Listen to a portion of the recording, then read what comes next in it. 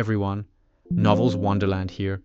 Thank you all for the love and support you've shown me and the channel. Magician in Tight Moon, Chapter 151 to 200. No sooner had he finished speaking than Matoike felt a tremendous force shove him from behind. Immediately afterwards, his body slammed into the black wall in front of him. The scene before my eyes instantly blurred, and all light and sound were completely absorbed. The interior of the wall is a larger and more spacious space. The overwhelming smell of blood was so strong that it almost made one lose their composure. The surrounding walls were covered with writhing black shadows, as if living things were moving back and forth inside the walls. Matoike quickly regained his balance, but Kakuta Makia was not so lucky. He was thrown in, his body tumbled uncontrollably in midair before crashing heavily to the ground. With a muffled thud, he groaned in pain, then struggled to stand up. As Kakuta Makia propped himself up with his hands, before he could even stand up straight, his gaze inadvertently swept across the ground, and the sight before him instantly froze him in place. "This is impossible," he muttered to himself, his voice trembling with fear. The ground was covered with countless fragments of human bones. The bones were piled up in an interlocking manner, some still bearing dried bloodstains, as if they had been forcibly torn apart. The bone's cross-section was jagged, clearly indicating it had been roughly torn or smashed, and the marrow had long since been devoured. Among those skeletons, some still had some torn clothing, and it was even possible to identify that some of them were originally the remains of children or the elderly. One of the skull fragments still had half a piece of scalp and a few strands of black hair attached, as if telling the story of the tragic state of his life. Kurogiri Makia felt his stomach churning. He wanted to stand up and escape, but his legs felt like lead, and he couldn't move at all. Matoike was already used to this, his eyes were cold and calm, as if these bones and fragments were nothing more than street trash. His steps were steady, like a leisurely tourist strolling through the barrier, completely unaffected by the bloody scene around him. It was no different from the previous feast, except that it was larger in scale and more secretive. In just half a month, they still haven't been able to produce anything significant. Matoike wondered inexplicably, even feeling somewhat disappointed. "Hey, another new supply has arrived." A deep, sarcastic voice came from not far away, accompanied by the sounds of chewing behind him. "Yes, there aren't many people who can resist the blood of origin. It's really lucky that 2 of them have appeared this time." The voice came from behind Matucci. It came from the burly man who had just forcefully pushed him in. "Hey kid, can you tell me how you resisted the blood of origin?" "When I saw it, I was rooted to the spot." The burly man walked up to Matoike, hooked his arm around his shoulder, and asked him with a grin, just like a friendly older brother next door. However, the greed in his eyes betrayed his true thoughts. "Perhaps your human side is low enough." Matoike smiled back at the burly man beside him, as if stating a fact. "You sharp-tongued brat, you don't even realize you're about to die." The woman who came in next spoke with a sarcastic tone, when she heard Matoike's reply. Matoike didn't seem to care at all. He simply smiled faintly and said, "So, may I ask, how will I die?" A voice echoed again from the darkness not far away. "All right, stop dawdling with him, and quickly cut out his heart to offer to the holy god. As for the other parts, I only want that part. You two can share the rest with the others. Of course, you can choose first." As soon as she finished speaking, the woman eagerly walked towards Kurogiri Kanya, who had fallen to the ground. At the same time, the burly man next to Matoike suddenly tightened his arms and grabbed Matoike's neck. He brought his face close to Matoike's ear and whispered a threat. "Kid, you know what? I hate people like you who keep acting cool until the very end. I'll savor your brain fluid slowly." As soon as he finished speaking, the burly man suddenly increased the force in his hand, trying to crush Matoike's neck. As time ticked by, the burly man's expression gradually shifted from arrogance to astonishment, because he discovered that his strength, which could normally break steel bones, had no effect on Matoike's neck. That seemingly fragile neck remained completely still under his grip, which was strong enough to break steel bones. The burly man instantly realized what was happening, and terror flashed in his eyes. He tried to escape, but it was too late. Do you know what I hate most? It's someone like you. You're filthy, don't you know that? The next moment, Kirichi's skin began to wrinkle in an incredible way, and the flesh beneath the skin seemed to be pushed by an invisible force, surging violently. The moment the burly man released his grip, Matoike's skin cracked. With a twisting sound, Matuchi's skin began to crack, revealing an interior that was no longer flesh and blood, but a black mud even more filthy than the filth of the place. The black mud swiftly attacked the person in front of it. The roles of prey and hunter are instantly reversed. You like to eat, right? Then try my flavor. Angela Manuel's voice mingled with Matoike's voice, echoing throughout the vast space. The soil deep within hell, like a black snake, crawled and stretched, finding the location of the giant's mouth, and suddenly burrowed into it.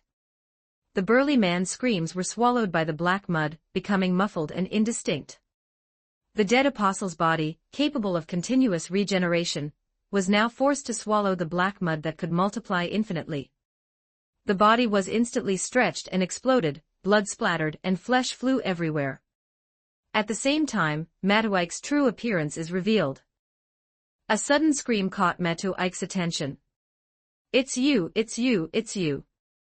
Startled by this sudden turn of events, the woman's pupils contracted when she saw Matoike's face, and she made a move to run away. What's wrong with me? Am I that scary? Why are you so afraid of me? Can you tell me why? Matoike smiled at the person in front of him. Matoike politely asked the other party, but received no answer. In just a few milliseconds, the woman's consciousness and personality seemed to vanish into thin air, and her escape suddenly transformed into a death charge. At the same time, the creatures that were still feeding deeper inside the barrier also rushed out. Like the woman, they swarmed forward without fear, as if they were being controlled. Matoike felt somewhat helpless about this. He just wanted to find someone he could talk to properly and understand the truth. Now that we've finally found them, the other person has turned out to be an idiot. He let out a long sigh, then raised one hand, waved it in the air a few times, and muttered, a Misanthera lotus formation. The dark-eating insects spread flames throughout the world. Then please go to hell and think it over again. Chapter 196 by Chunleo. What should I do? What should I do? What should I do? This is so frustrating. As Shirasumi Ryo stepped out of the car, a sea breeze carrying the scent of the ocean blew against her face. He's very irritable right now. He had just escaped from the bustling street. Head towards the apartment building nestled among countless warehouses. The apartment's exterior is dilapidated, possibly due to erosion from the sea breeze. It was a two-story wooden apartment building that could only be described as ruins. The apartment is owned by a man named Araya, and the stray dog that ran away is now in dire need of its owner's comfort. He himself is also staying there temporarily. Apartment door locks that are over 30 years old can be easily pried open with a screwdriver.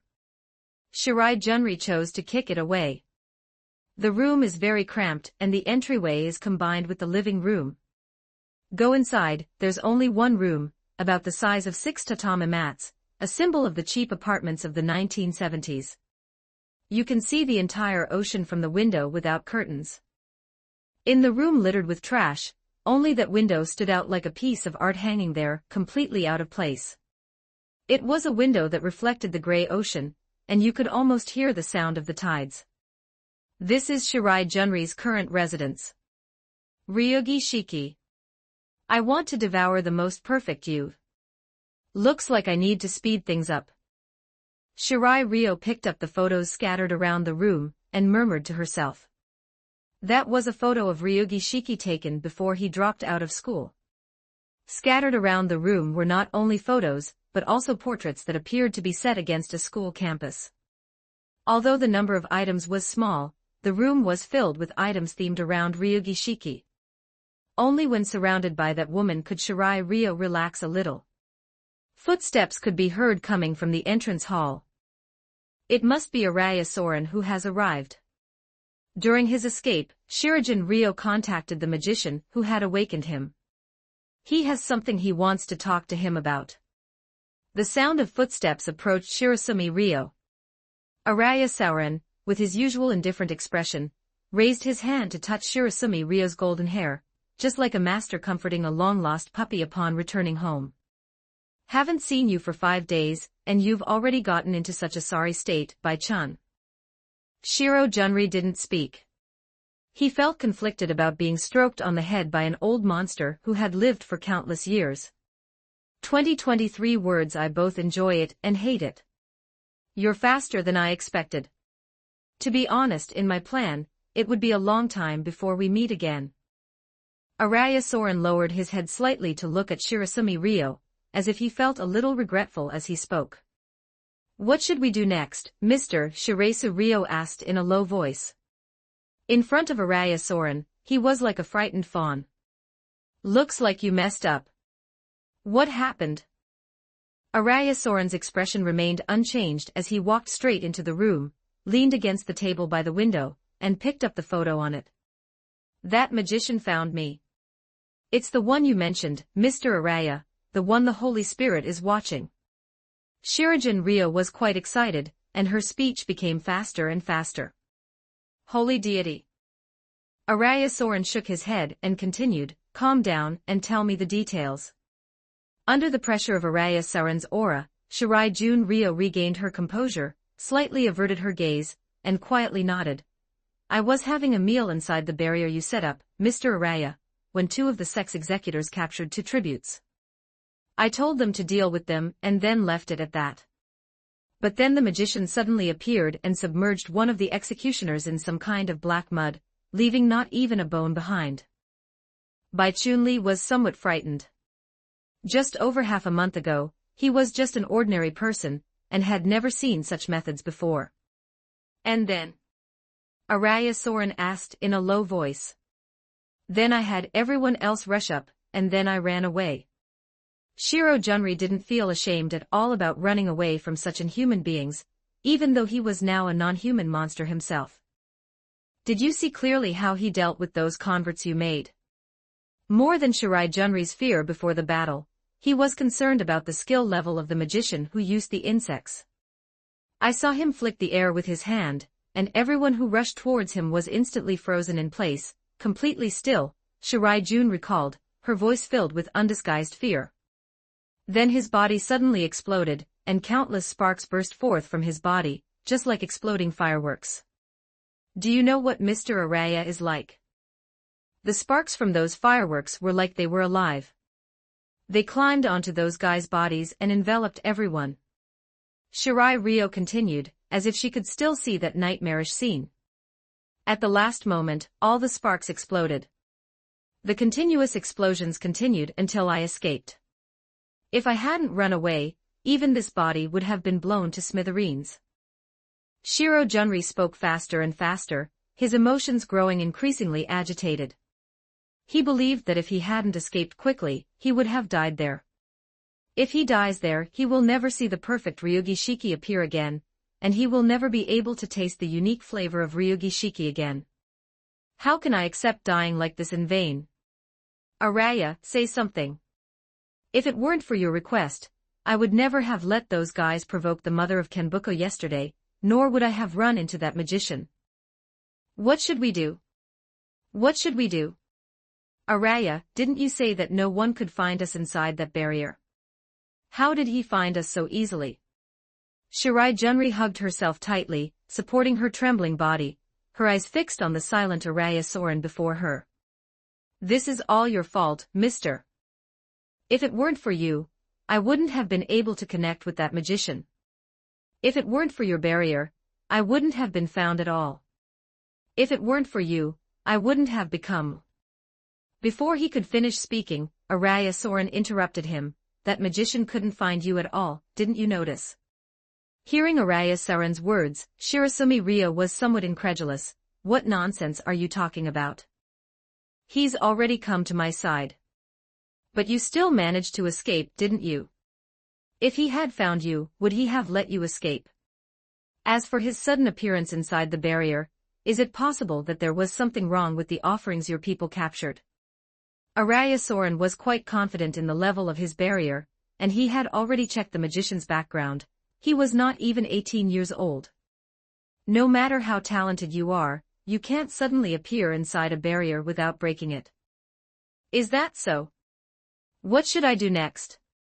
If he comes looking for me again, I'm sure I'll die at his hands. That monster treats human life like it's nothing more than insects. After hearing Araya Soren's explanation, Shirase Ryo felt a little relieved, but she was still somewhat frightened. Don't worry, I'll give you some support. Besides, don't you still have the Holy Spirit? Just pray to him for power to deal with that magician, wouldn't that be enough? Chapter 197 Mysterious Mist and Moon. Araya Soren shook his head, as he watched Shirase Ryo stumble away. This chess piece was discovered by chance. Although he didn't have high hopes at first, he always believed that this guy could not become a real lion. But unexpectedly, after this guy awakened his origin, he started to turn into a demon. The fact that there was a demon hidden in his eyes instead of a lion made Araya Soren pay more attention to Shirase Ryo's situation. But everything changed after that so-called holy god appeared. This chess piece no longer belonged solely to him, it had become something shared by all. As for that holy deity, Araya Soren has not yet figured out the other party's background, he only knows about it from Shirase Ryo's mouth. All that is known is that the other party is a mysterious being that appeared in Shiro Junri's dream, after he awakened his origin. For this reason, he also found a helper who was not exactly reliable. How's the situation? Araya Soren asked, looking towards the deserted corner behind him. Everything inside that barrier was burned to ashes. It must have been some kind of grand magic trick, but he activated it extremely quickly, so it seems he has the ability to chant at high speed. A man in a suit, wearing glasses, with an ordinary appearance and a friendly smile always on his face, emerged from a deserted corner. However, the man's demeanor and appearance made him look like a grown-up Makiya Kurogiri. Is that so? Did you figure out what that magic trick that froze everyone was? Araya Soren asked casually, considering grand magic tricks to be trivial matters. But the ability that Shirase Junri had just described caught his attention. If it's something like spatial confinement, it can even be deployed within his barrier, then the level of danger posed by that magician named Matoike would be raised to another level. That was just binding everyone with threads. If I'm not mistaken, when he first entered that barrier, he used a spider-like familiar to spin a web within it. The man still had a smile on his face, as if the topic of conversation had nothing to do with him. Can a spider silk thread freeze a dead apostle-level body in place? But as an insect master, it's definitely someone who ranks high. Araya Soren nodded and said. These are all minor issues. What surprised me most about that man today was that he almost spotted me. He said he was surprised, but he still smiled. Everything seemed to be as calm as a still lake in front of him. Even you, who are known as the Book of False Gods, were almost discovered. Your abilities had no effect on him, Xuanwu. Huang Yezonglian was somewhat surprised at this moment. After all, the man in front of him was a being sealed away just like him, but even different from him. If the opponent possesses magical talent, they can easily enter the root of calamity.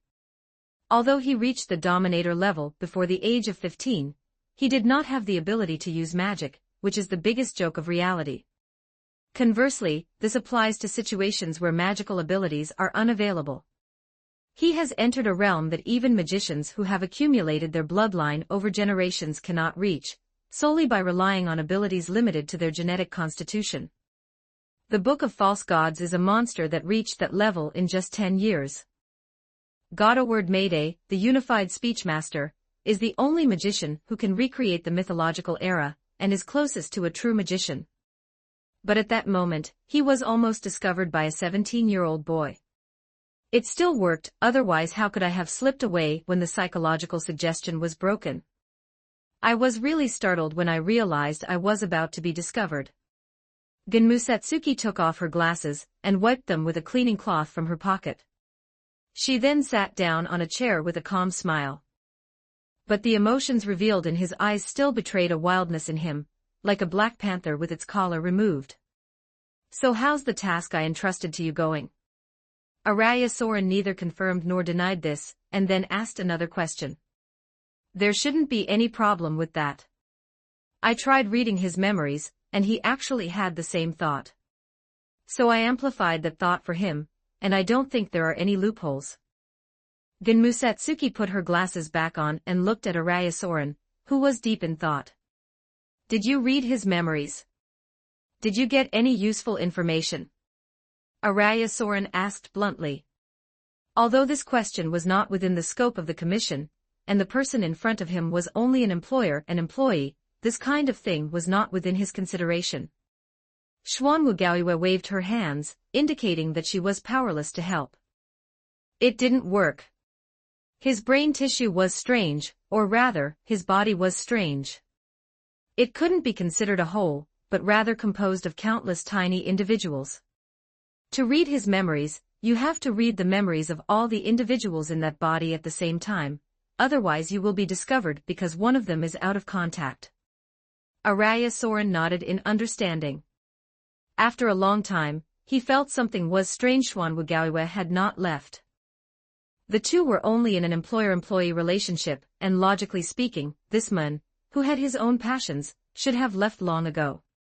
Seeing that Araya Soren was puzzled, Genki Sogetsu smiled and said, I'm starting to want to get involved in your plans. Both you and that magician named Mato Ike are quite interesting. Mato Ike was at a loss for what to do. Even the Holy Grail War had never made things this difficult for him. At this moment, there was a man at his feet who could do whatever he wanted. That man's name is Kurogiri Makiya. Upon seeing the corpses scattered everywhere, his only reaction was the normal physiological response of vomiting repeatedly. But after seeing Mato Ike slaughter all the humanoid, dead apostles, he fainted. This makes it difficult to evaluate Mato Ike. The problem is, he doesn't know where Kakuta Makiya lives. Is he supposed to just dump him on the street? Or at the Metropolitan Police Department? This is indeed a feasible approach. But Mato Ike doesn't intend to do that. He didn't know why, but he had a good feeling about this man named Kurogiri Makiya, which was a very strange thing. The last time this happened was when I saw that man named Fujiwara Ritsuka. It was as if there was some kind of magic that made Mato Ike find these two people very pleasing to the eye. But Mato Ike had already checked, and the man at his feet had no special abilities whatsoever. He was just an ordinary human being, completely unrelated to anything mysterious. 1706 words based on this tiny bit of goodwill. Mato Ike planned to take Kakuta Makiya back to his residence, so that the guy wouldn't have to sleep on the streets. He will still be useful in the upcoming plans. He might be able to help in some matters, after all, he's a man who can freely enter and exit the source. Chapter 198 Initiative. You're awake. Would you like some sugar? Kurogiri Makiya had just opened his eyes when he heard this sentence. Then something cold and icy was thrown into his arms. People are usually quite dazed when they first wake up. The same applies to the dried black-tongue tree trunk. He casually answered, and his previously blurry vision finally made out what was in his arms: a box of Haagen-Dazs strawberry ice cream. Still not fully conscious, Kurogiri Kanya held the cold ice cream cup in both hands, summoning all his rationality. He looked at the man who had thrown the things to him. He had dark blue curly hair, fair skin, and a slightly gloomy expression, and looked to be only 16 or 17 years old. He was leisurely scooping ice cream into his mouth with the spoon that came with the ice cream, looking completely at ease. Kurogiri Kanya blinked, trying to make sense of the situation. This man didn't take him seriously at all. It makes sense as Kakuta Makiya still remembers what this man did, a scene that completely overturned Kakuta Makiya's understanding of the world. Hey, are you some kind of dangerous person? Ha ha ha ha. Upon hearing my question, the mysterious man, who was about my age, burst into laughter. You're a strange person. I thought the first thing you'd do after waking up would be to make me go to the police station to turn myself in, the man said with a smile. After a moment of silence, Kakuta Makia said. After all, you saved me, and the people you killed seemed very strange. No way, you actually thought about making me turn myself in. Let me introduce myself, my name is Mato Ike. Mato laughed earnestly, his unkempt blue hair shaking wildly, making him look like a dangerous person to Kurogiri Makia. My name is Kurogiri Makia, and I am a student at a high school in Kanbuko City that prepares students for higher education. Kurogiri Makia still had many questions he wanted to ask, but since the other party had already revealed his name, he had to complete the formalities first, no matter how urgent the matter was. Kurogiri, how did you end up being taken to that place? You don't look like someone who's on drugs. The other party addressed Kurogiri Makia by his surname in a very familiar manner, and asked a question first.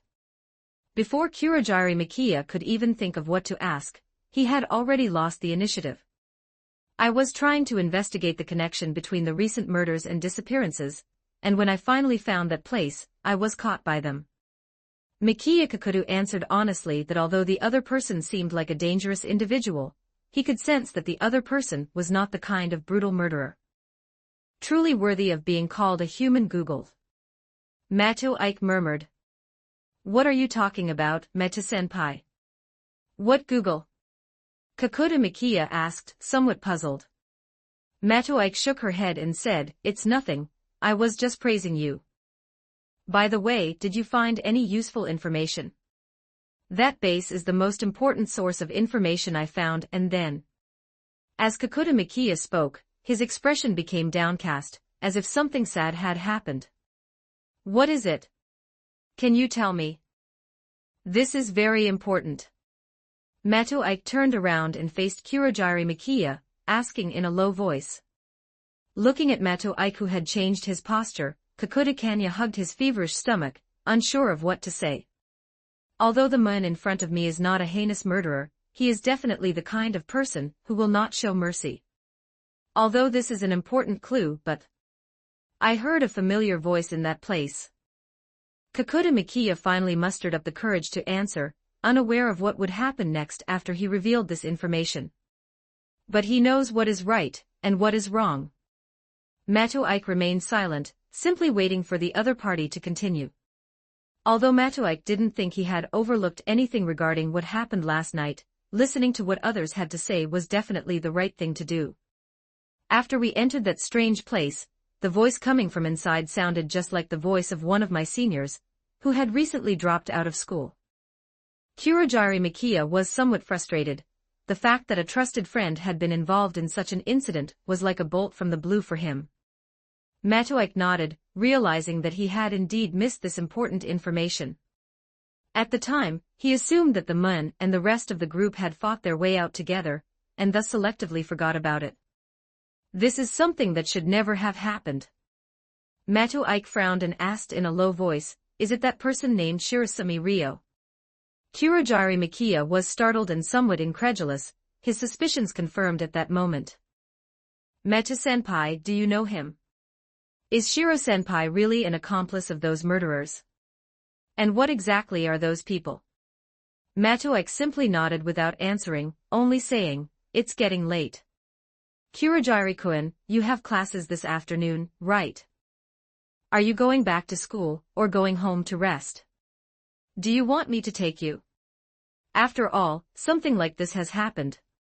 Faced with Mato Ike's order to leave, Kakuta Makia understood that the other party did not want him to be too involved.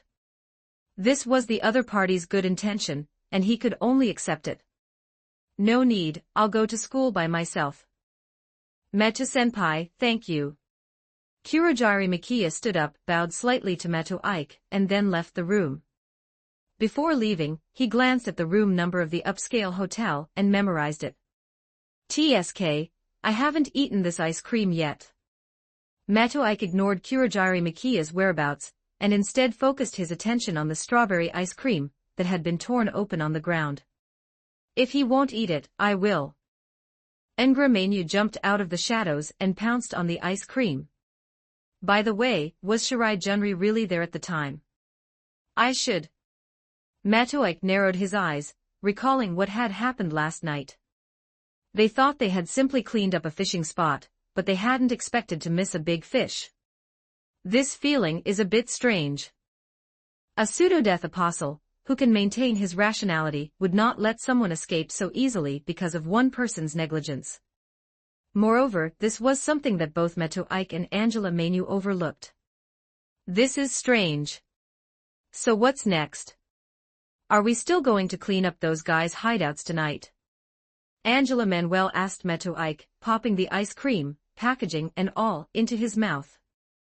This matter does need to be followed up, but just doing this makes me feel passive, like I'm being led by the nose. What should we do then? Ngramenu never wanted to think too much, since he had an external brain anyway. Meto Ike simply shrugged and sipped the last spoonful of ice cream. Let's go see Aozaki Tuko this afternoon. We need to get the initiative back first.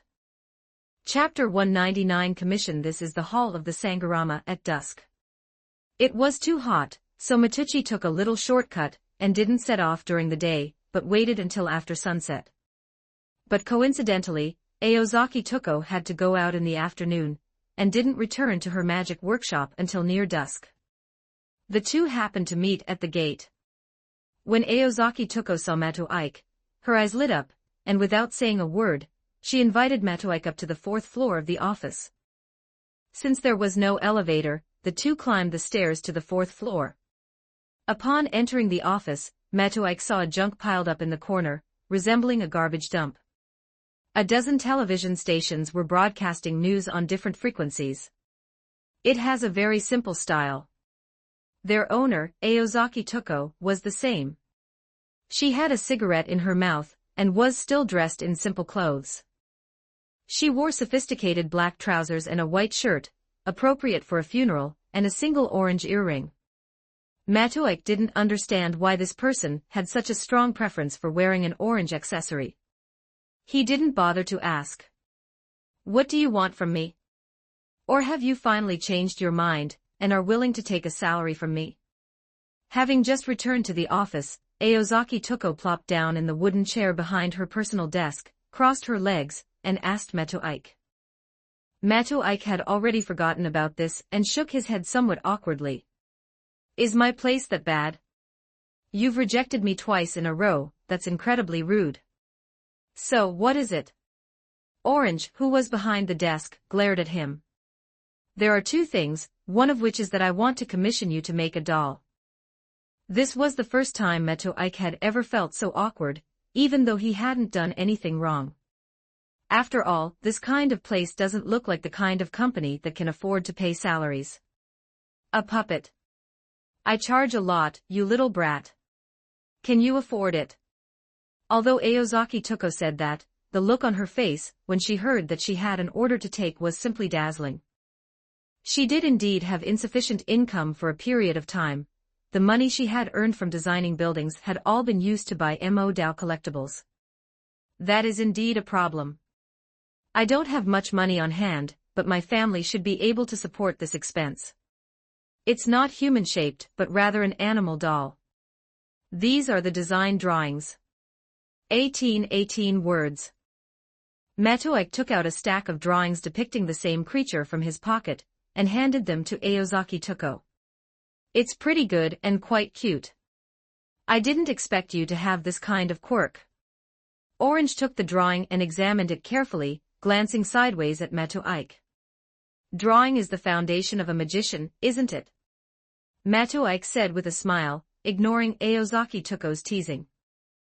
The drawing depicts a creature resembling the fourth beast, Kathy Palag, who is the second body he prepared for Ngramenu. Humph, do you have any requirements? I don't think you're the kind of person who just wants a doll to cuddle with while sleeping. Aozaki Tuko looked at Meto Ike's fake smile, and gave a soft snort. As for the requirements, firstly, it must have the characteristics of a living being, secondly, it must have the characteristics that allow a familiar to possess it, and finally, well, give it a magic spell that solidifies the implication that this is a dog. Meto Ike responded to Tuko's request, explaining why it was a dog instead of a cat, simply because he felt that Angela Menu was more like a dog than a cat. Ngremenu's protesting voice echoed in his head, but Metoike ignored it, taking it as revenge for the guy's constant chatter in his head lately. Okay, no problem. For your sake, the fee will be around 1,300 million yen. Aozaki Toko nodded and placed the blueprints under a stack of documents. Metoike doubted his ears. Note, 1995, no, why don't you go rob a bank? Oh, so selling dolls is more profitable than robbing a bank. You don't run out of money, do you? Upon seeing Metoike's expression, Orange's entire demeanor changed instantly. She stood up from her seat, transforming from a languid urban woman into a landlady collecting rent. This is an amazing transformation, even without taking off his glasses. The money. I'll have to wait a bit.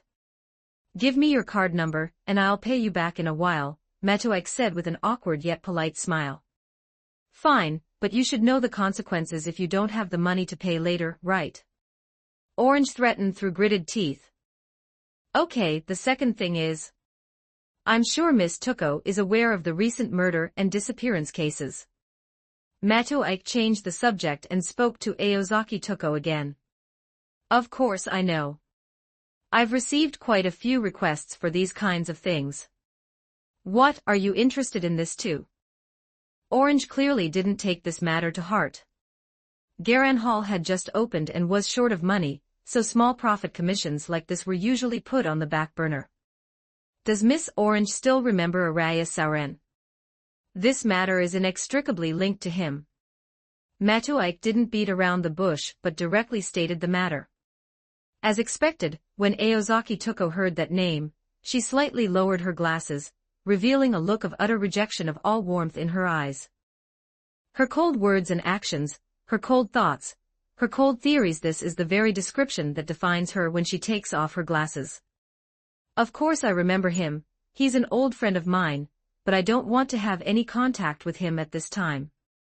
If there's nothing else, please leave. I'll make the doll myself. His voice and expression were extremely cold, like a pool of ice water. Metoike shook his head. This matter has blown up too much, and has seriously violated the Mages Association's regulations on the disclosure of secrets. What, are you also a loyal supporter of the association? Aozaki Toko said with some disgust, and lit a cigarette. No, it's just that if we make too much of a fuss, and attract the association's attention here.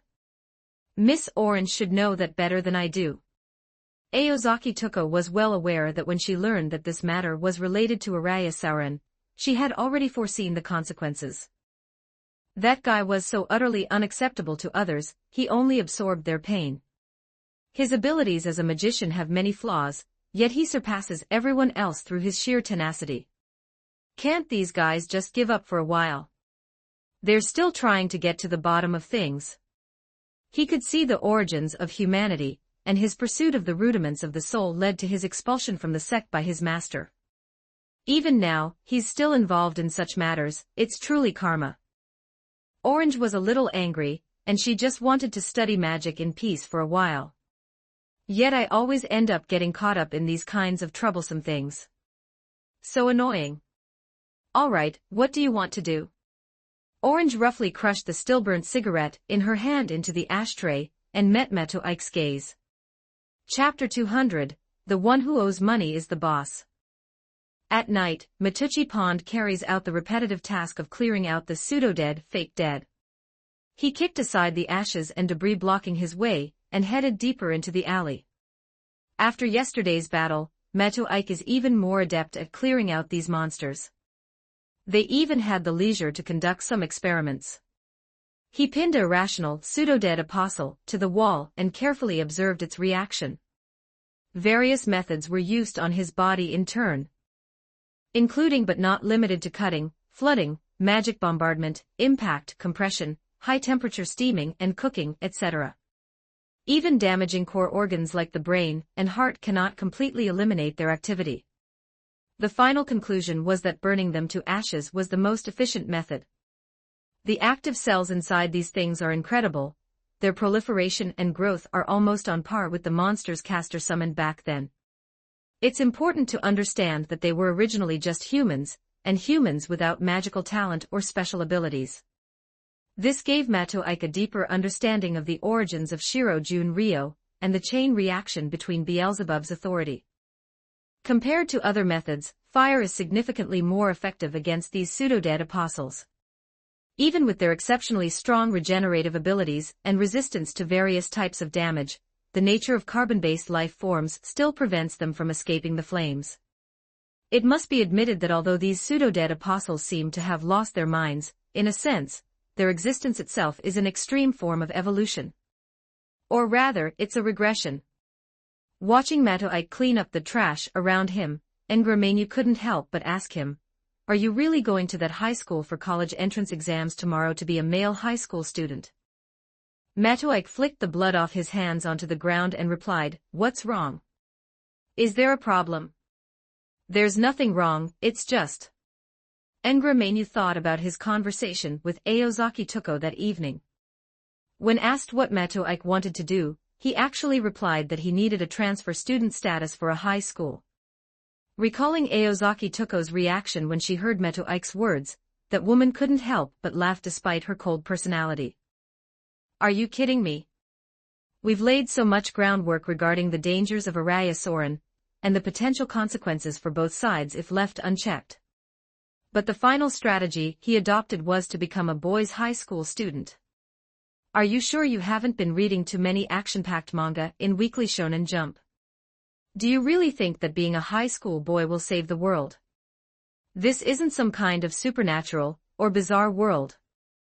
Aozaki Tuko's expression immediately turned sour. "Haven't I already explained it? Araya Soren's core goal has always been to seize Taiji and use it to access the route. Now that we have identified the enemy's target in advance, we can take precautions in advance and figure out their strategy." Matoike paused for a moment. In fact, he roughly knew some of the opponent's strategy, but he didn't say it. Ngramenu said with great dissatisfaction, Stop. That's not what I meant. I meant, why go looking for that Aozaki Tuko? Why not just infiltrate that school and stake out that girl named Ryugi Shiki? Why bother?" Matoike noticed his behavior and asked with some suspicion, "You're not doing this because of that 100 million, are you?" "I haven't even complained, why are you complaining?" "That's right, in this matter, Aozaki Tuko extorted another 100,000 yen from Matoike." Although Matoike was a little reluctant, he still agreed. Angela Manuel roared, "That's 100 million. Plus the cost of making that doll, we have to pay her 1,400 million. We could have done this ourselves, why did we have to ask her?" Matoike shrugged at this. Angela Manuel was still too young, and didn't know that in this world, the one who owes money is the boss. Paying money was just a way to drag Aozaki Tuko into this mess, since she's a grand puppeteer. Moreover, the more money I owe, the greater Aozaki Tuko's sunk cost will be. You'll become more attentive to this matter, won't you? Meanwhile, Aozaki Tuko was researching information on the 4th floor of the Garan No 2. The 4 exorcising families, Ryugi, Asagami, Shikiya, and Wujing. The conversation with Meta Pond at dusk, while not particularly interesting, was still noteworthy. In particular, the discovery of the idea of her former like-minded friend naturally gave Aozaki Tuko a certain amount of motivation. Whether you say yin and yang, light and darkness, positive and negative, it's all acceptable. It's a state of being divided into two from the root. In the yin-yang philosophy, it's called the two forms. She was very interested in the girl named Ryugi Shiki that Matucci had mentioned. The continuation of the Tai Chi diagram. It split into two from the chaotic void, forming the two polarities. In pursuit of greater stability, and to add more categories, it was divided into the 4 symbols, and even more complex was the 8 trigrams, and so on, continuing to be divided in a binary system. In other words, the girl possessed almost omnipotent abilities. Perhaps Araya will actually succeed this time. I picked up the photo that I found while searching through the documents. The photo shows a stone-paved path, a clock tower that looks like something out of a movie, and 3 people standing side by side under a gloomy sky where snow could fall at any moment. 2 men and a girl. Both men were very tall, one was Japanese, and the other blended in with his surroundings like a local, appearing quite natural. It's been more than 6 years, hasn't it? I almost forgot what you two look like, Araya Soren and Aruba Alloys. 1602 words. She murmured the 2 names softly, as if confirming a certain period of time in the past. Aozaki Toko narrowed her eyes, as if staring at the moon in her memories. Her eyes held a complex and unfathomable expression, a mixture of hatred and pity. At the same time, the office doorbell suddenly rang. Aozaki Toko put away the items in her hands, and returned them to their original places. After putting on his glasses, he prepared to open the door. Who could it be so late at night? Engra Mainu waved his arms excitedly, as if clearing out these fake dead was a triumphant celebration. However, Matu Ike's situation was not so easy. Although he appeared calm, he was still unable to let go of the matter in his heart. It's true that we can get some rest now, but it's a real shame we didn't find Shirasumi Ryo this time, he said calmly, his gaze sweeping over the wreckage scattered on the ground. He knew that the speed of that originating infection was far beyond his expectations. Even if he frantically eliminated these pseudo-dead, as long as Shirai Rizu was alive, this disaster could not end. During the recent intense searches, Matoike became increasingly aware that the guy seemed to be deliberately avoiding him. It seems we really need to start with Ryugi Shiki. Chapter 201 Employees and Bosses. It's raining outside, and there will be fewer pedestrians in another hour. It's summer now, so you don't have to worry about getting cold even if you get caught in the rain. However, the damp and humid weather also deterred students who wanted to go out for activities. As usual, Kurogiri Miki and Ryugi Shiki ate their lunch bento boxes together on the roof of the second school building. You can usually see many couples like them, but because of the rain, there were only the 2 of them on the rooftop at this moment. Shiki is such an idiot, even on rainy days, she has to eat in the corner of the rooftop. Kakuta Kanya leaned against the wet fence, teasing Ryugi Shiki beside him. You seem very happy today. Did something happen that you didn't come to school yesterday? Ryugi Shiki looked at the men beside her with a joyful expression, somewhat puzzled. Despite my repeated threats and warnings, this guy persisted like a stubborn plaster. I can't shake them off no matter what I do. Although we discovered something terrible yesterday, there was also some good news. Perhaps this is what the old Chinese saying means, misfortune may be a blessing in disguise. Kakuta Mikiya maintained a sense of mystery as he spoke to Ryugi Shiki, saying that this was his little tip. In his opinion, Ryugi Shiki was easily attracted to strange and unusual things. So keeping things hidden for now will actually attract her attention more. As expected, Ryugi Shiki pretended to be angry and punched Kakuta Mikiya on the back, saying, "Tell me quickly, what exactly happened?" Because I discovered yesterday that Shiki has absolutely no connection to the recent murder case. In other words, it's not like what Shiki said that Ryugi Shiki is the murderer. Kurogiri Mikiya looked tenderly at the girl his age in front of him, who seemed as if she could be hurt at any moment. In fact, she is a strong person who would never let herself get hurt, yet she carries a vulnerability that seems to be constantly vulnerable to injury. After hearing these words, Ryugi Shiki remained silent, and Kurogiri Miki could feel her gaze fixed on his neck. To this, Kurogiri Kanya simply shook his head, and continued gently. Shiki, no matter how much you deny it, the fact is the fact. Shiki is not a murderer. What exactly happened yesterday? Ryugi Shiki, who had been silent for a long time, finally spoke. Kurogiri Mikiya smiled, not intending to explain to Ryugi Shiki, as he didn't want the girl to fall into such a dangerous situation again. The matter involving Shirasumi Ryo was far too dangerous. He had completely figured out the reason for it yesterday. Just last night, he found a woman who claimed to be a magician, someone with the same identity as Metu-senpai. Rewind a bit. After leaving Matuchi's residence, Kakuta Mikiya first returned home, as instructed by Matuchi, to rest for a while.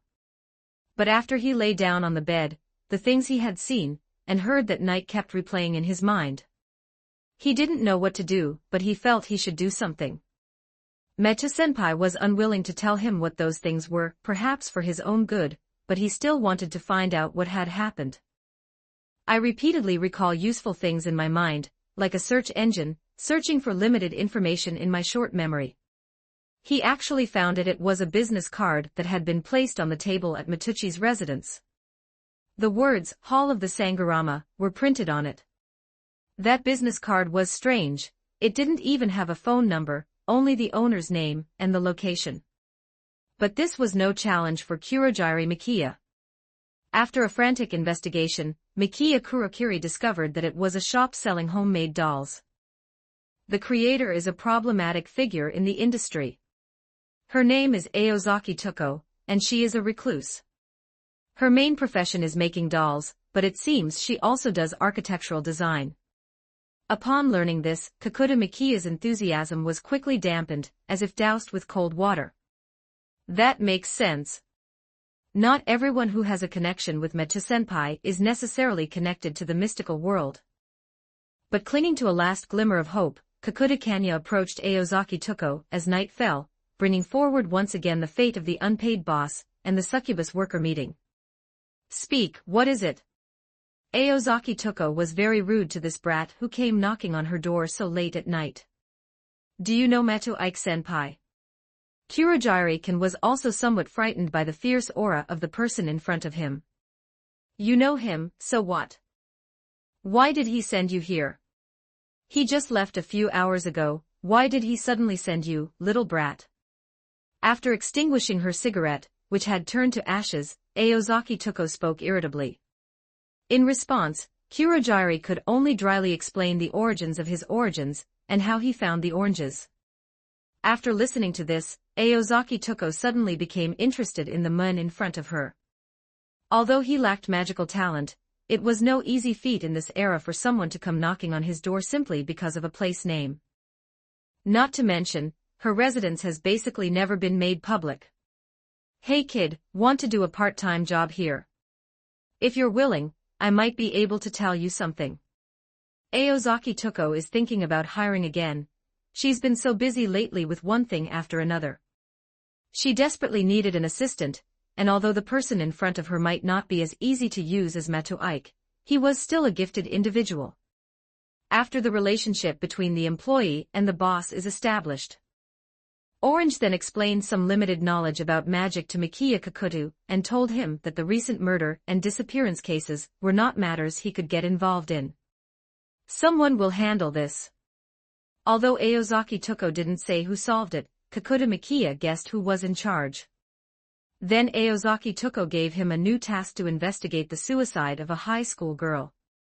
Although it was a major incident, it seemed rather unremarkable compared to the recent high-profile murder and disappearance cases. Mikiya Kurojiri didn't even know about this. Thus, the employees on their first day of work began their journey of being ruthlessly exploited by their brutal boss. Returning to the positive timeline, Kurojiri-kun did not answer Ryugi Shiki's question. He stuffed the second pork chop sandwich in his mouth, chewed it, and swallowed it whole. She left the rooftop before Ryugi Shiki, and went straight back to the classroom. This is the first time that Ryugi Shiki has been left behind. Ding-ling-ling, the lunch break ended quickly. With a series of footsteps, the students returned to their seats. Ryugi Shiki was no exception. She stood out in the crowd in her kimono. Before the homeroom teacher arrived at the classroom, his friend sneaked up to Kurojiri Mikiya and whispered, "Hey, Kurojiri, did you hear? It seems like we're getting a transfer student. I wonder what kind of person they are. I really hope they're a big." Before he could finish speaking, Rin appeared at the classroom door.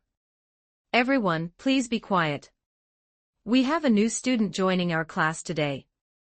The classroom fell silent instantly, and all eyes were fixed on the doorway. Rin smiled slightly, then turned and waved towards the door, signaling the new student to come in. Kurojiri Mikiya raised his head, a strange sense of anticipation stirring within him. Although he didn't like crowds, he was still somewhat curious about this newcomer who was about to join the class.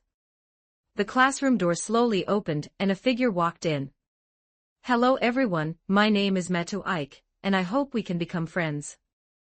Chapter 202 Male High School Student. The classroom erupted in noise as Metu Ike introduced himself.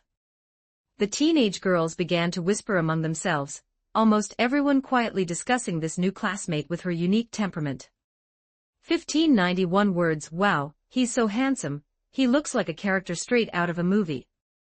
Yes, he has such a unique aura. I've decided to make him the male lead in my next novel. Kurogiri Makiya subconsciously glanced at the new student. Dark blue curly hair, fair skin, and a slightly melancholic face. Isn't that Metu-senpai? Before he could recover from his surprise, his friend, a scholar, in the seat in front of him, turned around and whispered, "Kurotu, it seems like another arrogant guy has arrived, the kind that girls really like." Not only did the girls focus their discussion on Metu Ike, but the boys were no exception. A handsome guy who suddenly transfers to the school is practically the template for a sudden arrival in a shoujo manga, which makes teenage boys feel a little threatened. Kurogiri Makiya nodded, pretending to agree with Gaki's words, and said, "Yeah, she does seem to be the kind of person that makes people jealous. But you know, people like that are usually the type to be alone, right?" The scholar said with a shrug. "They're a lot like your romantic partner, Ryugi." Upon hearing what the scholar said, Kurogiri Kanya almost spat out the coffee milk in his mouth. "Scholar, that's a misunderstanding. Sure, and I are just friends, nothing more." "Is that so?" "I feel that this new student and Ryugi's style are surprisingly compatible, and that guy's eyes have been fixed on Ryugi ever since he walked in." A mischievous smile appeared on the rugged face of the first-year student, who was highly anticipated by the judo club. Contrary to his name, the scholar is athletic, and has been a close friend of Makiya Kurogiri since elementary school. The scholar said with a wicked smile, "If you and that Ryugi are just ordinary friends, then I don't need to worry about my friend being stolen away. Anyway, I think you and that new handsome guy are incomparable." Kurogiri Kanya felt somewhat helpless listening to the scholar's teasing. He followed the scholar's conversation and looked towards Matuchi. Sure enough, Matuchi's gaze never left Ryugi Shiki. This made Kurogiri Kanya somewhat uneasy. It wasn't about love, of course. He knew that Metu Ike was the main executor, who was solving the recent murder and disappearance cases. His purpose in coming here today must be related to those cases. Why is he focusing his attention on Shiki? Is Shiki still somehow connected to those cases? While Kurogiri Makiya was still pondering the meaning behind Metu Ike's actions, the person in charge had already reserved Metu Ike's seat. It's right behind the Ryugi Shiki. This is certainly not a coincidence, it's simply a matter of cleverly using suggestive magic to bring some convenience. The reason why Metu Ike could so openly and honestly touch Ryugi Shiki was that she wasn't afraid of touching Shirasumi Ryo's sensitive skin. Or rather, what he wanted was for Shirai Junri to know about this, so that she would be provoked. Based on the events of the past few days, Metu Ike made a judgment that Shirai Ryo is extremely afraid of him. Although the two have not met yet, Metu Ike has already sensed the fear emanating from the other. Then you should make good use of your important position in the other person's heart. When something you don't want to face becomes entangled with something you pursue, what will you choose? This was Metu Ike's idea. High school classes are usually not very interesting, but Metu Ike listens to them with great interest. As for Ingra Mainu, he had already fallen fast asleep in the shadow of Mada Pond. To him, the teacher's voice was the most intense lullaby in the world. As soon as the bell rang, the classroom instantly became lively. Like high school breaks in most countries, Japanese high school breaks are typically only 10 minutes long. Metu Ike didn't take any action during this limited time, but he couldn't even if he wanted to, because he was surrounded by a group of people. Transfer students are usually a rare sight, and he was already surrounded by curious classmates. Metukuin, which school did you transfer from? What do you usually like to do? Are you interested in joining a club? One question after another was thrown at Matuchi, and most of the people who gathered around were girls, with a few boys as well. Matucci smiled as she answered the questions, trying to remain polite, but inwardly she was already considering whether to subtly send these people away. His gaze inadvertently swept over Ryugi Shiki again, and he found that she seemed unconcerned about the noise around her, still sitting calmly in her seat, looking out the window with a detached expression. She doesn't seem to remember him. Miki Ikakudu originally planned to take advantage of the short break between classes to talk to Ike Matu, especially to ask him why he suddenly transferred to this school, and about Ryugi Shiki. But the crowd there was so dense that even a machine couldn't squeeze in, so I had no choice but to suppress my thoughts and wait for school to end. This month has seen the 17th murder, along with an unknown number of missing persons. Chiolong mentioned it in the car this morning, so it should be correct. Police have not yet identified the perpetrator, nor do they know the motive. They have only confirmed that a criminal gang is operating in Kanbushi City. But the determination of this matter has undoubtedly caused even greater panic. If it happens far away, you can watch from the sidelines, but it's a different story when it happens in your own city. Students had to go home before dark, not only girls, but boys also had to leave school together. 17 people. Ryugi Shiki murmured to herself. Ryugi-kun. Mato Ike called out to her. Ryugi stopped and looked back. There stood a strange man, a student who had just transferred there that day. His beige trench coat paired with a white shirt was quite eye-catching, and it's no wonder that everyone's attention was on him at the time. But Ryugi Shiki recognized him as a dangerous person the moment she saw him, the kind she wanted to kill. That's me. Is there something you need? Don't you remember me? That was our first meeting about 2 weeks ago, when the first murder case happened, Mato Ike replied slowly. I don't remember. I've seen just too many corpses lately. She's always there, so it's become a little hard to tell them apart. Seeing Ryugi Shiki's somewhat puzzled expression, Mato Ike didn't bring up the matter again, but simply asked, Are you going out today too, Ryugi-kun? Chapter 203 You Can Even Tolerate NTR. As the sound of his footsteps faded into the distance at Mata Pond, Ryugi Shiki did not watch him leave, but instead walked towards the shoe cabinet. After changing her shoes and walking out of the school building, Ryugi Shiki was greeted only by raindrops. She didn't see Aki, who was supposed to pick her up from school. Because walking home in the rain would wet her kimono, Ryugi Shiki had asked Akataka to drive her home in advance, but he seemed to be late today. Finding it too troublesome to change her shoes again, Ryugi Shiki took shelter from the rain by the steps at the entrance of the school building. The fine rain, like a soft veil, enveloped the entire playground.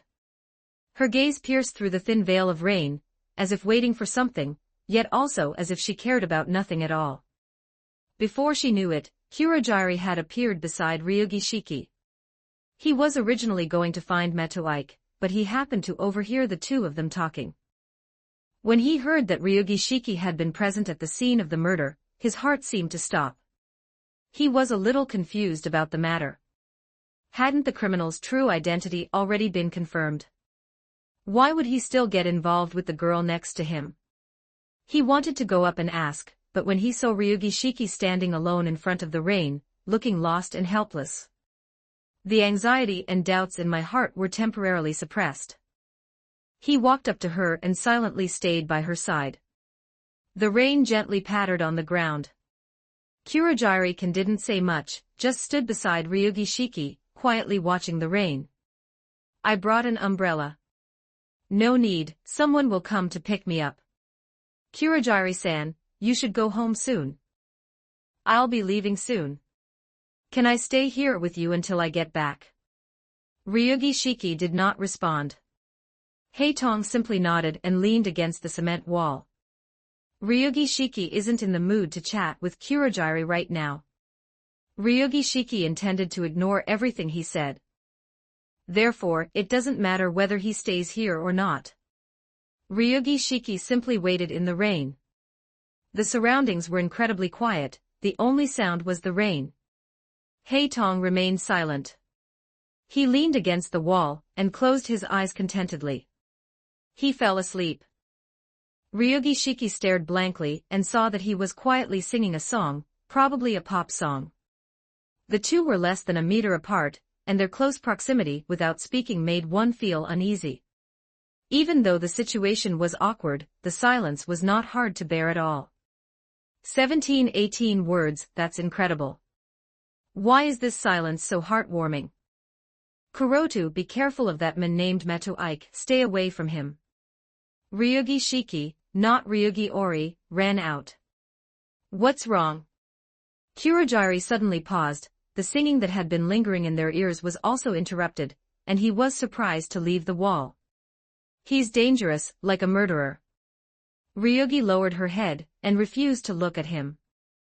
Kurogiri Makiya was also surprised. Although he had witnessed Meto-senpai's killing scenes, he could not equate him with a murderer. Why do you say that? Kuroto, do you know that a person can only kill one person in their lifetime? Ryugi Ori's words left Kakuta Makiya somewhat confused. Only one person can be killed. What does this sentence mean? Kurogiri Kanya shook his head, waiting for Ryugi Ori's next move. In order to die in the end, we only have the right to kill someone once. For yourself. Ryugi nods and says, that's right. A person can only bear the value of one person's life. In order to forgive the fact that life cannot reach its end, people will look at death with respect, because life is equivalent, and even one's own life is not something that one owns. Then what does this have to do with Meto-senpai? Kakuta Makiya still didn't understand. What I mean is, that man is a murderer who doesn't need to bear any pain or meaning. He has no respect for death. Just by looking into that man's eyes, I know that he and I are the same kind of thing. Ryugi Shiki's emotions suddenly exploded, her sharp and cold gaze mixed with the drizzle splashing onto Kakuta Makiya's face, and even her voice and expression changed accordingly. Kakuta Makiya didn't show any other emotions, but his voice became even gentler and more approachable. So what exactly does that murderer mean? Isn't it just as the literal meaning suggests? Because it's a murderous demon, it's like a natural disaster. If you get involved, you can only blame yourself for being unlucky. So stay away from that man, and... The transition from extremely fast to slow speech in Ryugi Shiki takes only 2 character segments. Stay away from me. Before Kurogiri Makiya could finish speaking, Ryugi Shiki rushed into the rain without looking back. He got into the car that had come to pick him up. The rain stopped after nightfall, but a damp feeling remained in the air. Ryugi Shiki put on a red leather jacket, and went out to the riverbank. The night sky overhead was mottled, with the moon peeking out from the gaps in the clouds from time to time, casting a cold light. Plainclothes police officers were busy patrolling the streets, knowing that it would be troublesome if they ran into someone, so today she chose to go to the riverbank. The streets were wet from the rain, and the reflection of the street lights on the pavement looked like smooth silver threads winding across the landscape. The sound of a tram could be heard in the distance, its rumble particularly clear in the night, as the iron bridge spanning the river bore the heavy weight of the tram. That bridge spanning the river must have been for powering vehicles, not for people to walk on. Ryugi Shiki walked along the wet street, her red leather jacket standing out vividly under the dim streetlights. She decided to go out today at the invitation of Meto Ike.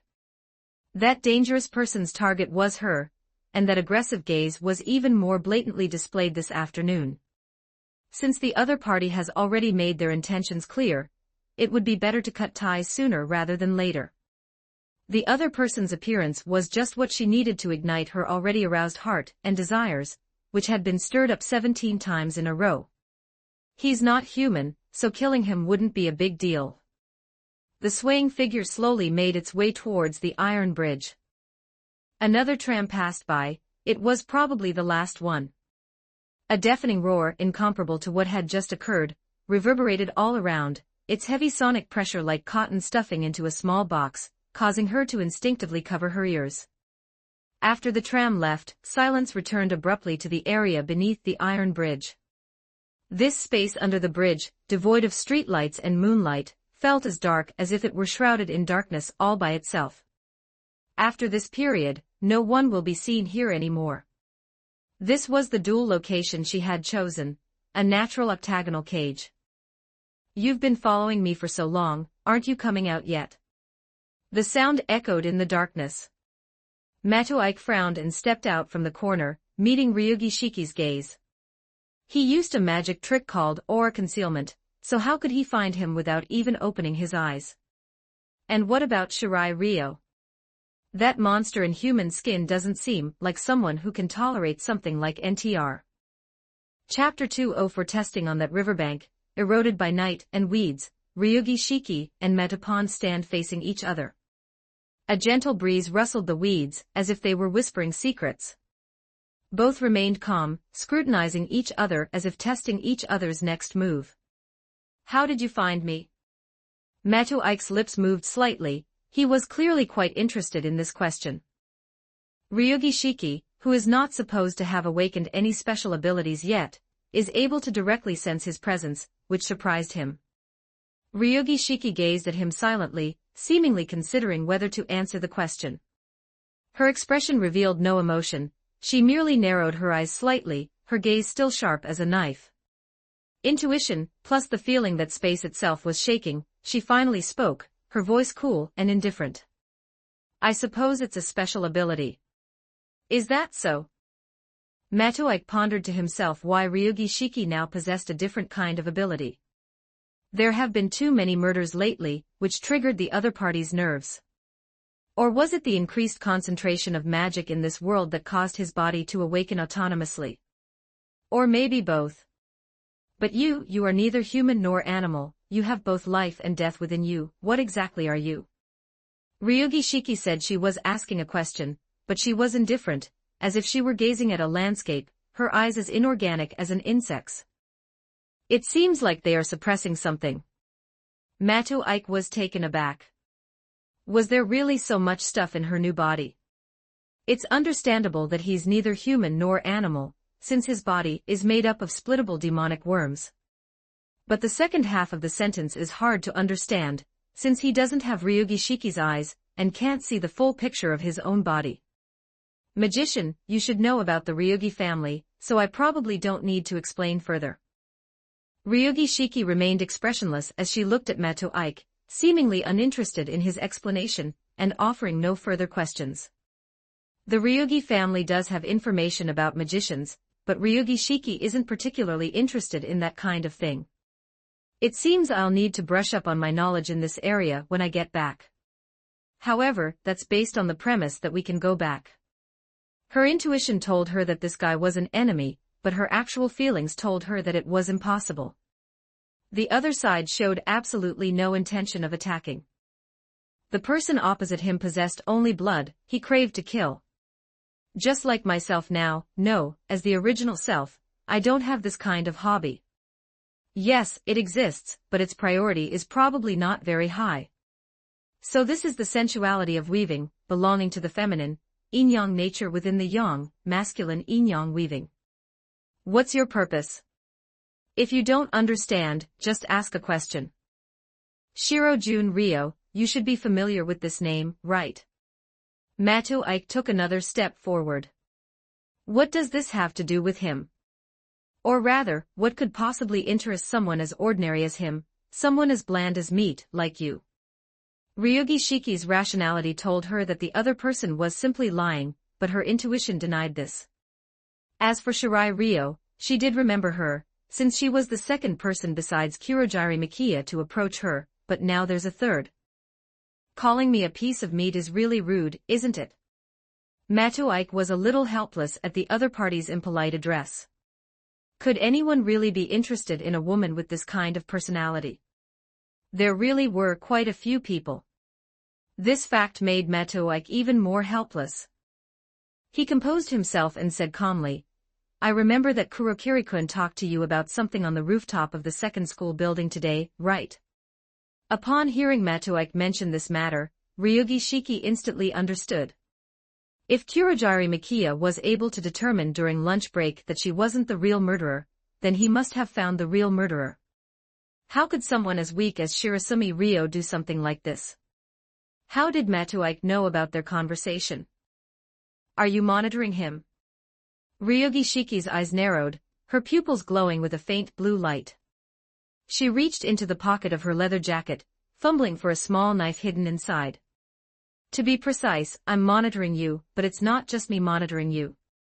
Matoike paused, then continued, and that guy who's so ordinary to you, his infatuation with you is downright creepy. That guy by Chun. Ryogi Shiki was a little confused. He dropped out of school shortly after expressing his feelings to her, so theoretically the two of them had nothing to do with each other. Yes, even this afternoon, my conversation with you was recorded by him with his recording equipment.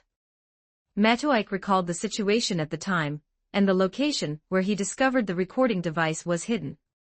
The man in front of her didn't take her threat seriously at all, and just said slowly, but that wasn't what Ryogi Shiki wanted to ask. So tonight I'm following you, waiting for him to come to you. 1731 words. Matoike was puzzled at this moment. She had clearly shown interest in Ryogi Shiki, and all of this was being observed by that fanatic. Given that guy's current level of self-doubt, and his almost obsessive desire for Ryogi Shiki, he's bound to have some outburst today.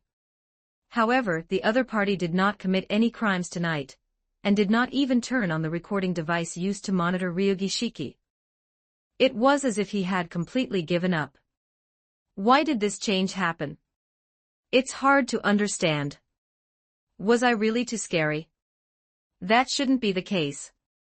In just over half a month, the number of murder cases has reached the 17th, and these are cases in which bodies have been preserved. It was not out of a desire to eat. It can be understood as something simply used to stimulate Ryogi Shiki. It was precisely because Matucci clearly understood this point, that he determined that Shirai Jun Ryo's obsession with Ryogi Shiki even surpassed the influence of his own origin. Continuous killing without eating is a waste of food. The experiment conducted on the group of pseudo-dead apostles at Matucci Pond was the one that stimulated them the most. In the conflict between reason and instinct, Shirasumi Ryo clearly had reason prevail. No, perhaps his obsession with Ryogi Shiki has become something like an instinct, an inseparable part of him. So your target is Senior Bai-chan, and I'm just bait. The murderous intent that had been flickering in Ryogi Shiki's eyes was gradually dissipating. It seemed that, as bait, this was easier for her to accept than other reasons. Even the tone of voice became much calmer. You could say that. My main target right now is indeed that Senior Bai-chan you mentioned. Having received an affirmative answer, Ryogi Shiki seemed to breathe a sigh of relief, and prepared to turn and leave. But as he was leaving, he seemed to remember something and turned back to ask Matoike, so, that guy Kurogiri isn't part of your plan, is that right? Chapter 205 Murderous Impulse. Seriously, why did I do such a stupid thing? Ryogi Shiki murmured to herself as she used a dagger to cut off the hem of her kimono. When Matoike denied him on the last question, the murderous impulse within him could no longer be suppressed. To kill the guy in front of you, you must kill the guy in front of you. At this moment, the consciousness of style and weaving reached an unprecedented unity. Although she didn't understand the source of this impulse, Ryogi Shiki attributed it to herself. He must have been unable to suppress his urge to kill. With no one around and no surveillance cameras, it was the perfect location to commit a crime. Here, whatever sins are committed will be hidden in this unknown place. Even the gods cannot see sins. Like a wild beast holding its breath to chase its prey, Ryogi Shiki felt as if she were tracking down a murderer in order to become a murderer herself. No, maybe that's my real purpose. Ryogi Shiki kept hypnotizing and suggesting to herself, trying to rationalize her behavior. Shiki, you are not a murderer.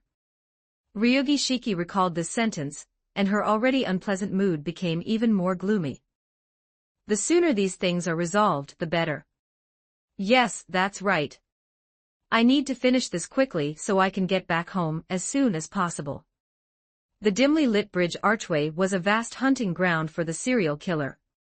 Matoike neither confirmed nor denied Ryogi Shiki's change. He was simply stating the facts, and deception was practically non-existent in his dictionary.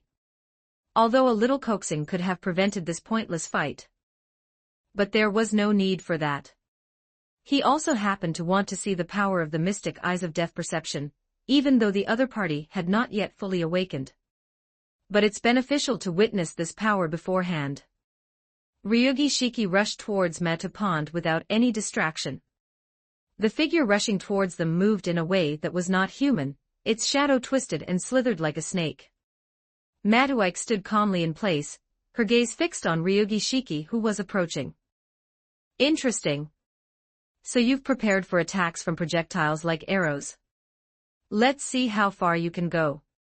He pulled out his little helper from his pocket, removed the bullets, and reloaded it. The movements were already very practiced, all the preparations were completed before Ryugi Shiki even got close, and it was done almost without thinking. The gun in his hand gleamed with a cold metallic luster in the dim light. Firearms. Even seeing Matuike's actions, Ryugi Shiki did not stop in her tracks. Her eyes remained sharp as knives, without a trace of fear. When the distance is shortened to a range that is too far for Ryugi Shiki, but a kill shot for Matuike. Ryugi Shiki's movements instantly transformed from those of a beast into those of a machine. Like a spark plug, a high-voltage coil inside the spark plug generates a high-voltage current, which is transmitted to the center electrode of the spark plug through a high-voltage wire. The burst of high-voltage electric arc broke through the air between the two electrodes of the spark plug, and blood rushed into the heart, the force exploding and transmitting to the limbs.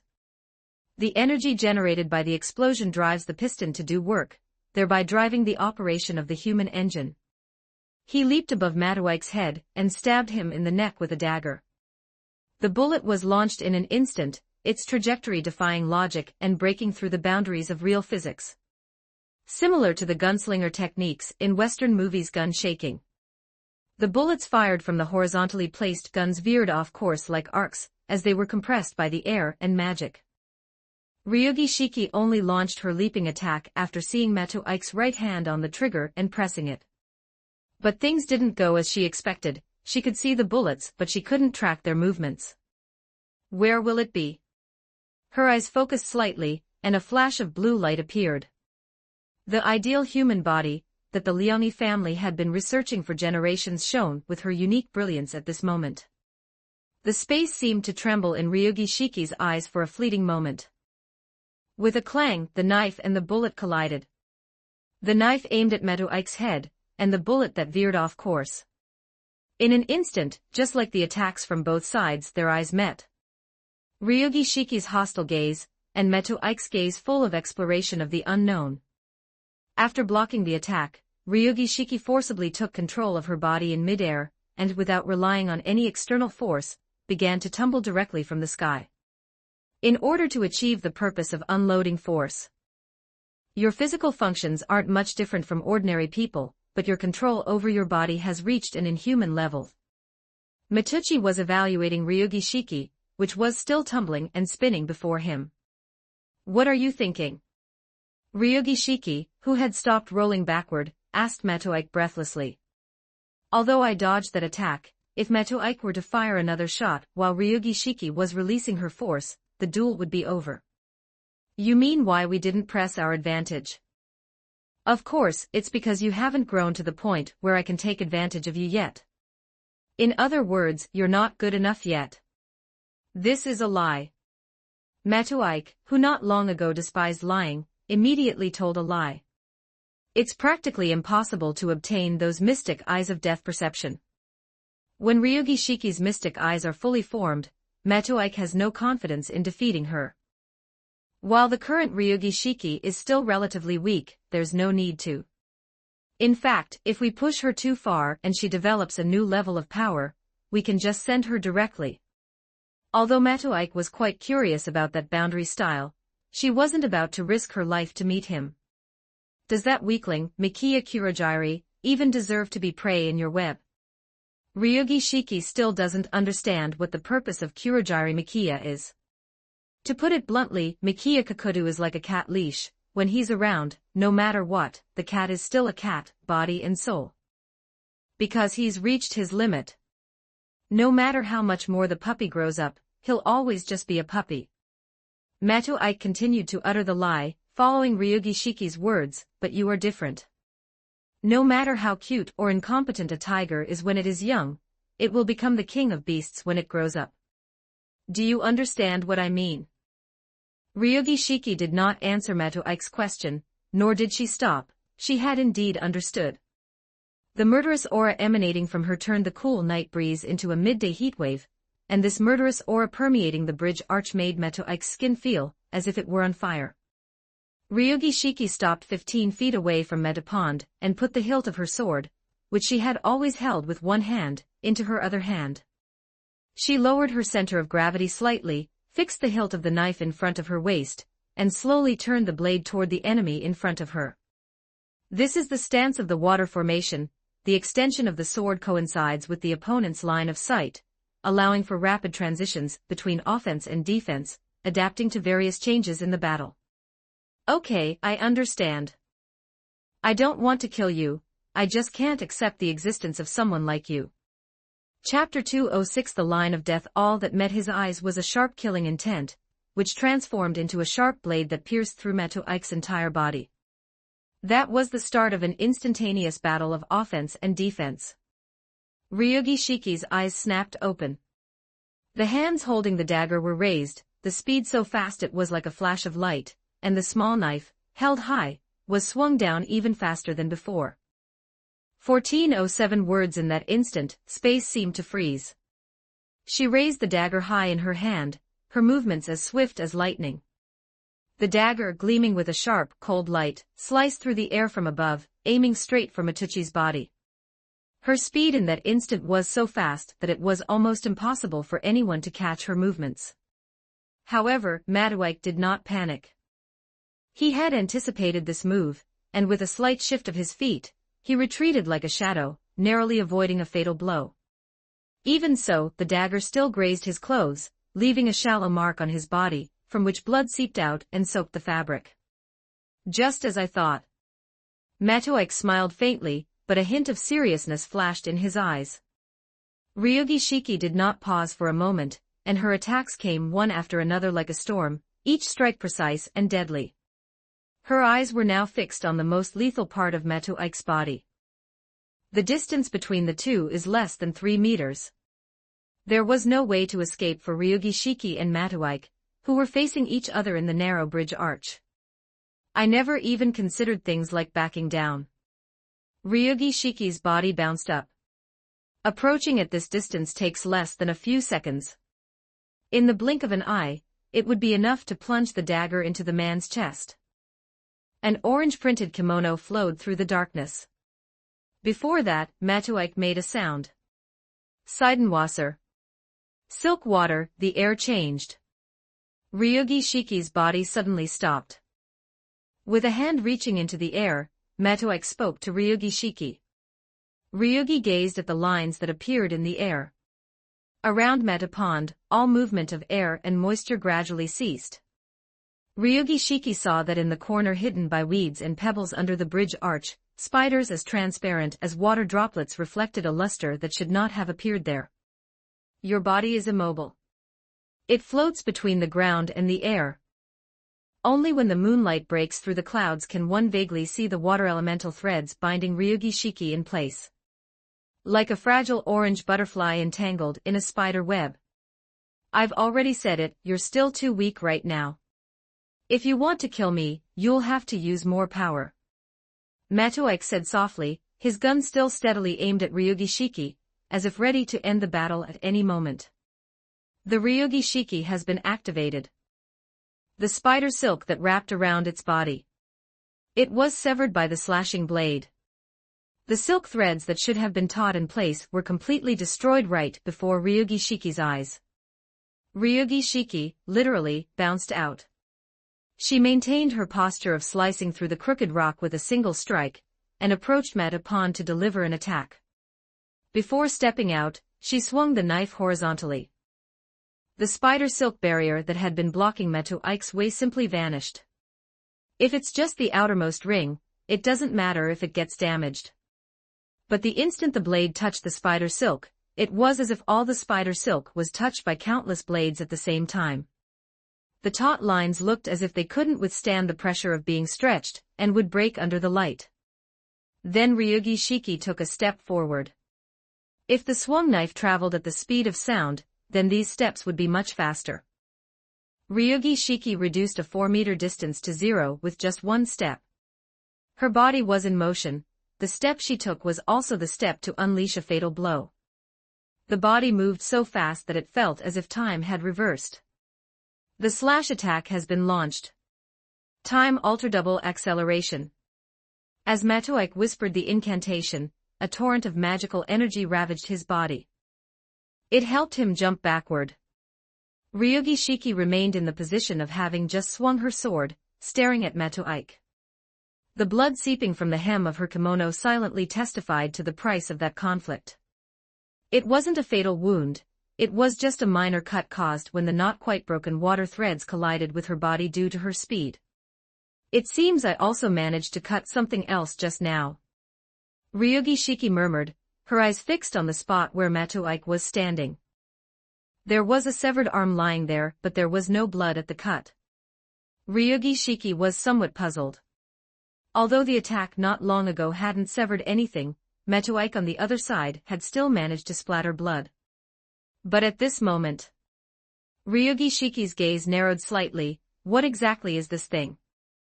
And what exactly is that guy on the other side?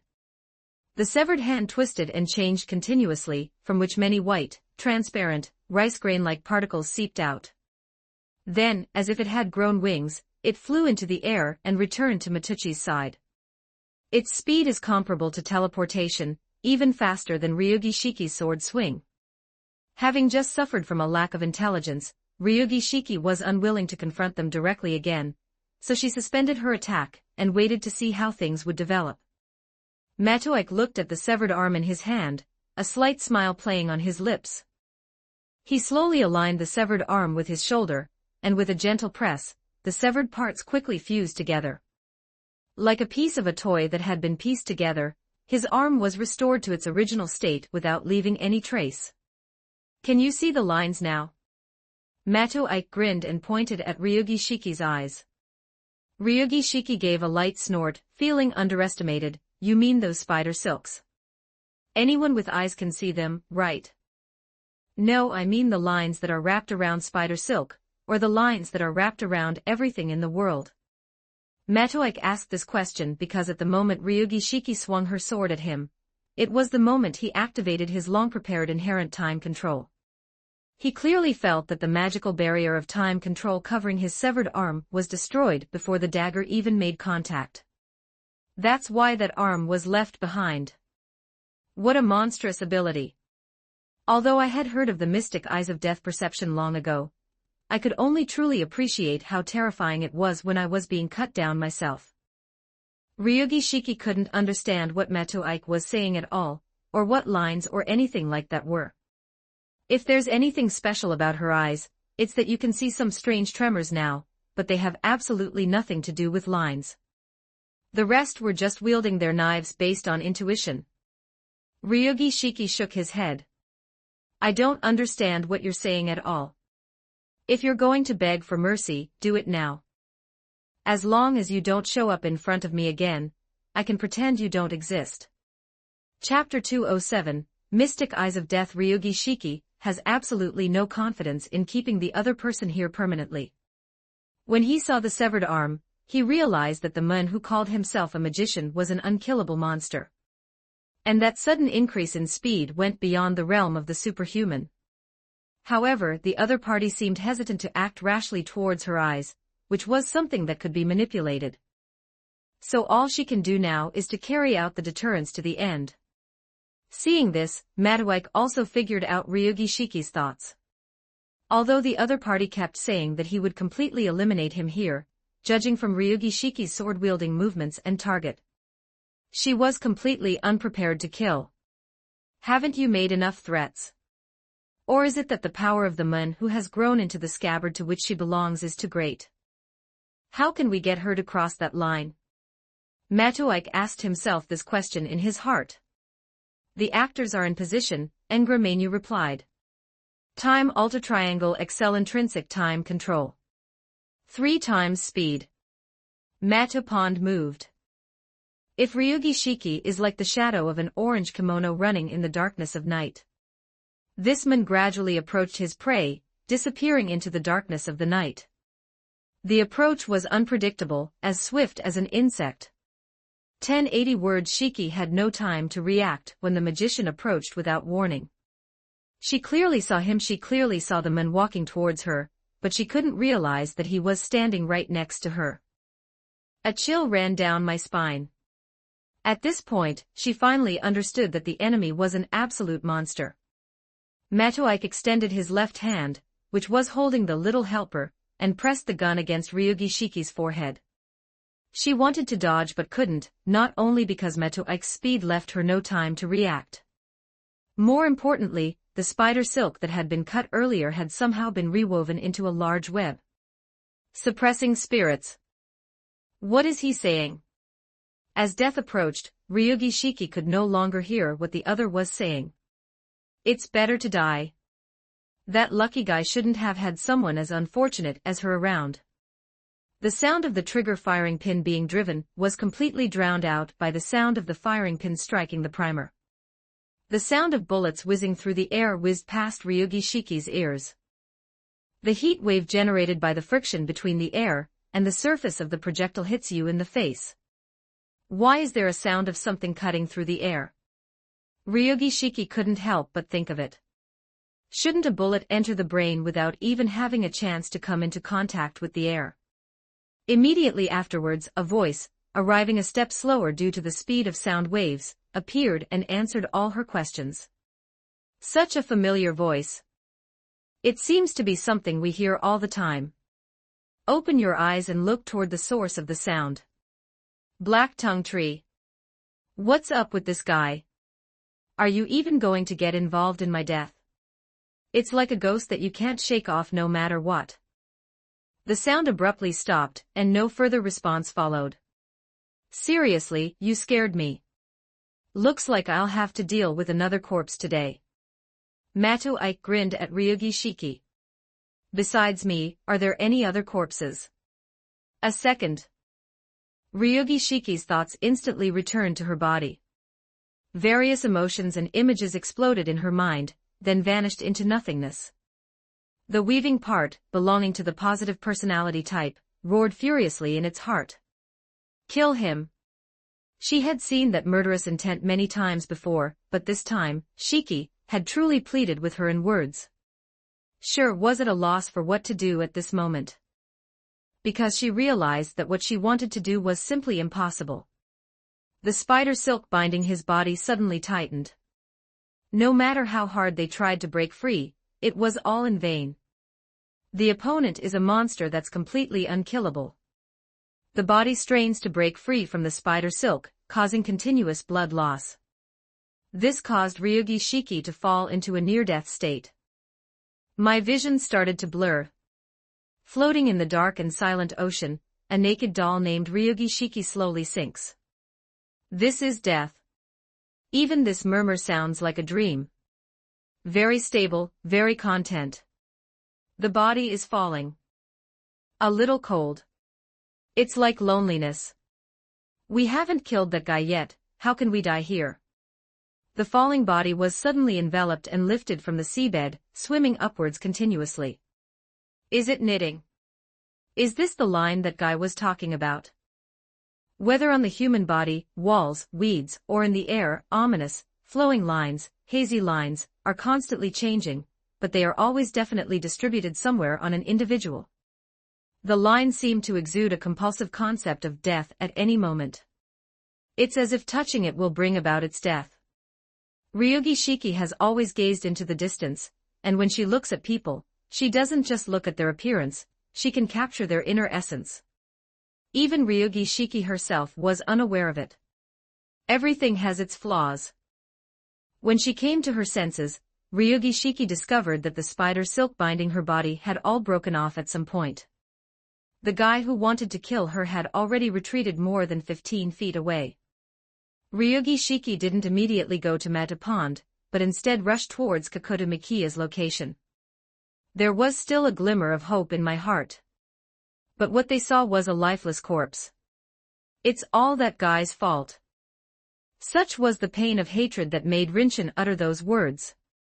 His eyes started to burn. He wasn't very skilled at using his newfound abilities. But it doesn't matter, as long as I can see it. I saw the death lines wrapped around that guy's body. Driven by a chill and disgust, Ryugi Shiki began to seriously observe Meto Ike, who was smiling at her. Surprisingly, the death lines on Meto Ike's body were as complex as a spider web. This means that no matter which part of his body Ryugi Shiki attacks, the damage will be enough to kill him. How could this be? If that guy was that fragile to begin with, then when they cut his arm earlier, he should have collapsed there. Forget it. So what if I can't figure it out? There are those in this world who are destined to die, but none can escape the fate of death. The line of death has already appeared, there's no reason not to cut it. The brightness of the blue light in his eyes suddenly surged. Ryugi Shiki's body suddenly sprang to the ground, her perfect, all-powerful body, capable of fulfilling commands, was mobilized to its limit at this moment. The distance between them was annihilated by Ryugi Shiki's direct sword strike. The next instant, Ryugi Shiki, covered in blood, appeared in front of Meto Ike. 1 cut, 2 cuts, 3 cuts. With tireless slashing, each strike precisely hit the death line on Meto Ike's body. So that's how it is. So that's the mystic eyes of death perception. What a powerful ability. What a pity. Chapter 208 Forward, for K2-in-1, that's the story after Ryugi Shiki ran into the rain. Kurogiri Miki appeared at Ryugi Shiki, her reflection etched in his eyes. After seeing Ryugi Shiki being picked up by her family's driver, Mikiya Kakuta witnessed the scene. Since the school forbids students from staying to engage in club activities, Mikiya Kurokiri has nothing to do. 1872 words. Putting aside his connection with Ryugi Shiki, and his recent encounters with Mato and Tuko, Kakuta Miki is just an extremely ordinary man. That gentle face still retained the shadow of a boy, and a pair of warm, dark eyes without a trace of impurity. Just like his personality, his hairstyle was very natural, without any dye or styling gel. He wore outdated black-rimmed glasses that even elementary school students wouldn't wear nowadays, and his simple clothes were all black. This uniformity of color is arguably the only fashionable aspect of Kurogiri Kanya. I need to find something to do. Kurogiri Mikiya thought to himself. He's a man who can't stop.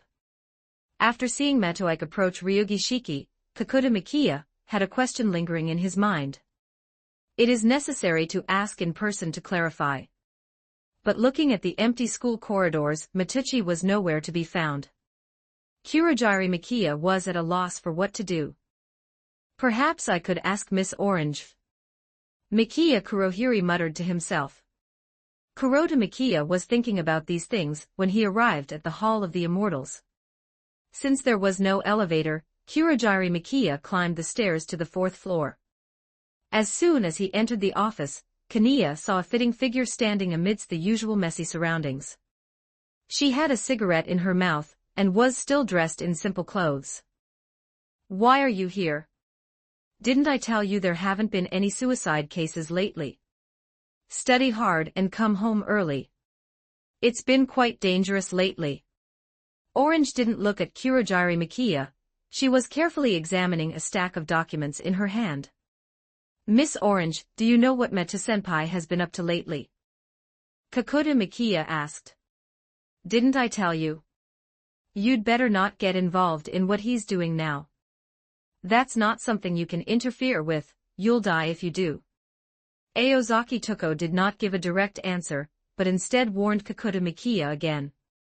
But Meta-senpai suddenly transferred to my class, which is a bit troubling for me. Upon hearing this, Orange put one hand on her hip and slapped the documents in her hand onto her forehead with the other. This kid was really stubborn. I forgot about that. He went to your school only because he had an important goal, and was connected to the mastermind behind those murders. That has nothing to do with you, does it? Orange still didn't take it seriously, but she still explained it to Mikiya Kakuta. Is it that person named Ryugi Shiki? It seems he acted quickly. I thought it would take longer. Yes, what's wrong? What does that Ryugi Shiki have to do with you? Hearing Orange's sentiments, Mikiya Kurokiri seized the opportunity to continue asking questions. Could you please tell me what the connection is between Ryugi Shiki and those events? The kid's persistent spirit made Orange feel a little troubled, but his eyes had already told her even if it means death, I must find out the truth about this. All right, Orange sighed helplessly, do you know the murderer's motive? Kanya really couldn't figure it out. In his opinion, Shirai Ryo was simply influenced by that so-called magic, which is why she ended up like that. Because he likes Ryugi Shiki, his goal in killing is to turn her into a serial killer like himself. A voice came from behind the office door. It was Mato Ike, who had disappeared after school. Mato Ike pushed open the non-existent security door, strode in, and found a seat as if it were his own home. Senior, what brings you here? You're not even my employee, don't you know how to knock? Two voices, belonging to Kakuta Mikiya and Tuko, rang out simultaneously. Mato Ike simply waved his hand, giving a symbolic greeting to the two. I don't have anything to do right now, so I came to check on how my custom-made doll is coming along. You idiot, a doll can't be made that quickly, unless you just want a defective one. Orange spoke before Kurogiri Mikiya could, leaving Kurogiri Mikiya to wait and slowly ponder what Mato Ike had said. You're a grand puppeteer certified by the clock tower, and you can't even make a decent doll in a day. Mato Ike teased. A defective one isn't unacceptable, but it should be cheaper, right? A discount is impossible, absolutely impossible. Orange firmly rejected the idea, then, as if remembering something, her expression turned somewhat serious. Also, when you mentioned my name just now, were you thinking something unpleasant? Aozaki Tuko stared intently at Mato Ike, as if she wanted to devour him alive. Mato Ike suddenly froze. This is really bad. Spending too much time with that guy Ngramenyu has made me like to say a few words. Words can be dangerous. You've always been like this, how can you blame me? Ngramenyu glanced blankly at Mato Ike's inner monologue. Kuroda-kun, is there anything else you want to ask? Mato Ike chose to steer the conversation toward Kurotu, trying to avoid the questioning from Red of Pain. Senior, I still don't understand why Senior Bai-chun turned Shiki into a serial killer. What does this have to do with Bai-chun liking Shiki? Gon still couldn't understand this. That's a long story. You should know that behind Shiro-jun Ryo is a magician like me and Tuko, right? Mato Ike said with a smile. Kurogiri Kanya nodded, waiting for Mato Ike's next move. What he and Shiro have in common is that their goal is Ryugi Shiki. For some reason, after Shiro Ryo was rejected by Ryugi Shiki, he met that magician and used magic to activate something called Origin. Mato Ike paused, picked up the unopened juice next to him, took a sip, and continued. You might not understand the word origin right now, but you can think of it as one of the main reasons for those missing persons cases. Missing case? Kakuta Mikiya clearly realized that Mato Ike was narrating the murder case and the missing person case separately, but were these two things not done by the same person? Yes, you can understand missing persons cases as originating from the source, but the main motive for murder cases is... Mato Ike took another sip of juice, completely ignoring Aozaki Tuko, whose eyes were already blazing with fury beside her. This juice was squeezed out of Orange's already precarious finances like toothpaste. Is it the style? Kurogiri Mikiya's voice was somewhat dejected. You could say that because Ryugi Shiki is a special person, and she has a special significance in the field of magic. Mato Ike smiled and casually tossed the empty juice bottle into the nearby trash can. Luckily he threw it in, otherwise. Special meaning. Gon ignored the subtle exchanges between Kirichi and Tuko and continued to press for an answer. When a child of the Liangi family is born, he or she is given two names with the same pronunciation. One is a masculine name, and the other is a feminine name. As for why this is done, it's because children of the Ryugi family have a high chance of being born with dissociative identity disorder, commonly known as dual personality disorder. Kanya, you must have noticed when you were talking to Ryugi Shiki, right? Sometimes she suddenly starts talking like a boy. Matoike spoke very quickly, but Kakuta Mikia heard every single word clearly. Yes, that's true. Yes, this is a specific person created by the Ryugi family over countless years. Although it seems to be free from the interference of magic, the final effect it achieves is the ultimate pursuit of magicians, the root. Matoike noticed that Kakuta Mikia was also a little confused, but signaled him to be quiet and wait until he finished speaking. And that's why the magician behind Shiroi Ryo set his sights on Ryugi Shiki, wanting to achieve his own goals through her. So more than half a month ago, he found Shirai Jun Ryo, who committed his first murder, and activated the origin for him, which led to this series of murders. Even Orange was somewhat surprised when she said this. Is this guy really that good at investigations? Based on the information she had, she only knew that the Ryugi family wanted to create a perfect person, but not as clearly as Matoike had said. Seeing Orange's expression, Matoike understood what she was thinking. An investigation. Although it has been ongoing, it has only been about investigating missing persons and murders, as well as the locations where monsters hide. These things were simply because he knew about them in advance. Thinking of this, Matoike suddenly realized. It seems that since the Holy Grail War ended, the memories of my past life have become much clearer, though I don't know if that's a good thing or a bad thing. But what does this have to do with Ryugi Shiki, senpai? Kakuta Mikia finally couldn't help but ask. Because the current Ryugi Shiki is incomplete for that magician. Matoike paused. In other words, what that magician wants is the Ryugi Shiki with its origin awakened. Matoike paused, seemingly pondering how to describe it to Kakuta Mikia. But because of the difference between Ryugi Shiki, the method he used was naturally not as brutal as the one he used on Shiro Junri, directly using the awakening origin technique. Regarding Ryugi Shiki's awakening, that guy used a relatively gentle method, using real-world events to stimulate Ryugi Shiki's spiritual body, using emotional impact to make Ryugi Shiki awaken her origin on her own. How could this be? Kurogiri Kanya exclaimed in surprise, and after saying this, he understood more or less. Wait, let me finish. According to my recent investigation, Ryugi Shiki has a personality that is a serial killer. To the best of my knowledge, he has no actual experience in carrying out such acts, yet he craves to kill humans, his fellow beings. But Ryugi Shiki herself has always restrained herself from doing this.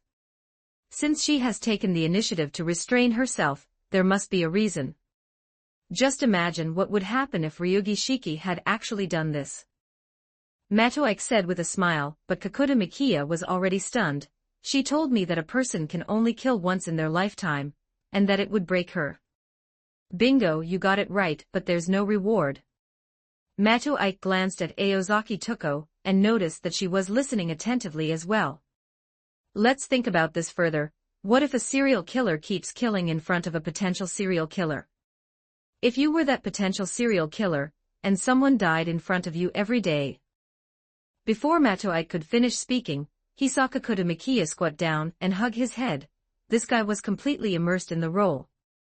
I'd probably go crazy wanting to kill people, if it were me, Aozaki Tuko interjected, then glanced at Mato and continued.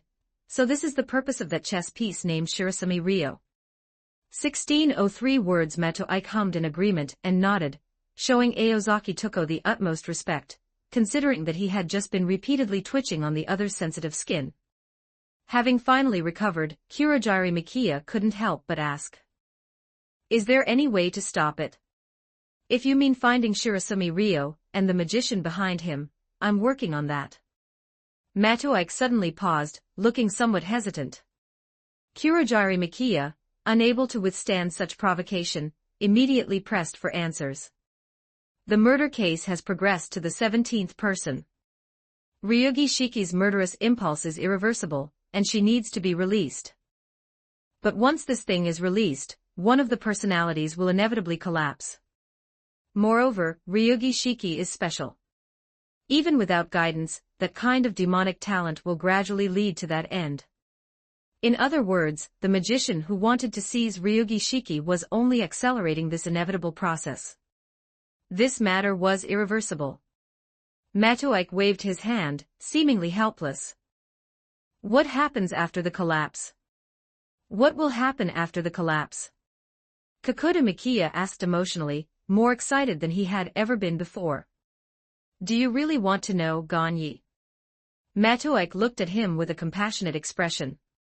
Yes, now that things have come to this point, how could a breakdown of one's personality be a good thing? Kurogiri Mikia was somewhat saddened, but he still wanted to know, because just now, he had finally discovered his own heart. I wonder what kind of pain she's going through, or what she's thinking. He didn't understand why she wanted to kill him. Just as the scholars have said, the man named Kurogiri Mikia has long been obsessed with Ryugi Shiki. Tell me, please. Kenya looked resolutely at Matoike. Kuratong, Tai Chi symbolizes balance.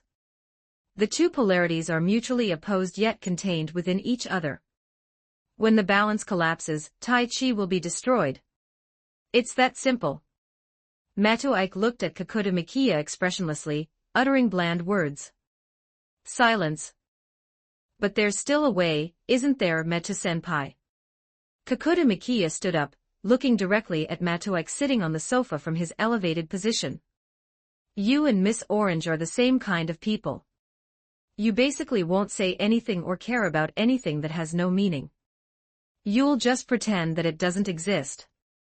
But now that you've told me so much, there must be a way, right, Metu-senpai? Kurogiri Kanya called out to Matoike in a pleading manner.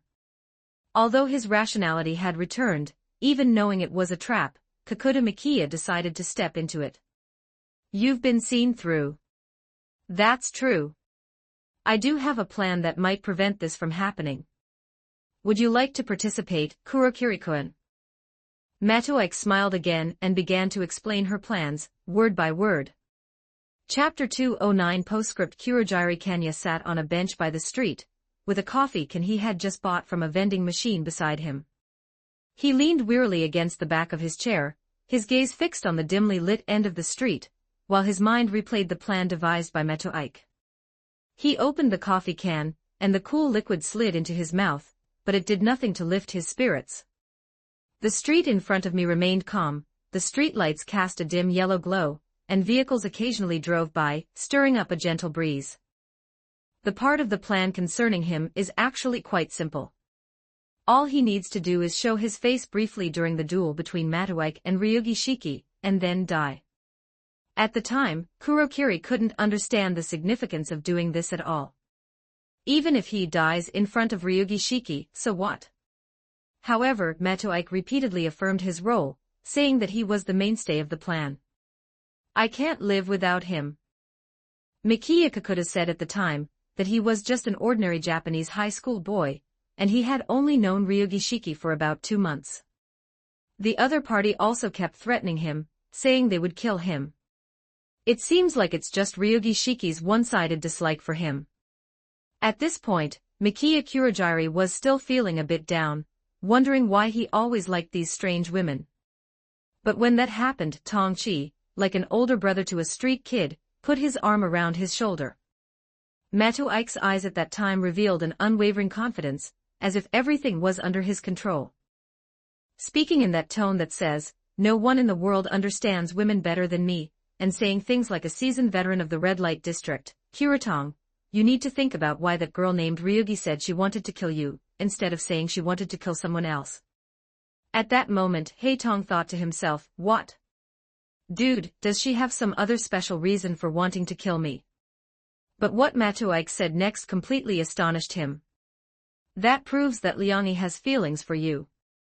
She only wants to kill you and not others. Doesn't that mean you are special to her? Good heavens!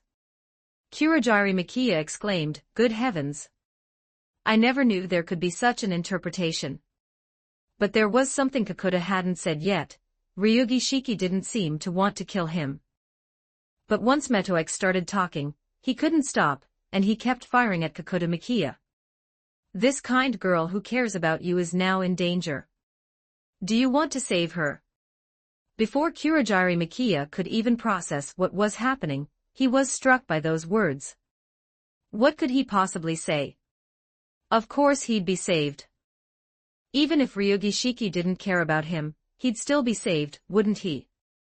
After Kurogiri gave him an affirmative answer, he saw Metoike transform from a street kid into a super PhD in a high-class research lab, capable of publishing dozens of SCI papers a year, the kind of person who only exists in science fiction novels. He began to analyze for Kurogiri Makiya why this method could save Ryugi Shiki. If Ryugi Shiki needs to be awakened, then two variables are needed. One is an emotional shock, and the other is a real experience of the feeling of death. Metoike said that he, Kakuta Makiya, would be responsible for the emotional impact, which meant making him die in front of Ryugi Shiki. Kurogiri Makiya then asked, what about the feeling of death?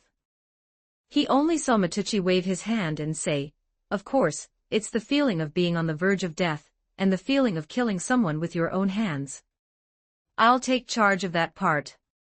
Kurogiri Makiya asked again, but all of this is fake. How can something fake have a real effect? But Metoike then retorted, then why don't you just die more convincingly? As long as she can't tell, it'll be fine, right? Kakuta Makiya was quite hesitant at the time. After all, he wasn't really dead. He didn't know what to do if he saw Ryugi Shiki again after she awakened. Metoike seemed to sense his hesitation and continued to coax him, since you feel somewhat indebted, why not make it up to her in the days to come? Indebtedness can generate more love, can't it? Under the barrage of Metoike's distorted theories, Kakuta Makiya waits on the street for the plan to begin. The dagger's slashing speed increased rapidly. Ryugi Shiki could no longer see anything else, even the shape of the enemy in front of her had disappeared from her field of vision. Only those dense, indistinct lines. Ryugi Shiki herself didn't know why she was slashing so desperately. Blood was constantly flowing from her wounds, and the blood loss had already made her dizzy ever since she rushed towards Meta Pond. 1 cut, 2 cuts, 3 cuts. Why must you die at someone else's hands? Kurogiri Makiya. She screamed like a child, but the urge to cry only intensified. Shiki, who appeared to be crying in the rain that had started sometime earlier, seemed to be weeping. It was at that moment that Shiki understood the weaving's idea. Why did the organization repeatedly try to stop the idea of killing Kakuta Makiya? Because after that guy dies, I will lose the ability to dream. That kind of ordinary, everyday life dream. Although dreaming can be painful. But how pitiful it is to not be able to dream. I do not wish to disrupt the dream named Kanya. Even if we can't have it, even if it's painful, dreams are the most important meaning of life. So we can't get rid of him. But now this guy has died at the hands of someone else. That dream, which was carefully protected, was so easily destroyed by the hands of others. Unforgivable, unforgivable. Only by killing him can the person named Ryugi Shiki find emotional release. Even if it means dying, I would not mind not being able to kill myself with my own hands. A person can only kill one person in their lifetime. In order to die in the end, we only have the right to kill someone once. A person can only bear the value of one person's life. In order to forgive the fact that life cannot reach its end, people treat death with respect, because life is equivalent, and even one's own life is not something one owns. I'm sorry, Grandpa, I have to break the contract. I absolutely have to kill this guy in front of me. 1729 words. The lines of death are decreasing one by one. The person in front of me, who deserved to die, offered almost no resistance. Did he know he couldn't escape? Ryugi Shiki thought so. She didn't actually know if she could kill this monstrous guy. This person was unlike anything she had ever seen before. His heart also seemed empty. This is the anomaly that Ryugi Shiki noticed when she first met Matoike. Is he seeking death? Then I'll grant your wish. The last dead end is also the one hidden the deepest. Everything has its flaws, no matter how well you hide them, you can't escape these eyes. The dagger flashed with a chilling light, carrying a murderous intent that seemed to transcend reality. Like the scythe of death, it lightly brushes across the straw called the death line. The string that had been taut in my heart snapped. Is this what it feels like to kill someone? It's disgusting. Chapter 210 Reasons. The fourth floor of the Garan no-to-do doll museum. Inside the doll-making workshop in Aozaki Toko's messy office cubicle. The workbench, which was originally used to hold the tools for making dolls, now had two naked bodies lying on it. Aozaki Toko was treating the injuries of the two naked bodies. Each time her fingers touched those delicate wounds, they emitted a slight energy fluctuation, as if she were performing a microscopic surgery. Matucci stood not far away, casually surveying the collection around him. His gaze lingered on the unfinished dolls and various materials in the workshop. Unlike the exquisite exhibits on the first floor, the dolls here focus more on functionality and practicality. Matoike stopped beside a half-finished doll. This doll only has an upper body, its mechanical skeleton is covered by a layer of translucent alloy skin, and the exposed internal structure is interwoven like the muscle fibers of a living organism. He gently touched the doll's arm, and the arm moved slightly, as if in response to his touch. When your parents were teaching you magic, didn't they warn you to investigate other people's magical techniques secretly? Aozaki Toko's voice came from behind. She was still busy with her head down, but she had obviously noticed Matoike's actions. But Matoike acted as if she hadn't heard him, continuing to fiddle with the doll, and ignoring Aozaki Toko's words. Until Aozaki Toko could no longer tolerate it, and there was no need to endure it any longer. He grabbed the scissors next to him, and threw them towards Metapond.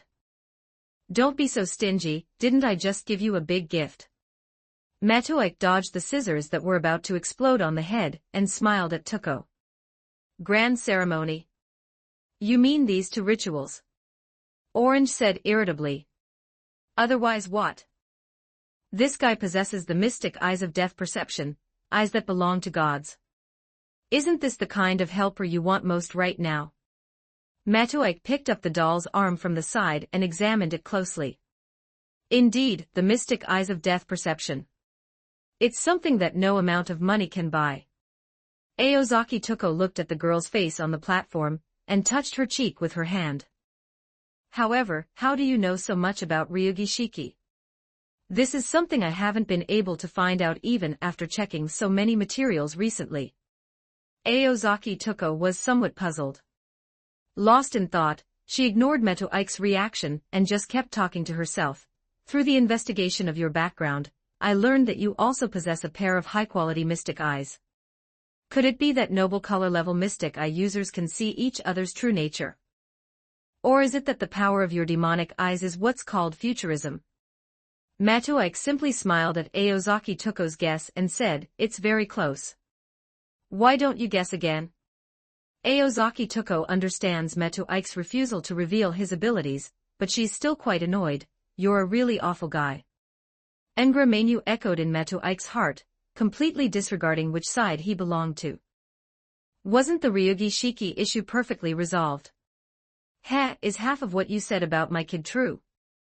I've never heard of a patient with dual personality disorder whose other personality collapses along with the destruction of one of their personalities. Indeed, in medicine and psychology, the common treatment for dual personality disorder is to gradually guide and integrate the two personalities to achieve a relatively balanced state. Or, under certain circumstances, one personality may completely dominate, while the secondary personality is marginalized. What Matoike and Kakuta Mikiya said was basically alarmist. What is your purpose in preserving Ryugi Shiki's two personalities, and awakening her mystic eyes of death perception? Aozaki Toko's glasses had been taken off at some point, and her tone was somewhat cold. Immediate combat strength, Matoike replied quietly. What is the relationship between these two things? Matoike nodded in reply. If you delve into Ryugi Shiki's heart, you will find that the two personalities within her coexist and coexist. During her 16 years, both personalities clearly recognized each other and relied on and depended on each other. According to Araya Saren's plan, one of her personalities will inevitably die. At this time, she will be in her weakest state, and her heart will be at its most empty. She may even have the urge to self-destruct for a period of time. This shows inconsistency in her combat capabilities. Matoike paused for a moment, then continued, moreover, if she wakes up and finds that something important to her is missing, she might turn against me out of hatred or something else. We have to avoid that happening. How disgusting. You schemed against everyone for something like this. Aozaki Tuko shook her head after hearing Matoike's explanation. Then Orange changed the subject. Being targeted and cut by the mystic eyes of death perception must have been unpleasant, right? Why go to such lengths? What are you so afraid of? Indeed, Ryugi Shiki possesses the ability to see through the essence of things. If it were to use the kind of clones that were used in the past, where a portion of Matoike's consciousness was inhabited by an insect to govern the entire clone, it would be seen through in less than a second. This caused Ryugi Shiki to abandon her immediate goal. This clone, which was shredded to pieces by Ryugi Shiki, contains the true consciousness of Matoike in each of its insects. The entire spirit body was divided into parts and placed into each insect. This is also why each of those spiderweb-like lines represents Metapond. In other words, each of Ryugi Shiki's strikes truly killed Matoike once. The reason Matoike can still stand here and speak is simply because the backup on his main spirit core allowed him to be reborn. Matoike murmured. Things I don't want to talk about. I may not have told you about Shirai Ryo. Tuko's words were interrupted by Matoike. Isn't he just a pathetic guy whose origin was awakened by Araya Sauren? Why would you be afraid of him? Aozaki Tuko asked, somewhat puzzled. Don't you think it's a bit strange that an ordinary person, after being awakened from their origin, would commit such a number of tragedies? Matoike wasn't referring to the 17 murder cases, but rather to the countless missing persons cases. He paused, then continued, his origin can even affect other people. Even with Araya Soren's technology, he couldn't do that, right? It's like a plague. You mean? Orange realized what was going on. Previously, it was just a difference in information that made it a little hard for her to understand. As far as I know, there may be a deity involved behind this. Matoike was somewhat irritable. Whenever he wanted to spend some time peacefully, strange troubles would always come knocking, making him feel very insecure. So that's why you want an assistant who can see through the death of all things in the world. Orange understood, even with a magician's abilities, it would be difficult to resolve such a situation when facing a deity. Even when she heard Matoike say those words, she almost wanted to run away. Yes, I've heard that as long as they're alive, those eyes can even kill a god. Chapter 211. The guy who escaped the trap. Matoike's original plan was not simply to awaken Ryugi Shiki's mystic eyes of death perception. More importantly, it brings out Shirasumi Ryo and Araya Soren, who are lurking in the shadows. Shiro Junri harbors deep resentment towards Ryugi Shiki for rejecting her. After awakening at the origin, she hopes to activate Ryugi Shiki's murderous desires so that she will no longer be alone. This is the real reason why Shirai Junri dropped out of school. From then on, his consciousness was directed towards the person he had come into contact with before he lost control, Ryugi Shiki, who cruelly rejected him. Therefore, when he monitors Ryugi Shiki and discovers that Matoike is doing what he wants to do, he will definitely take action to stop him. This would give Matoike a chance to kill him ahead of time. As a magician who wants to use Ryugi Shiki to reach the root, Araya Soren will naturally keep a close eye on Ryugi Shiki's movements at all times. In this process, if it is discovered that Ryugi Shiki has prematurely come into contact with his origin, and that it deviates from his original plan, once Matoike identifies someone, he will take action, and may even strike beforehand. To Matoike's surprise, neither of the two important guests he had planned to play the role of showed up. The original plan, which aimed to kill two birds with one stone, only accomplished the task of awakening Ryugi Shiki. This left him somewhat disappointed. In his view, putting aside Shirai Junri, Araya Soren was not the kind of man who would stand idly by and watch his plans be disrupted. In fragments of his past life memories, his plans were disrupted after 2 consecutive attempts to test him, which led to his premature encounter with Ryugi Shiki. 1495 words. He did not back down. Instead, he took advantage of the opportunity to directly attack Ryugi Shiki and capture her. This undoubtedly shows that Araya Soren is a decisive person. Matoike even consulted Aozaki Toko about Araya Soren's personality before finalizing this plan. Since Araya Soren did not appear in this operation, let's think about it the other way around. This action may have been within Araya Soren's expectations, or perhaps Matuchi's preemptive provocation of Ryugi Shiki is similar to some of Araya Soren's arrangements. That's why he didn't show up, but waited in the shadows for Matoike to complete his plan. With this in mind, Matuchi raised the level of danger for Araya Soren to another level. This is a man like a snake. He waits in the shadows for the perfect moment, then suddenly bites you. As for what Shirai Ryo was doing, Matoike still couldn't figure it out even after the plan was completed. Could it be that they've really cowered away out of fear? However, Matoike used the scene of being stabbed to death by Ryugi Shiki one stab after another to create the illusion of his own weakness. They couldn't lure this guy out, which left Matoike feeling quite helpless. However, Matoike was not in a hurry, since this operation had added a powerful fighting force to his side. That's where the advantage lies. As for these rats hiding in the shadows, they will eventually be wiped out one day through slow and steady elimination. What Shirai Jun Ryo is doing is something only he himself knows. After being ambushed by Matoike into the barrier that day, he fled in a panic and sought out Araya Soren, where he received some guidance. He then began to actively seek the support of the Holy Spirit. Even his attention to the Ryugi Shiki was slightly put on hold in his mind. It was precisely because of this that, by a twist of fate, he was able to escape the trap that Matoike had set for him. The night was deep, and it was almost midnight. There was no one in the warehouse area, and few streetlights. As long as you walked into the open space between the two warehouses, no one would cause trouble. All the port has to offer is the reflection from the sea, and the glow of the streetlights. The only things worth noting are the sound of the waves, and the wide bridge still under construction on the distant sea. Indeed, if it were here, you don't have to worry about being disturbed no matter what you do. Help, help, help me. Don't kill me, I'll give you money. The woman tried to escape from the young man, who was standing motionless in front of her.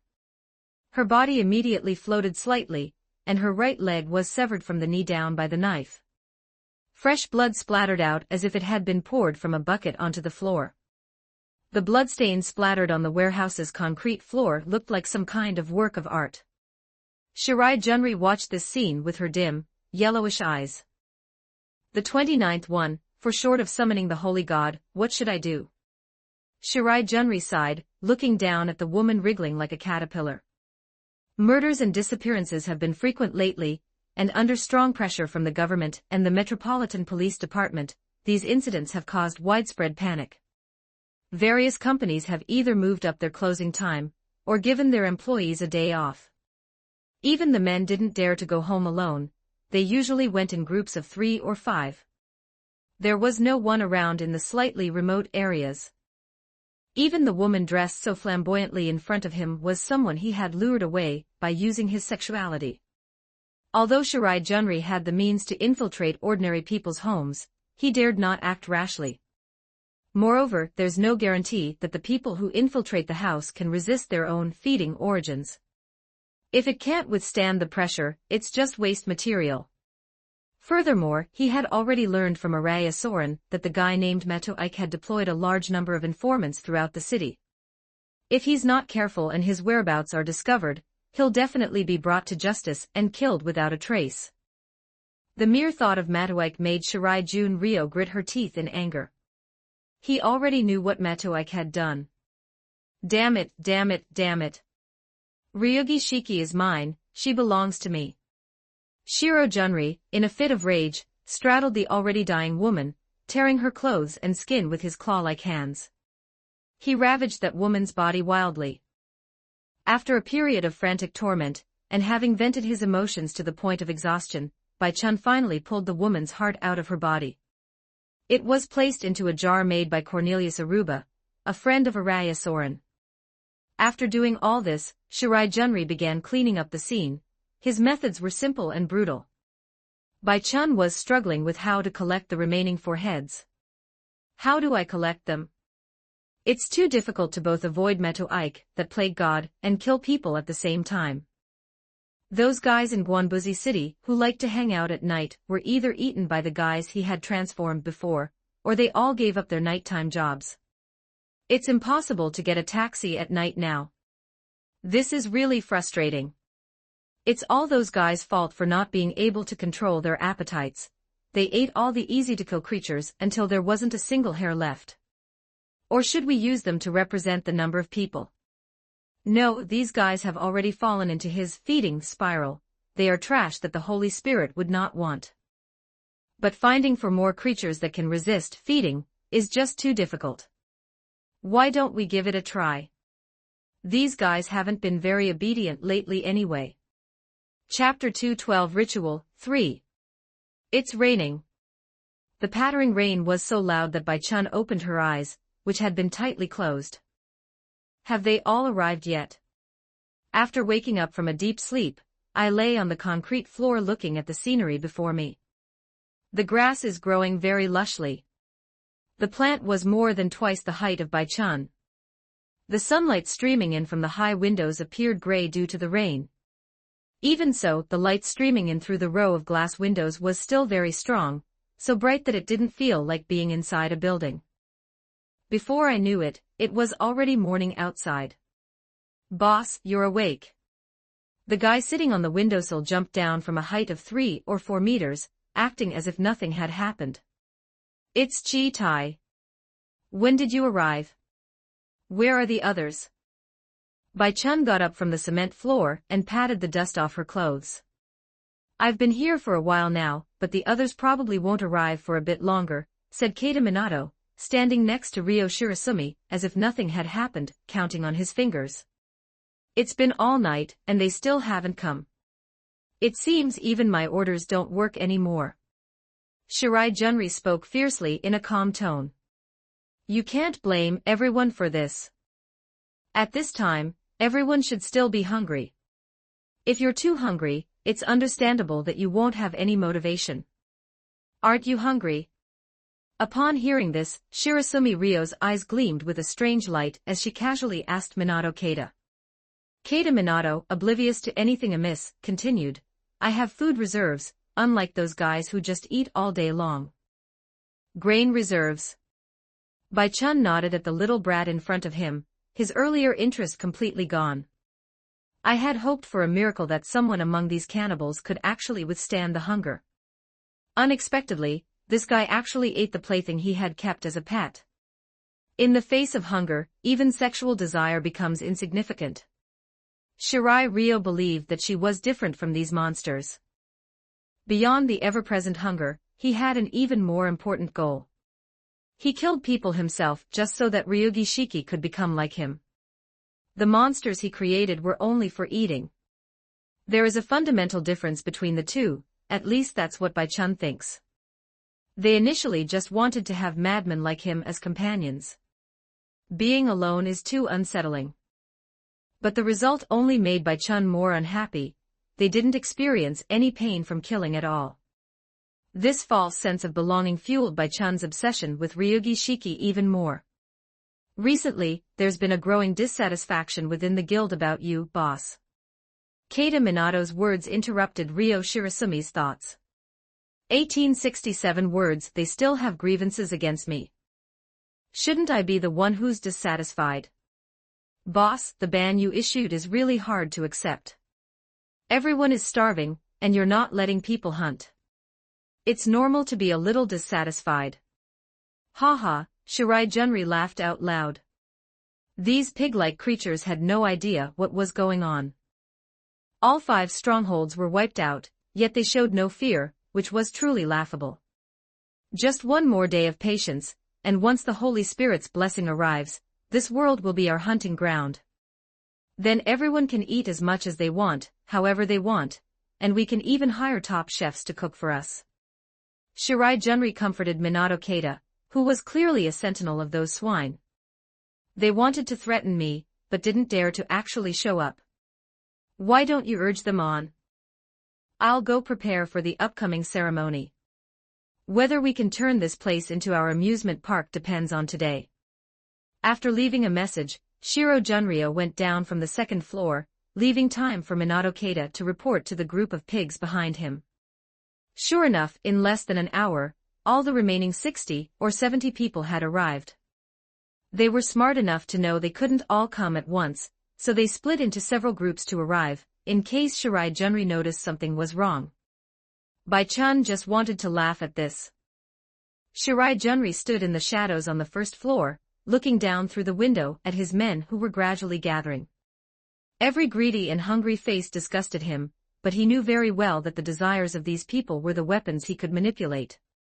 What a bunch of stupid pigs, they don't deserve to be called compatriots at all, he sneered inwardly. Keita Minato stood below, talking to his subordinates who had arrived in batches, trying to maintain a semblance of order, but his shifty eyes betrayed his unease. Shirasumi Ryo knew that today would be a day that would determine her fate.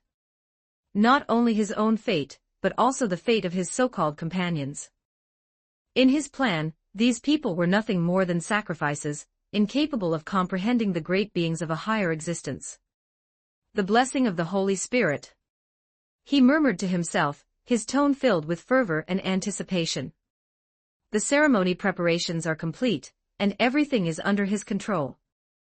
If today's ceremony succeeds, the entire city will descend into unprecedented chaos, and he will become the ruler of that chaos. Ladies and gentlemen. He stood before the crowd, his voice filled with authority and determination. Today, we will receive the blessing of the Holy Spirit. As long as we work together, the whole world will become our hunting ground. His subordinates began to stir at his speech, some wore greedy smiles, while others remained suspicious. You only need to follow my instructions, and when the Holy Spirit descends, we will enjoy unprecedented power and food. Shirai Junri's voice grew increasingly impassioned. He knew that these people only needed a little reward to follow him without hesitation. The ritual diagrams required for the ceremony have already been carved on the spacious platform on the first floor. The materials used were his own blood, and the array diagrams were obtained by asking Araya Soren for them. With Shirai Junri's direction, everyone was now standing within the entire ritual, and the fresh heart used for the sacrifice was placed alongside the group of pigs. There are only 29, for short, but that doesn't matter. The rest can be made up by quantity. Looking at the pig's eyes, fixed on his heart, and their constant swallowing of saliva, Shirai Junri felt a little nauseous. What was his purpose in creating this group of meat slices? They really have no ambition whatsoever. After crushing the bell that Araya Soren had given him, the ritual finally began. First, there is the heart on the platform that is constantly dissolving, with blood flowing along the grooves dug into the ritual track and converging at the center. There lay Shiro Junri's heart. He was a chosen one of the gods, able to survive without a heart. The ceremony proceeded somewhat slowly, since the host didn't have magic tricks, and could only operate in a mysterious and natural way. The long wait made some people impatient, and it also gave them the time to start thinking about what was wrong with the situation. The person standing in the center of the crowd walked out and called out to Shirai Junri, "Bai-chan, aren't you coming with us to receive the Holy Spirit's blessing?" What a disrespectful person. How dare you say my name like that? But at least he has some brains. As Shirai Junri walked towards the interior of the ritual space, she was lost in thought. He had been standing outside the ceremony, away from the crowd. As the host entered, the rotation of the ritual track noticeably accelerated, with heart after heart transforming into blood vessels that supplied fresh blood to the center. Bai-chan, what were you trying to do standing outside just now? That's disrespectful to the Holy Spirit. Yes, as the first cannibal, you're a bit arrogant. The crowd surrounded Shiraisu Ryu, and an atmosphere of accusation permeated the air. Shirai Junri waved her hand, looked directly at the guy who had started the commotion, and said, "Forget it, I thought you guys would behave and become nourishment obediently, but I didn't expect I would have to do it myself. What a hassle. What did you say? The words have not yet fallen. A sharp claw, like that of a ferocious beast, ripped open the chest of the tall man before them and pulled out his heart. Shirai Ryo's sudden attack brought the entire room to a moment of stillness, followed by a burst of terror and chaos. The tall man whose heart he had ripped out stared wide-eyed, unable to believe what he was seeing. Without the support of his heart, his body collapsed to the ground instantly, blood gushing out and staining the floor red. The silence in the room shattered the moment the tall man fell, and fear and anger swept through the entire ritual space. The cannibals, still reeling from the shock, instantly realized their predicament. They still had some sense, otherwise, they wouldn't have survived this long. You beast! A huge man roared and brandished an iron rod that he seemed to have pulled out from somewhere, charging towards Bai Chun. Shirai Junri sneered, blood still dripping from his hand. With a casual flick of his wrist, his fingertips sliced through the air, severing the head of the cannibal charging at the front. As the source of feeding, he can suppress the other's body's ability to repair itself, a kind of suppression similar to that of a vampire over its offspring. Blood spurted out, staining the ground beneath his feet. The man's body rolled several times on the ground before coming to a stop in front of the crowd. It's ridiculous. Where do you get the courage to go against me? Who gave you the courage? Bai Chunli looked at the panicked guys in front of her, her tone cold and full of sarcasm. Kill him. Eat him and you'll be just as strong as him. Another cannibal shouted, leading even more people to charge towards Bai Chun. The speed and strength of the pseudo-dead apostles surpassed those of ordinary people, but since their most troublesome regeneration speed has been suppressed, there's nothing to fear. As their creator, Shirasumi Ryo knew this all too well. Even in terms of strength and speed, Bai Chun held an absolute advantage. His eyes grew increasingly cold, his figure almost turning into a black shadow, his wrists and legs flashing through the air like lightning, each strike accompanied by a streak of blood.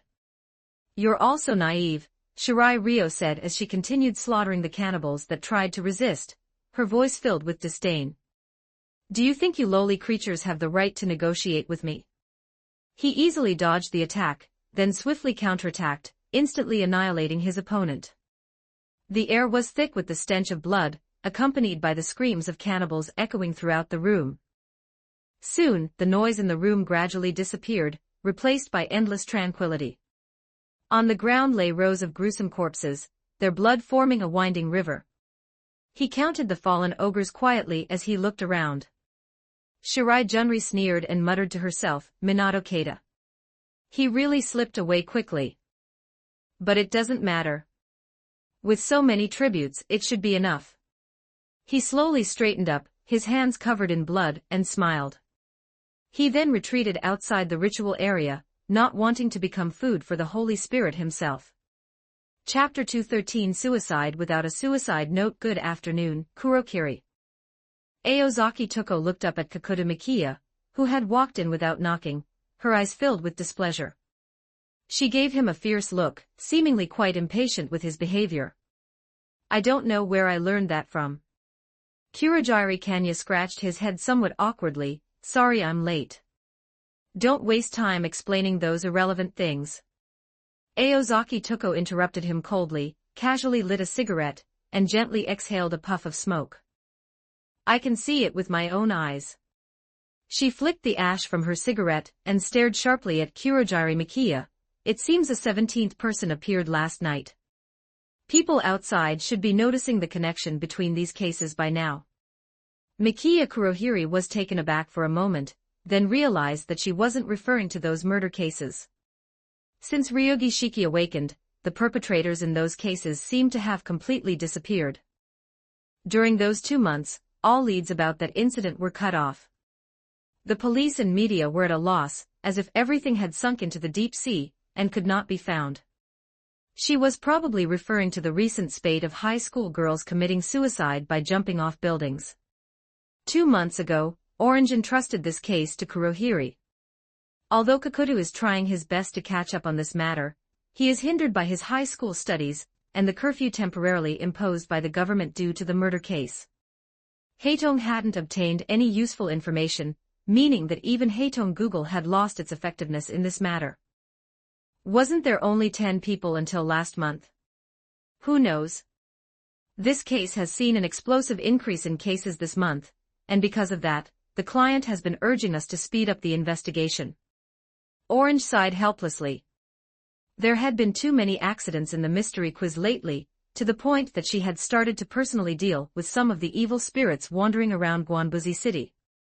My recent life has consisted of running back and forth between the cemetery and the office.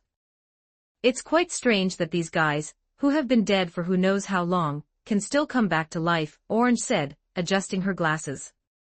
1422 words. Kurogiri also sighed. Because of these things, Ryugi Shiki had already missed countless classes. She and Mato Ike have now become legendary figures on campus, the kings of truancy. Without dwelling on those matters, Kurogiri continued recounting the case. However, it is said that the incidents were unrelated, and the girls who committed suicide all attended different schools, and did not know each other. Orange said with a hint of sarcasm, making such a judgment so directly. That's really not like you, Kurohiri. I investigated with my relatives in the Metropolitan Police Department, and they found no problems with these girls' private lives. They were not taking drugs or involved in any dubious religions. The only conclusion is that these cases were sudden suicides due to personal factors and feelings of insecurity. Mikiya Kakuta did put in some effort in this matter. He paused and continued, the only thing they have in common is that none of them left a suicide note, but that can't be used as evidence, it's just a reference point. Did he not leave a suicide note? Aozaki Tuko thoughtfully picked up her coffee cup, and took a small sip. Her thoughts began to race as she analyzed the implications. Why was there no suicide note? Death is something that no one can escape. This is a Damocles sword hanging upside down over everyone's head. Every living being vehemently rejects the path of death. The desire to cherish the beauty of life is an instinct of all living beings. A person will not easily commit suicide unless they are driven to desperation. A suicide note is a final confession from someone who has given up on life to this world. Suicide without a suicide note means they leave no comments, or even any trace of their actions. It's like going to a convenience store to buy something, and suddenly having the urge to die. Actions taken rashly without any thought or consideration of one's own conscience. Such a death is incredibly irresponsible. Miss Orange, where is she? She didn't go to class again today. Isn't she here with you? Mikiya Kakuta interrupted Tuko Aozaki's burgeoning thoughts. She and Mato Ike are on the rooftop. Kurogiri Kane was also taken aback by Aozaki Tuko's words. He really didn't expect that Ryugi Shiki and Mato Ike would have any interaction. After all, their relationship had always been very delicate. Although we see each other all the time here at Orange's place. However, there was virtually no communication between the two. It's as if neither of them can see the other. What are they doing on the rooftop? Kurohiri asked Orange, somewhat curious. If you're so worried about your girlfriend, why don't you go up and check on her? Orange rolled her eyes at him, and turned back to her paperwork. Kurogiri Kaniya blushed a little at her words, but he still decided to go and see. I followed the sound of footsteps past the small room, and towards the door leading to the roof. There was no sound coming from the other side of the door, as if it were an empty, otherworldly place. This made Kakuta Mikiya feel a little strange, but Tuko had no reason to lie to him. Filled with doubt, Kurogiri Kaniya pushed open the door leading to the roof. Clang! A loud bang, accompanied by the hiss of sharp metal scraping against glass, and a gust of wind, passed by Kurogiri Kanya's ear. That's the sound of a dagger cutting through a bullet. The moment she pushed open the door, Ryugi Shiki swiftly leaped over the dust on the ground, her blurry shadow passing at high speed through 3 or 4 giant flying insects of unknown species that were attacking her. Ryugi Shiki raised her blade and swung it 4 times in quick succession, at a speed almost invisible to the naked eye. The chirping of insects, which had been going on and on, suddenly stopped. Even the bullet that was about to touch Ryugi Shiki's cheek instantly sparked. It splits in two at the center of the warhead. This produces a popping sound. Ryugi Shiki's actions did not stop due to the sudden appearance of Kakuta Mikiya.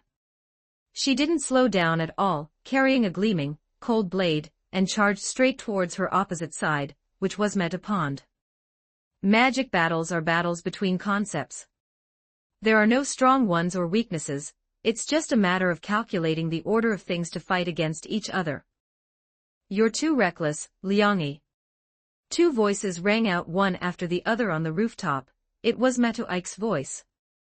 However, Kurogiri Kanya also felt something was strange.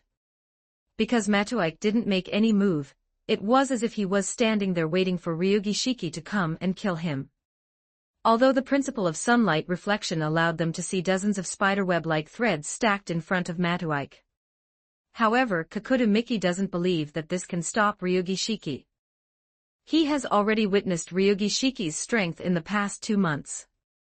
As expected, all the threads snapped as Ryugi Shiki brandished the hilt of her sword.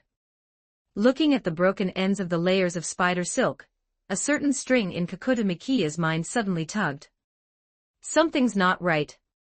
Chapter 214, Class, that's not what spider silk looks like when it's been cut by a blade.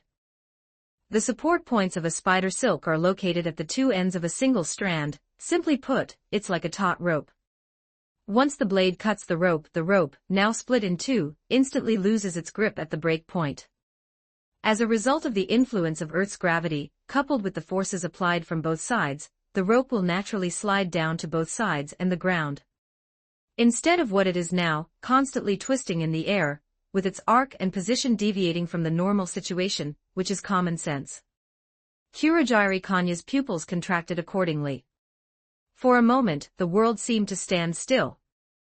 Ryugi Shiki's dagger was suddenly pulled back by a force that abruptly interrupted it when it was only 3 centimeters away from Metapond. The killed spider silk did not break and dissipate as it would normally do. Instead, it twisted and danced in the air like a living thing, quickly wrapping around Ryugi Shiki's legs like a mad snake. A powerful pulling force came from Ryugi Shiki's ankles, and her body was involuntarily dragged backward, instantly dissipating her killing intent and speed. Mikiya Kuroto didn't understand what had happened. However, before he could have more time to think, Ryugi Shiki's situation had taken a sharp turn for the worse. His body was violently pulled by the spider silk, and the dagger was getting further and further away from Metoike's chest. Fortunately, Ryugi Shiki did not do anything foolish like forcibly trying to break free, but instead glanced at the ribbons that had been transformed from spider silk out of the corner of her eye. In an instant, Ryugi Shiki's eyes became as dazzling as a starry sea. Magic is not omnipotent, it is based on the principle of equivalent exchange. Therefore, magic is also part of the order. This means that it is also something that can be killed. The line of death suddenly snapped. But in the next instant, Metoike had already raised the little helper in his hand. The bullet was suddenly fired. Ryugi Shiki certainly wouldn't ignore the real threat right in front of her. Given the distance between Ryugi Shiki and Metoike, with her perfect body, she could have easily killed the bullet just like before. He twirled the dagger in his hand, even creating some fancy flourishes.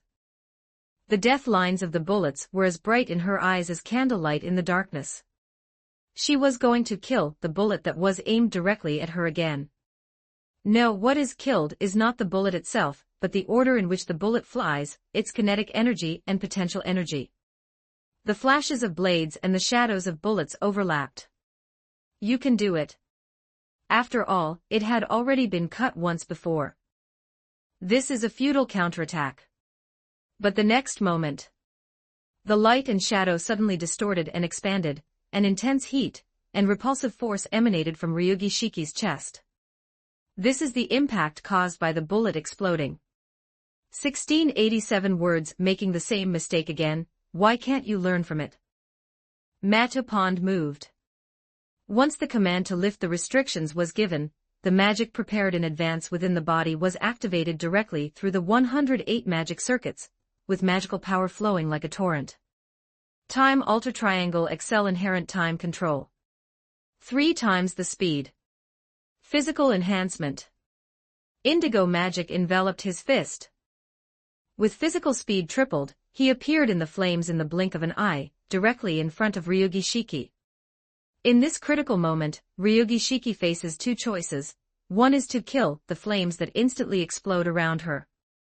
Another option is to kill the fist that Mato-Ike throws at you.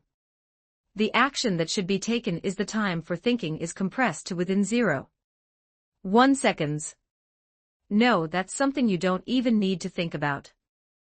Which crisis is more dangerous is obvious to everyone. The dagger that had just cut through the bullet quickly turned back and stabbed towards Mato-Ike's fist, or more accurately, the spiderweb-like lines of death covering that fist. But the person she was facing was Mato-Ike. This body is a special product created through months of modification. Time-based control restarted. Time Alter Square Excel Inherent Time Control. 4 times the speed. The instant the fist and the blade are about to collide, the section belonging to Matapon dispersed directly, visually appearing as shimmering and dancing points of light, thus avoiding the dagger's thrust. They then came together again. A sudden and chilling explosion pierced through Ryugi Shiki's abdomen. The airflow was directly reversed by this punch. The air vibrated as a result. An invisible wave of air then spread out. The magical ripples expanded and then vanished again. Ryugi Shiki moved as if by leap, her red afterimage crashing directly into the rooftop barrier that was covered by the enchantment. The right choice but not right enough. Mato-Ike glanced at the fist that had crumbled into a pile of mud on the ground and said to Ryugi Shiki, who had been smashed into the barbed wire fence. Meanwhile, Kurogiri Miki rushed to Ryugi Shiki's side to check on her injuries. "Sure, how are you?" Mato-Ike glanced at them, touched his nose, and turned to walk towards the 4th floor.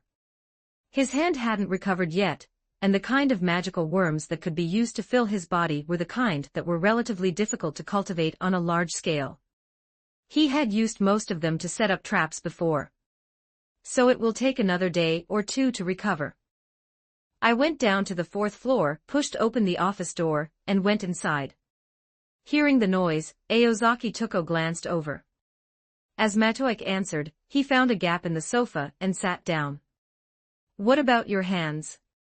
"It was caused by magic, it's not a big deal," Mato-Ike replied indifferently. "TCH, I thought I could make some money off you again." Orange put down the documents in her hand and continued, "Where are the 2 kids?" "They're probably still up there, all lovey-dovey," Mato-Ike said with a smile. "How is the situation with Yin and Yang? Didn't you take magical protective measures?" "Apart from some pain, you should be fine," Mato-Ike continued to reply. Orange said irritably, "I'm asking about her abilities." "Those are the mystic eyes of death perception, they're definitely among the best. Except for being a bit naive and unable to distinguish the key points when facing magic battles, that only shows that you, as the teacher, haven't taught your students well." Mato-Ike recalled the events of the battle, and then shared his opinion. At this point, Orange rolled her eyes at him again, then nodded, "That child is indeed a problem student. She doesn't even want to use the demon I kill technique that I made for her. When I took her on missions before, she just recklessly charged in because those eyes were too powerful, and I couldn't find any fault with her." Of course Kiriyike knew this, otherwise Toko wouldn't have asked him to give Ryugi Shiki a lesson. Orange continued, "After they come down, you'll have to help me out again.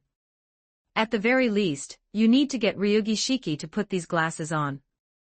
Orange took a pair of glasses out of the drawer next to her, and waved them in front of Mato-Ike.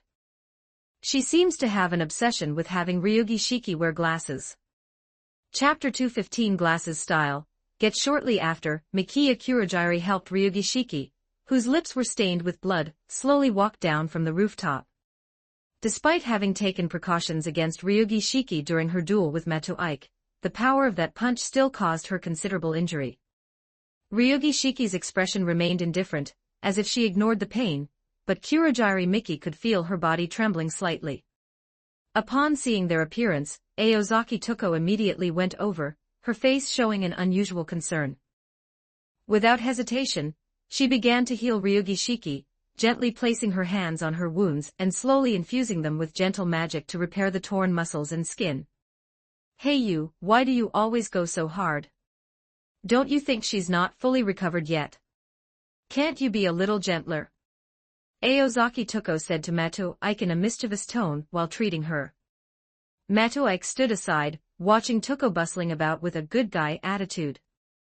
One person plays the good cop, the other plays the bad cop. Orange gets all the good things. If you're really worried about her, you should tell her how to control her power sooner rather than later, Mato-ike replied calmly, without offering any further explanation. Orange chuckled softly, as if she hadn't heard him at all, and was just focused on completing the treatment. A moment later, the wound had mostly healed under her magic. Although it would take some time to fully recover, it would at least be safe for the time being. "Alright, the wound has mostly healed, but she still needs to rest for a while." Orange stopped the treatment and patted Ryugi Shiki on the shoulder. Ryugi Shiki nodded slightly, a hint of resentment in her eyes. She had never been beaten so badly before. Aozaki Tuko noticed the emotion in her eyes, smiled slightly, and asked with a hint of teasing, "How does it feel to experience a magic battle for the first time?" In her view, some things should be done while the iron is hot. In particular, combat experience and understanding of the mystical side often require the most stark contrasts, and frustrations to grow rapidly. Ryugi Shiki remained silent for a moment, seemingly recalling the battle that had just taken place. "It feels terrible. I did lose, but if I could do it again, I should be able to win."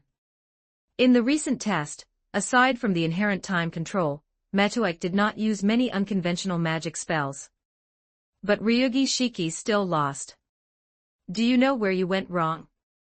Mato-ike looked at Ryugi Shiki, and seeing that she was still somewhat unconvinced, took the initiative to speak. Ryugi Shiki's lips moved slightly, and she uttered two words briefly, "Intelligence." Mato-ike nodded after hearing this, but then shook his head. "Information is indeed one of the main reasons. It's already quite good that you realize this." He paused briefly, then continued, "But why, in that battle just now, knowing that the intelligence was insufficient, did you still prioritize charging in?" Ryugi Shiki pouted, seemingly wanting to retort, but Mato-ike spoke first. "It's an emotion. When you're facing me, that hint of hostility in your emotions makes you overlook the fact that you lack information." Mato-ike's tone was calm, yet carried a teacher's authority. He paid no attention to the emotional fluctuations on Ryugi Shiki's or the others' faces, and continued, "Emotions are an important factor in magic battles. Some magicians can trigger a surge of magical energy within their bodies by changing their emotions, thereby achieving better magical effects. Even non-magicians can unleash extraordinary power by stimulating their hormones under different emotional guidance. While your emotions just now may have briefly stimulated your physical activity, aside from that one benefit, the rest were all negative effects, weren't they, yin and yang?" The atmosphere was somewhat serious. Ryugi Shiki glanced at Tuko and Kurogiri with a pleading look, revealing some of the endearing qualities of a high school girl. Orange was pretending to be thinking, while Kurohiri wanted to interrupt but couldn't. "Yeah, normally I'm the one who does things like sword fighting, but today Shiki insisted on doing it herself. She has a lot of complaints about you, Metu-senpai." Ryugi Shiki's way of speaking suddenly changed to a more masculine tone, as if she had temporarily handed over control of her body to Shiki. Mato-ike frowned slightly, not expecting Ryugi Shiki to choose not to face the problem. "It's okay, she's just a little embarrassed. She can still hear what you're saying. In today's parlance, she's a bit of a tsundere. Great, one personality is arrogant and the other is cunning.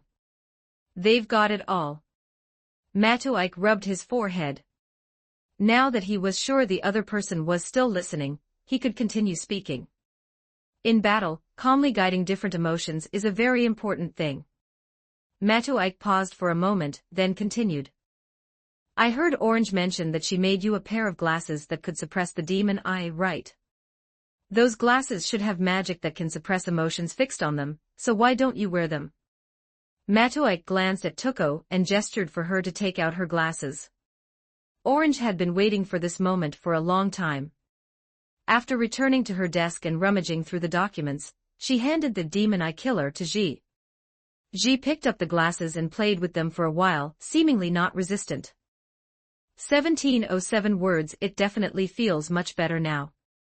I don't have to deal with this strange vision by blurring the focus, or adopting a bird's eye view anymore. Ji put the demon eye killer directly on her head. However, sure doesn't like this at all. In her words, a person without emotions is no different from a piece of meat. The reason lies here.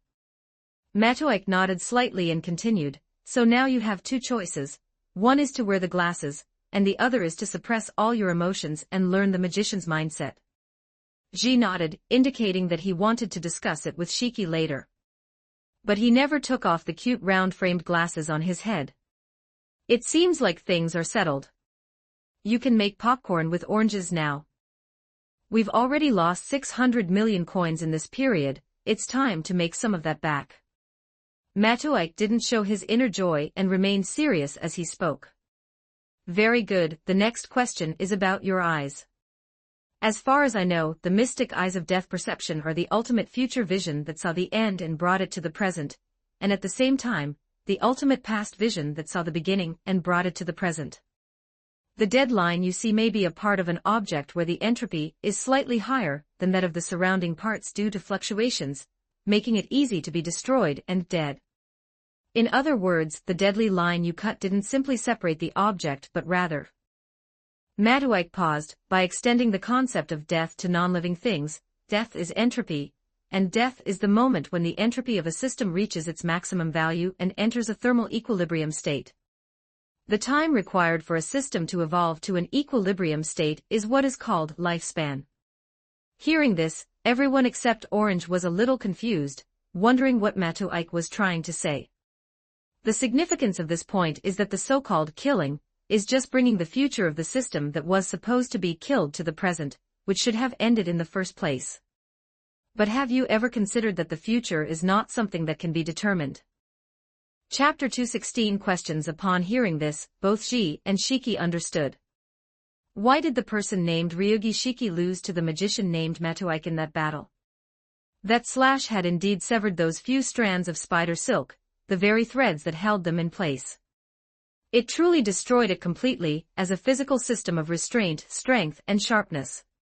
Logically speaking, those items should be discarded materials that are no longer usable. It is something that cannot be recalled. This idea had already been ingrained in her instincts during Ryugi Shiki's actions prior to this. Once you've cut to the limit, you don't need to worry about it anymore. The future is subject to change. Yes, what would happen if the system that was cut to the limit happened to be in a state of change and superposition? Is that dead line at that location really the dead line of the entire system? Matucci did indeed add something to the spider web arrangement beforehand. It was less a tripwire used to bind the enemy, and more the initiation ritual of another magic spell. The magic that flows within a spider web doesn't just make it stronger and more durable. Instead, it adds a mysterious activation property to the physical binding and blocking properties of the spider web. The superposition and interweaving of these two states create the concept of a cat in a miniature garden. This is what is known as Schrödinger's cat. Restraint and activation are the two sides of cats' life and death. That is, one of the two scenarios that will occur in the future.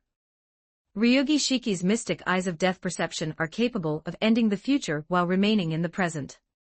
The activation condition for the mystic eyes of death perception is that Ryugi Shiki can clearly understand whether that system can break down. In other words, only things she feels can be killed can make her see the line between life and death. When Ryugi Shiki notices the spider web, she will prioritize understanding the physical system of binding. Therefore, the dead line we see represents the future end of binding. After the dagger was swung down. With the death line broken, the spider web's future regarding the function of binding was completely severed, and the concept itself was killed. Conversely, for a cat whose fate is unknown upon opening the box, if one of its futures is completely stripped away, the future that emerges will only be something else entirely. In other words, the future of the activation of the spider silk magic was determined by Ryugi Shiki herself. It was simply because she denied the possibility of a future of constraint. Ryugi suddenly remembered what Meto Ike had said during their battle. Magic battles are battles between concepts. There are no strong ones or weaknesses, it's just a matter of calculating the order of things to fight against each other. Is it possible to use the power of the mystic eyes of death perception to negate an order, to fight against concept with concept? I definitely learned something. The man before her, sitting leisurely and not much older than her, was so skilled in combat, he was truly a terrifying monster. Ryugi Shiki, recalling the previous scene, slowly said, was the second bullet the same? It seems you've figured out what I just said, but unfortunately, that bullet isn't the case. Mato Ike nodded, giving a negative answer. Mikiya Kurogiri was completely bewildered by their conversation, with words like future swirling in his mind. Even Aozaki Toko became interested in the battle on the rooftop.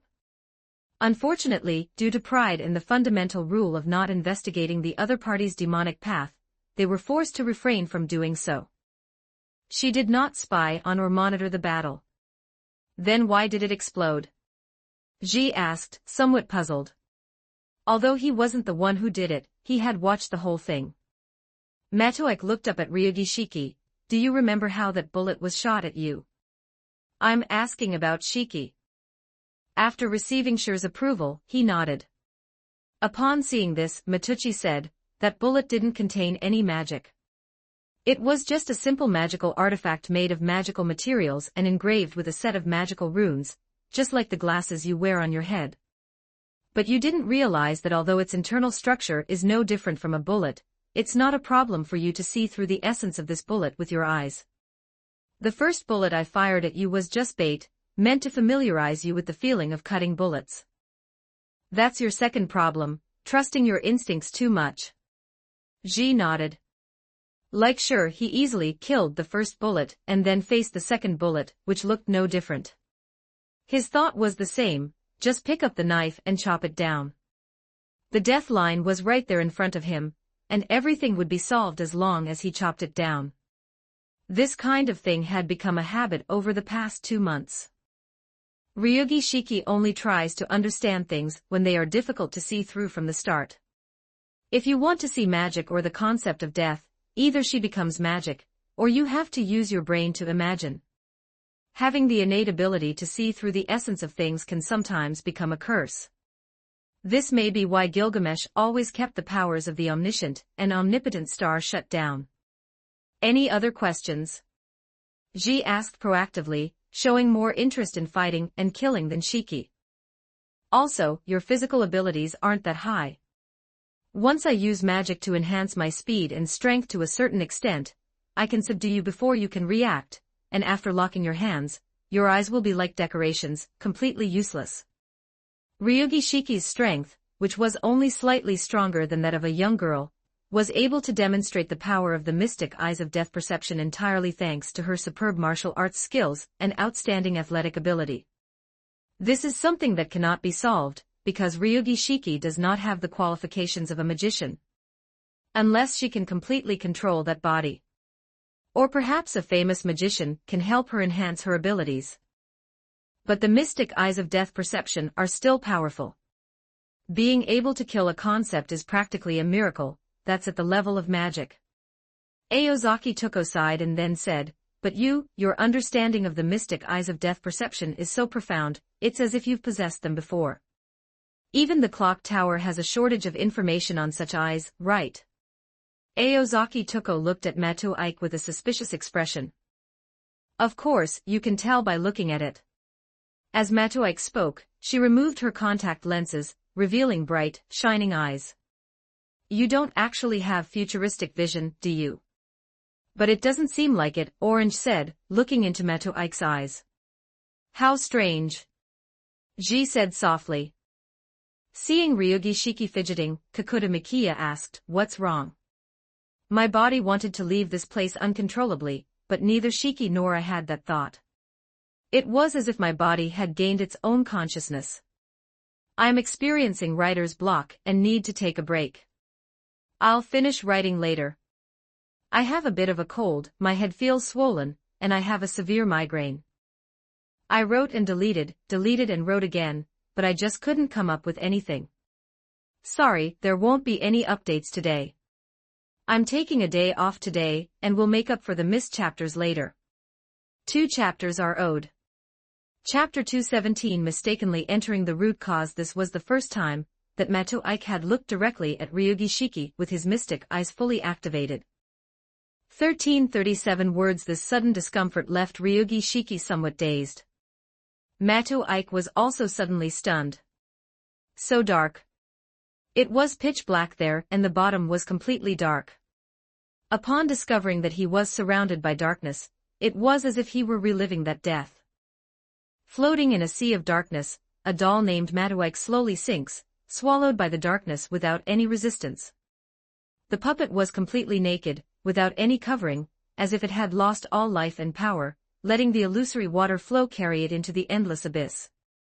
No, perhaps Metapond was never falling in the first place, because there was nothing there. It's not that there's no light, it's that there's no darkness either. Since there was nothing there, nothing could be seen in Metapond, and even the meaning of falling was invalid. The darkness here has no end. Even the word nothingness probably cannot describe it. Even in the meaningless void, only Matucci's body gradually sank. The naked bodies possess a glaring color that makes one want to look away, and everything exists, here contains potent toxins. Is this the root of all evil? He himself took a great risk by looking at Ryugi Shiki with those eyes, although he himself did not know why he did it. Everything happened suddenly. It was just a sudden inspiration to see what the Ryugi Shiki, which was connected to the root, was like. Until I was immersed in this nothingness. I kept staring into the distance, but I couldn't see anything. I've been waiting for something, but I can't see anything. It's not that we can't see it, it's that the information is too crowded and too chaotic, making it difficult to distinguish and absorb, and suffocating. It is said to be nothingness, but its true nature is an otherworldly space composed of a vast ocean of information. A jumble of things assaulted Mato-Ike's mind. This is a concept different from knowledge, and it is relevant to the world. From the depths of death, what lies in the depths of death? Mato-Ike suddenly understood something, and wanted to control her sinking consciousness, making this illusory body float up. If we keep sinking, we'll die. No, it's about getting lost. Lost in this place. Matucci thought of the divination performed on him by Kenbuko's mother. I just didn't expect it to come true here. Just because of one rash action, he has fallen into an abyss of no return. It's really ridiculous. Magicians don't engage in battles they're unprepared for. But he wasn't ready yet. They were originally lecturing Ryugi Shiki for her lack of reverence for the mysterious. The result was that I made the same mistake when faced with the unknown. Why did I suddenly want to use my mystic eyes to observe Ryugi Shiki? He had been in a state of restraint all along. He knew about Ryugi Shiki's physical condition. But this is indeed a suitable place to sleep. The whisper sounded like a dream. You've come too early. This isn't the place for you right now. As soon as he finished speaking, Matucci felt a spiraling dizziness, his eyes became slightly hot, and it was as if a thick fog had been shrouded in nothingness. The raging flow of information, which was like gibberish, was drilling into Mato-Ike's head, but when that thick fog appeared, everything calmed down. Suddenly, Mato-Ike's gaze froze. The words that floated out of nothingness did not enter his mind as sound, but as sight. What the mystic eye sees is directly converted into information and flows into Mato-Ike's mind. I am who I am. I exist within the Garan cave. Perhaps it can be said that the Garan cave is me. As expected, Mato-Ike was still somewhat surprised, even though she had already prepared a plan in mind. Why are you helping me? The voice of Ryugi Shiki was mechanical and devoid of emotion. It's not that I'm helping you, it's that the choice you made helped you. don't you know? Although it was unintentional on your part, Oriya was spared from certain death because of it. Because of this. What do you mean by arriving too early? Matoike had a new question. This is a place you are bound to come to. No, it is a place every magician is bound to arrive at.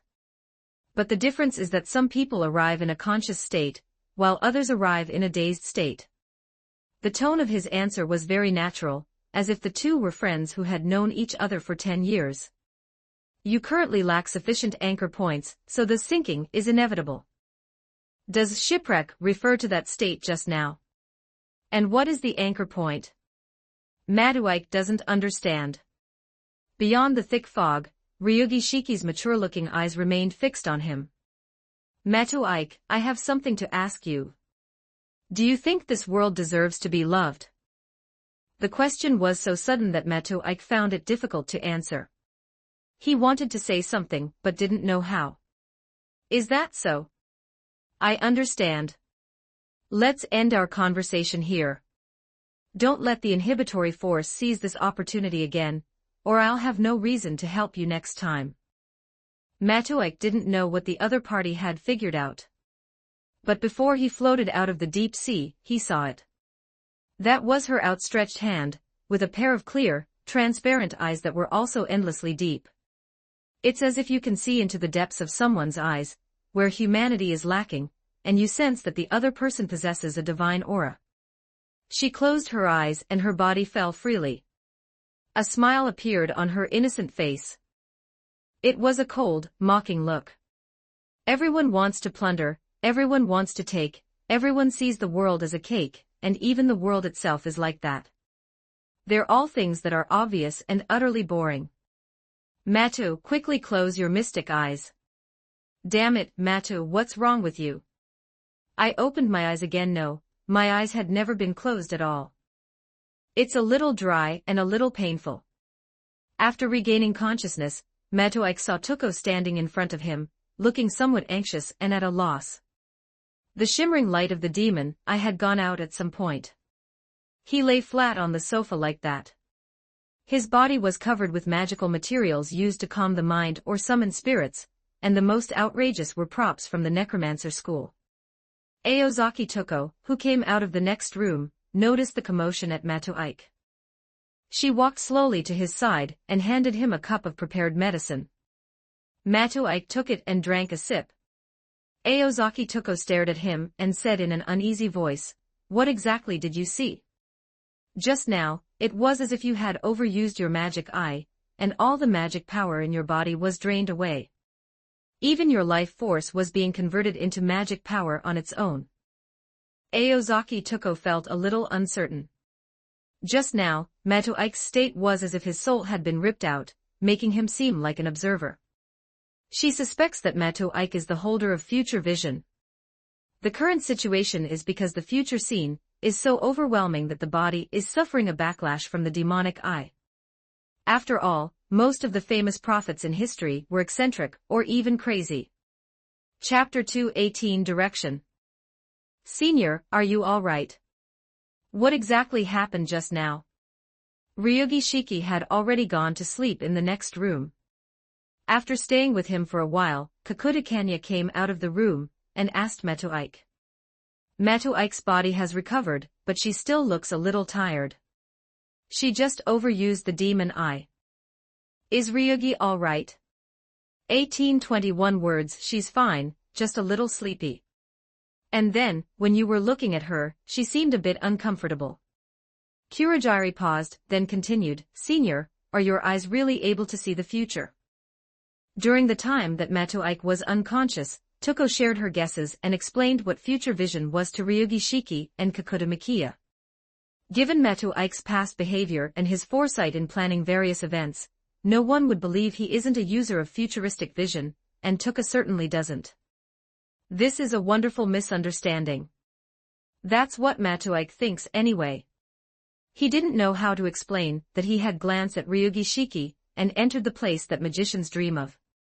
His understanding of magic was further enhanced, and he even gained abilities similar to the pure eye, enabling him to see things that ordinary people cannot.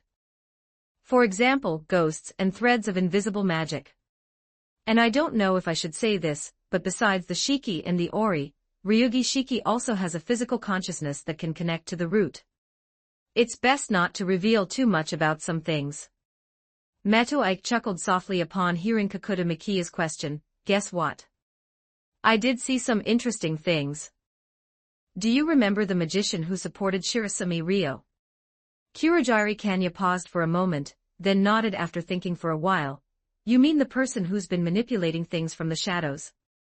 Weren't we already investigating him, and he's completely disappeared? I remember you guys were recently working on that high school girl suicide case, right?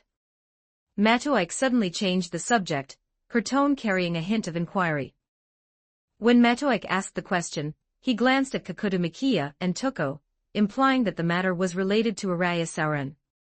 Kurogiri Mikiya nodded slightly, somewhat puzzled, wondering what this had to do with the magician behind Shirasumi Ryo. Thinking of Matoike's mystic eyes again, I braced myself to prepare for Matoike's questions. When and where was the first time? I'm asking about the very beginning of this incident, Matoike asked in a friendly manner. Kurogiri Kanya turned his gaze to the window, watching the sunlight shimmer and sparkle in the glass windows of each house. That happened a few days ago, 3 months ago. There's a luxury apartment building called Wuqiao Building in the commercial building district.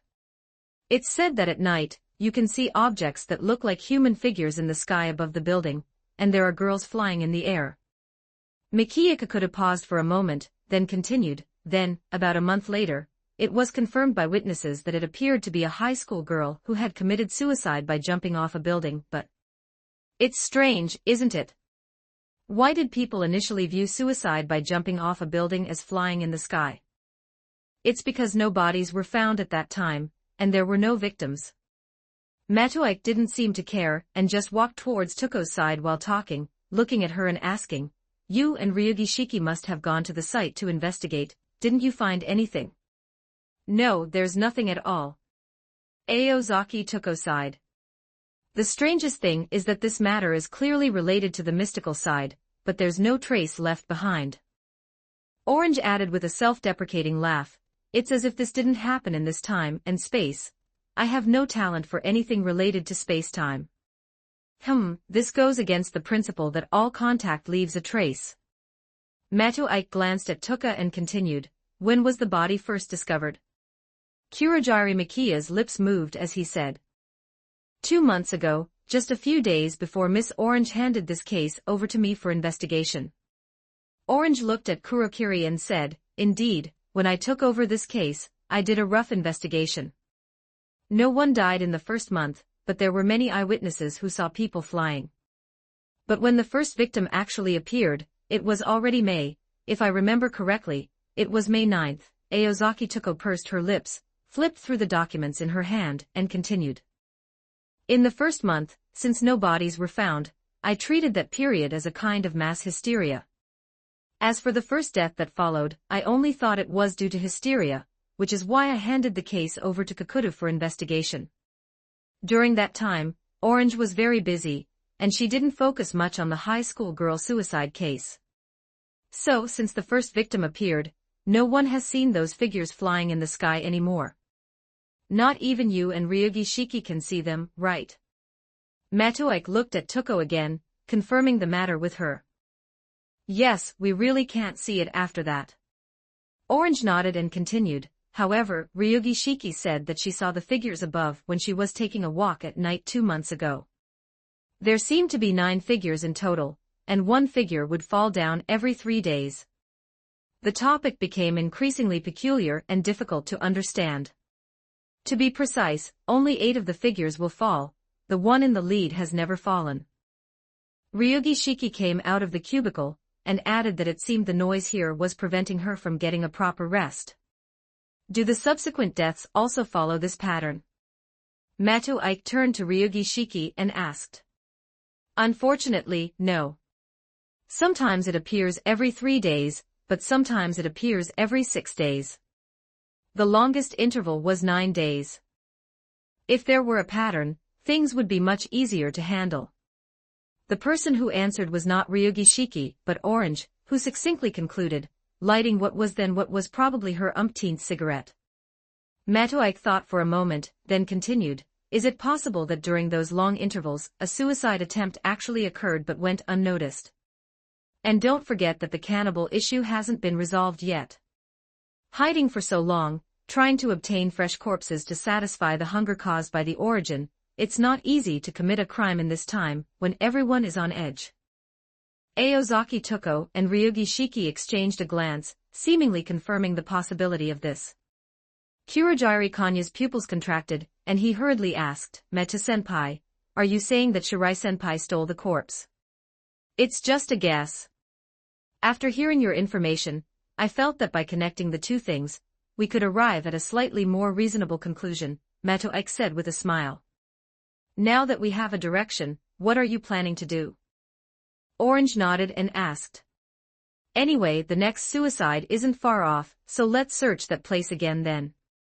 Chapter 219 Profile. Everything was in chaos. Matoike, who was well aware of the future developments, was surely unaware that the root cause of the high school girl's suicide case lay with a woman named Wujo Kiri. After finalizing the action plan with Aozaki Tuko and Ryugi Shiki, Matoike arrived at a hospital in Kenbuko City. This hospital is the only large medical institution in the city, and has treated countless patients. This is also where Kiri Wujo once received treatment. As for why it was in the past. Because at this point in time, the patient named Wujiao Wuhue has already disappeared. In the hospital's records, Kiri Wuju's name had already been marked as missing. This former patient mysteriously disappeared at some unknown moment, leaving behind only an empty hospital bed, and a string of clues that offered no clues. This is the information that Matoike investigated after failing to find Shirasumi Ryo and Araya Soren within the past 2 months. At the time, I thought this lead had gone cold, but I never expected that we would have to start from here in the end. Actually, it's not just the route of Wuju Kiri, the 64 floors of the offering hall built by Asagami Fujino and Araya Soren, as well as Matoike, have all been investigated. The 64-story hall of worship is still not completed. The design of this building was created by Tuko Aozaki. For this reason, Kiriike also asked her about the design of that building. Orange said that the client who commissioned the building made very strange requests, so much so that after she finished designing the building and received the final payment, she threw the design into the shredder. She described the building in these words, "This building is very stressful. Everything is distorted. The floors are made to look like the ocean, tilting in all directions to disrupt the sense of balance. The paint and lighting are designed to strain the eyes, causing the nerves to tense up without them even realizing it. They can drive people who come here crazy without using any magic. As a completely ordinary apartment, it can accept the events caused by unlucky people, absorb misfortunes and cause misfortunes, and eventually become a place that drives its residents to despair." However, the matter was dropped before the building was even completed. As for Asagami Fujino, the girl hasn't suffered any misfortune yet, and is living her life as usual, pretending to be a normal person. The demon eye shows no signs of reviving. After secretly observing the girl for a while, Matoike stopped paying attention to her. However, considering that Araya Soren would not let go of such a useful piece, Matoike then assigned a bodyguard to Asagami Fujino to provide her with close protection. It was Ingramenyu, who hadn't been seen for a long time. After Aozaki Tuko's phone number 2 doll was completed, Ingramenyu obtained a body that allowed him to move freely. After the doll was finished, Tuko and Matoike lingered for a while. In the end, Matucci paid half of the final payment, with the remaining amount to be paid in installments. Thinking of this, Matoike used the foresight spell he had previously placed on Angela Mainu's body to prepare to see what that guy was doing. The moment Matoike saw it, he immediately felt uneasy. The scene before him caught him completely off guard. He secretly gasped as 2 snow-white rabbits swayed with his movements, about to press against him. Matucci quickly shifted his gaze to observe what Ingramenyu was doing from a third-person perspective. Asagami Fujino, who had just come out of the bathroom, was casually draped in a towel. A furry thing was lying inside his arms. No need to look any more, it's definitely that guy and Romenu. He rubbed against Asagami Fujino's chest, appearing very obedient. Matsuoka severed the connection to the magic and cursed under his breath. What a lecherous dog. No wonder he didn't resist at all when he was assigned there. 1246 words. He stopped worrying about Angela Mainu. He was quite confident in Matsuoka's abilities, unless a problem arose that he couldn't handle. That guy can also use the spell patterns engraved on his body to connect back to Matsuoka. With his spirits up, Matsuoka cast a suggestion spell on himself and entered the hospital at night. The door clicked open. Sunlight streamed in through the closed window. This is Wu Jiaowui's private hospital room. It's strange that this room has been preserved even though she has disappeared. It's neither examination time nor rounds time now, so basically no one comes to disturb us. Matsuoka's gaze swept across the room's layout as he attempted to deconstruct the mystic eyes to profile this place. The room was filled with sunlight, and the cream-colored curtains, which never swayed in the wind, were draped over the hospital bed. The decor was unremarkable but not too shabby either. It just felt unusually empty, like a temporary guest house that had been cleaned up, a place for temporary guests to rest. For the residents, this place is far too lonely. Lying on this hospital bed is a completely different feeling. There was nothing around him, and perhaps not even many people accompanying him. All I could do was look at the scenery outside the window, and the flowers next to my head.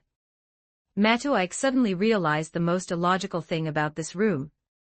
This bouquet of flowers. On the table next to the hospital bed was a fresh flower. It's not a plastic product but a pure, fresh flower. This couldn't possibly be something left behind before Wu Jiaowu disappeared. Its freshness suggests it was only recently delivered. Who would still persistently send flowers here even after Wu Jiaowu has disappeared? Araya Soren.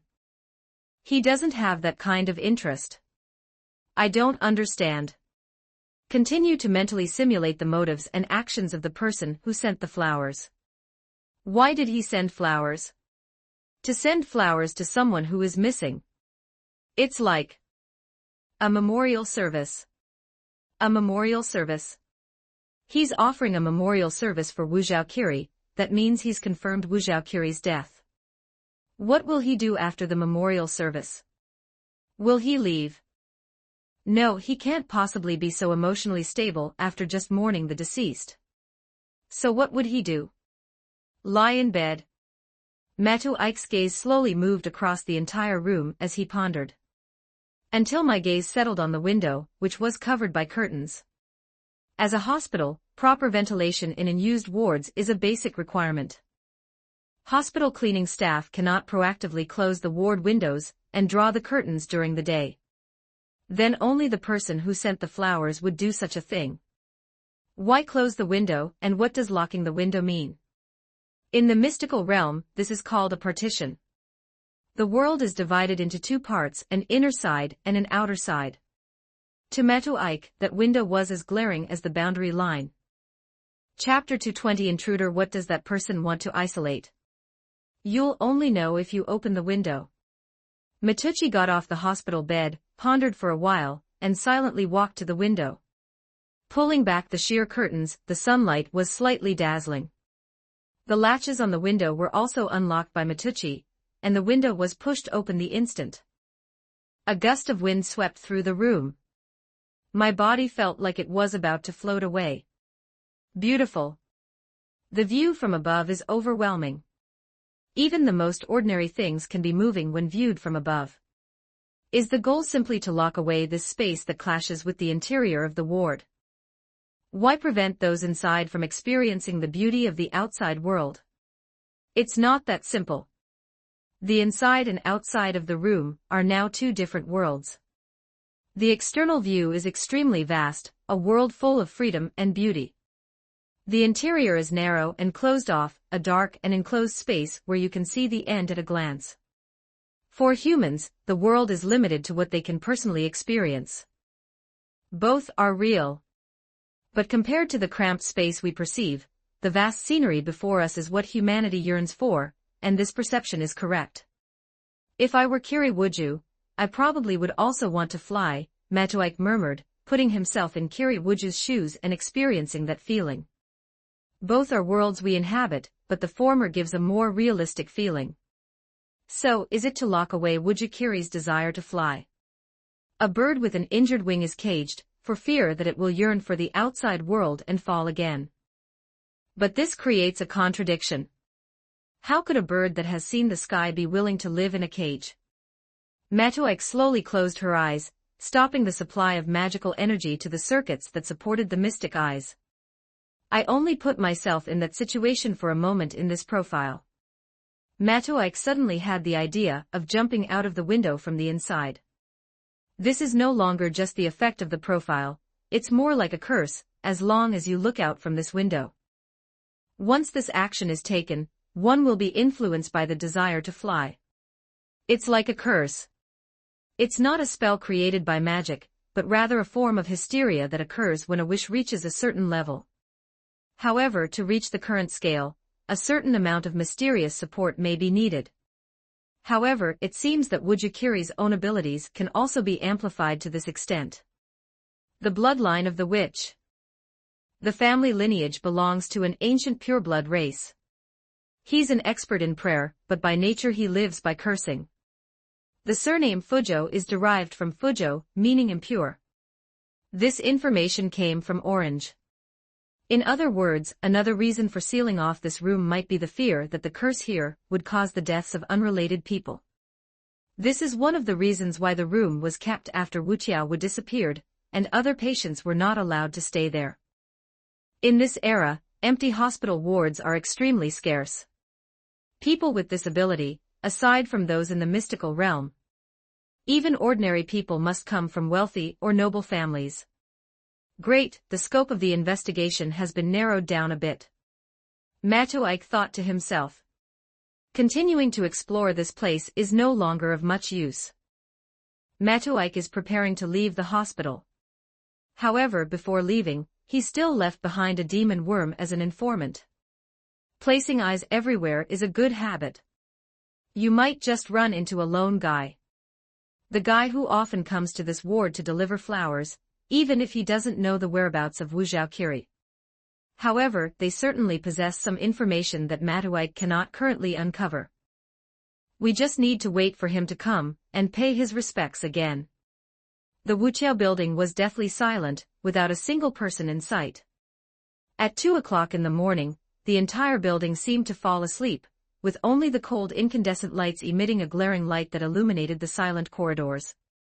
The white halo of the lights enveloped every inch of space, completely dispelling the darkness, but this artificial light appeared unusually cold and harsh.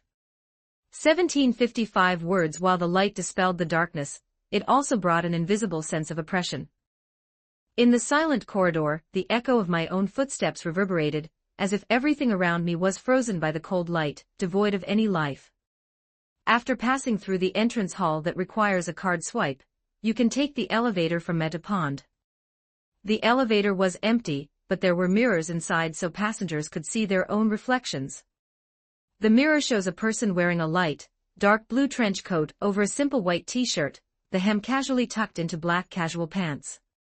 Matuik was still sleepy-eyed, his blank eyes showing no interest in anything. He had come alone. Just now, the insects he left in the witch tower sent him a message that someone had entered the building. Previously, high school girls committed suicide during the day or evening. After all, due to the curfew regulations during special periods, people couldn't go out at night. Matuik faced her reflection in the mirror, and pressed the elevator button leading to the roof. The monotonous mechanical sound of the elevator echoed in the narrow space, reflecting his mood. The confined space made him feel a little irritable. Matuik thought about it for a moment and concluded that it was the lingering effects of his previous experience in the hospital. As the elevator approached the roof, Matuik closed her eyes slightly, as if for a brief moment, she was isolated from the world. The elevator doors slowly opened. The scenery ahead suddenly changed, revealing a dark space. The surroundings were completely silent, with only a faint movement of air, as if even breathing was being suppressed in this small room. The only door on the roof leading to the outside world stood silently before him. After arriving at the small room with only one door leading to the roof, the elevator left Matucci and returned to the first floor. Matuik walked towards the door, his fingers gently touching the doorknob, the cold metallic feel reaching his fingertips. His gaze shifted slightly downwards, the door was blocked by something. Someone has been here. It was obviously the guy who sneaked into the witch tower. There was no trace of magic in him, he seemed to be just an ordinary person. Not knowing what was happening outside, Matuik did not attempt to break down the door to get out.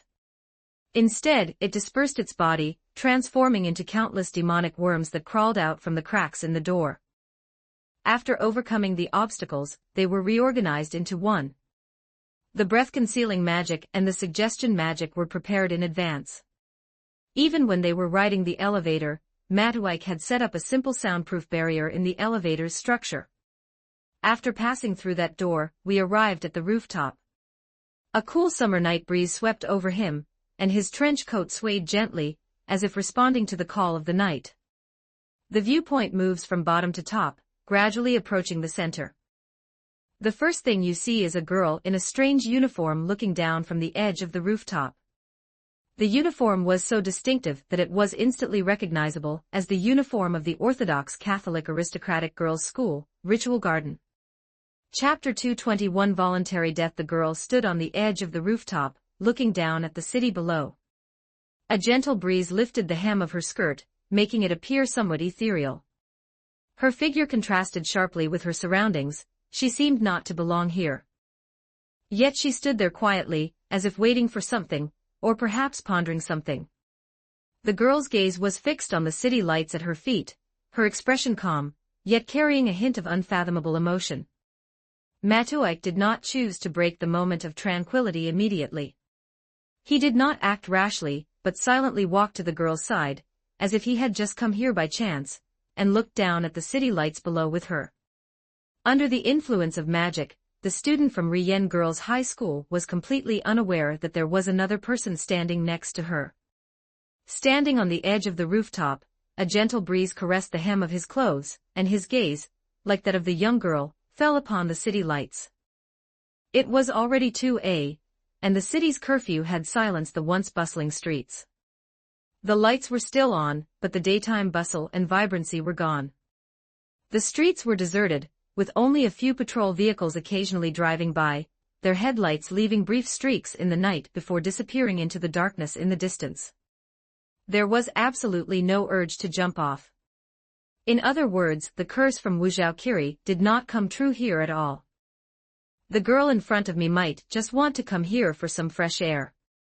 Or perhaps the curse simply lingers on the person before him, unnoticed by Matuik. Matucci continued to observe the people in front of her, and the scenery below, searching for any people or things that might be unusual. The girl just stood there blankly, her eyes fixed on the pitch-black street below. Matucci suddenly realized that the person in front of him hadn't paid any attention to the night view in the distance. It's not normal. Humans are greedy creatures, especially when they stand on high places. The viewpoint will involuntarily lock onto the more distant horizon. The vast field of vision is a sharp blade that pierces through the barriers between worlds. This makes the fact that we are here obscured. This is also one of the main reasons for the flying impulse brought about by looking down. But the person in front of her kept her gaze fixed on the area below the building the entire time. This means that the other person is not that interested in another world, she has always confined herself to the original point. In other words, she had no urge to fly at all, she only wanted to fall. But she hesitated, a mixture of fear of death and longing for life. Something was driving her toward self-destruction. This is an exception, although Matuik did not personally witness the appearance of other people who jumped to their deaths. But his intuition told him that the girl in front of him was a special case. The flying curse is real. The girl didn't seem to be directly affected by the curse, rather, she stood there willingly, hovering on the edge of life and death.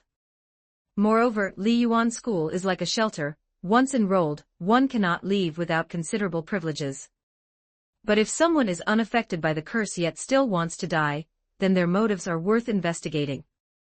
Then Matuik slowly walked to the girl's side and reached out to pat her shoulder. "Who are you?"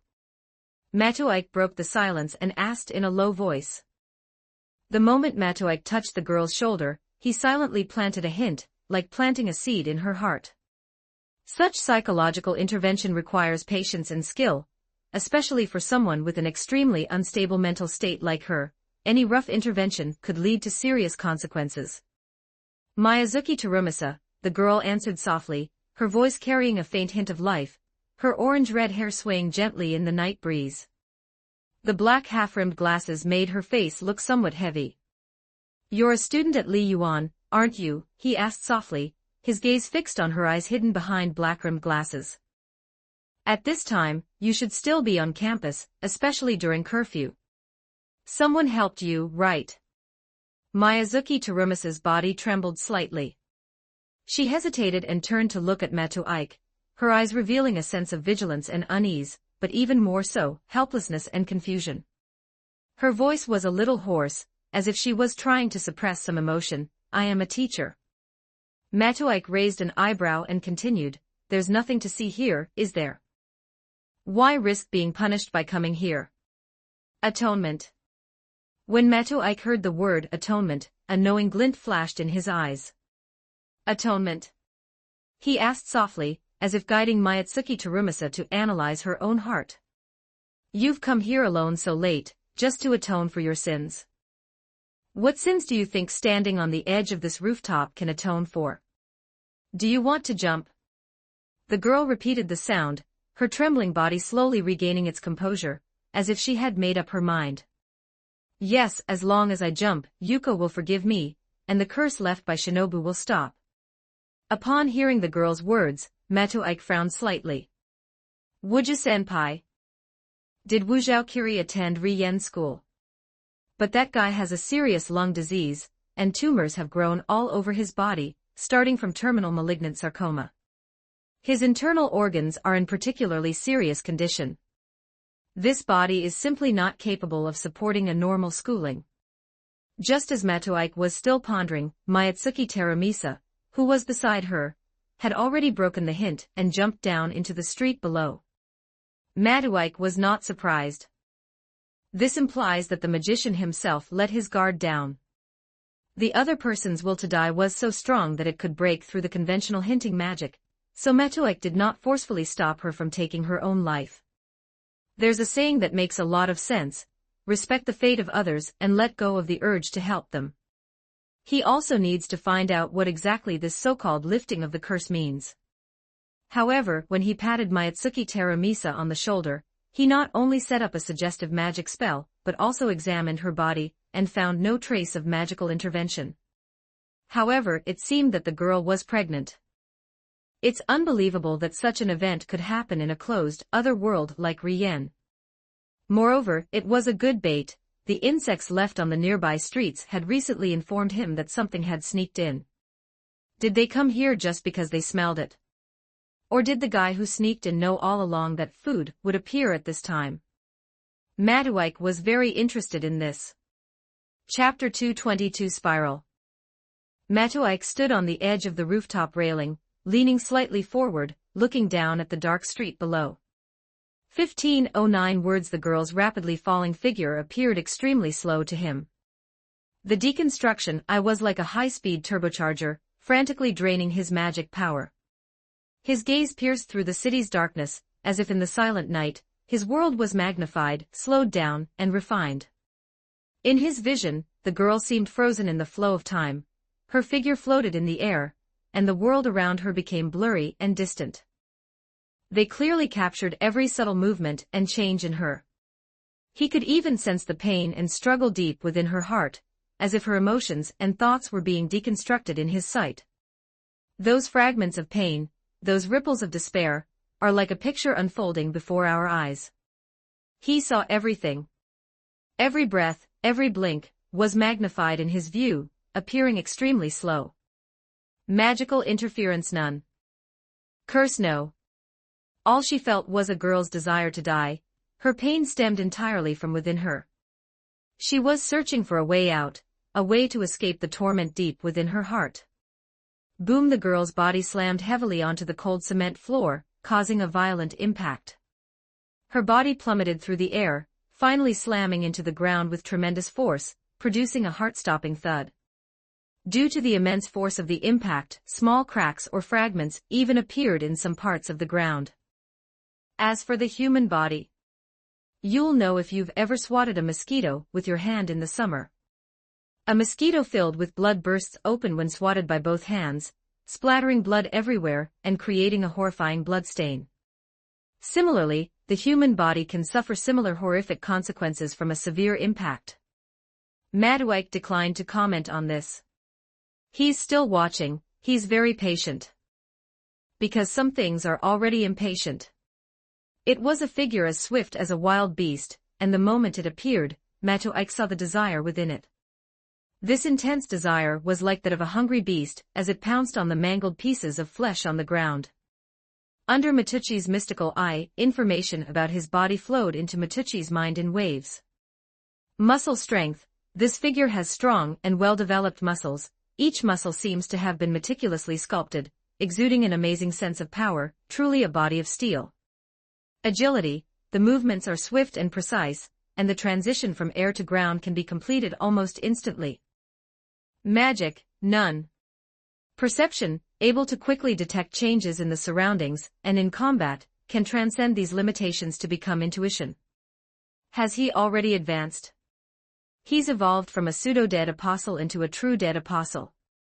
A guy of this strength isn't so easy to deal with. As Matwick assessed the information entering her mind, she murmured, but this guy isn't Shirasumi Ryo. He was like a nightmare sitting alone atop a high tower, indifferently watching the bloody drama unfolding on the street below, as if it had nothing to do with him. This is a side effect of highly activating the deconstruction eye, or rather, a positive effect. At this moment, compared to humans, he leans more towards the magician, and his thinking is more rational, as if he has a mechanical mind. Before Matwick could make a move, the monster below, which was feeding, stopped. He looked around with some confusion. Have they been discovered? Are they trying to escape? Matwick pondered the monster's sudden actions below. The monster slowly turned its head towards the sky, making a very long eye contact with Matwick. In that instant, Matwick could sense the panic and confusion in the monster's eyes. Immediately afterwards, the guy turned around and tried to run away. Matucci is preparing to take action. However, just as it was about to leave, Matwick discovered that it had made an unexpected move. Its movements were clumsy and hurried, clearly because it had lost its usual composure due to fear. The thing pulled out a burlap sack from somewhere, as if it had turned this place into its own restaurant, intending to put the pieces of meat on the ground into the sack and take them away. It was somewhat comical, quite laughable. Even Matwick couldn't quite keep a straight face. You're clearly terrified, yet you can't bear to eat. Do you think it will take you a while to get downstairs? Matwick smiled helplessly and turned off the deconstruction mystic eye. He even found the monster somewhat adorable. Was the world insane, or was he insane? As Matucci stepped onto the rooftop railing, her perspective suddenly shifted. He is falling. According to common sense, it does take quite a bit of time to get from the top floor to the bottom floor. But magic is not such an inconvenient thing. With a popping sound from his joints, Matwick's body was returning to battle mode. The deconstruction eye has been shut down, which makes him somewhat irritated, because his temporarily absent humanity has returned. 1 second he could watch the girl in front of him commit suicide, but the next second he was furious because her body had been desecrated. At this moment, Matwick clearly felt the spiral of contradictions that the possessors of the mystic eyes were constantly in. From a modern perspective, this is an extreme example of double standards. But so what? As long as your mind is clear, that's all that matters.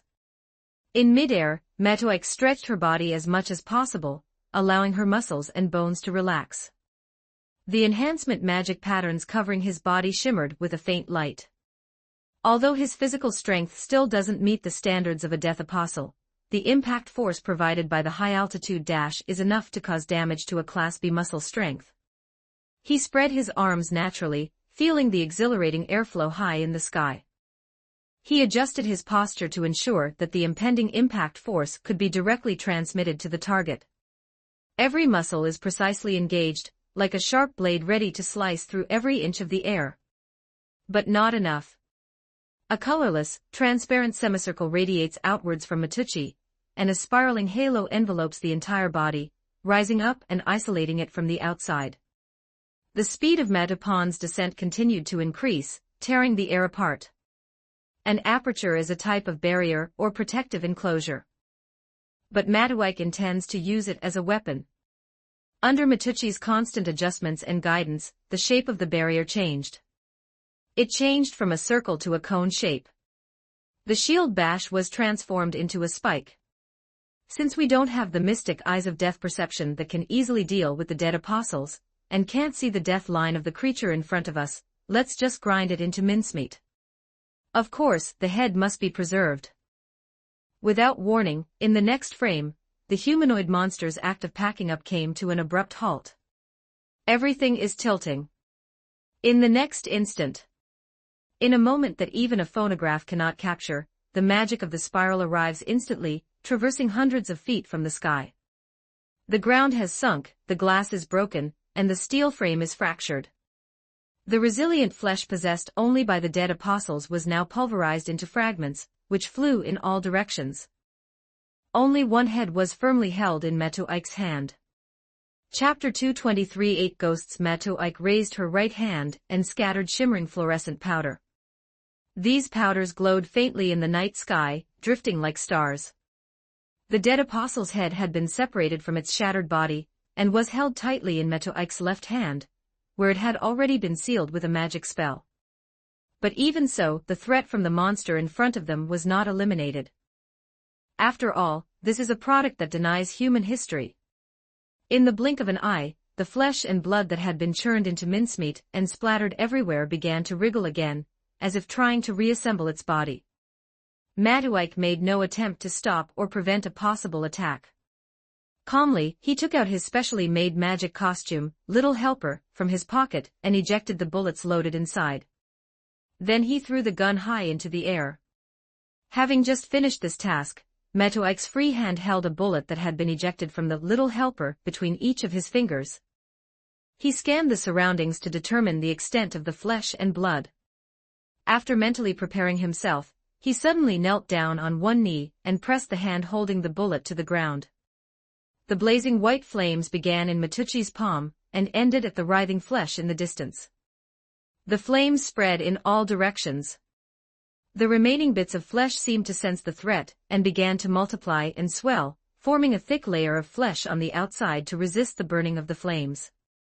1699 words. Matuik once studied the flesh and blood of sea monsters with similar characteristics. If the flesh and blood continued to multiply without any magical supply, it would be like this. This means that the other party has reached a dead end, and is starting to sacrifice their lives in order to seize a glimmer of hope. The bloated flesh began to push aside the steel bars and stones rooted in the ground. The internal structure of the steel skeleton gradually cracked and sparks were even generated when the flesh and steel fractured together. How hard it was! Twisted limbs supported the bloated mountain of flesh, twisting and deforming into sharp, bloody thorns that pierced towards Matucci. Flames, blood and spears. This scene is like a bloody battle in hell.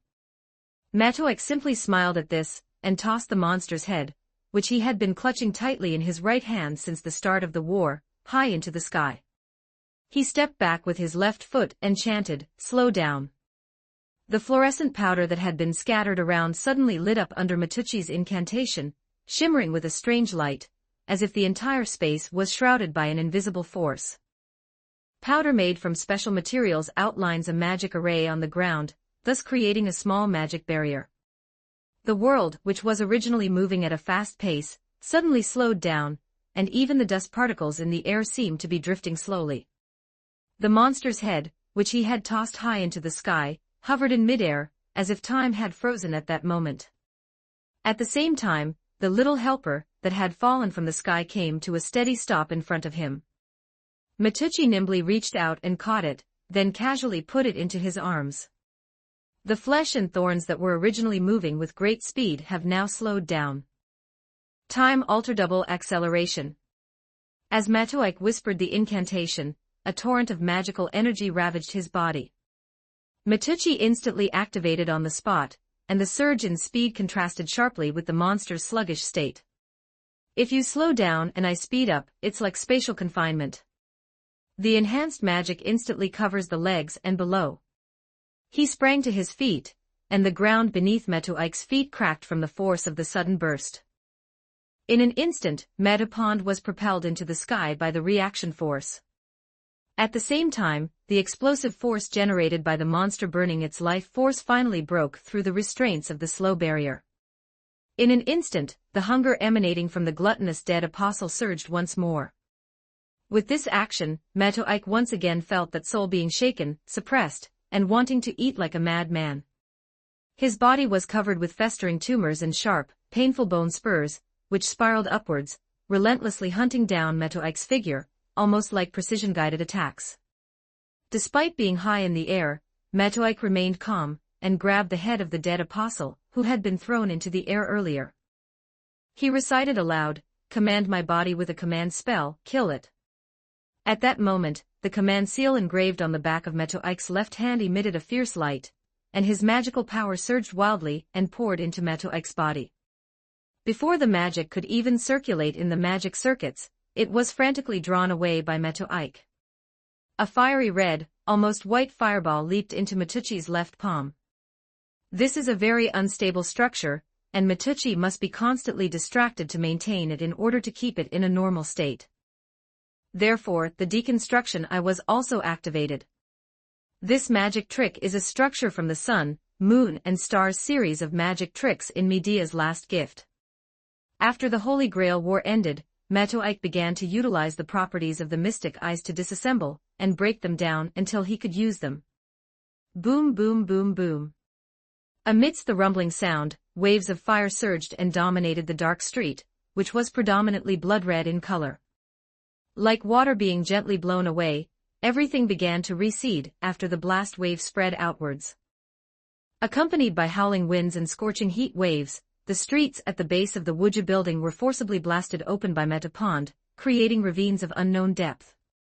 This is a level that a gas explosion could never reach. The Metapond, which had been floating in midair, slowly fell into the sea of fire. Miyazaki Terumasa's remaining body had turned to ashes during the battle, disappearing along with the remaining parts of the gluttonous dead apostle's head in her hand. Matuik shook his head as the backlash from his innate control began to flare up, sending a sharp, familiar pain piercing his brain.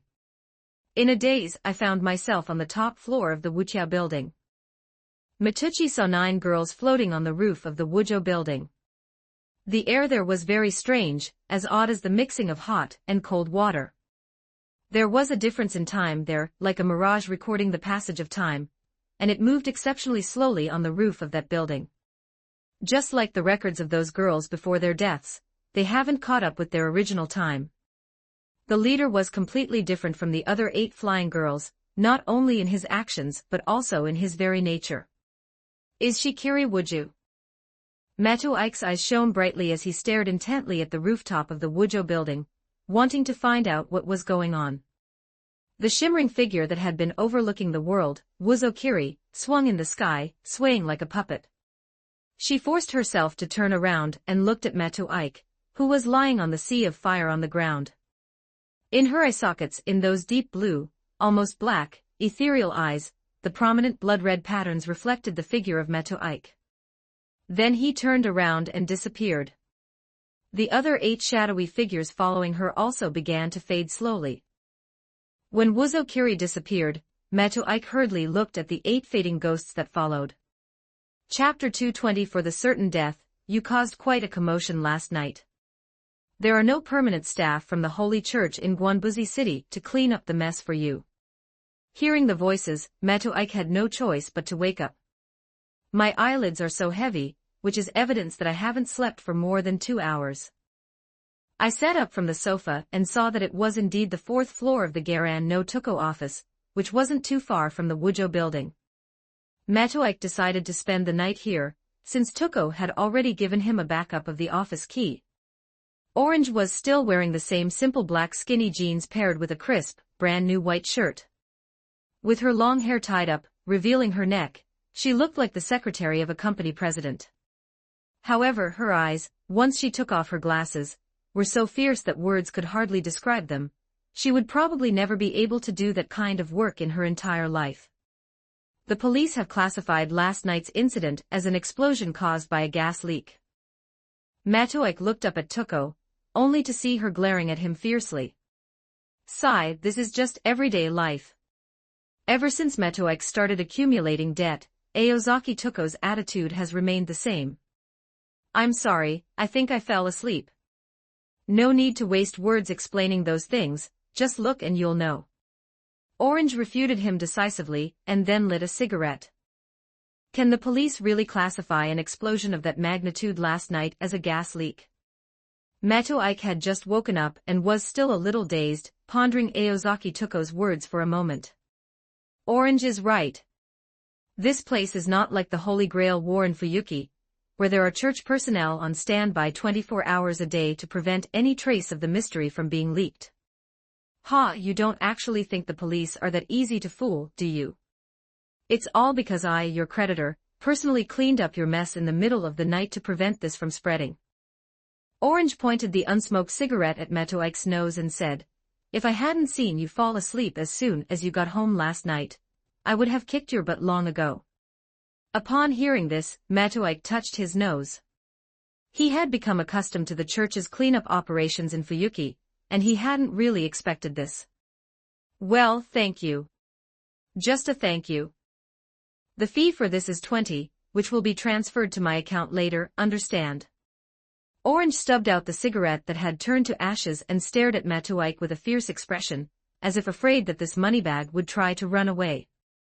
Matoike yawned, waved his hand dismissively, still adhering to the saying that more debts are never a bad thing. Then I slipped into the area next to Orange's private room, which was similar to a kitchen. I'm going to make myself a cup of coffee. Seeing Matoike's nonchalant expression, Tuko realized she couldn't do anything about him, so she could only continue to make things difficult for him in other ways. Make me a cup too, I want a free pour. Matoike was taken aback, feeling a bit strange, realizing that Tuko was taking her anger out on him. Who in their right mind would drink coffee at home with latte art? He shook his head, and after a period of work, a voice from the next room urged him on. Too slow, Mato. What exactly happened last night? How did a battle of that scale occur? Orange asked, taking a sip from her mug. In response to Aozaki Tuko's question, Matoike gave her a brief explanation. 1974 words last night, in the early hours of the morning, I received a message from my familiar that revealed the 18th female high school student who committed suicide, as well as the ghoul that I had been unable to find, and finally, I had a great battle with him. After listening, Aozaki Tuko nodded, but she still had some questions about certain details. You mean those ghoul-like creatures have transformed into true dead apostles? Matoike hesitated for 2 seconds.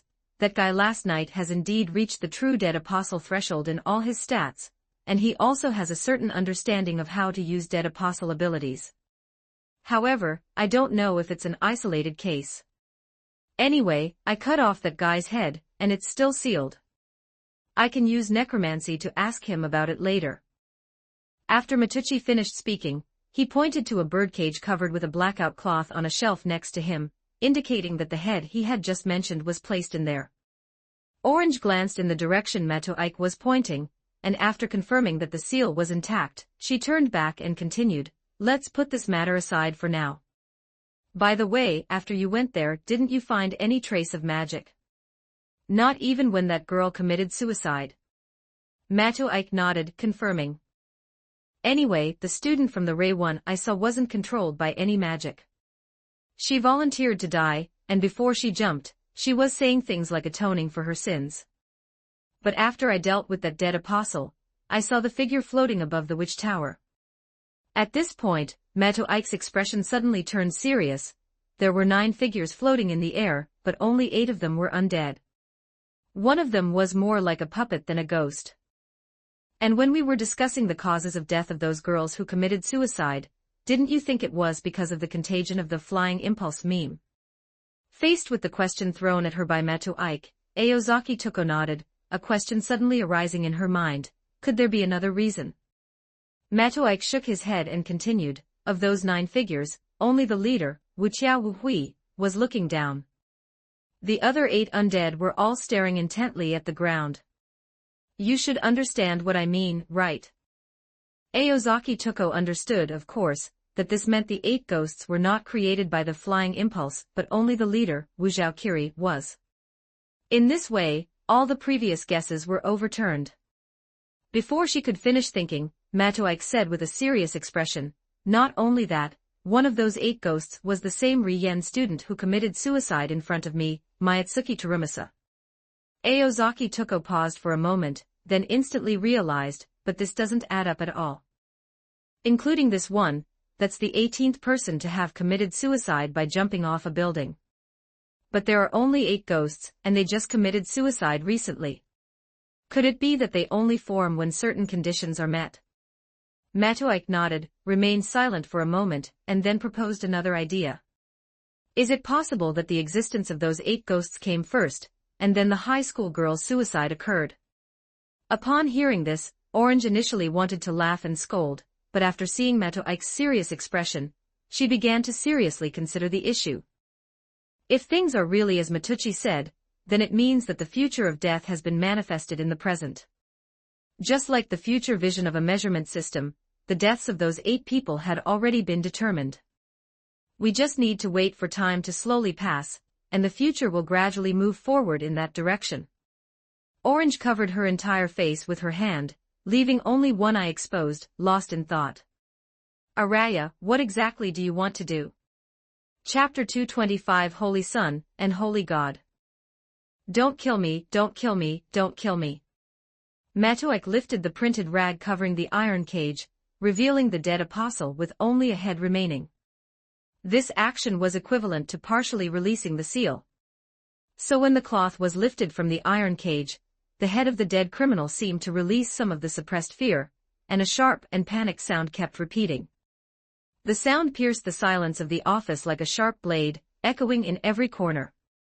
Matoike looked at the headless apostle, his expression unwavering. He was already used to this kind of scene, calmly observing the monster in the iron cage. Does it still know fear? In other words, can it communicate? If we could talk to him, things would be a different story. Once you start talking, reason will return. This conveniently saves the trouble of performing necromancy. Orange frowned, clearly annoyed by the sudden commotion, especially since she was deep in thought. She stubbed out her cigarette in the ashtray, walked to the iron cage, slapped it with her hand, and said impatiently, "Shut up, you're so noisy." The assailant's head was directly exposed to the strong indoor light after the cloth was lifted, and then he was suddenly slapped hard on the iron cage. Just like a player who has just entered a point in a game, and has been hit by both a flash and a shock, suddenly they don't know what to do. Fortunately, the noise finally stopped. The monster looked extremely haggard. It had only been a night since the battle, yet his cheeks were already sunken and his eyes were bloodshot. "Who are you?" it asked softly, a trace of reason still lingering in its voice. Matoike stepped forward, preparing to begin the interrogation. But the head locked in the cage seemed to have seen a demon that had escaped from the Code of Solomon, and it went berserk again. It recognized that face. That was the Holy Sun chosen by the Holy Spirit. All creatures like them would be eaten by this man before it. "It's you." The head with bulging eyes stared intently at Matoike. "You are Matoike." "Yes, you seem to recognize me. But we don't seem to have met before." Mr. Matucci met its bloodshot eyes, which were filled with blatant hostility, and gripped the top of the cage with its hand. He was prepared to use necromancy if the other party did not comply, but the information produced by necromancy is ultimately not as good as the description given by a living person. The name Minato Keita was just told to him by Aozaki Tuko through magic telepathy. He seems to be a regular in a certain type of case, which is why Tuko remembered it. Keita Minato dared not answer. It is a dead disciple, a benefactor of the Holy Spirit, yet it dares not speak before Matopond. Matoike lifted the cage, coldly staring at the trembling head inside, his face remaining as calm as ever. Magic gathered in his hands. Keita Minato finally overcame his fear and screamed, "Don't kill me, Holy Son. I can help you find the whereabouts of another blood sacrifice, by Chunlixu. It stole the power of the Holy God. These are all yours, Holy Son." Holy Son? What are you talking about? Matoike touched his forehead, seemingly unable to bear the hysterical screaming. After a brief silence, Minato Keita roared again, his expression frenzied, as if he had found a hope that would allow him to survive. "Holy Son, don't you know? You are the Holy Son chosen by the Holy God. After consuming all the blood food, you will gain the power of the Holy God and become the agent of hunger, guarding this pasture for the Holy God. And that by Chun fellow, it stole the blood food in advance, stealing the grace that belonged to you, Holy Son." Matucci was somewhat confused at the moment, but he still understood part of the meaning. Beelzebub seemed to regard him as his chosen one. Orange took out a cigarette, took a deep drag, and said in a low voice, "It's somewhat like the way dead apostles advance. The lowest level of ghouls progresses towards vampire status by constantly consuming the flesh of ordinary people. After becoming a vampire, one can defeat the dead apostles who are blood relatives and then become the new dead apostle oneself. And that so-called holy power is somewhat like the idea blood principle blood ring possessed by the 27 dead apostle ancestors. It is the original commandment that should be engraved on the soul, and can flow in the dead apostle's body." Keita's mind suddenly became excited. Although he didn't understand what a dead apostle was, he had something to say about it. That's right. Bai Chunli Su ate all the other dead apostles except me, so it stole part of the power of the blood ring that should have belonged to you, Holy Son. Only I have remained loyal to you, Holy Son, and escaped from that Bai Chun fellow's clutches. For this, I endured humiliation for 2 months, fearing that Bai Chun would find me and steal my complete power." Keita Minato's changing expressions perfectly captured the phrase, a face full of snot and tears. The way it looked at Matoken was as if it had seen its long-lost godfather. "As long as your majesty can protect me, that traitor Bai Chunlixu will never obtain the true power of the Holy God." Matoek simply stared indifferently at Minato Keita's head, but her mind was preoccupied with something else. If what Keita Minato said is true, then it means that during these 2 months, that is, during the time when Ryo Shirasumi disappeared, its power was further enhanced, reaching the level of half of the 27 ancestors of the dead apostles from the level of a dead apostle. Having such formidable power, why does he dare not show himself easily? Is he trying to find Keita Minato and then further evolve? However, Keita Minato is clearly connected to the high school girl's suicide, and Araya Soren must have been involved in this matter.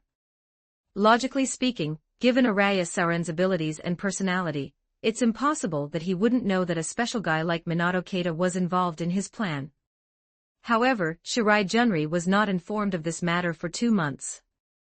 Therefore it can be concluded that Araya Soren does not want Hakujun Riso to obtain the power of the 27th ancestor of the dead disciples at this time.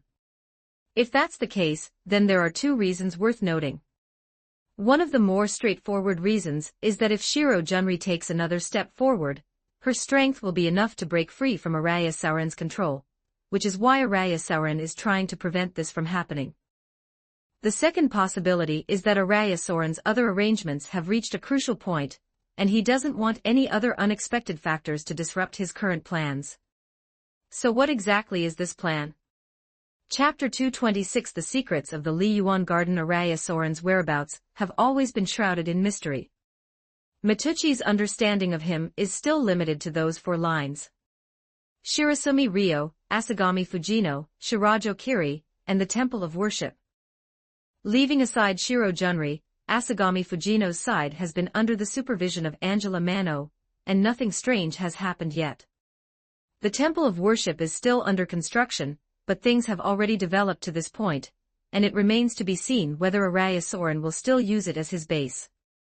That leaves only the missing Wujiang Wuhui. 1747 words. This is what Araya Soren is most likely to be concerned about right now, and it may also be a very important milestone in Araya Soren's plan.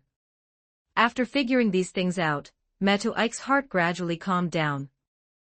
Wudokiri may not be just a victim, but a symbol or a key moment, or even one of the core elements of his plan. If we can find Wudokiri, we might be able to glimpse Araya Soren's true purpose. What happened with that girl who jumped to her death? How did you know she would jump last night? Matu Ike changed the subject and asked Minato Keita's head again. It was a friend of mine who used to smoke citrus leaves who told me about it. He said that the girl asked him about the school gate access control that night. As Keita spoke, he glanced at Matu Ike, startled by her sharp gaze, and continued answering. He installed a GPS tracker on that girl, and I only found out where she went to commit suicide by having him call out her location. Your Holiness, I never expected to meet you on our first meeting. It is truly a destiny ordained by heaven, Your Holiness. First time. Matu Ike's gaze swept towards Minato Keita's head. Under that gaze, Keita Minato felt the pressure explode and awkwardly said, the second time, there was another one 3 days ago, but Your Majesty, you are wise. It was broad daylight then, and there were so many people around. I didn't dare to make a move. Now it is Matu Ike who is puzzled.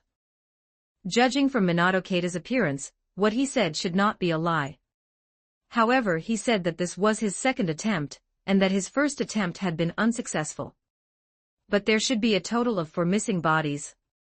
Shirai Junri. Besides Keita Minato, there are probably only 2 cannibals left in Kenbuko City. Matu Ike stopped pondering this point of doubt and continued questioning Minato Keita. Is your friend a teacher at Li Yuan? Does he have the authority to impose access restrictions on students? That guy's name is Hayama Hideo, and he's one of only 2 male teachers at that Rien school. Keita's expression relaxed slightly as he said this, as if he had thought of something.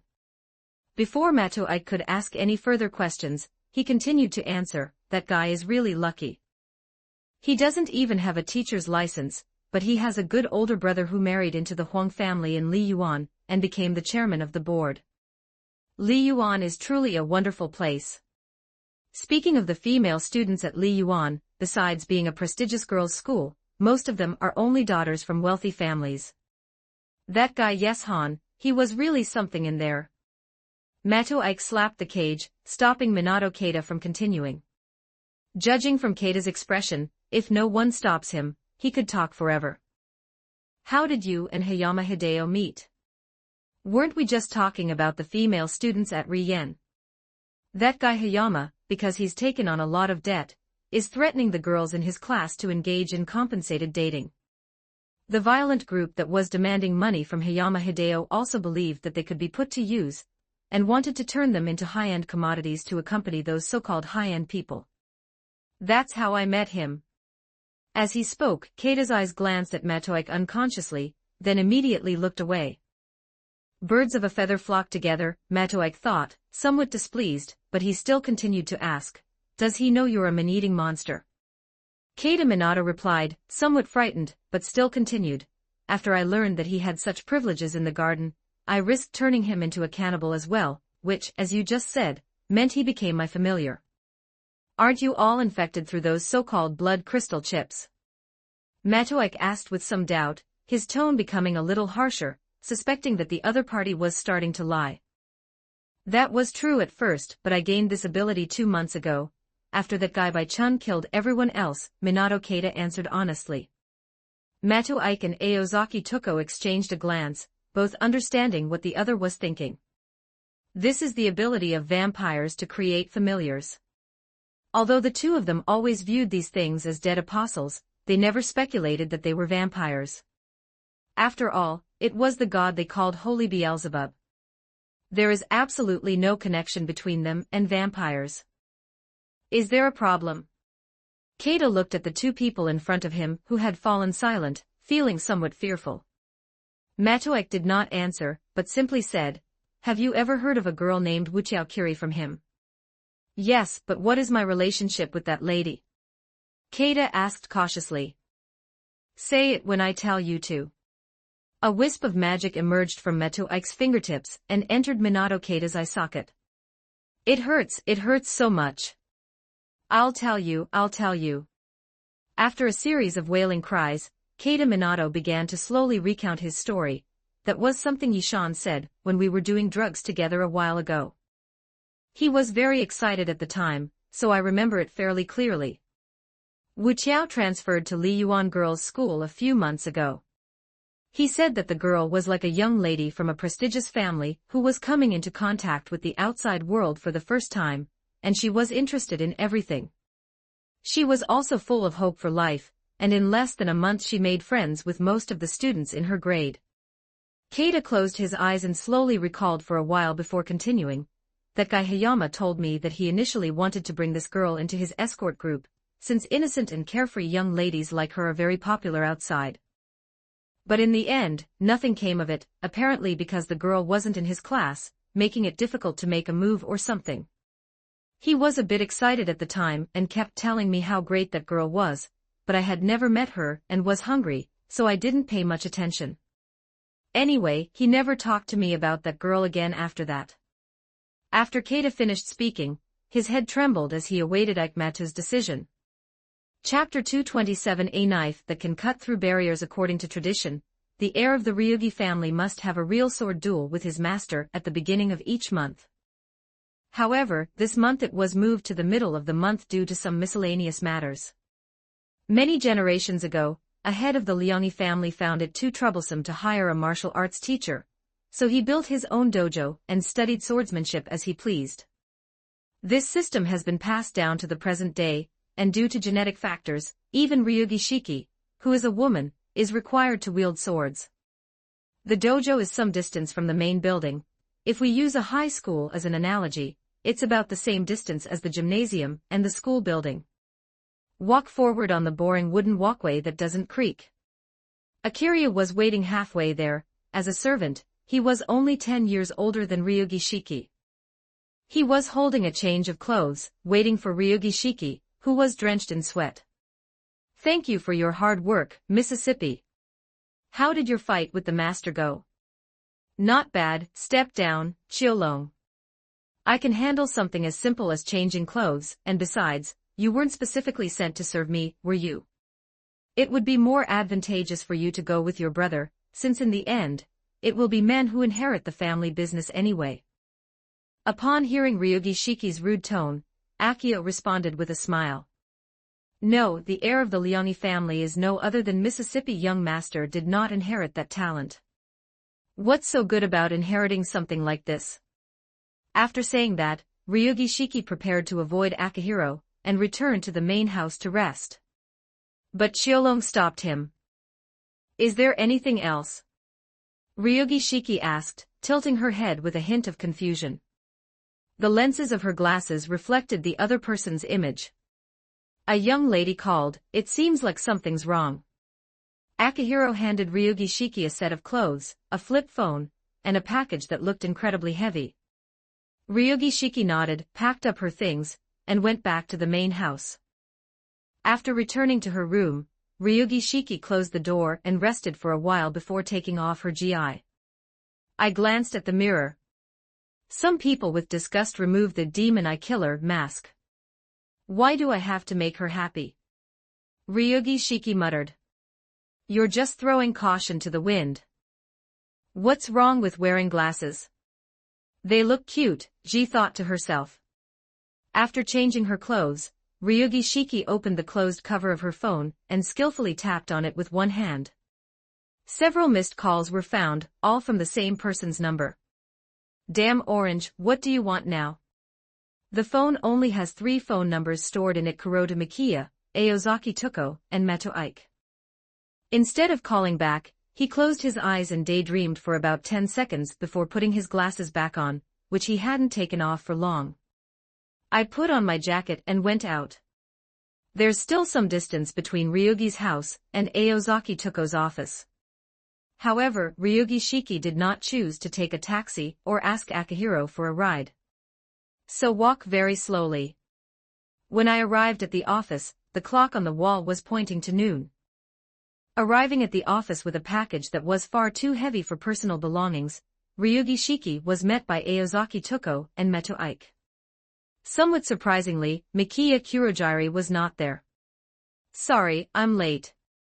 After leaning the small package, which resembled a bamboo sword case used in kendo, against the wall, I caught my breath. It was still quite hot outside in the summer. Ryugi Shiki casually tossed her jacket onto the sofa, and found a place to sit down. 1833 words. The small package, less than a meter long, felt as heavy as if it were filled with iron. I didn't feel it was too heavy when I left home, but my hands started to ache after walking less than 100 meters. My physical body, as a normal person, is still not strong enough. Her shoulders moved up and down with her breathing, and Ryugi Shiki rubbed her arms. After seeing her, Aozaki Tuko walked towards her. Hey, good morning, Ryugi. The weather is so nice. Hearing Orange's teasing voice, Ryugi Shiki's eyes behind her glasses flickered slightly. The call was made in the morning, and the person arrived at noon. Knowing that he was somewhat in the wrong, sure didn't argue with Chingzi.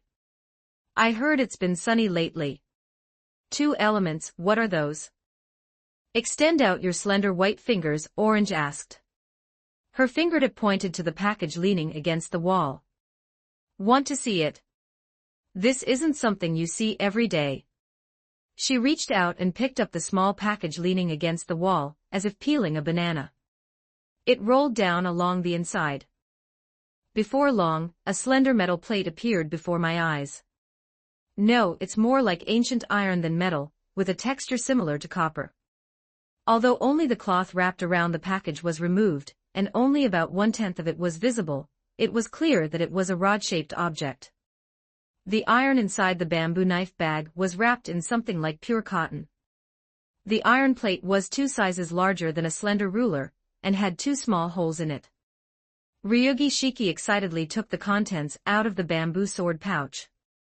However, she was stopped by Miss Orange, who had been watching her all along. Shiki, that's an ancient sword, isn't it? Don't take out a sword from 500 years ago here, it will cut through the entire barrier.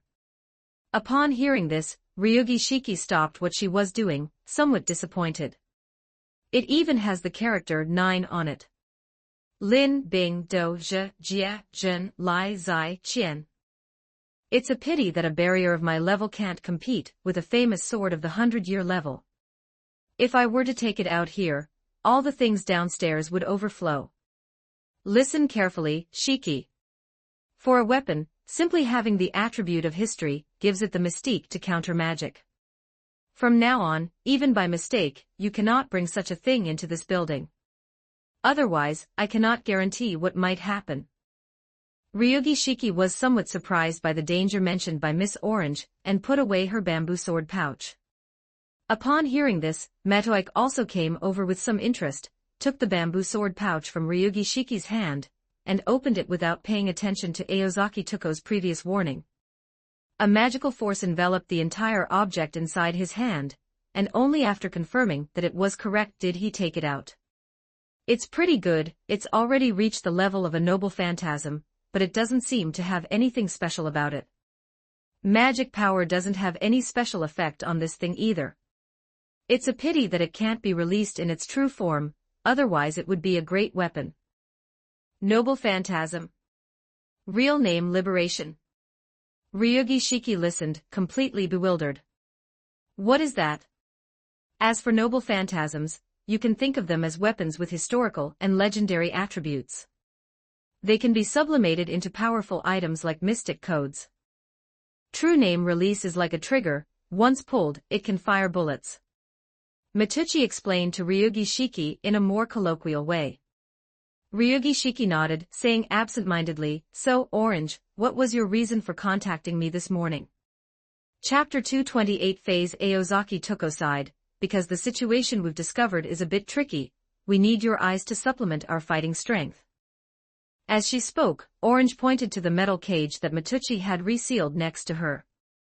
Ryugi Shiki walked over with some curiosity, removed the cloth covering it, and poked the thing inside with her finger.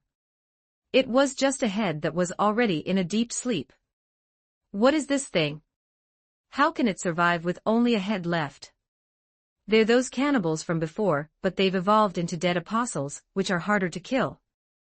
Miss Orange's expression grew increasingly serious, and her eyebrows furrowed. Ryugi Shiki didn't pay attention to what Toko said, and simply said, I'm not as good as Mecha-senpai. If he finds this difficult, what use would I be? Ryugi Shiki said nonchalantly, her tone slightly sarcastic, as if she were still a little stingy with Meto Ike. Well, do you know what happened at the Wuqiao building last night? Orange felt somewhat helpless with the problem child in front of her, but she wasn't at a loss. She was already very skilled at getting the boy's emotions going. TCH, Sure sighed softly. I heard it was a gas leak, but when I passed by there today, I saw a trench that was tens of meters long and several meters deep. Could that really have been caused by a gas explosion? Of course not. Those are marks left after Mata fought with that head next to you. It's a bit of an exaggeration, but according to him, you can't kill this kind of guy without going to this extent. Ryugi Shiki was puzzled upon hearing this and turned to Matoike for confirmation. She only saw Matoike nod and continuing what Toko had said, that's true. I have a very poor compatibility with this thing. These dead apostles also have the ability to fight magic. Without large-scale magic, it's difficult for me to achieve any effective results. Mato Ike recalled the battle of the previous night. Although he had the upper hand the whole time, he had also paid a price. For example, command seals and similar items can be restored, but it still takes a lot of effort. The main problem is that your best skills are rarely effective against this kind of thing. Mato Ike continued, you should now know my focus among magicians. I'm more inclined towards controlling familiars, and you've already seen those insects. Ryugi Shiki nodded as well. She knew very well how terrifying those insect familiars were, having experienced it herself. This kind of dense, numerous, and varied attack was the kind she least wanted to face. In Aozaki Toko's words, she and Mato Ike were so incompatible that their true forms didn't even need to lift a finger, the insects alone could drown her. She also somewhat understood what Matucci meant, that is, Matucci's familiars had difficulty working against these things they called dead apostles. However, she didn't say anything and waited for Mato Ike to continue. These monsters have extremely strong vitality. The physical biting of the insects is difficult to deal with. Although I have that cute little thing that can explode, these monsters are all accompanied by an aura-like effect. Ryugi Shiki asked, somewhat puzzled. Seeing this, Matoike smiled and explained, it's like a field effect in a game. As long as you get close to this monster within a certain range, different mysterious effects will appear. The aura surrounding these monsters is called hunger, and my insects will develop a hunger pang as soon as they get close. It was fine before, but the effects attached to these advanced dead apostles will cause them to go berserk as long as my insects are within the aura's coverage. After a certain period of time, they will become out of control and devour everything they can like locusts. Makiriake seemed somewhat helpless about this, but still continued, after all, insects have almost no rationality. This kind of mysterious ability to influence their instincts is really difficult for me to deal with. Ryugi Shiki nodded. No wonder Mato Ike said he didn't get along with this kind of monster. Despite being a bug tamer who controls insect-type familiars, his subordinates lost control before the actual battle even began. It's like a general leading an army into battle, whose troops are already in turmoil before he even steps onto the battlefield. However, there is still one problem with the Ryugi Shiki, doesn't this halo effect work on people? Mato Ike shook his head, rejecting the idea. It also has an impact on people, making you feel extremely hungry, speeding up your metabolism, and leading to a significant increase in physical exertion. However, these problems can still be overcome by willpower. What's wrong? Ryugi Shiki asked directly when she saw Mato Ike suddenly stop talking halfway through her sentence. I was thinking, would it be better to fill our stomachs before fighting this thing? Flesh and blood bodies are indeed difficult to resist things that are rooted in instinct. Perhaps a doll made of inorganic matter could solve the problem better.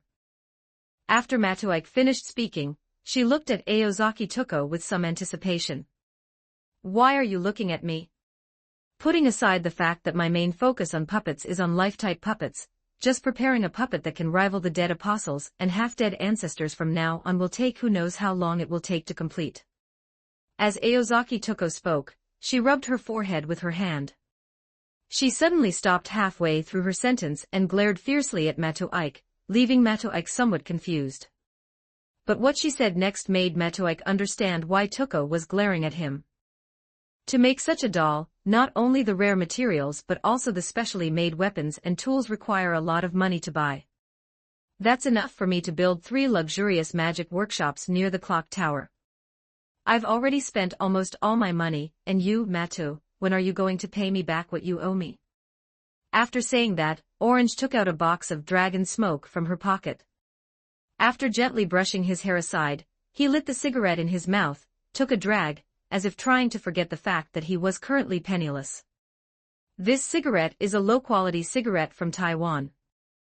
Although it is handmade, the price is just SOSO. But according to Aozaki Tuko, this is the second most valuable thing she currently owns. This further illustrates Orange's current financial situation. Creating a set of puppets that can rival half of the death ancestor is simply a pipe dream.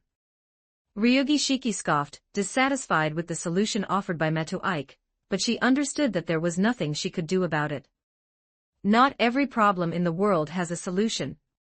If Aozaki Tuko and Matoike can overcome this tricky problem through magic, then there's nothing for her to do. Chapter 229 Action. The smoke from the cigarette gradually blended into the white sunlight. 1713 words after watching Matoike and Aozaki Tuko's bickering from the sidelines, Ryugi Shiki finally spoke. Orange, you haven't finished speaking. Honestly, I'm not an alchemist, how could I be troubled by money? Miss Orange by the window tossed her cigarette outside. All right, Ryugi, we need to do a test before we move out. It was really unpleasant, and this was especially evident on Orange's face after taking nicotine.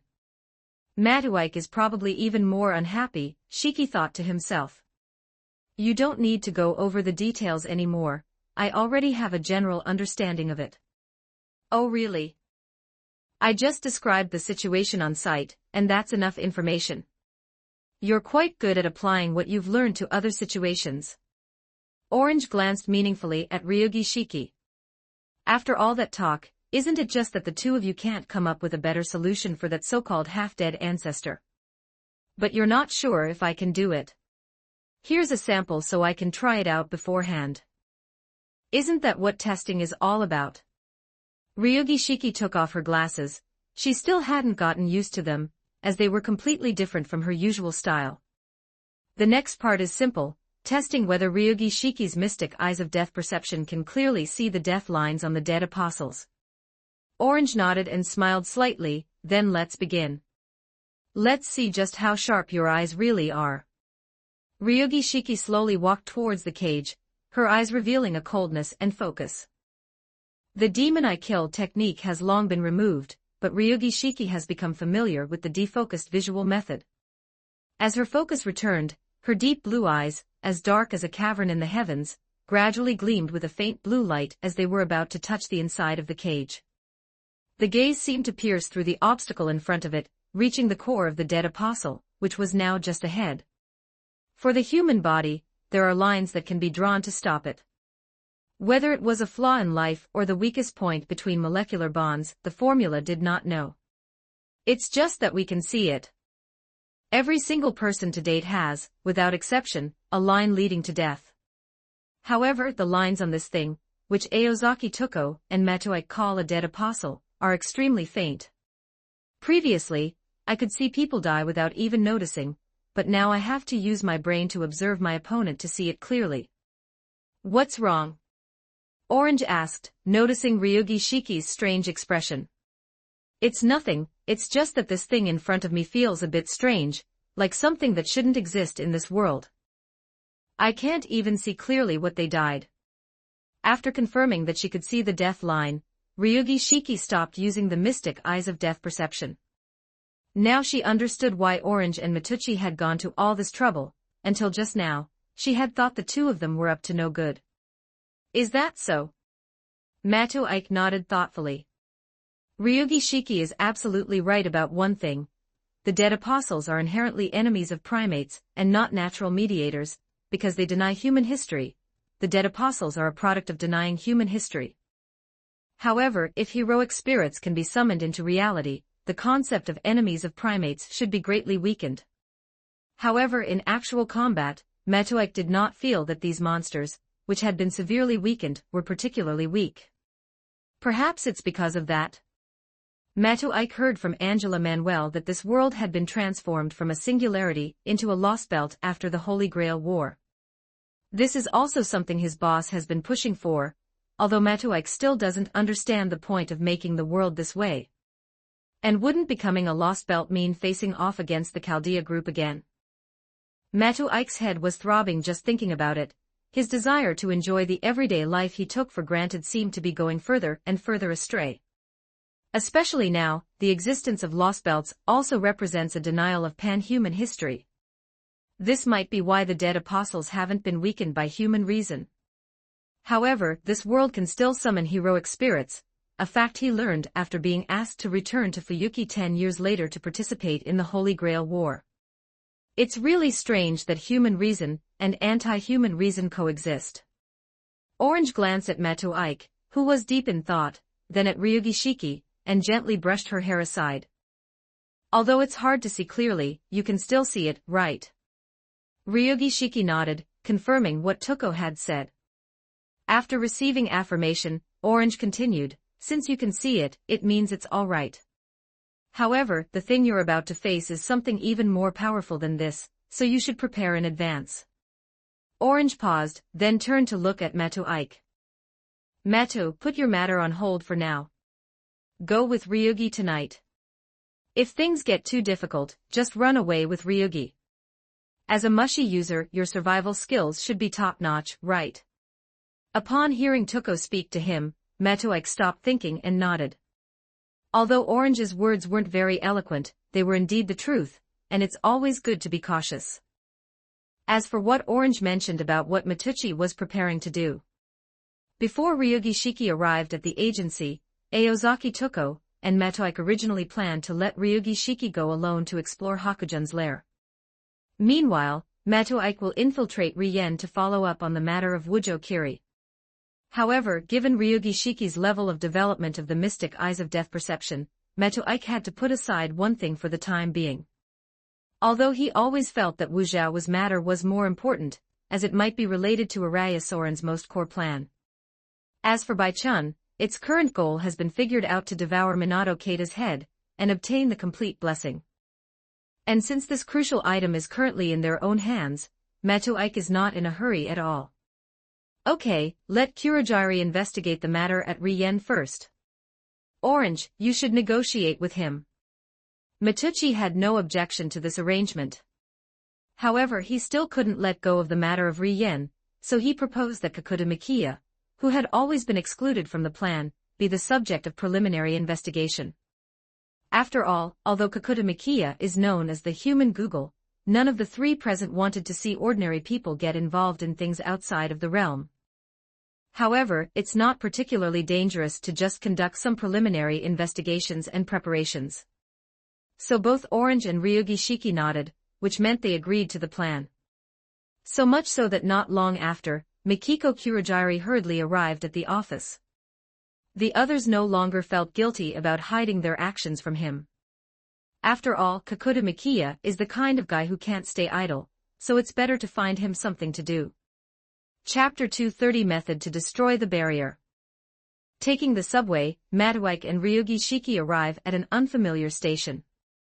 Looking out from this silent city, which resembles a ghost town, one can see a huge port in the distance. According to Keita Minato, Shirasumi Ryo is hiding in a warehouse district in the suburbs. There was no one in the warehouse area and few streetlights. As long as you walked into the open space between the two warehouses, no one would cause trouble.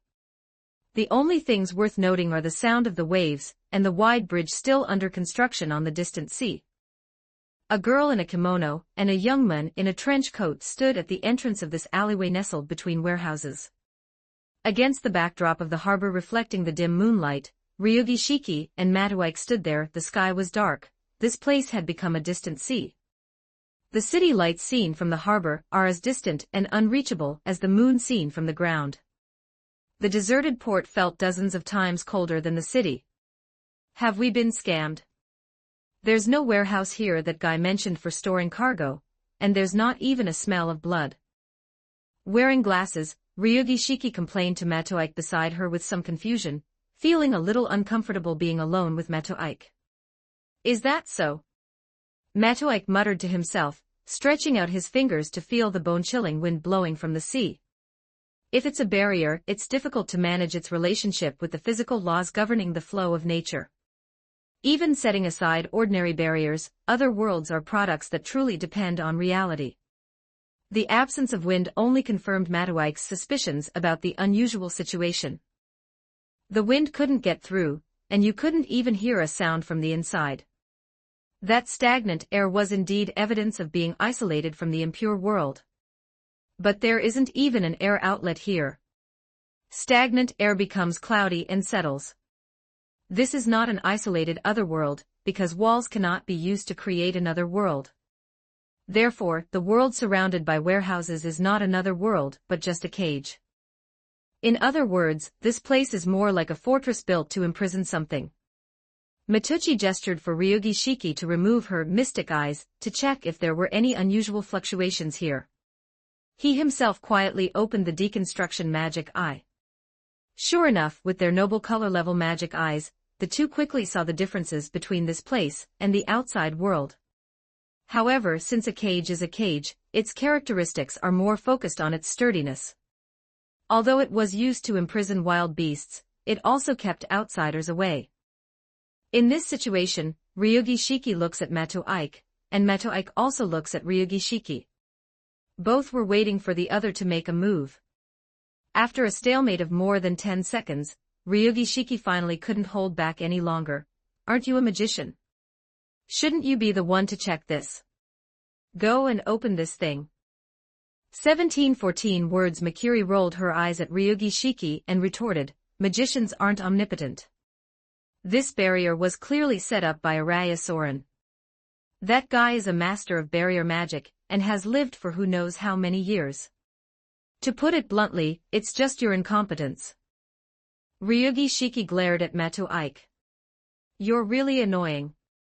This kind of barrier doesn't have any fancy techniques or functions. It's just a simple way to isolate the outside world. Even if Orange came, she would have to resort to violence to deal with it. Mattawike shook his head. He had just finished observing the state of the entire barrier. It's very similar to the protective barrier Medea set up inside Ryudoji Temple, but there are differences. Ryudoji Temple's protective barrier has an entrance or exit point, which is the main gate of the approach path. This is the weakest point in the barrier. This was specifically designed based on the original structure of Ryudoji Temple. This not only made the defenses more robust except for the weak points, but also allowed for the determination of the enemy's attack direction, thus enabling the setting of traps. Aside from encountering the unreasonable Lancer on the first day, he chose to launch a direct attack based on his strength, breaking through the barrier protection of Ryudoji Temple. Medea even complained to Mattawike about this incident, saying things like, "How can there be such a brainless guy?" He chose a rather extreme method for the barrier set up by Araya Soren. Leaving no weaknesses is like creating a cage without doors, leaving the imprisoned creature with no chance of escaping on its own. While this barrier has no weaknesses in terms of protection, it is significantly weaker than the barrier set up by Medea. However, Mattawike and the others are not currently releasing Lancer-level magic power, so it's unclear how long it will take to break through this place using only brute force. After a moment of silence, Ryugi Shiki asked, "Then what should we do?" "You will be the one to destroy this barrier," Mattawike said nonchalantly, as if he had complete confidence in Ryugi Shiki. Ryugi Shiki was taken aback and said, "How can you kill this thing? Didn't you kill space before?" Mato Ike said with a slight smile. "That time it was just instinct, my body naturally swung the knife and slashed. But doesn't this prove you can do it? Besides, there's that sword that can cleave through barriers." After being reminded by Matuchi, Ryugi Shiki remembered what was inside the heavy bag she was carrying on her back. Opening the bamboo knife bag reveals an ancient knife with its handle already attached. A white kimono, and a leather jacket that doesn't match at all. Her black hair was as vibrant as if it were wet, which contrasted beautifully with her pure black-blue eyes. The girl was holding a knife. In the darkness of the night, the sword was drawn from its sheath with a whoosh, and she held it with an unpretentious air, like a warrior standing on a battlefield. He brandished the knife with one hand for a moment. Ryugi Shiki activated her mystic eyes of death perception with great intensity, wanting to glimpse the source of death within this barrier.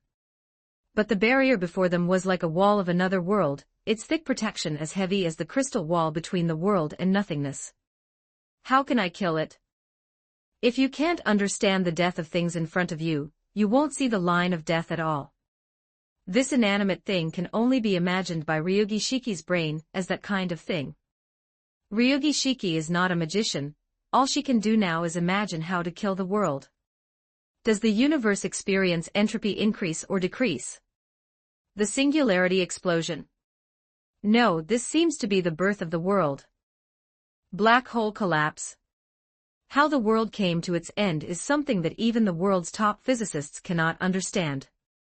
It's really too much to ask a high school girl who skips class to figure this out. They were helpless, even with powerful weapons specifically designed to counter barriers, they were powerless. Damn Matuike, Ryugi Shiki muttered to herself, and Orihime agreed. Seeing Ryugi Shiki racking her brains for a solution, Matuike found it somewhat amusing and decided to stop teasing her, so she spoke up. The two peaks of barriers, whether it is otherworldly transformation or inherent barriers, although they have both reached the point of being able to erode reality, are ultimately a kind of artificial magic trick. In other words, maintaining their existence requires a constant supply of magic power. When the supply of magic power is lost, that is when they collapse and die. Matuike paused, tilted his head, looked at Ryugi Shiki, and continued. There are definitely no magicians supplying magic to this barrier, after all, it's just a cage. This means that there are only two ways to supply it with magic power. One is that there is a magic core in it that can buy oranges right now. The other is that this barrier is connected to the ley lines of Guanbuzi City, and draws magic power from the ley lines. However, I think it's too extravagant to use such an expensive magic core to maintain a cage, and it's like putting the key into the cage. Which one do you think it is, Ryugi Shiki? Chapter 231 A Born Actor, No Road Race.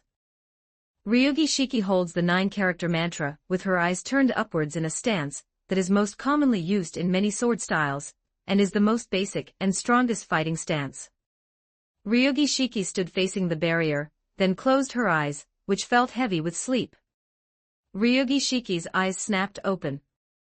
The hands holding the knife were raised, the speed so fast it was like a flash of light, and the knife, held high, was swung down even faster than before. Although she showed impatience with what Matuike said, she still listened attentively to the end. The future of the barrier, which would end due to a lack of magical energy, has been brought to the present by Ryugi Shiki. The transfer of magic flow. It was severed by the blade's light. The spatial distortion barrier that should have been locked away was completely destroyed before her eyes. Ryugi Shiki, literally, bounced out. She maintained the posture of slicing through the spiral with one stroke, swinging the knife horizontally. The barrier simply vanished. As Ryugi Shiki's sword flashed, the barrier shattered instantly, like a piece of torn cloth, accompanied by an inaudible shriek that spread from the inside out. The invisible barrier, whose magical lines were originally tightly interwoven, began to crumble, as if it had been cut and broken by an invisible force. They twisted and struggled in the air, as if unwilling to return to their original state. But all of this was mercilessly ended by Ryugi Shiki's slash. The surface of the barrier began to crack rapidly, with countless tiny cracks appearing. These cracks spread quickly, forming a pattern like a spider web. Each magical thread emitted a faint glow as it collapsed, as if in its final struggle, but its fate was already sealed. As the cracks widened to their limit, the barrier finally collapsed completely in an instant. Countless fragments scattered like glass, but instead of falling to the ground, they turned into tiny specks of light in the air, and then vanished without a trace. In the instant the world returned to calm, the building that had appeared out of nowhere seemed like an alien object that did not belong to this space. The building exudes an eerie sense of opposition, unable to coexist harmoniously with its surroundings, as if it did not belong here, but was forcibly moved from another space. The building is enormous, like a school gymnasium, occupying a considerable space. It's more like a factory than a warehouse. It is about 8 meters high and surprisingly has windows that cover an entire wall. Although the windows are 7 meters high and you can't see inside, the warehouse must be very bright during the day. If I had to describe it in one sentence, it would be like a greenhouse surrounded by iron walls. The warehouse entrance, with its rusty iron gate slightly ajar, seemed to be waiting for someone to enter. As far as traps are concerned, they are quite ordinary. But when the building suddenly appeared, both Matoike and Ryugi Shiki felt something strange. This was the hunger that had been mentioned before we arrived. This feeling doesn't come from a physical need, but rather from a kind of thirst that's been injected into the body. It was as if a strong desire was surging within them. However, this feeling actually confirmed for Ryugi Shiki and Matoike that they had come to the right place. The two exchanged a glance. I entered the warehouse through the crack in the door. Unlike the unsightly harbor outside, the inside presents a very peculiar scene, forming a striking contrast. Moonlight streamed in through the window, which resembled a skylight. The moonlight poured down like water, bathing everything inside and casting a cool, silvery glow over the entire space. However, the beautiful moonlight illuminated an extremely eerie scene. This place is practically no different from a mass grave. The warehouse was filled with piles of bones, about 5 meters high, which were piled up like small mountains everywhere. The skeletons were piled up haphazardly, densely packed, almost filling the entire warehouse floor. The air was thick with the smell of decay and countless skeletons. Scattered on the ground were some half-rotten corpses, parts of which had been torn and gnawed by an unknown force. Bloodstains were everywhere and severed limbs were scattered all over the place. Every step could lead to stepping on a loose bone or rotting internal organs. Well, that's really surprising. I didn't expect it to be the two of you who came to liberate me. Suddenly, these words came from deep within the warehouse. 14:04 words. The sound of footsteps approached Matapond and Ryugi Shiki. Shirai Junri slowly raised her hand and greeted Ryugi Shiki with a familiar, intimate smile, just like before. It's been a long time. Let me think, it must have been 3 months, Liangi, and His Holiness the Holy Sun. The moment Shiro Junri stepped out, Ryugi Shiki was so surprised that she couldn't speak. He, who came from within, is practically a carbon copy of Ryugi Shiki. A woman's skirt paired with a red leather jacket. Her hair was casually trimmed to shoulder length, and she had a neutral face. However, his hair was blonde and his pupils were a bright red, like a rabbit's, as if he were wearing colored contact lenses. But what's even more surprising is, it's not just looking through Ryugi Shiki's eyes, but also through Matoike's deconstructive magic eyes. The information I received was about this guy named Shirasumi Ryo. She is now completely a woman. She even has a uterus. What's wrong? Why aren't you saying anything? Are you not used to me like this? Shirai Junri lowered her head, as if she felt a little regretful. Before Matoike and Ryugi Shiki could reply, she turned her gaze from Ryugi Shiki to Matoike and continued. This is what is called a blessing, Your Majesty. Only by being completely transformed into the mother can one receive the Holy Spirit's grace. You seem very unwilling. Matoike looked at her while observing the surrounding environment. How could I possibly agree? Does the Holy Sun have a woman he likes?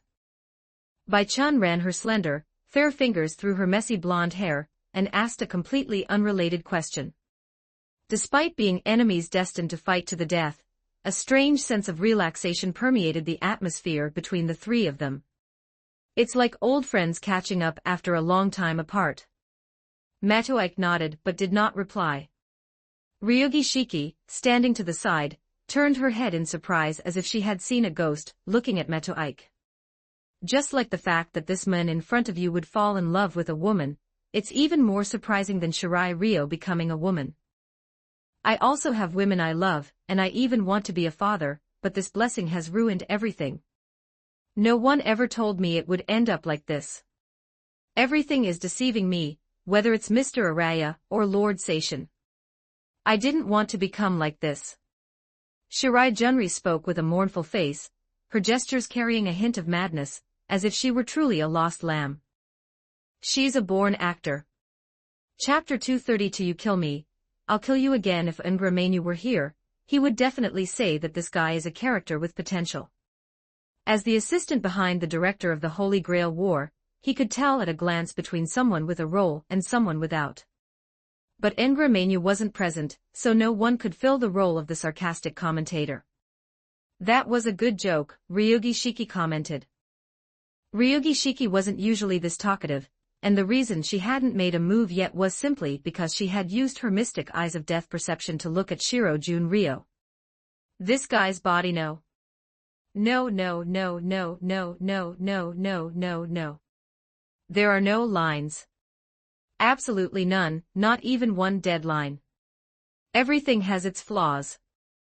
Humans go without saying, but this also includes the atmosphere, will, and even time. Ryugi Shiki only realized the men no, the woman when she was so close. I can't see this guy. Ryugi gazed at the woman who had been transformed from a man with an extremely strong, unprecedented determination. The brain may overheat as a result, and consciousness may become mostly hazy. By observing his opponent so diligently, he finally saw him. I saw the blood-red dot. Located at the center of the body, in the middle of the chest. The line, like a child scribbles, draws circles in the same place, and in the end, it looks like a dot. Can't go wrong. The point of death leads directly to the place of death. Having been taught by Tuko and Matoike, she was quite wary of this highly suspicious form of existence and therefore did not act rashly. When Shirai Junri heard this, she stopped abruptly, seemingly displeased, as if her existence had been denied by someone important to her. But she quickly recovered and turned to Ryugi Shiki with a radiant smile again. You're making me sad, Shiki. And why are you looking at me like that, like you want to eat me alive? Speaking of eating people, I've been starving for ages. As soon as she finished speaking, Shirai Junri, who was as beautiful as a peerless goddess under her exquisite makeup and styling, suddenly transformed into the appearance of a demon. Although it looks exactly like Ryugi Shiki, it contains a strange beauty, like a concept. The woman's skirt fluttered wildly amidst the pile of white bones, transforming into a blood-red whirlwind that swept towards Matoike and Ryugi Shiki. Can you see me? Matoike used the technique of shared perception to establish a channel of inner communication with Ryugi Shiki beside him. It was barely acceptable but very strange. It was the first time I had ever seen such a dead line. As they exchanged questions and answers, Shirasumi Ryo's figure gradually drew closer. Her goal is Ryugi Shiki, or perhaps it's that Ryugi Shiki is all she cares about. The next instant Ryugi Shiki's figure vanished without a trace. This is a speed that surpasses the limits of human capabilities. Theoretically, Ryugi Shiki's girlish physique alone could not possibly achieve it. But nearby is Matoike, a magician, and the Mata family, famous for their familiars. Matoike, who even made a contract with a heroic spirit. At this moment, through a temporary contract, she is using the magic she learned from Medea to enhance others, helping Ryugi Shiki surpass the limits of humanity. Ryugi Shiki's abilities were perfectly unleashed at this moment, but of course, this kind of magic also requires a high level of magical power. In a mere instant, a single leap can switch the balance between offense and defense. She had already darted behind Shirai Junri. As he turned around, He swung his knife towards the center of Shiraishi Ryo's back. The blade pierced through the dead point formed by the overlapping dead lines. The instant the blade struck, the number of death lines on Bai Chun's back suddenly increased dramatically. 1, 2, 3, 4, 5, 8, 9, 10. 80, 100, 200, 300, 400. Something's not right here. What I saw didn't feel like this guy's death, but rather a simple collection of a bunch of alien objects. Just like the worms inside Matuake's body. They have such similar structures, yet they also have their differences. There's no time to be confused anymore. His back is right in front of me. Anyway, no matter which line it is, just cut it down. Cut it down and it will be over. In the air, Ryugi Shiki glides around the lines in her eyes, making tiny, circular motions. In an instant 3 strikes were made, following the trajectory of the 3 death lines, just like an illustrator wielding a fine-tipped pen, sketching exquisite lines on a messy sketch. It was cut, without a doubt. But the expected death did not occur. Instead, the red leather jacket billowed out like a sail filled with wind. As if spewing from a sea of blood, 3 humanoid shadows detached from her body, and then exploded violently.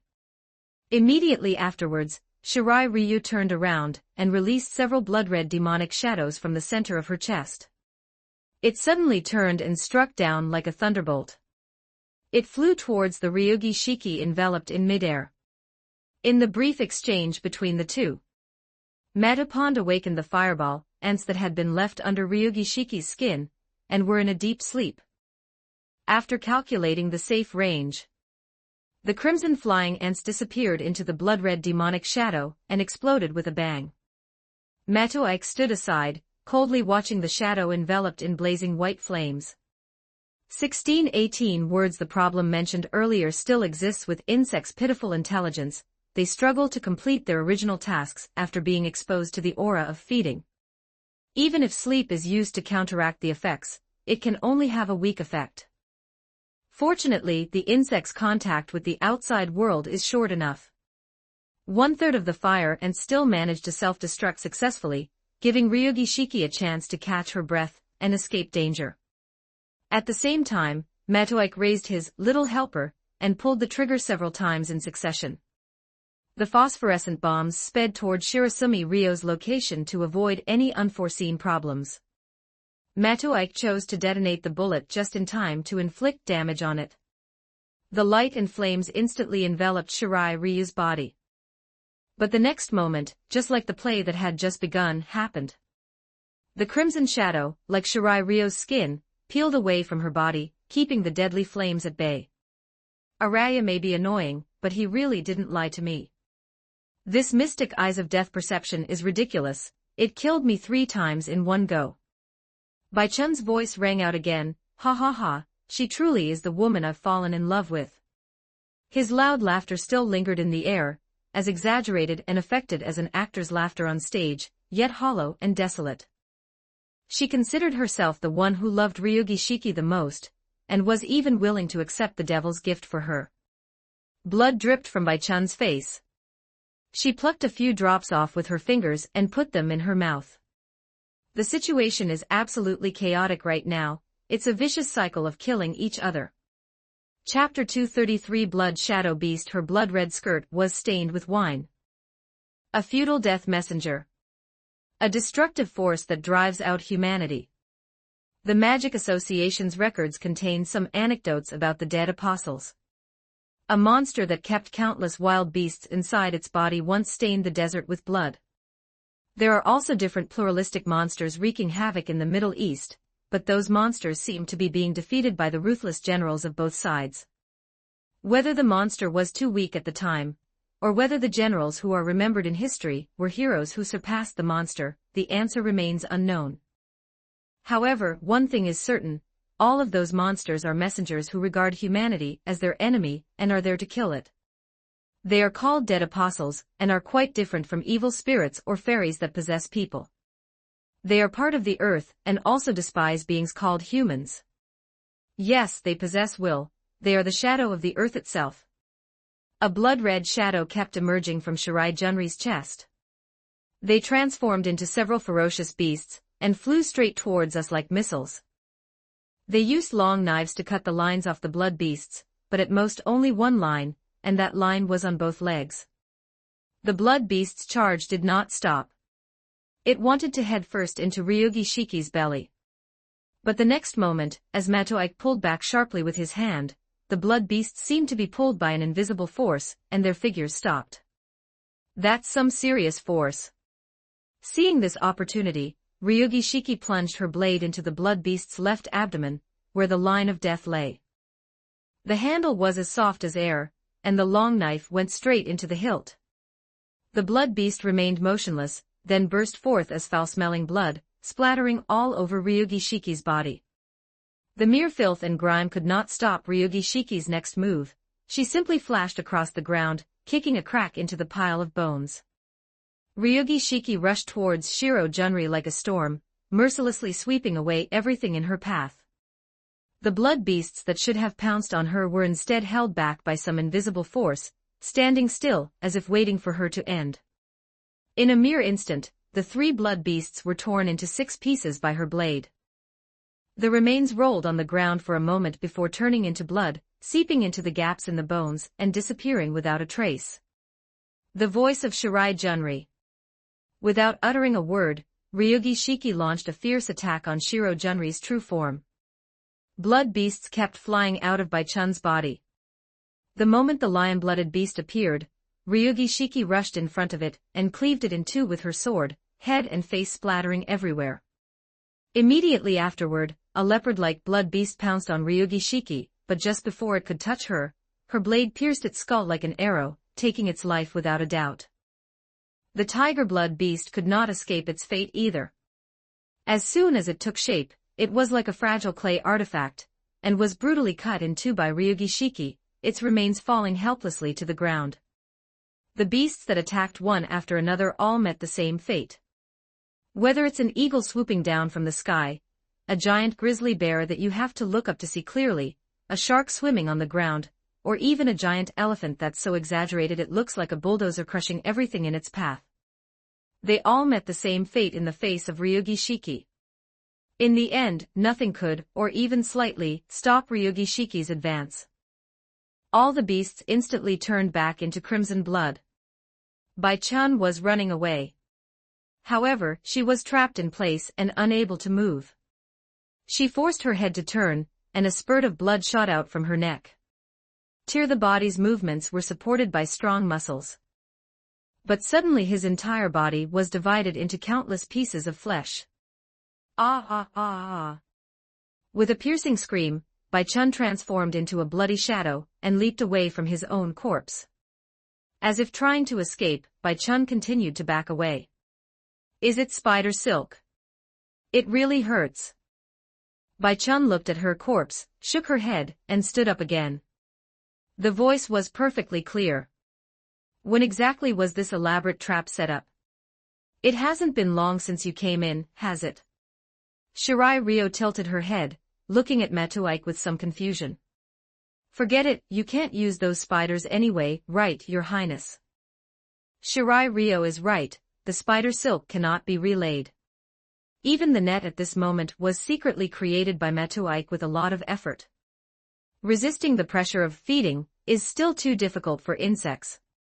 Faced with Bai-chan's provocation, Matoike showed no emotion, simply saying, "There was once a magician who transformed himself into a vampire through research, converting himself into a combination of the genes and lives of 666 wild beasts. Are you following in his footsteps?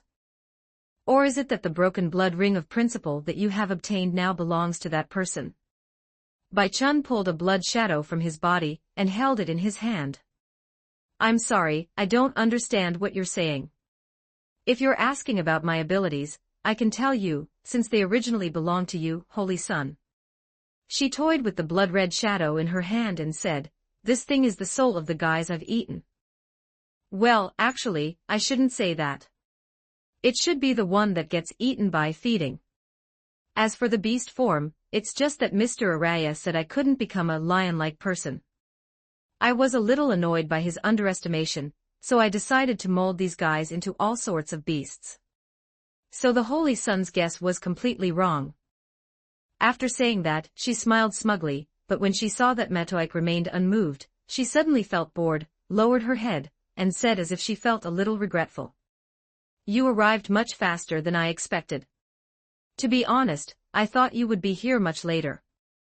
Is something wrong? Can you tell me how you found me? Ryugi Shiki glanced at Metapond and silently asked herself what to do through the passage created by Metapond. Things are a little tricky. It's not that our side is weaker than the other side, but rather based on the combat abilities that Shirajin Ryo is currently displaying.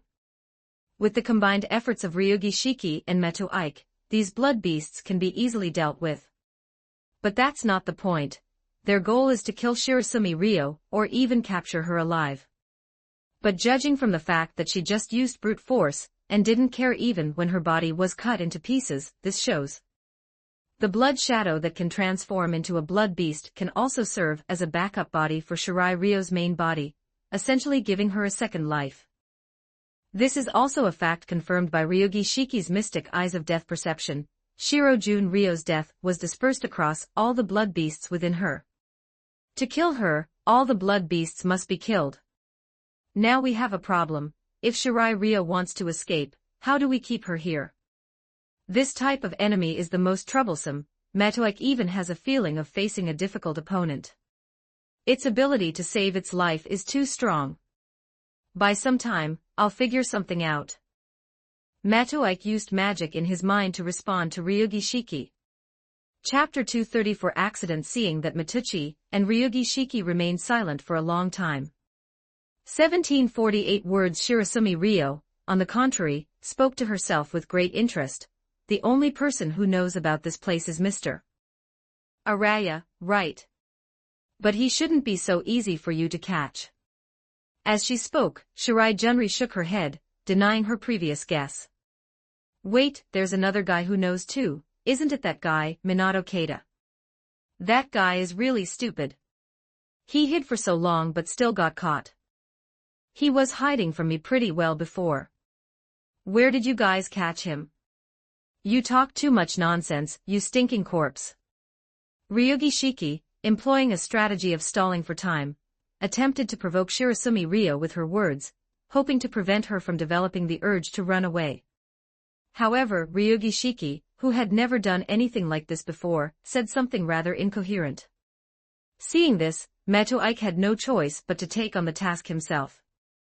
He has found the conditions to kill Shirashin Ryo, but he still needs some time to prepare. Do you know about the high school girl who committed suicide? Shirojun Ryo, who was still somewhat hurt by Ryugi Shiki's insults, paused for a moment upon hearing Meto Ike's words, and then said, Isn't that what Mr. Araya is doing right now? He tricked me into coming here, and locking me up so that I wouldn't cause any trouble. How much do you know about that matter? Meto Ike continued to ask, as if he regarded the other party as his intelligence spy. Shirai Junri plucked a strand of her blonde hair, thought for a moment, and said, I don't know much about that matter either. Araya did it secretly without telling me, but it seems to be related to a ritual. What ritual? Is it a summoning, barrier, curse, spirit invocation, or root ritual? Meto Ike shrugged. Shirai Ryo cooperated by raising her head to look upwards, clearly trying to recall. I'm not entirely sure, but I've heard words like future, past, and roots that you mentioned before. It's like we're trying to get the root out of the hole using some kind of technology. I don't really understand the specific methods, but Mr. Araya is really obsessed with that thing called root. He's quite an oddball. Upon hearing this, Matuchi's pupils contracted. Get the source out of the hole. It's like retrieving jewels that have fallen into a pit. Furthermore, The Vortex of Origin is a book that records the beginning of all things, the cause, process, and end of all things, a book as old as the universe itself. But at this moment, Shiro Junri talked about the root as if it were a precious jewel, as if the root had already become a tangible existence. The root of entities. Thinking of this, Meto Ike glanced silently at Ryugi Shiki beside him. Could it be that? That's right, the route that Bai-chun mentioned refers to Ryugi Shiki, which is what Araya Soren has been pursuing ever since he came to Kenbushi City. Bai-chun simply didn't understand the connection, which is why she said that. The meaning of bringing the root out of the hole might be to allow the root form to emerge. But what exactly do the future and the past refer to? Is it a means to reveal the root cause? There's too little information, there are some things I can't figure out. But the answer must lie in the high school girl's suicide case. This is what Araya Soren is currently doing, and he has even locked up Shirasumi Ryo for fear of interference. Bai-chun, feeling somewhat bored as Metoike remained deep in thought, couldn't help but speak up, "Your Holiness, I have already answered your questions. Now shouldn't you answer my question? Where did you find that idiot Minato Keita? I searched for him for a long time, but couldn't find him." Interrupted by Shiro Junri, Metoike didn't mind and simply said, "Didn't I already tell you? It was at the scene of that high school girl's suicide that he tried to eat the body, but we found him, and then all that was left was his head." "What are you saying?" Shirai Junri was completely stunned. She seemed to have gone mad, forcing back a self-deprecating smile. Shirai Junri hugged herself, as if she were supporting her trembling body. "No way, no way, no way. How did he get there? You didn't lie to me." Matoike simply nodded, quietly watching Shirasumi Ryo. As a disciple of the Death Apostle, Shiro Junri was sweating profusely. "I see, ha, I see. Araya really loves to joke around. He made a silly little move. It's all thanks to him that I was able to meet the person I least wanted to see so early." After taking deep, silky breaths, Shirasumi Ryo finally calmed down. "I'm so sorry to have shown you this side of me. What do you mean by Araya Soren's little tricks?" Ryugi Shiki, who had been silent for a long time, finally spoke. Bai-chun said these words while chuckling. "Well, how should I put it? Actually, I've also stolen and eaten corpses. In the past 2 months, things have been in an uproar outside. The commotion caused by personally killing people would be too great. And since the Holy Sun has been tracking my whereabouts, I have no choice but to steal some food from Mr. Araya in order to fill my stomach and cover my tracks. Araya found me and said that my behavior had disrupted his plans. He forbade me from stealing the bodies of girls who had committed suicide and locked me up here. Although he feeds me regularly, it is still so lonely."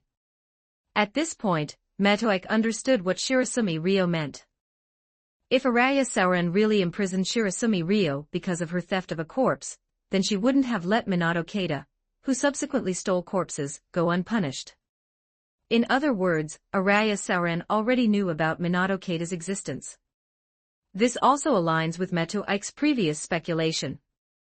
Araya Soren does not want Shirajin Ryo to find Minato Keita, and then become the true progenitor of death. But there's one thing that Metoike hasn't figured out yet. Why would Araya Soren stand by and watch Metoike capture Minato Keita alive, thus obtaining a clue to Shirasumi Ryo's location? Actually, I didn't intend to eat Keita. After all, after completing that ritual, no one knows whether I will still be myself. Bai-chunli suddenly spoke, as if complaining, or perhaps sighing. But what Araya-san did was really heartbreaking. I still respected him as a teacher. Bai-chun placed his palm on his chest, as if he wanted to twist his chest apart, and increase the pressure on his palm. He then sighed deeply and continued, "Let's negotiate, Ryugi Shiki and the Holy Child. I think we can still talk about our matters." Chapter 235 Negotiations Break Down. Ryugi Shiki stopped her attack and stared coldly at Shirojun Ryo, her blue eyes devoid of any emotion. Her sword was still not sheathed, and the blade was still dripping with the blood she had just slain when she killed the blood beast. Matoike stood beside her with a faint smile on his face, as if waiting for Bai-jun to continue speaking. For him, the negotiations at hand were just another opportunity to gather information. Shirai Ryo's hand was still pressed against her chest, her expression complex and conflicted. His voice was low and deep, as if he were recounting a painful experience. He always treats us as pawns, using our trust to achieve his goals. His tone was tinged with sadness, but his eyes were still filled with confusion. Even so, I still hope that we can resolve our dispute through negotiation. He slowly raised his head, his gaze shifting between Ryugi Shiki and Metapond. I know you are a formidable opponent, but in this endless struggle, perhaps we can find a mutually beneficial path instead of continuing this senseless killing. Ryugi Shiki's sword twitched slightly, seemingly undecided about Bai-chan's suggestion. Matoike still wore that slightly playful smile, as if she was willing to give the other party one last glimmer of hope. You want to negotiate? Matoike finally spoke, his tone tinged with indifference. Then state your conditions and see what you can offer that will interest us. You're both smart people, Bai-chan said calmly, as if discussing the weather. Instead of continuing to fight, why don't you sit down and talk? After all, there are still many things we can negotiate. He slowly lowered his hand from his chest, as if the movement was merely to stretch his body.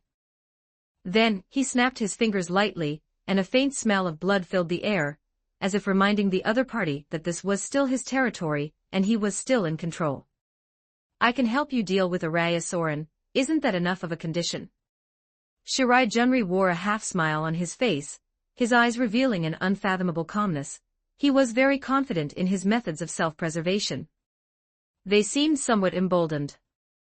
Matoike narrowed his eyes, carefully examining Shirasumi Ryo. I could only sense a disconnect between the person in front of me and a vague sense of madness and composure, with their emotions constantly shifting. One moment excited, the next grieving, then mad, then cold-blooded. It's like stuffing different personalities into one brain. Perhaps this is because the souls she devoured have not yet been fully digested. Negotiating or even cooperating with this kind of person is like throwing yourself into a fire. Nobody knows when this kind of guy will suddenly go crazy and stab you in the back.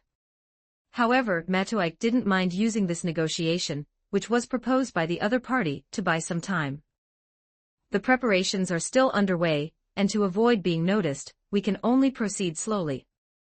Matoike thought to himself, a thoughtful expression on his face, as if he were really considering Shirasumi Ryo's suggestion. Shirojun Ryo seemed oblivious to Matoike's intentions, continuing to look at him confidently, as if she controlled the conversation. Matoike slightly raised the corners of her mouth, revealing a cold smile, her gaze fixed on Shirojun Ryo's ever-changing face. 1844 words, he said slowly and deliberately, this offer sounds quite tempting. However, how can I trust you? Matoike paused slightly, as if waiting for a response, her tone tinged with sarcasm. Shirai Ryo's expression remained unchanged, still maintaining that confident and fearless demeanor, as if she had already anticipated Matoike's reaction. Indeed, he said slowly, his tone calm and indifferent. After all, we were enemies just now, with the intention of killing each other, but now we are sitting at the negotiating table to discuss cooperation. No wonder you are suspicious of me. His voice carried a hint of mockery, yet it sounded perfectly natural. You know there's no possibility of cooperation between us. Ryugi Shiki slightly raised the long sword in her hand, her eyes fixed on Shirojun Ryo's every move like a hawk's, and killing intent permeated the air like a chilling breeze. Shirai Junri shrugged, a hint of helplessness in her eyes, but her calm and composed expression remained unchanged. Since the possibility of cooperation has been ruled out, he said softly, his tone still steady, then we could actually talk about a ceasefire first, couldn't we, Armistice? Shirai Junri nodded slightly, a shrewd glint in her eyes, as if she had been prepared for this suggestion all along. You all understand now, don't you? With the abilities of these blood beasts, you can't kill me at all. And if I want to escape, there's nothing you can do to stop me, right? She gave a soft hum and continued, after all, if you could kill me, given your personalities, you wouldn't be wasting time chatting with me here. You would have already grabbed that knife and started slashing at me, wouldn't you? Moreover, the root of our conflict actually lies with Ryugi. Her tone carried a complex emotion, a mixture of regret and provocation. I originally wanted to turn her into something like me, but now it seems that plan is no longer feasible. Why do you call me the Holy Son? Matuik suddenly changed the subject, her voice tinged with curiosity. Shirai Junri was slightly taken aback, seemingly surprised by the question, but her expression quickly became thoughtful as she gently scratched her hair. That is indeed a problem. Because the power within me was prepared specifically for you. Your soul bears the same mark as ours. According to the holy God's will, as long as you can eliminate all creatures carrying that mark, you will be able to obtain the so-called blood ring of principle. We are like sacrifices and trials prepared for you by the Holy Spirit. However, Your Holiness, you probably don't really want this kind of thing, do you? After all, who would want to become a monster that only knows how to eat? Although Shirai Ryo's words were somewhat cryptic, Matuik seemed to understand her meaning. Combining them with Minato Keita's words, he gradually pieced together the whole picture. Beelzebub prepared a gift for Matuik, but the condition for accepting it was to eliminate all the cannibals. This is why the cannibals feared him, knowing they would ultimately die at Matuik's hands, a divine decree. However, this seemingly free power actually harbors hidden dangers. The power to become the ancestor of death in an instant comes at the cost of becoming a terrifying being like a cannibal. Such temptation and risk are indeed maddening. But is it really that simple? Matuik, for one, doesn't believe it. All right, we've talked for so long, it's time you gave me an answer. Since you can't kill me anyway, how about we call a truce? Shirai Junri's gaze was sharp, his eyes gleaming with anticipation and eagerness. His demeanor remained relaxed, but his words carried a hint of urgency. Ryugi Shiki and Matuik exchanged a glance, their understanding unspoken. Let's begin. Let's capture her alive if possible. Chapter 236, Deathly Counterattack. How can we solve this problem with Shirai Ryo? Given the countless lives she has taken, it would indeed be difficult to stop her from escaping if she wanted to. But there are solutions. It was even presented to Matuik from the very beginning. That was the barrier that Araya Soren specially created to trap Shirajin Ryo. This is a death apostle barrier that Araya Soren once specially created to counter Shirajin Ryo's abilities. Theoretically speaking, as long as it is not deliberately sabotaged, or if Shirai Ryo is truly promoted to the ranks of the ancestor of death. If it weren't for Matuchi and Ryugi Shiki's breakthroughs, this cage could have trapped her for a lifetime. Although the barrier has been lifted, giving Shirai Ryo a chance to escape, the remaining rituals have not been abolished. This is thanks to the fact that Ryugi Shiki and Matuik did not choose to directly kill the barrier from the beginning.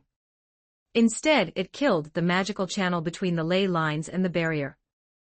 The reason why Matuik did not explain the principle of the barrier itself to Ryugi Shiki, but instead mentioned the principle of maintaining the barrier. On the one hand, this is easier, and Ryugi Shiki can be grasped more quickly, making it easier to break through the barriers blocking their way. On the other hand, Matuik was unaware of Shirasumi Ryo's combat abilities and characteristics before arriving here. By not actively destroying the barrier, one leaves the possibility of reactivating it. Whether it was to keep Shirai Ryo trapped here, after they could escape if they were no match for her. This was also to seal the mystery within the barrier, and prevent a repeat of the battle that occurred at the Witch Tower. Considering both of these issues, Matuik believed that there was a reason for the barrier to remain. For these two reasons, the barrier established by Araya Soren was left behind. And the moment the barrier broke due to the loss of magical power, Matuik used the deconstruction mystic eyes to record the various nodes within it. These eyes are the biggest bug in the mystical side. If the magic association learns of the abilities of these eyes and spreads the word, he may have already been on the list of those designated for sealing. After all, no magician can accept that the results they have achieved over the years can be known by just one pair of eyes. The word magic is derived from the word mystery.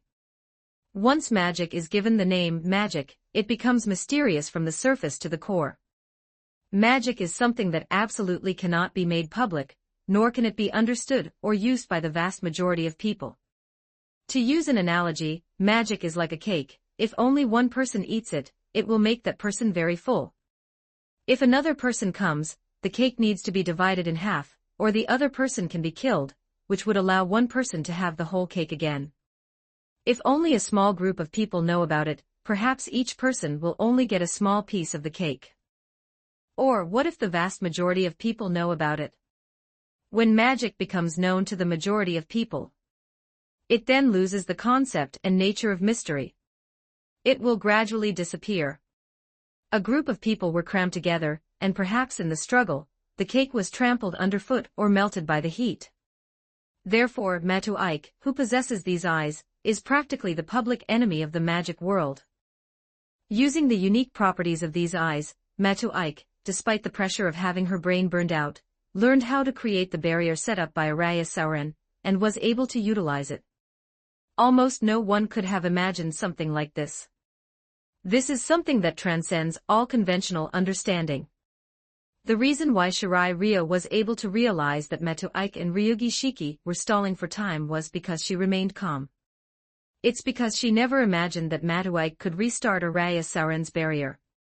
This could only be accomplished if Araya Sauron and Matu-Ike had already established a deep cooperative relationship. Araya Sauron and Matuchi joined forces. This is simply a joke. So she could still patiently chat with Matu-Ike. In her understanding, even if Matu-Ike could deploy a super-large barrier of the same scale as Araya Sauron, that would require several days of preparation, including materials and other things. This is not something that can be resolved in just 10 minutes. But what happened next completely stunned Shirai Ryo. After Matu-Ike nodded to Ryugi Shiki, a massive surge of magical energy erupted from the center of the ritual left behind by Araya Sauron. It spread rapidly like a mighty torrent. A strong magical aura permeated the air, and the surrounding temperature suddenly dropped, as if a cold force was gradually consuming the surrounding heat. The outline of the barrier gradually began to appear. The structure of the entire space also underwent drastic changes. The powerful winds generated by the flow of magic tore through the dust and mist, revealing a different scene. The moonlight was also blocked out at this moment. Shirai Junri desperately suppressed a groan, half her face already submerged in the writhing, bloody liquid. The blood gushed and surged on the ground, churning like a living thing. That's enough. If you want to kill me, then try. Anyone who stands in my way kill. Her roar was filled with despair and rage, and blood-red liquid suddenly rose from the ground, transforming into countless snake shadows that attacked Ryugi Shiki. Each snake shadow was filled with murderous intent, as if it were her primal instincts making a final counterattack. This is her last trump card, which she has always kept in reserve. Taking advantage of the gap in the barrier maintained by Metapond, she decisively delivered everything that belonged to her to Ryugi Shiki. Ryugi Shiki's expression turned solemn, as she sensed the deadly aura emanating from Shiro Jun Ryo. With the enhancements given to her by Matuchi, she quickly entered battle mode, dancing gracefully among the snakes like a ruthless dancer. The blade flashed, its cold light chilling, aimed directly at the approaching crimson snake shadow. But just as she was fully focused on dealing with the snake shadows, those snake shadows suddenly melted into countless streams of bloody turbidity. The flow of blood became unusually rapid, blurring her vision, and the lines of death seen through her mystic eyes of death perception became indistinct. Get out of the way. Matu-Ike's warning was too late. The crimson liquid, as if alive, quickly wrapped around Ryugi Shiki's body.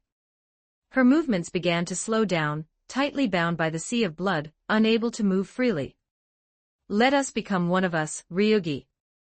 Although I would prefer another method, it seems I'm not quite ready to do it this way either.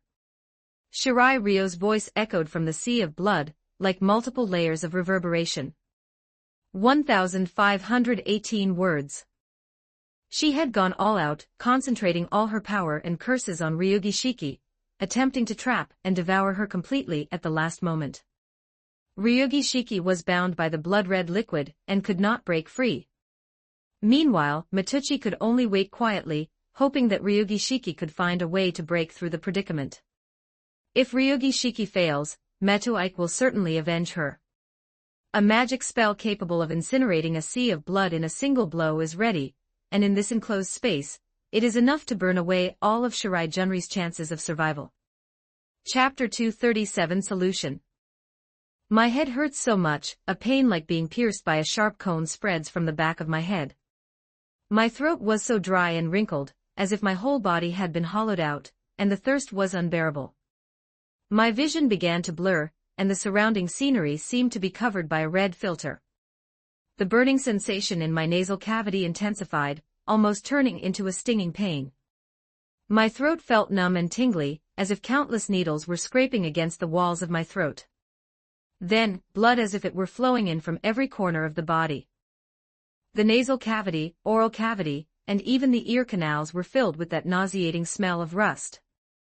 The blood surged through my body, surging wildly through my nerves as if it were alive, accompanied by a burning pain. What happened? Consciousness seemed to be forced to shrink to a single point by a huge shockwave, limbs gradually lost sensation, and there was nothing in sight except the blood and filth in front of them. Everything else disappeared, as if the whole world was only stained with blood.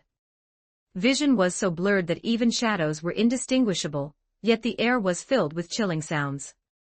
Click, creak, quack. It was a teeth-grinding noise, coming from deep within. Even though everything in sight was already blurred, the sound was piercing and crystal clear. That was the sound of flesh gradually melting and bones shattering, as if the internal structure of the body was being torn apart by something. She could feel that damned Shirasumi Ryo slowly chewing on her body in a disgusting way. Every muscle, every bone, seemed to be being devoured by an invisible force. The pain came from every cell in my body, as if my soul was being crushed into powder. No doubt about it, that guy is using his own body to eat people. Asshole. The eyeballs were dyed a deep crimson. Her rage burned to its limit, her body bound within the sea of blood, as if she were about to dissolve in that endless crimson vortex. Meanwhile, Mato Ike remained calm and composed. He used his deconstruction magic eye to carefully analyze Ryugi Shiki's position in the sea of blood, his gaze deep, trying to find the weakest crack in the trap laid by Shirai Jun Ryo. At this time, it is crucial not to rush. Remaining calm is the only way to find a way out of the predicament. First, we must reduce the area of this sea of blood. Brute force alone will not bring victory. A pale blue stream of magic flowed between his fingertips. Simple barrier, the magic surging in the air seemed to have materialized. The airflow converged on Matuchi's hands, condensing into huge fan-shaped ripples. A transparent semicircle formed by the flow of magic spread out from Metapond as the center, and the rotating halo surrounded a distance of several meters beyond the feet. This move, which once shattered Keita Minato, has now become the key to breaking his stalemate. A simple barrier rose up, isolating the sea of blood beneath their feet. Mato Ike gradually calmed her gaze, and a pale blue magical glow began to circulate. The sea of blood that Shirai Junri had just unleashed was gradually revealed to be its true nature through Mato Ike's continuous analysis and deconstruction. In the realm of magic, this sea of blood is not a product of chaotic violence, but rather operates based on absorption properties. It has the characteristic of inevitably returning the results to its own body. Absorption also applies to the restraint of others. However, the binding in absorption requires a stable structure to continue. Shirai Ryo is both intelligent and eccentric. She pulled Ryugi Shiki into the sea of blood, and the structure used as a restraint was hidden deep within this pool of blood.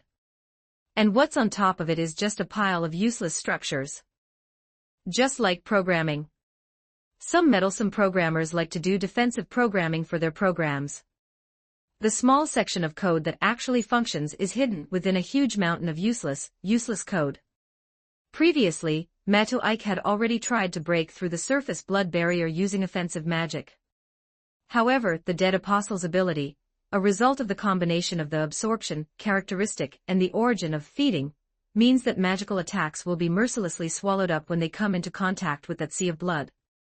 It became part of the nourishment for the sea of blood. According to Mato Ike's assessment, only an extraordinary magic spell could break through this barrier in one fell swoop. But that also means that Ryugi Shiki, who is bound to it, will be obliterated. Although we were prepared for mutual destruction, the sun, capable of burning everything, was already ready. But before that, Matoike felt it would be better to do some experimentation. Magic is like the bounty of the sun, one must rely on the sun as a core to use this magical power. Magic, on the other hand, is like manipulating the sun itself, it's not about using power, but about creating power. Magic has no limits, but its limitlessness is only within the scope of human capabilities. The inherent properties of magic are predetermined, and cannot be changed by who uses it. The only thing that can be done is to alter its power through the chanting of incantations. Matoike also considered using wind manipulation magic to achieve her current goal. But unsurprisingly, it was completely swallowed up by this engulfing sea. But what if this magic trick wasn't used for offense, but rather to manipulate nature? The resulting effect will be completely different. The wind is not created by magic itself. Instead, it is air cutting caused by a spiral. Time seemed to freeze. Unravel the command seal. Matoike's magical power recovered to 70% in an instant, and was then injected into the spiral of the barrier. It began to rotate and be enveloped in air, like a rock cutter. The swirling winds pull in more air, creating mini tornadoes. The tornadoes overlapped, creating even larger, twisted air masses, all of which would converge and be compressed at the location of the barrier. The air rippled and a fierce wind raged over the still, viscous pool of blood. A terrifying howl of wind spread outwards. Like a wall of imperial guards that swept away everything, it shattered everything within sight. The blood was pulled and deformed, and the crack spread instantly, breaking through its signs of extensibility. The round, bloody color was shredded in one breath. At the same time, Ryugi Shiki instantly felt the sea of blood, which was pressing down on her and submerged several meters above the ground, begin to tremble. Hundreds of tons of pressure were suddenly unleashed by the storm. Ha ha ha ha ha. Having regained a chance to catch her breath, Ryugi Shiki's chest heaved. Instead of rushing away, I calmed my ears to listen, and my eyes to observe carefully. My body had long been numb, all that remained was the sensation in my right hand, gripping the long sword tightly. No part of her body is immune to injury. These days, Ryugi Shiki feels wonderful as long as she can move. Ah, I completely understand how you feel, Bai-chan. Chapter 238, Killing. It felt like there was fire burning in my brain. The fever felt like my brain was about to fly out. The death of the world around us is as wondrous, frequent, and natural as breathing. Blood, scattered by the storm, lay scattered around Ryugi Shiki like tree branches. You really want to kill me, don't you, Bai-chan? Shirai Ryo did not respond with words, her actions spoke volumes. Stepping around Ryugi Shiki, whose wind had stopped in midair, chaotic waves of blood traced one trajectory after another. The wildly dancing blood serpents wanted to drag Ryugi Shiki into the abyss of blood once again. Excellent. Let's go and see what happens. Her already stiff right hand moved freely, and Ryugi Shiki snapped her grip on the long sword with a snap. He manipulated his body to slash at the blood snake. Unfortunately, I didn't play with it for long. No matter how huge, how fast, or how ferocious it was, it couldn't kill me without at least some direct contact. They can't do it. 1291 words. If you try to make direct contact with Ryugi Shiki, they will cut the part of you that you are trying to touch.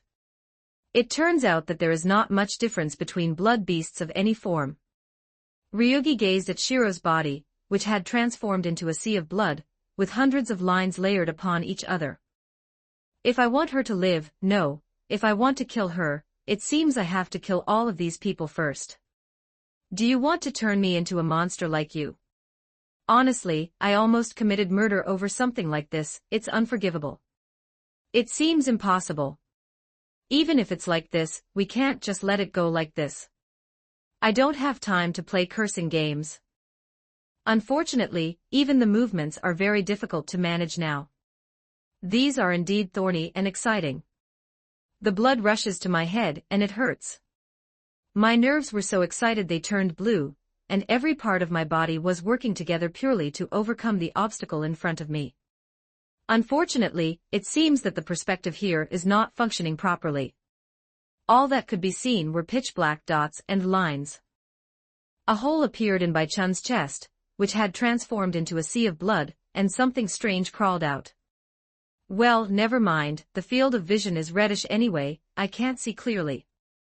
What stumbled in were just bizarre silhouettes and an overwhelming death, and that was enough. My fingertips are cold, I've lost too much blood, and my whole body is cold. But the body didn't utter a sound of distress. If there's still any strength left, kill that guy as soon as possible, the body commanded without hesitation. Well, Mato, don't let the magic boost you provide stop. Magic is a pretty useful thing. Ryugi Shiki paid no attention to the blood beasts, blood shadows, and towering blood waves surrounding her, and simply said something to Mato Ike. Also, you can control my body, right? I can already sense the thing you secretly tied here. As she finished speaking, Mato Ike's fingers twitched slightly.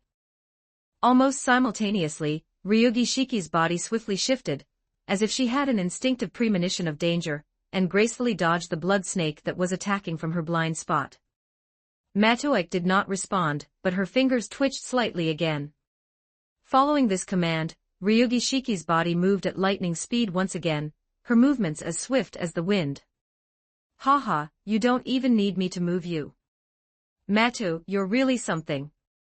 Were you a puppeteer who performed puppet shows on the street before? He held the knife in a reverse grip, and cleaved along the trail of blood. The speed was so fast that it defies description. The instant Ryugi Shiki's body was scattered in the sea of blood, Mato Ike transformed the spider silk scattered within the barrier into ribbons that could be manipulated using magic. Then he quickly climbed onto Ryugi Shiki's body. Even when Ryugi Shiki appears to be standing in the air as if walking on the wind, she is actually just stepping on invisible magical threads. Ryugi Shiki no longer needs to worry about how to avoid being attacked by Shirai Ryo. That's something Mato Ike should be thinking about. All she needed to do was see the thread, and then control her arm to swing it. There were no other distracting thoughts. It was only done to kill Shirasumi Ryo's simple actions. The sea of blood began to sway. All sorts of things are made from blood. Lion, tiger, snake, eagle, human. Not only these, but even non-living weapon forms shot out from all directions. Ryugi Shiki's body, under Mato Ike's control, darted and twisted in midair. Accompanied by the sword light wielded by Ryugi Shiki herself, all the incoming objects were annihilated. The intense physical exertion, coupled with blood loss, left Ryugi Shiki slightly out of breath. I'm still a bit tired. Is there a way to solve this once and for all? This guy has hundreds of death lines on his body. Cutting them off one by one would be exhausting. However, since the other party could not escape even if they wanted to, Mato Ike reactivated Araya Saren's barrier, trapping Hakujun inside. In other words, the entirety of the other party's existence is contained here. It's all in this sea of blood. The mystic eyes of death perception are capable of destroying space and killing conceptual things. Ryugi Shiki has done this before, but she doesn't understand it yet, so she can't reproduce it. If she wants to solve everything once and for all, she has to take the biggest risks to understand the current situation. The person named Ryugi Shiki has the ability to see through the core of things. The cause of the formation of things has an absolute beginning. Regardless of complexity, because she is connected to the root, she can analyze everything. Everything in the world flows out of that vortex, is generated, and remains in its current form. Although we can't go back to the very beginning, we know that such a thing existed. However, it simply depends on how hard you work. Simply put, it's a skill called insight, which only requires more mana to see higher-level objects. The light in his eyes began to shine. The brain felt like it had been hit by a gun. Deep in the mind. Click, the switch was turned on. My brain has become extremely hot. My brain was already dominated by the headache, now I could only see one thing. However, compared to those messy dead lines, deep inside this guy's body, at the very center of the extreme point. Since they originated from there, even though they are very fine threads, they are still indeed connected to each other. I saw it perfectly. Even if I had hundreds more lives, it wouldn't matter. The only thing to kill is Shirai Ryo, this one being. Therefore, it wasn't just about killing Shirasumi Ryo, including the entity called Origin contained within this guy. A world called Eating. We must kill that entire world. Matteuique noticed Ryugi Shiki's unusual behavior immediately. Ask her through the pathways of your heart what exactly happened. All we got was killing them one by one is too tiring. I wish I could finish them all off with one strike. These were the kinds of comments. How capricious. They clearly agreed to capture him alive. Matteuique shrugged. Since Ryugi Shiki is going to go crazy like this, he had no reason to stop it. There was no way to stop it. Then I guess I'll just have to play along. As for the matter of capturing alive, it no longer matters, since he has a second plan. The fingers deftly manipulated the magical threads attached to the fingertips. At the same time, Ryugi Shiki's body was twisting and rotating in midair in an unimaginable manner. They dodged the barrage of attacks, which resembled a hail of bullets. Matteuique was multitasking at the moment, controlling Ryugi Shiki's body with one hand and continuously firing magic bullets with the other to clear obstacles for Ryugi Shiki. It feels like I'm playing a game called Thunder Fighter, Matteuique muttered to himself. Ryugi Shiki's brain was constantly in a state of high-speed operation. She was making sure she could keep an eye on that spot. She didn't even want to be distracted by the blood beasts and shadows that were attacking from the side. She entrusted everything to Matteuique. She only needs to focus on that one thing. The long sword was already in position. 1625 words. The 9-character sword, imbued with historical significance, gleams with a unique luster on its surface.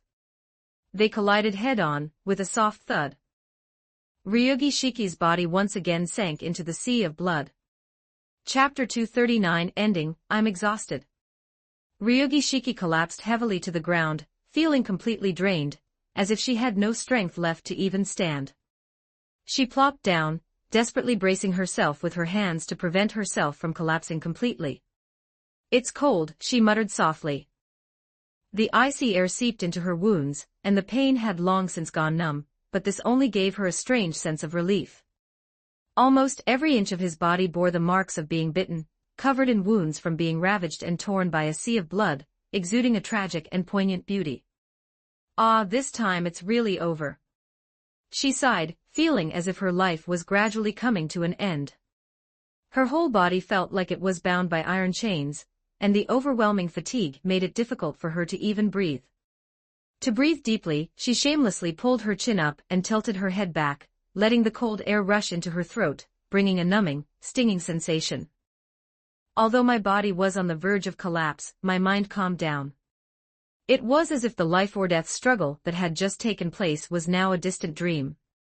This idiot, he's alright even after all this, is he even human? Ryugi Shiki responded breathlessly, her voice weak as if squeezed from the depths of her chest. Each word she uttered seemed to exhaust her last bit of strength. Even though she was so tired that it was hard to even speak, she still stubbornly retorted. Her consciousness was gradually fading, and her body seemed to be falling into boundless darkness. But in that very instant bang, Ryugi Shiki felt a heavy blow to her head, the pain instantly waking her up. That hazy consciousness was abruptly pulled back to reality. What exactly do you want to do? She gritted her teeth, glaring angrily at Matteuique, her face full of confusion and rage. No, if you just fall asleep like this, your life will really stop. Take care of your wounds before you sleep. You said that yourself, didn't you? Matteuique squatted down beside her and responded calmly, his expression as serene as ever. Ryugi Shiki was speechless. He was right, so right that she was powerless to refute him. But this standard, this perfect correctness, made her so angry she wanted to go crazy. Ugh, this is so annoying. I just want to sleep. Do whatever you want. She said this in an irritable tone, her voice revealing weariness and helplessness, as if she had lost interest in everything in front of her. Matteuique chuckled softly upon hearing this. How reckless. He almost lost his life just now. Matoike lowered himself down, completely disregarding Ryugi Shiki's disheveled appearance, and decisively placed his palm on her abdomen. The instant he touched Ryugi Shiki, his palm suddenly transformed into countless tiny worms, wriggling and burrowing into her wound. Ryugi Shiki frowned suddenly, feeling the worms slowly crawling inside her body, as if trying to merge into her muscles and bones. This feels so disgusting, she muttered under her breath. Although she felt extremely uncomfortable, she knew that Matoike was healing her wounds. The worms crawled rapidly in a nauseating manner, and almost instantly, the wound began to heal. Although she could feel every inch of the worm's movement, the pain slowly subsided. Stop complaining, you won't die, Matoike said calmly, without any change in his eyes. He focused intently on controlling the tiny insects, calmly repairing her body. Is she asleep? Matoike looked at Ryugi Shiki lying in a pool of blood and shook his head. Actually, Matoike also wanted to take a nap. His fatigue stemmed not only from physical exhaustion, but also from mental strain. From the start of the battle, he maintained the enhancement magic he had applied to Ryugi Shiki. Although he was used to performing this magic on himself, this was the first time he had used it on someone else. Matoike's enhancement magic is inherently incompatible with his attributes. His true strength lies in absorption magic. After all, absorption is a magical characteristic passed down through generations of the Meta family. In particular, the process of reactivating Araya Soren's barrier almost drained his energy. The barrier's complex structure and massive scale far exceeded the scope of ordinary magic, and even with command seals as magical support, he still felt a sense of weakness. The mana consumption during battle is manageable, but the continuous strengthening and maintenance of the barrier is really too exhausting. The feeling of being overwhelmed by the sheer volume of his magic circuits was still somewhat unbearable for him. But he couldn't sleep yet, as there was still a tricky problem to solve.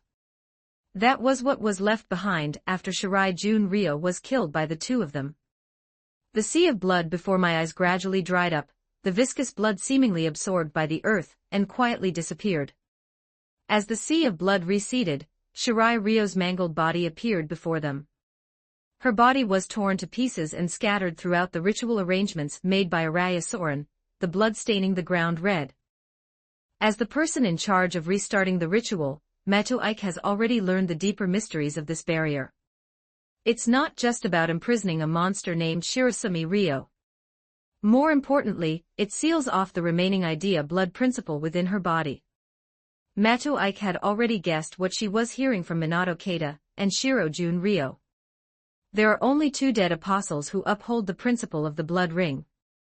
If either of them dies, then this primordial commandment is imprinted on their souls. It will then be transferred to another person in a special way. This is why Matoike kept emphasizing to Ryugi Shiki to capture her alive before and during the battle. However, when Matuchi recreated the ritual barrier set up by Araya Soren, and became the presiding officer of the barrier, I didn't pay much attention to Ryugi Shiki's statement that she wanted to kill Shirasumi Ryo. The reason is that Araya Soren seems to have already prepared for the death of either Minato Keita or Shirajin Ryo, resulting in the emergence of monsters at the level of the 27 ancestors of the dead. Although the possibility of monsters of that level appearing has been contained, Matoike cannot sit idly by and let such things continue to remain here. If we don't collect the spoils, then we're just working for nothing. Even if you're exhausted, you have to achieve some results eventually. During this process, Matoike collected the body parts of Shirasumi Ryo that were scattered on the ritual nodes and piled them next to the head. Watching the head of Shirai Junri and the pile of corpses, one could see light spots of different colors, such as crimson, light purple, and pale, emanating from them and spontaneously combining to form a stream of scarlet blood. The blood flowed like newly hatched tadpoles, swirling around in the air as if searching for their mother. However, its activity is limited to the inside of the barrier, it cannot break out. Seeing this, Matoike manipulated the edge of the barrier, compressing the constantly darting little thing into a certain space. Then, take out 3 plump, spirit insects and send them into the barrier in a ring shape to create a small sealing barrier. By utilizing its absorption properties, the blood flow is stabilized within the insect's body, allowing it to circulate continuously. Without a sound, all the remaining pieces of Shirasumi Ryo's body burst into flames, sending crimson fires soaring into the gray-black space. Matuike was no longer obligated to maintain Araya Sauron's rituals. There was a click. The hidden barrier set up in this port shattered like glass. Chapter 240 Intruder. The barrier shattered. Aozaki Tuko put down the document in her hand, took off the glasses hanging on the bridge of her nose, narrowed her eyes slightly, and murmured softly. She looked out the window. The moon was obscured by thick, dark clouds, and the night was so deep it made her uneasy. The darkness outside the window seemed to echo her feelings, and an unusual atmosphere permeated the air. As a magician, she is extremely sensitive to changes in barriers, especially magical fluctuations of this scale. In an instant, Orange felt that the shattering power tore apart the perception barrier she had previously set up. Although, in her words, the barrier set up in the Hall of Garan was nothing more than a crude and rudimentary thing. But this was just her modesty. After all, it was personally arranged by a grand puppeteer, and any intruder would have to pay a heavy price. Someone without a certain level of magic skill simply cannot crack it. In other words, some bad things have sneaked in at this moment. These are truly turbulent times.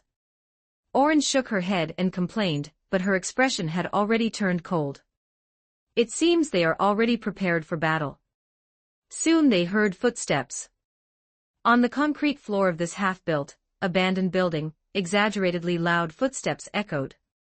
The building's partially destroyed structure and eerily silent atmosphere seemed to have no effect on those who came.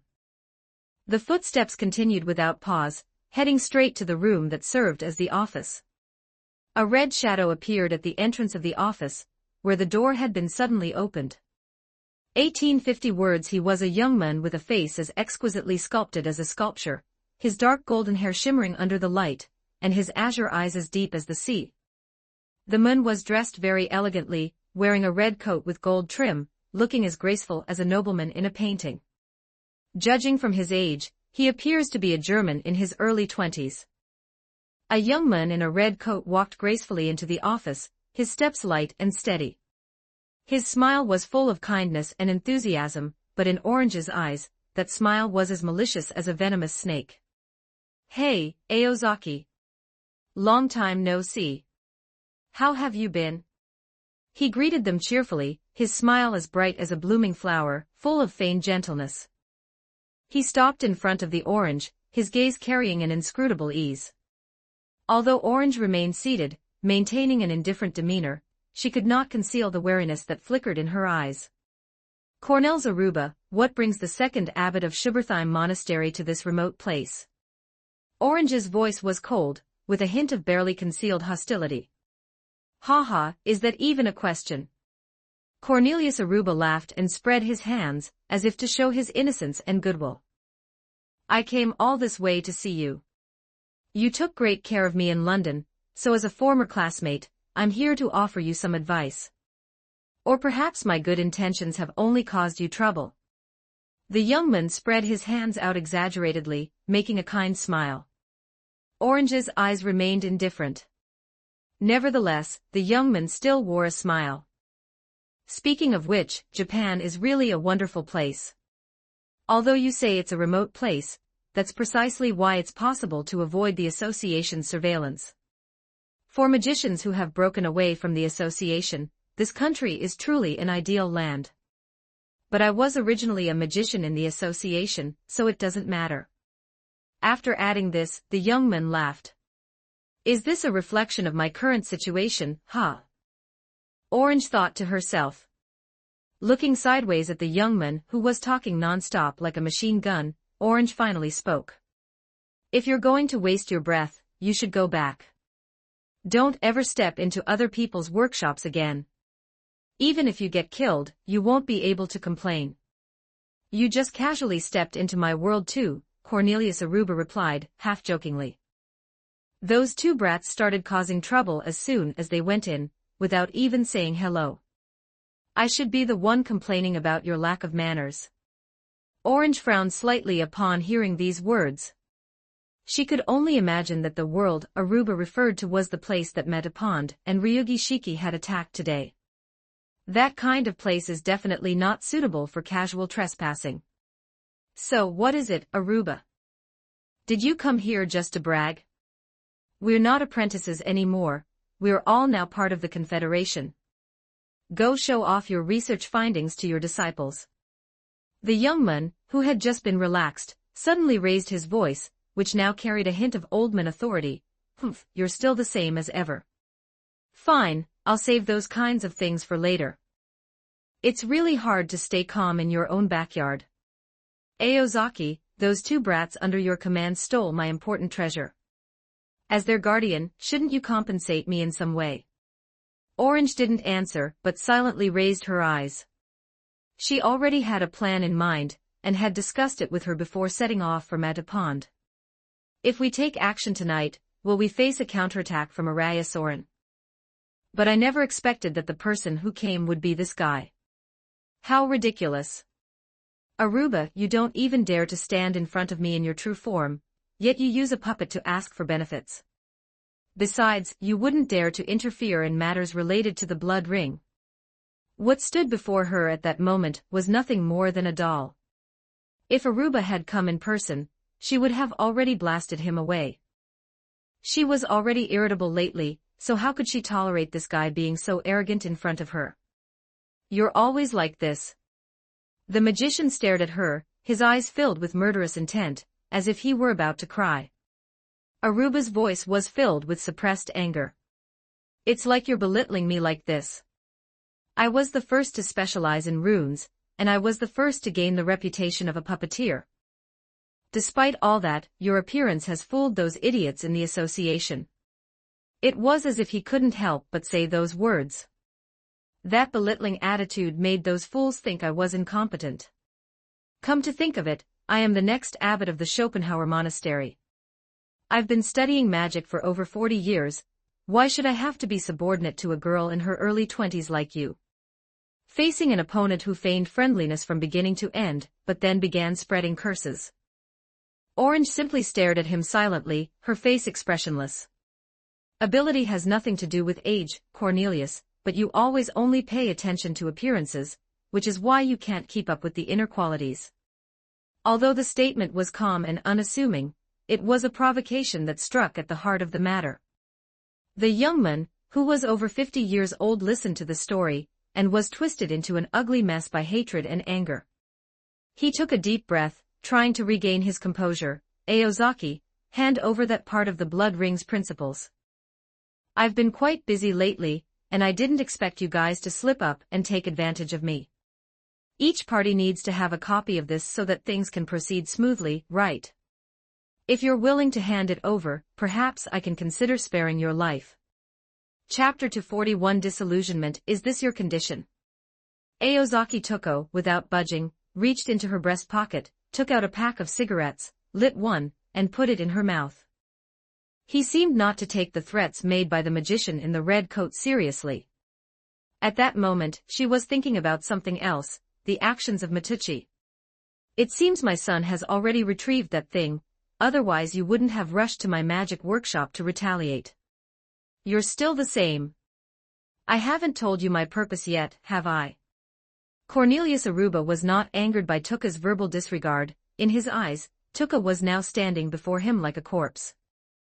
If the target of anger is a living person, then it's understandable. It would be extremely rude to bark at a corpse. As the second abbot of the Schopenheim Monastery, he still needs to observe basic etiquette. Calming himself down, the red-clad magician changed his words. I don't care about Araya's plans. In fact, I have no interest in any root vortex. It's pointless to pursue something that may or may not even exist. If you want to touch the realm of God, just pursue the truth. There's no need to trace back to the origin, is there? After saying that, he took a step back and retreated to the outside of the office. Seeing his movements, Orange knew that he was about to launch an attack on her. After all, during their time studying together, she had already clearly understood the personality of the person named Aruba, an arrogant person, who would never put himself in a combat situation. Aozaki, I came to this remote and desolate place to kill you. With a loud, guttural laugh, the magician ran quickly up the stairs. Orange simply watched silently as the magician went up to the rooftop. The agency is now completely filled with manifestations of the magician's malice. Orange narrowed her eyes slightly, coldly surveying the creamy-colored substance scattered throughout the office. These viscous, invisible substances were slowly flowing across the floor, wriggling as if alive, gradually taking over the entire space. A putrid stench filled the air, and these materialized magical artifacts were drawing ever closer to her. Are these slimes? She asked with a hint of disdain, her tone a mixture of sarcasm and disgust. Clearly, she felt no threat whatsoever to an attack of Cornelius Aruba's caliber. As expected, it's as boring as ever. Orange shook her head, a hint of impatience on her face. But what seeped from the outer wall of the hall was not such a simple thing. The creamy-colored slime quickly took shape after overflowing from the wall. Orange's eyes twitched slightly as she noticed the clumps of creamy, sticky liquid seeping in from the outer wall of the hall. These strange substances were more troublesome than she had anticipated. The liquid that was gradually seeping out of the walls began to rapidly coalesce and deform, mimicking the forms of humans and wild beasts. Their bodies rot and dissolve, their surface scars constantly changing, but each time they rot, they can quickly reassemble, restoring a bizarre and exquisite form. Some are humanoid, some are beastoid.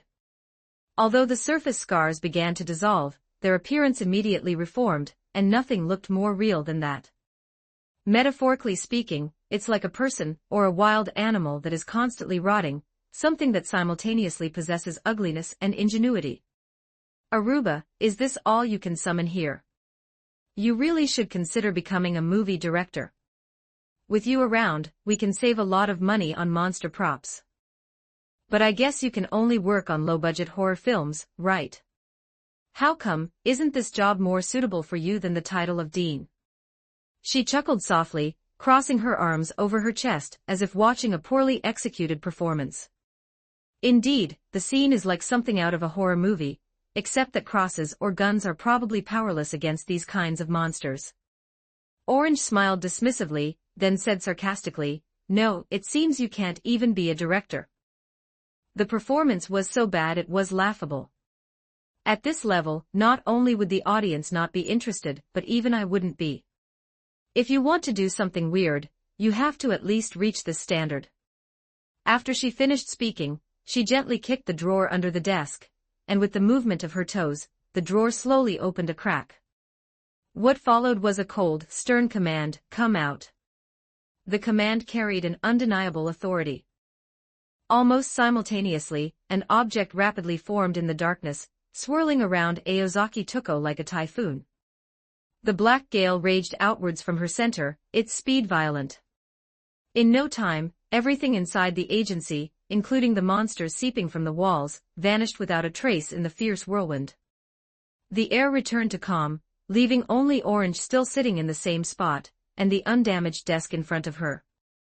It was as if everything was just a hollow illusion. The traces left by the real afterimage, 1563 words. A faint sense of unease still lingered in the air, as if an invisible force had torn the space itself apart. The cement surface on the wall, which should have been smooth, is now covered with deep cracks, as if some invisible claws are scratching at it, leaving crooked marks like cruel scars. Several pieces of furniture, torn to shreds by the storm, were scattered on the floor. The filing cabinet, which was originally placed in the corner, is now twisted and deformed under the weight. The metal sheet looks as if it has been crushed by a huge force, making a series of dull crack sounds. A faint dust lingered in the air, and occasionally wisps of black mist could be seen, like the ghosts of decaying creatures, flashing by in the air. The desk near Orange was completely intact, as if it were the only sanctuary in this ruin. The desktop remained tidy, the pen and documents untouched, yet an invisible boundary line seemed to have been drawn around it. Everything around it was destroyed by the raging power, but it remained unharmed. On the floor beside the table, a deep engraving could be faintly seen, extending from the drawer to Orange's feet, as if some force had been forcibly released from there, tearing the space apart. Having retreated to the rooftop, Aruba observed every detail of the entire battle through the familiars he had left inside the agency. Although he knew that Aozaki Tuko wasn't someone who was easy to deal with, he simply. The cat was larger than the orange. Its body was entirely black and had no thickness. It was a flat black cat made of shadows. No, it's impossible to even tell if it's a cat. It's like a cat's shadow, except for eyes on its head that resemble Egyptian hieroglyphs. What is that? Chapter 242 The Magician Aruba. Aruba's remaining vision was fixed on the cat. When you look into a cat's picture-perfect eyes, the cat begins to smile, erasing its mouth and other facial features to represent a smile. Until a pitch-black claw slammed down on the last familiar, the remaining vision made Aruba gasp. This is different from what I heard. Is the rumor that your familiar has been defeated by your sister false? Perhaps unable to bear the silence any longer, Aruba began to shout. The sound traveled from the rooftop corridor into the office below. The abandoned building hadn't been properly soundproofed to begin with. In the past, soundproofing was achieved by creating a barrier with oranges, but now that barrier has crumbled. The cacophony of screams echoed through the broken barrier within the office, lingering like a sound echoing in an empty tomb. The matter of familiars. Orange chuckled softly, her voice so low it was almost a soliloquy. Who would know about something like that? She waved her hand casually, and the black storm roared softly around her once again. I made you eat something unpalatable before, but things will get much better from here on out. What I'm about to give you isn't some low-level energy block, but real human flesh with plenty of spiritual energy. Since he's my classmate, you don't need to worry. I've taught you before that you should try to devour any enemy you encounter. As soon as she finished speaking, the black cat rushed out. It glided across the marble floor, across the office, and headed straight for the stairs. However, the cat's paws did not actually move. It remained seated in the video, with only its eyes fixed on the red-clad magician. Although Aruba's figure seems insignificant in front of Orange's genius, he is, after all, an excellent magician. Phantom, I will transform the tangible into the intangible. Darkness. The intangible will be untouchable. Aruba calmed down and began chanting incantations at near-limit speed. Without the ability to chant at high speed, and without the transformative properties of non-dual magic, magic requires a long string of syllables to activate. However, chanting incantations is for discovering the magic engraved within oneself, and that part can profoundly reveal the nature of a magician. In addition to containing the fixed keywords necessary to discover the magic trick, the details of the incantation are also based on the preferences of each magician. Magicians who like to exaggerate, act effectively, and are prone to self-indulgence often chant very long incantations. However, it is also true that the power increases simply by increasing the chanting. The stronger the self-suggestion, the greater the ability that can be guided from within. In this respect, Aruba's chanting is excellent. It is neither exaggerated nor too long, using the minimum amount of incantation and words that elevate one's spirit. This fact made Orange exclaim in admiration. There's an old saying that goes something like this: a scholar should be treated with new respect after 3 days of separation. That's probably what they mean by this situation. It seems that there has indeed been considerable growth in the past few years. The combination of incantations and the speed of chanting perfectly coordinate the action circuits of the material world, demonstrating astonishing dexterity. Aruba's chanting, both in terms of technique and effect, is truly first-rate. Since I am the truth of all things, in my eyes you shall turn to ashes. Aruba extends one hand. He stretched out one hand, and his chanting contained unparalleled majesty and determination. The moment the black cat stepped onto the first step of the stairs, the atmosphere trembled slightly and the stairs immediately burst into flames.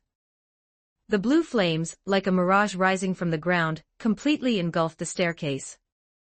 The flames spread rapidly, instantly engulfing the fourth floor before disappearing into the rooftop. The flames, like a geyser erupting from a volcano, quickly robbed the hall of its oxygen. They tried to burn the black cat out of this world. This is only natural.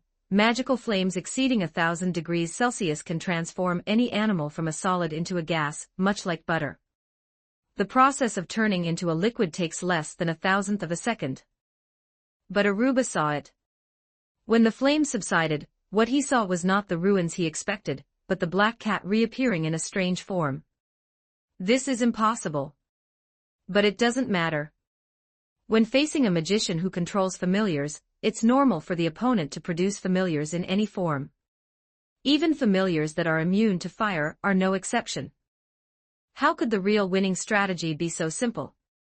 The key to decisive victory lies in attacking the magician directly, bypassing the familiar. But for now, he still had to stop the familiar in front of him from getting closer. During the perception magic, Aozaki Tuko was still sitting at the table, motionless, smoking a cigarette. Does this guy think he can take me down with just one familiar? As Aruba thought this, he repeated the incantation over and over in a piercingly sharp voice. The stairs caught fire again, but this time the black cat didn't stop. Perhaps it had grown accustomed to the flames, for they shot straight toward the magician. The sea of flames erupted again, and then disappeared. The black cat climbed the stairs. Great, now. Aruba murmured as he watched the black cat approaching, then swung his other fist, which he had been clenching tightly, forward with a fierce motion. A round, bead-like object was thrown at the black cat. What a brilliant counterattack. This is a baseball that the batter deliberately hits at the catcher. On a pickup basketball court, it might lead to a malicious foul that could start a fight between the two teams. But this is the magician's battlefield. All means are permitted. The baseball that was hit was borrowed from Araya Soren, but he had no intention of returning it. This is a Buddha relic, the most suitable thing to use to suppress evil spirits and heretics outside the common sense of the world. Especially this black cat in front of me, which looks like a demon no matter how you look at it. With the contact between the relic and the black cat, countless Sanskrit characters rose up from the surrounding void like imprints of light. The black cat was like a monkey trapped under the five-finger mountain by Buddha, imprisoned in one place. A series of chanting sounds appeared, seemingly to convert the evil spirits before them. Cornelius Aruba ignored the terrifying creature that was now pinned to the spot. He was still startled. I didn't expect my magic tricks to have no effect on this kind of thing. Although the information we received indicated that Aozaki Tuko had lost her most powerful familiar. But I never expected that she also possessed this kind of thing. But all of that is in the past. Now he's more interested in seeing Aozaki Tuko's expression. Her proud and powerful familiar looked terrified after she easily subdued it with her own methods. Aruba gets excited just thinking about it. Manipulating this puppet's body, looking down from the connection between the rooftop and the fourth-floor office, the ceiling had been burned away by the previous magic. Therefore, there are no obstacles between the two. Come on, Orange, let me see how you beg for mercy. 1132 words Chapter 243 The Crimson of Wounds. Unfortunately, Aruba did not see the expression he was hoping for. The blue flames illuminated the temple. In the blue-green world that is about to descend into darkness, the person named Aozaki Tuko simply stubbed out her cigarette in the ashtray, then looked up at her familiar who was being suppressed in place. That's all. It's as if they don't even realize their own situation. Cornelius Aruba is going crazy. It's always the same, always the same. Why? I was clearly the one with the upper hand in this magic duel, right? Why is this guy always so calm and collected? Aozaki, I've already defeated your strongest familiar. How can he still maintain that superior attitude? Just like before. Grand Puppeteer. The Crimson of Wounds. What you despise like trash is what I dream of. The magician named Cornelius Aruba has gone mad. He wanted a response, but his actions were always ignored. They are both talented individuals, and they have both gone through the same educational journey. But he was rejected. Perhaps he just felt rejected. All he wants now is a hateful insult from Aozaki Tuko. Instead of being so glamorously ignored, Aruba forcefully swung his blood-stained hand. The magician's own blood and resentment formed a curse that ignited like gasoline upon contact with air, turning into flames that surrounded the enemy who should not exist. Although the flames tried to engulf Aozaki Tuko, they vanished in an instant before they could even get close to her. Orange gently brushed her hair aside, then looked at the young man in the red coat with a cold gaze. Aruba could no longer bear the chill, and hugged himself tightly, but the cold only intensified. Orange's eyes were mechanical, devoid of any emotion. Aruba was unaware that she had that kind of look in her eyes, and he had never seen it before at the academy. She sat there like a delicate doll. Even though he had been paying attention to her the whole time, he never had a place in her eyes. Unforgivable, unignorable, and unforgivable. What should I say? What could possibly provoke this puppet-like creature in front of me? Think about it. I have it. But I can't bring myself to say it. Because that's what I wanted. Never mind, it's okay now. Who cares about that kind of thing? Aruba adjusted his mindset and shouted down. Even if he was unwilling, he had to at least maintain a calm appearance and talk to the guy in front of him. A hysterical outburst only makes one appear more incompetent. Talking too much during a battle is a big no-no. It will reveal your true abilities. Don't disappoint me. Aozaki Tuko spoke quietly in a gentle voice. Aruba patted his hat. The highest-ranking magicians in the Mages Association are given color designations, with the 3 primary colors being the highest honor of that era. That's something I've always dreamed of getting. Orange did not answer. She simply looked at the young man in the red coat with a cold gaze. Her amber eyes revealed that she was already tired of hearing these words. The magician in the red coat kept saying he couldn't accept it, his eyes unconsciously revealing a pleading look like that of a couple breaking up. He asked, trembling. Why can't you just accept it? What's the point of that kind of question to me? Orange replied indifferently. Her eyes seemed to say, let's end this pointless conversation here, if you really want to die. She looked at him with obvious murderous intent, even though she showed no emotion whatsoever. Aruba was somewhat dazed. He inadvertently wondered if the Aozaki Tuko he knew so far was really the real person. Aozaki, you're like a switch, whenever that's mentioned you change completely. Orange simply listened quietly, watching the other person's performance with indifference. Aruba walked to the hole in the ceiling, looking down at Aozaki Tuko. The red of pain.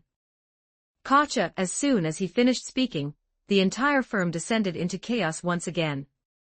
A faint sound suddenly came from the air, like the instant a precise mechanical part turned, and then the chaotic flames raged violently again.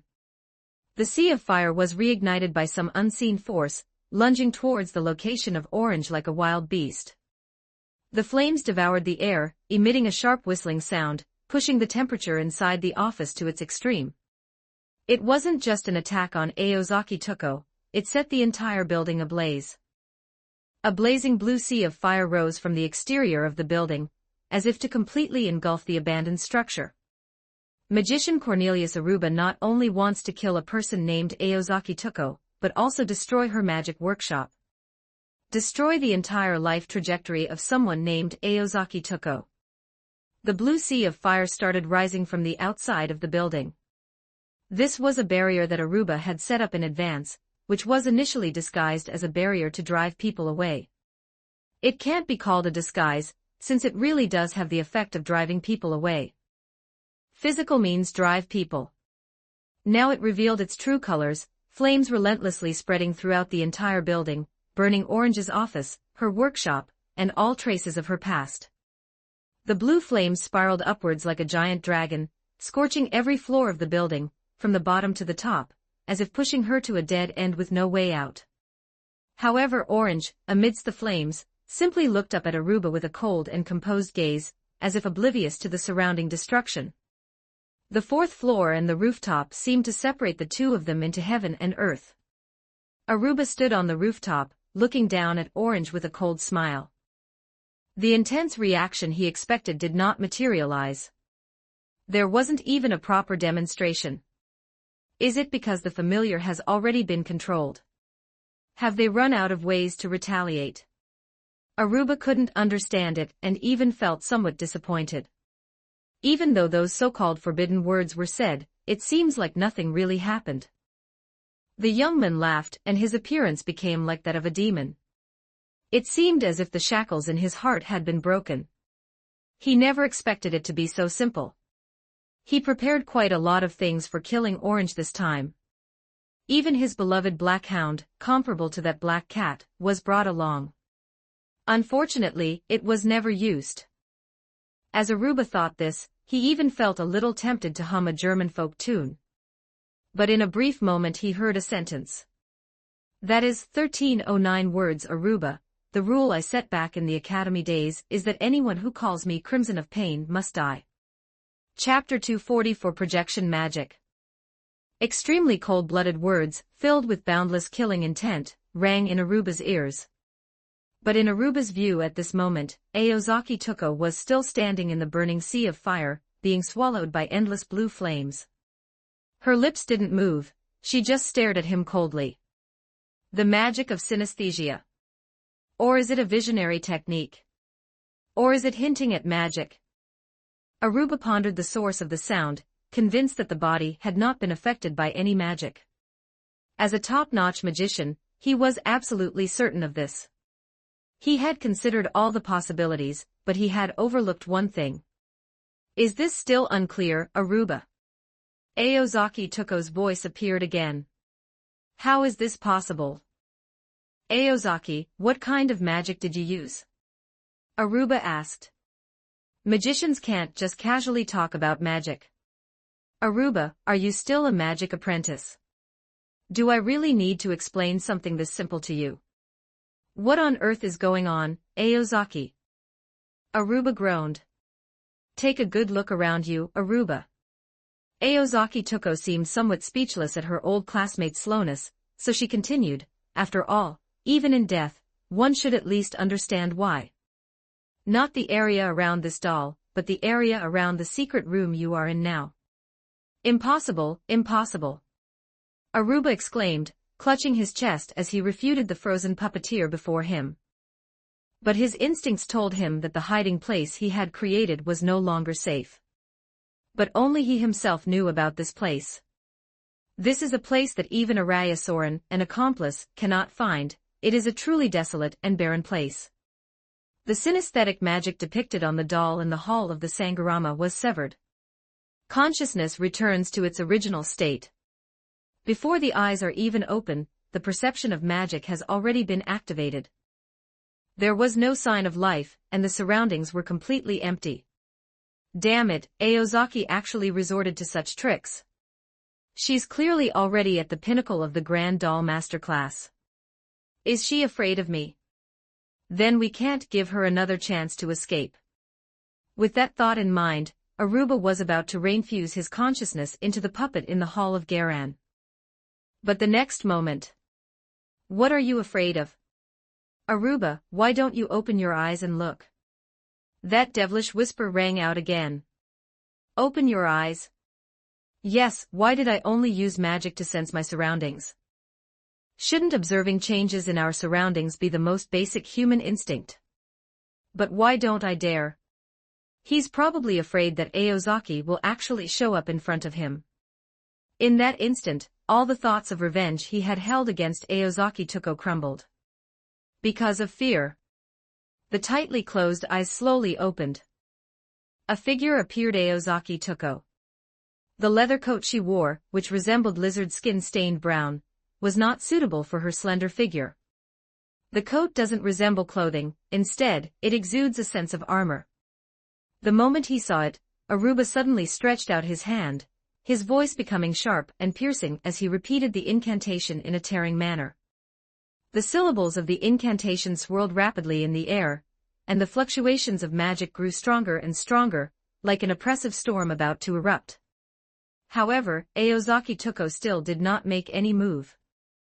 She stood there, her face expressionless, her gaze even carrying a hint of appreciation, as if what she was witnessing was nothing more than an insignificant singing performance, and she was merely a judge. In an instant, the air seemed to be sucked out, causing a violent tremor. Then, blue flames suddenly erupted from the ground, the walls, and even the air. The blue-green flames emitted sharp roars, like countless shrieking ghosts.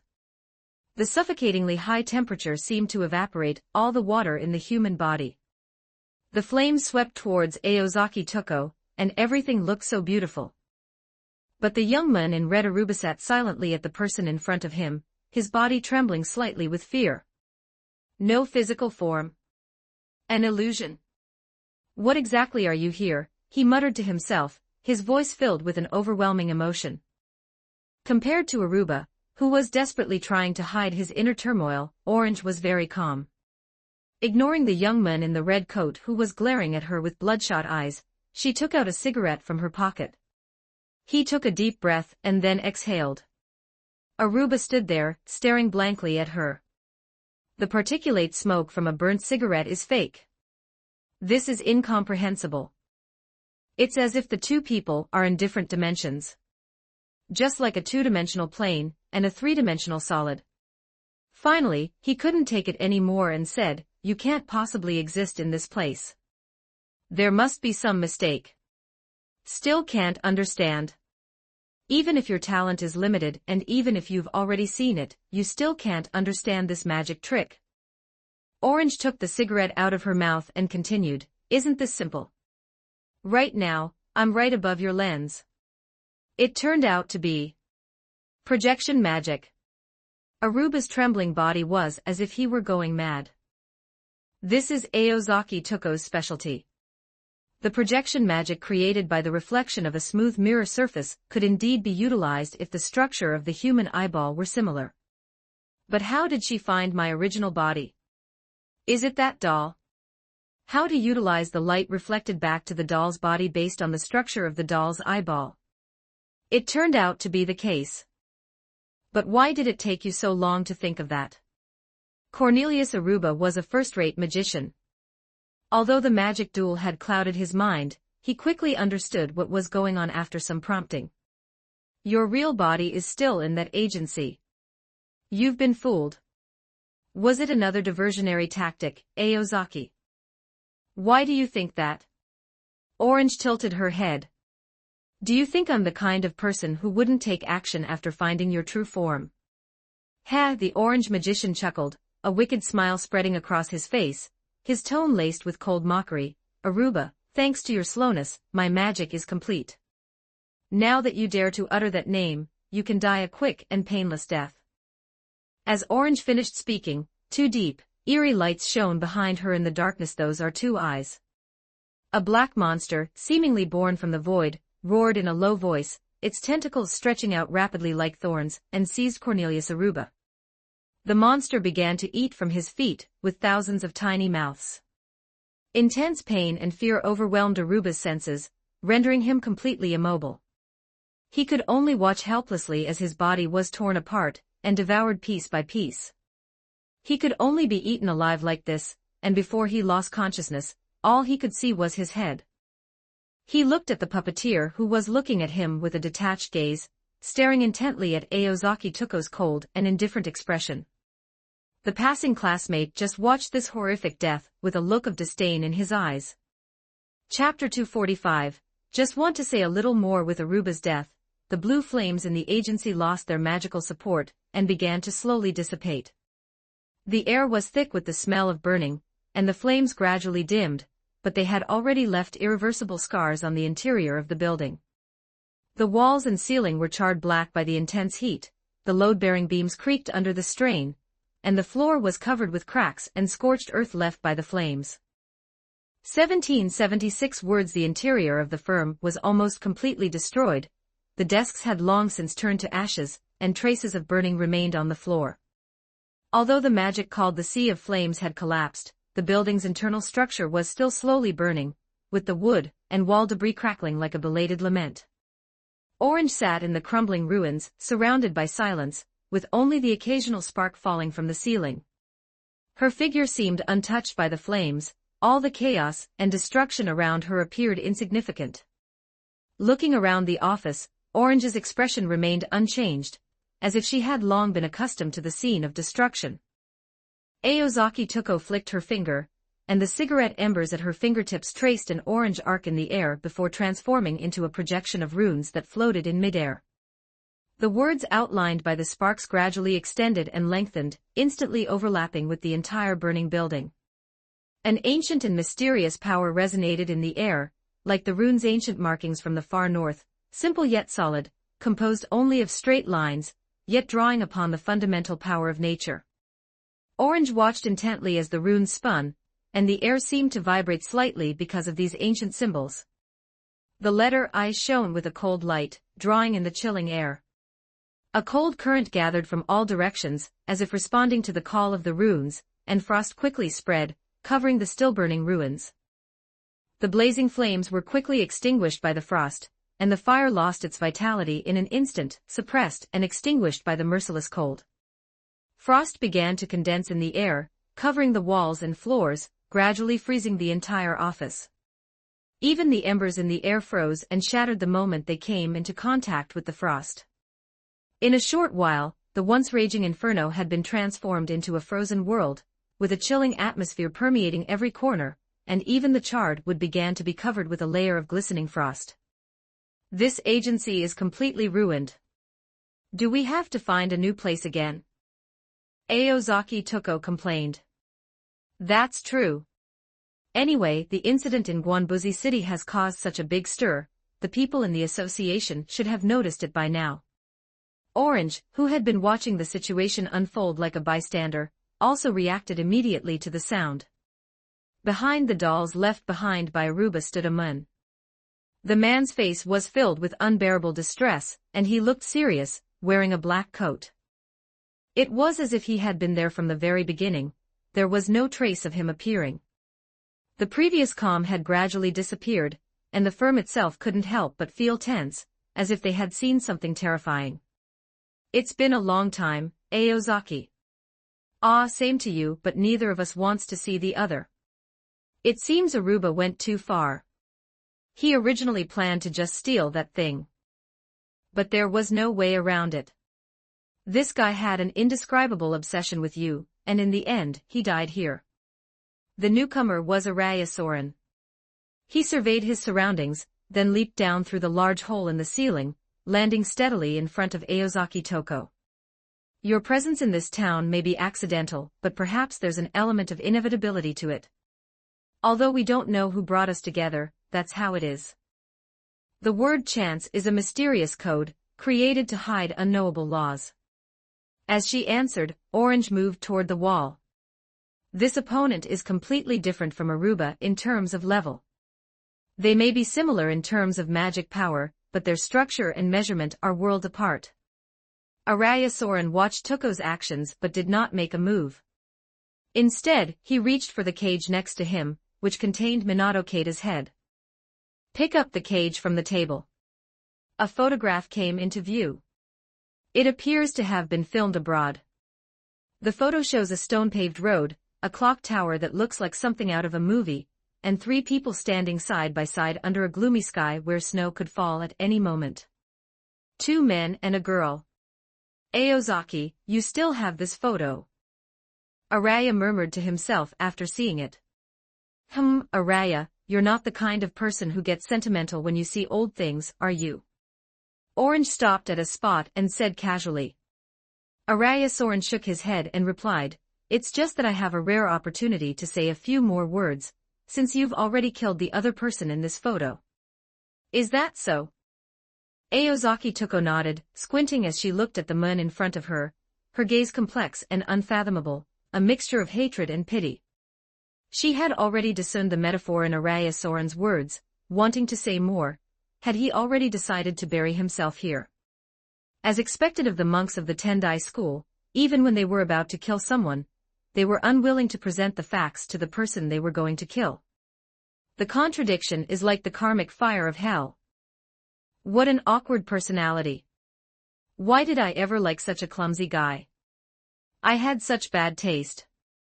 So getting that thing back is your goal. Could it be that your pursuit has evolved into becoming one of those immortal monsters? Hearing Orange's obviously inappropriate question, Araya Soren shook his head seriously. The creation of this thing initially stemmed from a coincidence. But as you said, coincidence is a mysterious metaphor, so it must be something that happened. Is it a coincidence? Orange understood. This guy was still as wicked as ever, committing a massacre that killed hundreds of people, all just to. So you teamed up with the evil god to create a mess, divert our attention, and then continued to manipulate your great undertaking of opening the source. In response to Aozaki Toko's question, Araya Soren nodded and said, of course. But there's a truth you can't know. Although it was just a coincidence, I still made a deal with that evil god. Some of the goals he wanted to achieve overlapped with part of my plan. The final manifestation of the 27th ancestor-level dead apostle also proves that some things have already changed. You should understand that, Aozaki. Chapter 246 Partial Truth, shouldn't I understand? Aozaki Toko remained silent for a few seconds, a thoughtful expression on her face. Her first reaction was, the man named Araya Soren has a tragic wish, to unlock the source. So in this matter, what kind of help did the appearance of the 27th ancestor-level dead disciples provide? Combat ability. If it were only for this reason, Araya Soren would have no reason to hinder Hakujun Riso's progress towards becoming the 27th ancestor of the dead disciples. Based on her understanding of this man, she knew he didn't refrain from acting simply because she couldn't control him. This man is a resolute monk. He is undoubtedly a man of action. She had also heard about the collection of deaths over the past 200 years. He pursued the number of deaths, believing that after experiencing tens of thousands of different ways of dying among different humans, there would be souls spreading out from among them that led to the source. That cannot reach the great source of all things. The only thing that can be reached by that method is the origin of humankind. It is impossible to reach the origin of primates as a whole. This is also why the guy in front of us is called the Origin Magician, and was designated to be sealed away. However, this method is not truly incapable of reaching the root cause, or rather, any method can be used to reach the root cause, it's just that the research is not thorough enough, and the path taken is not far enough. Investigate all kinds of deaths, study each life with dedication, and store them as your own. Thus, the reality of death is imprinted on one's own body. If this man is still following the old path, why did he instigate the appearance of the 27th ancestor-level dead disciples? Aozaki Toko's thoughts kept drifting, eventually settling on the concept of the 27 dead apostles.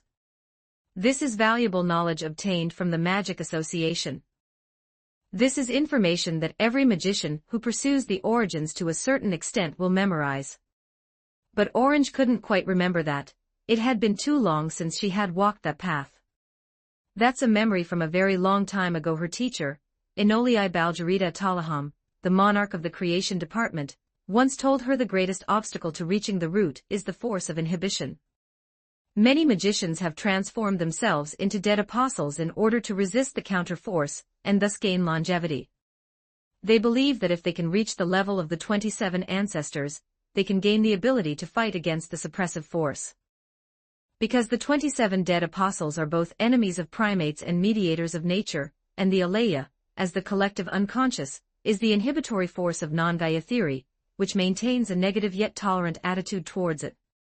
This information came from the second mage named Gemstone Elder. The answer is very close. Orange's thoughts continued to wander, and Araya Soren did not rush to make a move. This moment was somewhat like when they were students, with the girl lost in thought while the man prepared for his own business. So he's willing to wait. Orange recalled some of the things that Matuike had discussed with her. Matuike once shared some insights about the dead criminals who appeared in Kenbuko City. The strength of these dead apostles is somewhat strange. Although it is unknown where he obtained the information. He seemed to believe that in a world where heroic spirits existed, dead apostles would be greatly weakened. Matuike's explanation for this is that heroic spirits are powerful assistants to the counterforce Alaya, and any heroic spirit that can successfully descend into the real world. This means that Alea has a strong ability to intervene in this world line. As for the opposing dead apostles, they would be severely weakened by the concept of human history, since the two are relative. However, the Holy Grail War in Fuyuki has already clearly demonstrated the existence of heroic spirits, so even if dead apostles are created in Kenbuko City, they will. The answer is already obvious. 1740 words. Araya, it seems you've already figured out the meaning of your surname. Aozaki Tuko looked at the man in front of her. Although it was pointless to say more, she still wanted to confirm with him. Yes, Araya. Alea, what similar words? After failing to open the path to the root so many times, how could I not have thought of this? Araya Soren sighed and murmured as if in a dream. It's like a curse. Your enemy is the mind of primates, the humanity that is hard to save, but your surname is the same as the name of your greatest enemy. It's a paradoxical spiral. Orange snorted coldly, neither agreeing nor disagreeing with Araya Soren's sentiments. So you conspired with the evil god to commit a massacre in Guanbuzi City, and created these bizarre things like the dead apostles, just to test the extent to which the counterforce interfered with this world. Aozaki Tuko stared coldly at the man in front of her. Since last year, the world has undergone tremendous changes. As the concentration of magic power increases, various mysteries continue to emerge. Even things like magical beasts and phantom beasts, which are rarely seen for decades, are appearing much more frequently than before. While others are still gleefully profiting from this change, this guy in front of me has already begun to look for the greatest impact of the world's transformation. The suppression is weakened. If those magicians who seek the root of all things could obtain this information, wouldn't they be laughing in their sleep every night? Araya Soren remained silent for a moment, ignoring the cold look Aozaki Tuko gave him, and said calmly, "Isn't this enough?" "That's definitely not enough. You're hiding other reasons, aren't you? I didn't expect you to start lying too." Orange was still referring to dead apostles, but not just any dead apostles. To test the state of Alea consciousness, there is absolutely no need to create dead beings. One can simply search in Europe to find existing dead beings. There's a lot of that kind of stuff anyway. The purpose behind creating dead apostles, especially those who have reached the level of the 27 ancestors of dead apostles, cannot be so simple. Aozaki Tuko's words struck a chord with Araya Soren, leaving him somewhat silent. But Orange glanced at him with obvious disdain, then tossed aside the cigarette he was holding and said, "Although it has been confirmed that the power of the restraint has been weakened, it still has the ability to intervene in the world, which is why you colluded with the evil god to create the dead apostle who possesses the blood ring of the principle. This is something that even the counter-force cannot ignore. Compared to letting a magician reach the root, eliminating a dead apostle 27 ancestor dead apostle who can definitively deny human history, the relative importance of these two factors is not even a consideration for the counter-force." She paused for a moment before continuing, "After all, there were still magicians who could reach the source in the past, though few were there. It's just that as the mystery has gradually faded, it has become increasingly difficult to do this. But a newly born Death Apostle 27 ancestor can indeed influence the degree to which the restraining force intervenes in the world." At this point, Orange clapped her hands, as if applauding. Yes, she was indeed clapping. Although the two were on opposing sides, she didn't dislike the magician who had been reduced to a concept. "The reason you rushed here without stopping after feeling that my boys had broken through the cage that imprisoned your pawn is to try and take that head." Although the concentration of idea blood inside that head was pitifully low, that thing was like a detonator. As long as you detonate that thing at the crucial moment, a newly born Death Apostle 27 ancestor will appear, buying you time to unlock the source. Find an opportunity in the time when the two ideas contradict each other and tend to be in equilibrium. As expected of you, Araya. Chapter 247. That's it. Aozaki, your talent is still as. Araya Soren began, then stopped, seemingly realizing he was rambling. "There's something I want to ask you, even though it's pointless. The ultimate goal of magicians is to reach the truth. It's not some mundane goal like wanting to know the meaning of human existence. They simply yearn to know what form pure truth takes. The collective of people with this idea is the magician. This group of people makes themselves transparent, only retaining their own identity and never receiving anything in return. In this world they are called magicians. In that academy, you are the only one who doesn't belong to the group. I pursue the archetype of the soul, you pursue the archetype of the body, and I'm sure that you will be the one who arrives first. So you, the magician named Aozaki Toko, after receiving this news, will you still give up on finding the root cause? Araya Soren shifted his gaze from the damaged surroundings to Toko, and said emotionlessly, seemingly bored, though his eyes burned with anger. Indeed, there are those who have reached the root. Because there are those who have reached it, they can know its essence. The magic that has remained to this day is what those who once reached it left behind. But those who went to that side never came back. The magicians who left no name in the past and history vanished the moment they arrived. Is that world so wonderful, or is it a world you can never return to once you've been there? I don't know, since I've never tried to go there. Forget it, it's impossible in either case. Modern magicians cannot create something that reaches the root vortex, that is, the new order, the new magic system. In my opinion, you're just delusional. Araya admitted, we chose to become magicians, these transcendent beings, precisely because we're weaker than everyone else. As if declaring the end of the long conversation, Miss Orange shrugged. As Miss Orange spoke these words in a calm tone, her eyes were sharper than ever before. His amber eyes flickered as if they were burning with flames. I understand. You have fallen. Araya Soren nodded and put the old photograph in his pocket. Seeing Araya Soren's actions, Orange realized that he was mentally and physically prepared to kill her today. But she still wanted to ask one question. Araya, you took things from my place without permission, do you think you can take me for granted? Contrary to her tone of disgust, Miss Orange gave a dry laugh. That was the look of pleasure at the existence of someone who was in the way. Well, although I didn't intend to be your enemy here at first, Aruba insisted, so I had no choice but to come here with the intention of killing you.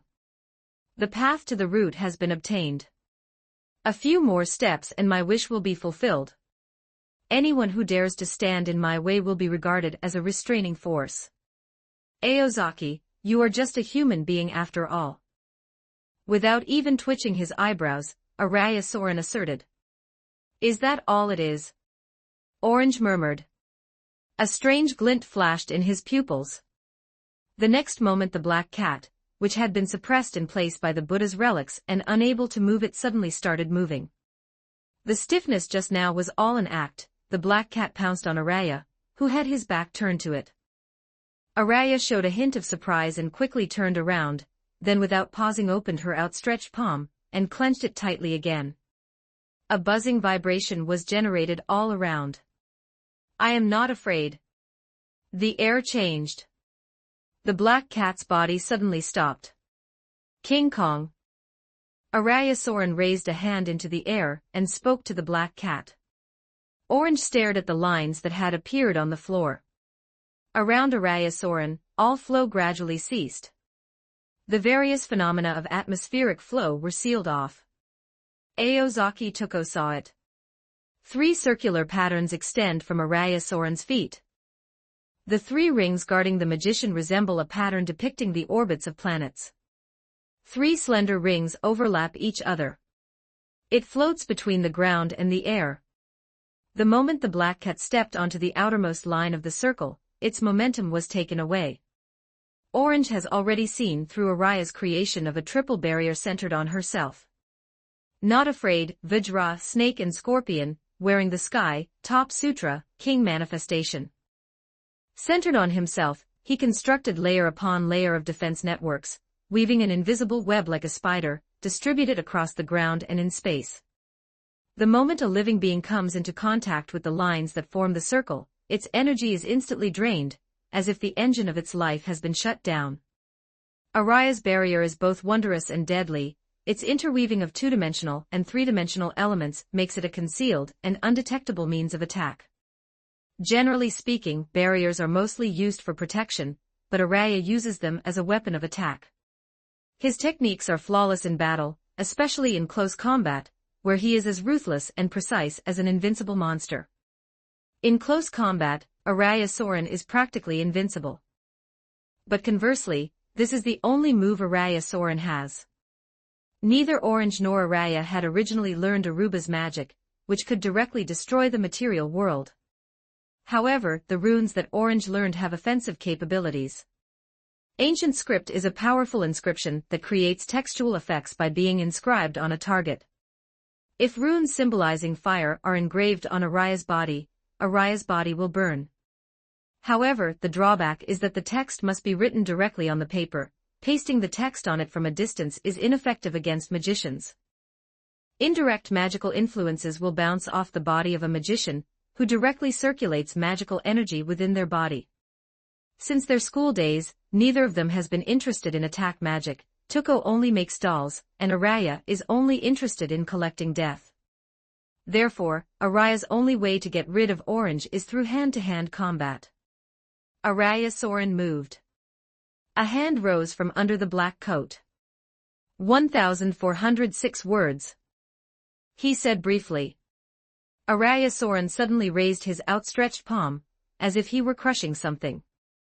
Aozaki Tuko saw the space in front of Araya Soren crumbling inwards step by step. The black cat jumped up before it was crushed. Like the reaction force of gravity, it stood on the ceiling with a huge hole, looking at Araya Soren. That's it.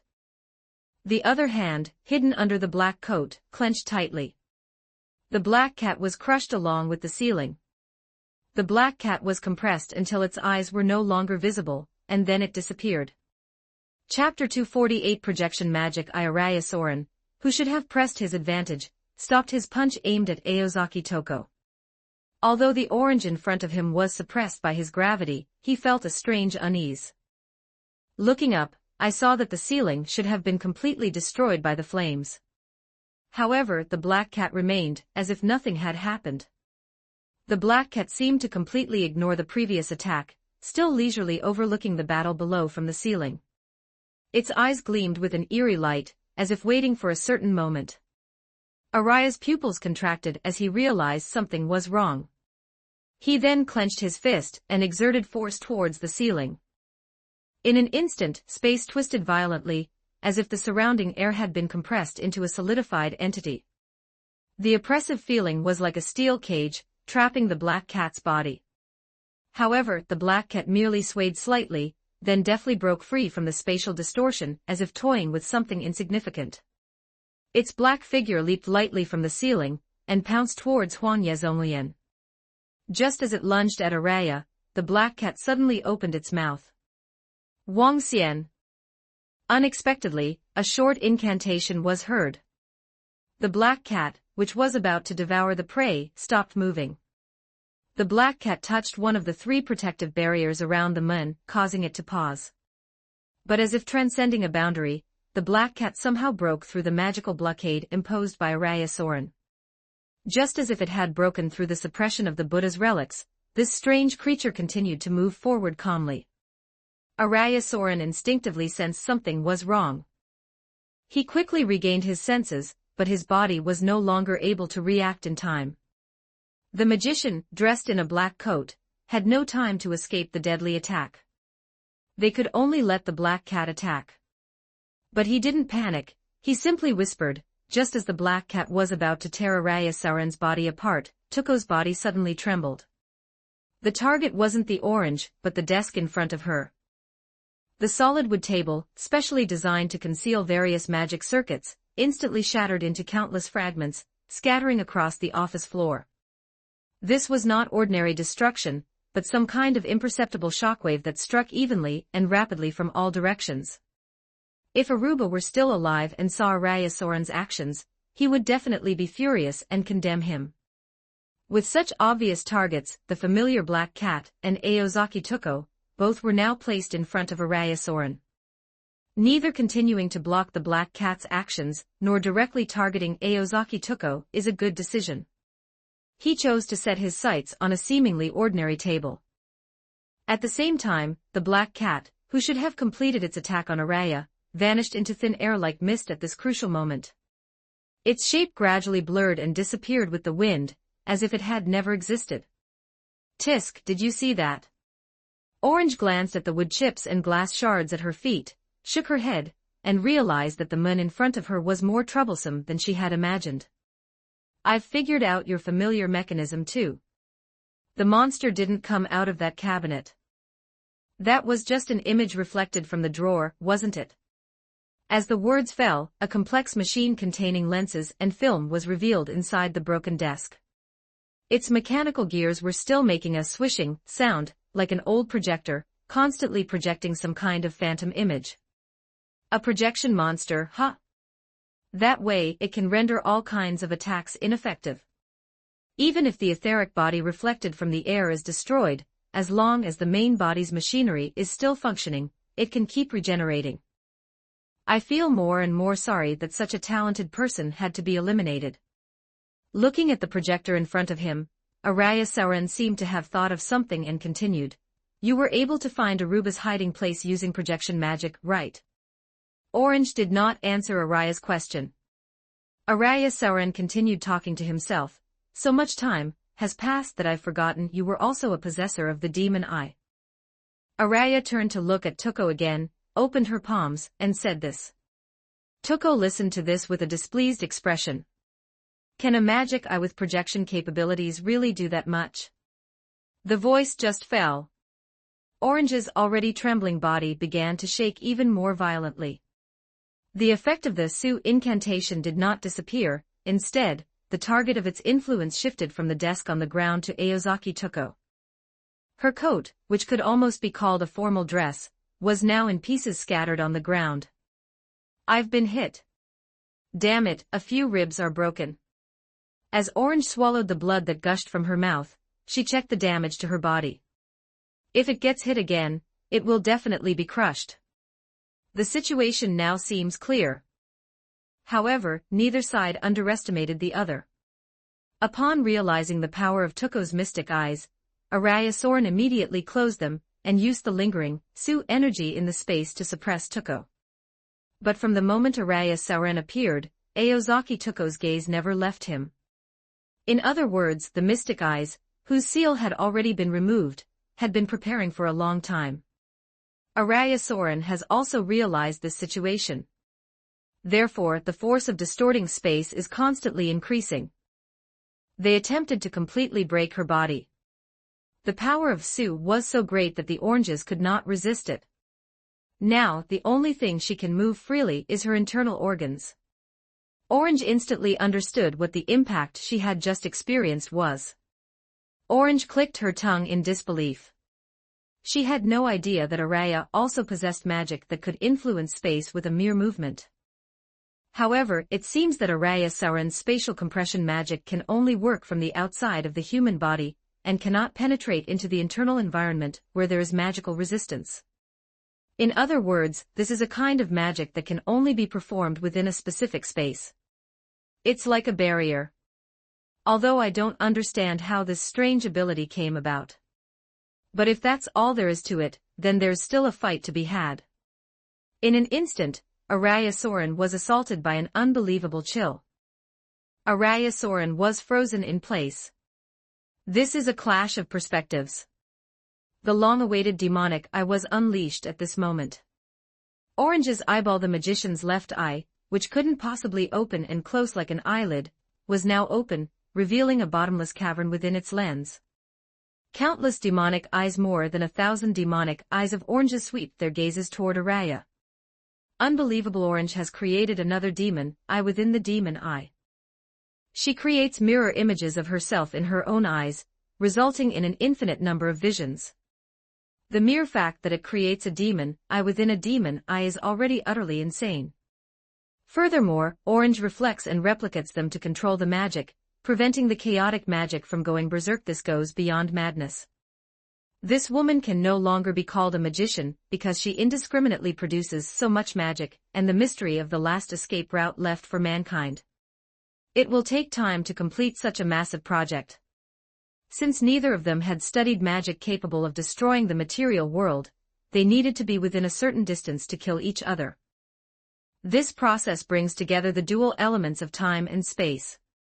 That's why the orange has been waiting. Chapter 249 Fierce Battle. The projection-type magic eye is like a pistol. Its weakness is that it cannot withstand the firepower of a cannon-like incantation-type spell. 1614 Words. Orange, however, overturned this rule. Since pistols are weak in firepower, they decided to use numbers to decide the outcome. She doesn't just rely on the power of her eyes, but rather on the continuous layering of projected magic eyes. 9mm bullets may not be a threat, but when there are enough bullets, even the strongest defenses will be penetrated. That is the principle of the multiple eyes. This method is not only extremely efficient, but it also completely overturns the traditional law in the magic world that chanting is king. With her multiple magical eyes, Orange practically controls time and space in battle. Once her gaze locks onto a target, the opponent has no way to escape. Those bound by it can only be freed after the orange closes its eyes. Although it's just theoretical talk, in theory it can be infinite. As long as your magic power is less than your opponent's, then you have no way to use magic power to fight back. Therefore, the only effective way to fight against Orange's demon eye is to defeat her before she becomes aware of you. The only strategy to break this overwhelming power is to defeat Orange quickly and thoroughly before she activates her multiple mystic eyes. Ah, are you asleep? Matoike looked at Ryugi Shiki, who was fast asleep on the ground, shrugged, and picked her up. I can't do anything with you. The Ryugi family's mansion in the suburbs, surrounded by bamboo forest, isn't it? Using the insects left at the Ryugi family mansion, Matoike pinpointed the exact location. The Ryugi family mansion, surrounded by bamboo groves, was built according to the specifications of a samurai residence. Walking on the ground alone, one cannot judge the size of this mansion enclosed by high walls. Without taking a flight and looking down from the air, it's impossible to accurately grasp the scale of a building. Walk along the bamboo forest trail, which resembles a mountain path. Matoike carried Ryugi Shiki on his shoulder and slowly walked to the magnificent gate that resembled an ancient samurai residence. After ringing the doorbell and explaining the purpose of the visit, a man in a black suit appeared. The man looked to be in his early 20s, with a pale face and gloomy eyes. She is said to be the person in charge of taking care of Ryugi Shiki's daily life. His gaze darted back and forth between Metapond and Ryugi Shiki, as if he couldn't believe what he was seeing. When Ryugi Shiki, covered in blood, was handed over to the other party, she could clearly feel the terrifying expression on the other party's face that said, "My young lady has been corrupted by a suspicious man." Matoike politely declined the other party's invitation to come inside and rest, even though he was indeed very tired, as the matter of the night was not completely over yet. On his way to the Ryugi family, he received a message from Aozaki Tokogaran. No two had been invaded. Although Toko spoke lightly, telling him to rest well and mentioning that with her around, everything will be fine, Matoike couldn't completely put his mind at ease. He had never doubted Orange's abilities. The woman seemed to handle all kinds of situations with ease, as if nothing could truly shake her. But how can anyone be completely at ease in the face of this situation? Matoike shook his head, the unease in his heart lingering. As the magic power within him gradually returned, he activated the insect eggs residing in his body. The black swarm of insects swirled around him like a whirlwind, engulfing him completely. The insect eggs deformed, split, and multiplied, forming a black force in the air that sped swiftly and silently toward the Hall of Garan. Araya Sauron and Aozaki Toko's confrontation reached a stalemate, and the air was filled with a tense and oppressive atmosphere. The immense pressure of the space felt like an invisible constraint, pressing tightly against Orange's body, as if trying to squeeze every inch of her muscles to their limit. Orange's breathing became heavy, but she remained calm, her eyes never leaving Araya. Barely controlling his body, he moved his wrist by sheer willpower. As for Araya Soren, his vision has been sealed due to the curse of the demon eye. You can barely make out the moon in the sky, and the staircase-like blue trails drawn by the orange with the cigarette in your hand. Very good. You have no regrets in your life, which is truly enviable. The incantation written into the atmosphere caused the skin to crack. The wind transformed into sharp blades, threatening to rip Araya's coat and body to shreds. Ah! He cried out, a sound like a dying scream. A whoosh sound rang out. The magician had no time to retaliate and lost most of his body.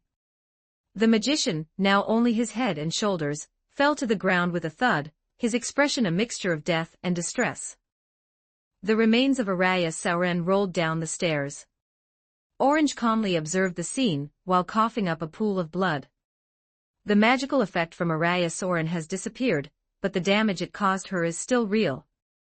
She hadn't forgotten that the guy she had shredded into pieces had once been a puppeteer. Moreover, he possessed the skills of his ancestors and was known as the demon monk who made dolls. The crisis is not yet completely over. That man definitely has a killer move he hasn't used yet. HTILONG Z. She drew several primordial rune symbols one after another. Disruption, order, obstruction, emotion, inheritance, guidance, protection. A set of rune-based protective sequences glowed faintly around her. Although protective measures had been implemented, Aozaki Tuko still couldn't calm down. Continuous use of runes consumes too much magic power. The effect of projecting the mystic eye onto the mirror in the mystic eye also consumed a huge amount of magic power. Simple protection can't last long. Aozaki Tuko considered whether she should reveal a slight weakness to lure Araya Sauren into making a move, hoping to completely annihilate Araya Sauren here, when her magic power was completely depleted. Otherwise, she's just wasting her magic power. Moreover, even if it ends in a one-for-one exchange, she has a spare body to bring her back to life. But the thought that Araya Sauren might also be using puppets to attack gives me a headache. Time passed by minute. Having endured several magical attacks, the Hall of Garan is now teetering on the brink of collapse. The cage that sealed Kata's head was broken at some point. The head landed right in front of Orange, chattering away with a bunch of nonsense. As it turns out, Aozaki Tuko's judgment was correct. Araya Sauren has not appeared since that body was destroyed. He has been waiting for Aozaki Tuko's magic power to be depleted. The duel between magicians is in essence a clash between concepts. But there is another factor that no magician can overcome. That's a problem with magical power. Chapter 250 Attack and Defense. At this moment, Orange not only had to consider the amount of magic she had left, but also how much magic Araya Sauren had left. This means we know when Araya Sauren will launch his all-out attack. Just as Aozaki Tuko was about to expand the scope of her magic, she suddenly noticed bright yellow lines protruding from the back of Aruba's doll as she tried to track down Araya Sauren. Is that King Kong? The name and concept of this barrier come from the Buddhist concept of Vajra, which signifies indestructibility. It is the emptiness of the Tathagatagarbha mind. Does Araya think I'll attack that area first? Or is he just standing there, but I can't detect him, and only now, due to the depletion of his magic power, is a clue showing? Aozaki Tuko quickly began to think. The diamond barrier was Araya Sauren's strongest protective ability. The reason she was able to successfully launch a sneak attack and shatter the doll was because she used her magic eye to completely suppress it, preventing it from setting up a barrier, which allowed the runic, which was as gentle as a breeze, to hit her. Therefore, at this moment, the location of the Congo barrier must contain something that Araya Sauren wants to protect. It could be the location of his true form, or it could be something else entirely. It couldn't possibly be that he wasted his magic power to leave the King Kong barrier there simply to protect the doll left behind by the confirmed dead Aruba. However, there might be another possibility. As the bright yellow line flashed briefly and then suddenly went out. Without hesitation, Aozaki Tuko proactively launched both H and NG runic. The next second, the air twisted and ice shards, which appeared out of nowhere and were accompanied by a gale, enveloped Aruba's doll with an unerring accuracy. A click sound followed. The dust and mist have dissipated. 0 seconds. Aozaki Tuko, pressed against the wall, sensed the unusual movement behind her. Blood gushed out in one breath. The unavoidable dizziness made Aozaki Tuko feel dizzy and disoriented. Space transfer. How can it be? Another possibility that Aozaki Tuko had just considered was that the diamond layer was just a smokescreen. It was specially prepared to attract her attention, and thus allow Araya Soren to launch a sneak attack. Abandoning defensive techniques, and launching a self-destructive attack. 1532 words. Aozaki Tuko had already considered this. However, she used a counter-strategy to her advantage, tentatively attacking the barrier in an attempt to lure out the hidden Araya Soren. Then use the remaining runic for a counterattack. This will break the current stalemate where the enemy is in the dark and we are in the light. But she never expected that the attack would come from the wall behind her. This is an attack outside of theory. It's something of pure magic. It is a product that a person named Aozaki Tuko still cannot fully understand. The orange, which was flying backwards through the air, had just figured all this out. Then they saw Araya Soren, who was like a ghost, emerge from the wall, only to disappear once again. Click in another spatial teleportation. Araya Soren miraculously appeared above the trajectory of the orange gliding. Top of the head. The right hand moved. Golden magical light gathered on that fist. There was no doubt that this was a blow capable of pulverizing flesh. Orange's throat trembled as if she wanted to say something, but in the end she could only utter a few syllables. Araya Soren's fist made intimate contact with Toko's abdomen. Orange's body, which was originally flying backwards, changed angle uncontrollably and slammed downwards. The immense impact instantly pierced through her body, her face contorted in pain, and she let out a muffled groan. The next moment, accompanied by a loud bang, Orange's body was sent flying from the fourth floor like a cannonball by Araya's fist. The air rushed past her ears, and a sharp pain spread from her abdomen throughout her body. In her field of vision, the ceiling quickly disappeared, and the walls, ceiling, and wires flashed by like images receding in reverse. Her body plummeted downwards at an incredible speed. The fourth floor cracked like paper as she fell, scattering planks, lime, and debris all at once. Boomerang's body slammed heavily onto the ground floor, the impact causing the entire floor to shake slightly. The moment she fell, the floor cracked like a spider web, dust scattered and fragments flew everywhere.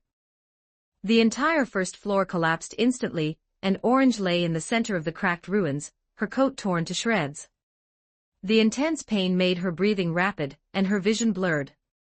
She struggled to lift her head, a wave of pain washing over her as her fingers trembled as she tried to grab the ground beside her to support herself, but all she felt were fragments of dolls scattered across her hands. The dolls on display on the first floor had already been reduced to dust by the impact. Fresh blood kept gushing from Orange's mouth. Meanwhile, Araya Soren, standing upstairs, coldly looked down at her, his fist still in the throwing posture, as if confirming whether his attack was lethal enough.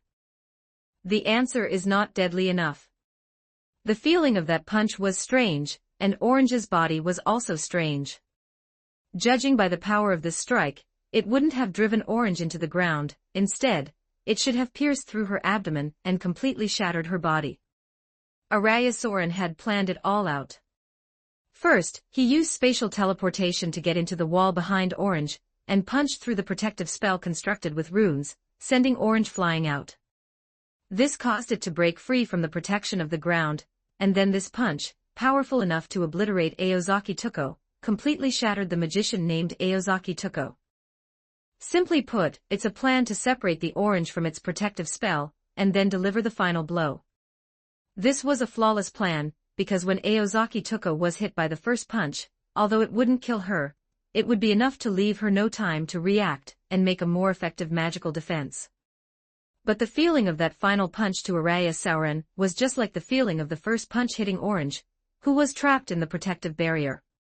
Araya Soren was somewhat puzzled, but when he saw the complex machine containing lenses and film still clicking inside the desk that had been reduced to wood chips on the ground, he understood. It was this that saved the Orange's life, the demon eye killer mask that fell down next to it. Araya Soren picked up the glasses that were facing him. Although it's a costume used to seal the mystic eyes, its basic structure is still glass with a very high reflectivity. Using projection magic was the protection constructed from the rune sequence projected onto the attacked body in the instant of consciousness stretching. What a terrifying talent, Aozaki. Why are you no longer willing to pursue the root cause? Chapter 251 Mato, make your move. His body was basically completely unable to move. Aozaki Toko lay on the ground covered with rubble and debris, intense pain washing over her like a tidal wave. With each breath it felt as if her lungs were being pierced by a blade, the pain making it almost impossible for her to make a sound. Every joint in my body seemed to have lost its ability to obey me. Even lifting a finger had become a difficult task. Araya Soren remained on the 4th floor, not in a hurry to pursue.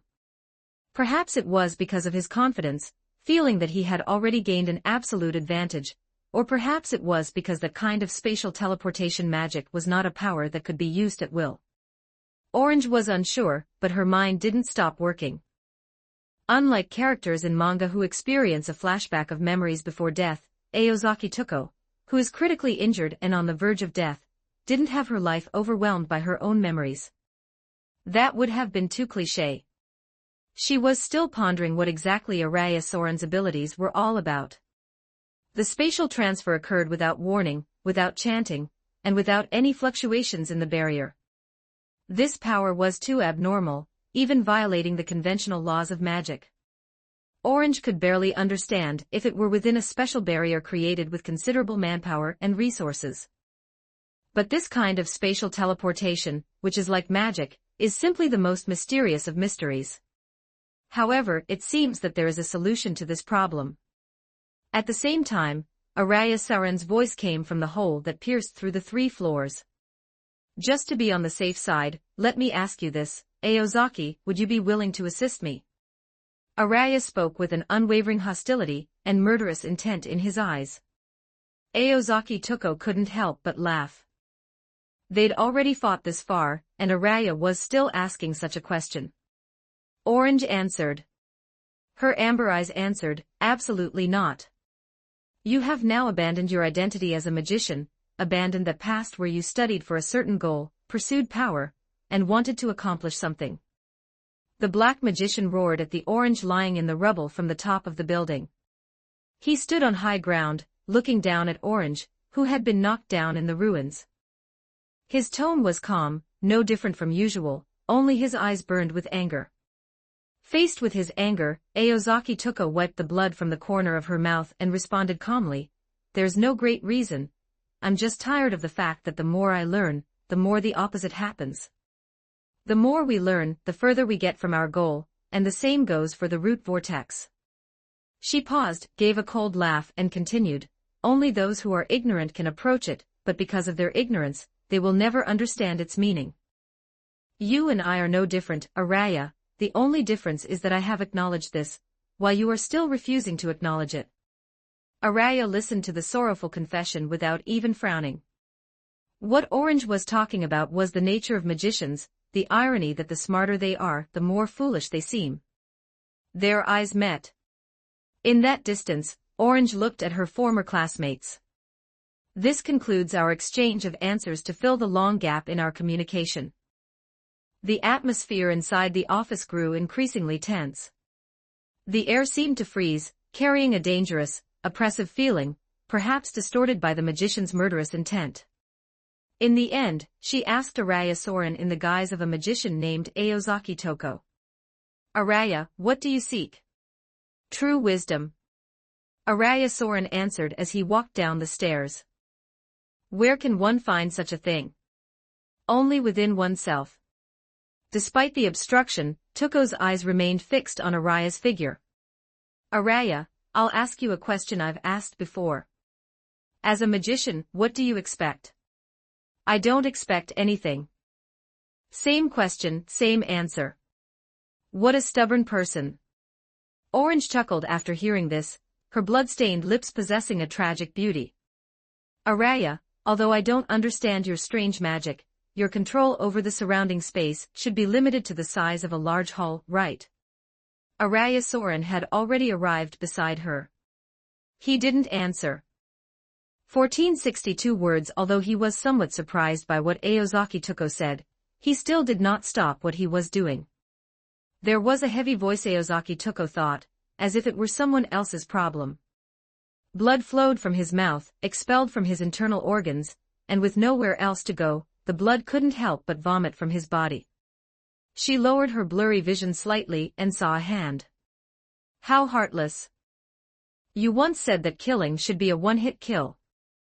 A heavy voice, a mixture of melancholy, sighs, and hatred, came from the man's mouth. I'd like to say a few words at the end. I'm listening. Hurry, you only have a few seconds left. Orange retorted, you're the one who did it, yet you say that. But now, just as he said, her body is so weak that she can no longer even move her lips properly. Araya, you've probably heard that there are two types of restraint. Araya frowned when he heard Orange say something he knew all too well. In other words, treating the planet as a whole as a restraining force of the Gaia theory of life is different from the restraining forces we humans possess. And you seem to have only confirmed the problem of Alea. Will you win? It will win. Araya Soren answered immediately, without hesitation or exaggeration. How arrogant. He's truly trained himself to the limit, like steel. With a very realistic assumption in mind, even knowing how difficult it would be, Araya still asserted that he would win. Mato, make your move. As Orange pondered, she shouted with all her might toward the sky beyond the fourth-level void. Although Araya Soren asked a question, she had already ceased all life activities. Aozaki Tuko's body had lost its function as a human being. All that's left is the brain matter and a bloodless brain, but it won't be long before it's destroyed. Aozaki Tuko had only two eyes left, staring intently at the man named Araya Soren. There was no hatred, only pity. Aozaki Tuko's remaining magical abilities, through the countless mirrors already constructed within her eyes, projected the binding force onto the last figure her gaze lingered on. She had pinpointed the only remaining loophole in Araya Soren's magical mystery, its scope. Although she couldn't detect it, Orange was certain that it was like a barrier, a special otherworld that unfolded from Araya Soren as its origin. Within the confines of this other world, Araya Soren can perform miracles akin to magic. But once he exceeds that limit, his magical skill level is no different from Aruba's. It's even worse. Orange has done all she can, now it's time to hand over the battlefield to Matucci, who is flying high in the distant sky. Chapter 252 Realistic Barrier. Araya Soren's body was firmly imprisoned by the power of the projection-type mystic eye, and he could not move at all. The gaze of the demon eye was like an invisible shackle, binding him tightly. To escape from the projection-type magic eye, one must consume all their magic power.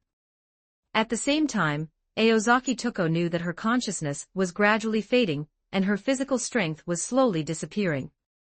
However, as Orange approached death, her thoughts drifted far away, and she suddenly thought of Matapond. Will that guy go berserk in anger when he finds out I'm dead? Orange thought about this possibility, with a hint of teasing and self-deprecation. She thought of a common trope in comics: an important comrade sacrifices himself before her eyes, leaving the survivors with a final chance to hold off a powerful enemy, and use their last bit of strength to create a moment for a counterattack. Heroes always emerge victorious in the end, and this kind of setting always stirs people's hearts, and even moves them to tears. But I'm not the kind of character who makes people cry, Orange chuckled inwardly, a hint of disdain in her eyes. She knew she wasn't the kind of protagonist who would leave behind a moving or heroic scene. Death was just an ordinary thing to her. Although her consciousness was fading, her mind remained incredibly calm. She is Aozaki Tuko, and even on the verge of death, she will not allow herself to lose her composure in the slightest. Are we starting all over again? How many times has this happened? Seriously, another mess. Matoike sighed softly, his tone carrying a hint of helplessness and his usual nonchalance. He sat high on the rooftop of the Hall of Sangarama, surrounded by countless black flying insects that silently guarded his figure like a thin blanket, occasionally fluttering their wings and creating a slight breeze. The night air was cool, the stars twinkled, the moonlight was soft, and the sky was deep and clear. The weather tonight is quite nice, with a gentle breeze carrying a slight chill. Looking at the city lights around her, Matucci's mood isn't too bad. The weather is so nice, it's really inappropriate. He didn't feel grief upon witnessing Orange's death, knowing anyway that the guy could come back to life. Although Orange had prepared everything. However, deep down, Matuik felt a vague unease. He always felt that something was being overlooked, as if some kind of crisis he hadn't noticed was slowly approaching. That feeling lingered, like a shadow about to fall. It's such an annoying feeling. But Orange's projection magic wouldn't last long after her death, so even if there was some unease, it had to be ignored for the time being. In any case, the worst-case scenario is that Araya Sauron successfully takes away Minato Keita's head. However, he had already seized the portion of the blood ring containing the principle within Shirai Junri's body.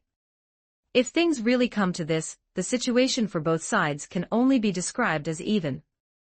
Our side may even have a slight advantage. In Aozaki Tuko and Matuik's strategic plan, they were not afraid of Araya Sauron launching such a strong offensive. On the contrary, they feared that Araya Sauron was hiding in the shadows and completely ignoring Matuik and Ryugi Shiki's actions, without making any reaction. To reiterate, a magician's battle is a battle of concepts. Nothing in this world is invincible. Even for monsters that possess the ability of immortality, there are ways to forcibly impose the concept of death upon them. The Holy Grail War, which took less than half a year to complete, is a good example. Wasn't Tiamat, the dragon mother summoned by Medea, also something nearly invincible? However, the situation after the concept of dragons has been stripped away is something that can be destroyed. In short, we need to deal with magicians. Intelligence gathering is of paramount importance. As Araya Sauron made his move, his information was continuously leaked out. Orange couldn't figure out what the so-called spatial transfer relied on, but Matuik's ability to deconstruct the mystic eyes was so overpowered that she had completely figured it out. Inherent boundary. The inherent boundary is a magic trick that manifests one's own mental landscape. Once activated, this thing will transform the surrounding space into a completely different landscape, a subspecies of fantasy materialization, a magic extremely close to magic. Unlike processing something that already exists, a bounded field is an encroachment on the real world by the practitioner's mental world. The manifestation of mental landscapes can be explained using the magic theory of the world egg. In other words, a unique barrier replaces oneself and the world without changing the realm. At this point, the size of oneself and the size of the world will be swapped, and the world will be completely confined to a small container. This tiny world is called the world egg, which also became the name of the theory. But Araya Sauron's reality barrier is simply an anomaly among anomalies. Because he had absolutely no expectations in his heart. Perhaps he has long forgotten his own expectations. They lived like zombies. Logically speaking, such a person would never be able to learn this ultimate secret of magic. It's like an ability bestowed by the gods. But the emptiness in his heart, combined with this ability, transformed into a universe of nothingness. The concept of nothingness is used to erode the real world. The answer we get will naturally remain unchanged. However, the realistic marble was indeed successfully activated. The information observed from the deconstruction indicates a world eroded by the mental image of nothingness. It can be said that within that specific scope, that part of the world has become a part of Araya Sauron. In that world, he could manipulate space at will. 1817 words. She was doomed the moment the orange fell into it. Although Aozaki Tuko didn't see through the magic trick, her conclusion was still accurate. There are only two ways to kill Araya Sauron. One method is to completely cleanse that space outside the eroded world with a saturation-style magical impact. This is really difficult. The construction of the magic in Matuik's hands had already begun long ago, and the little magic power he had left was leaking out at the speed of a dam releasing its floodgates. The last remaining command seal on his hand was also fading rapidly. The fighting continued for several days without any respite. As soon as their own magic power was restored, they had to use it again, leaving not a single drop of magic power left to restore their command seals.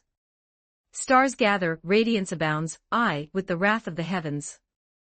Starlight, transform into a rain of destruction, descending upon this place to annihilate everything.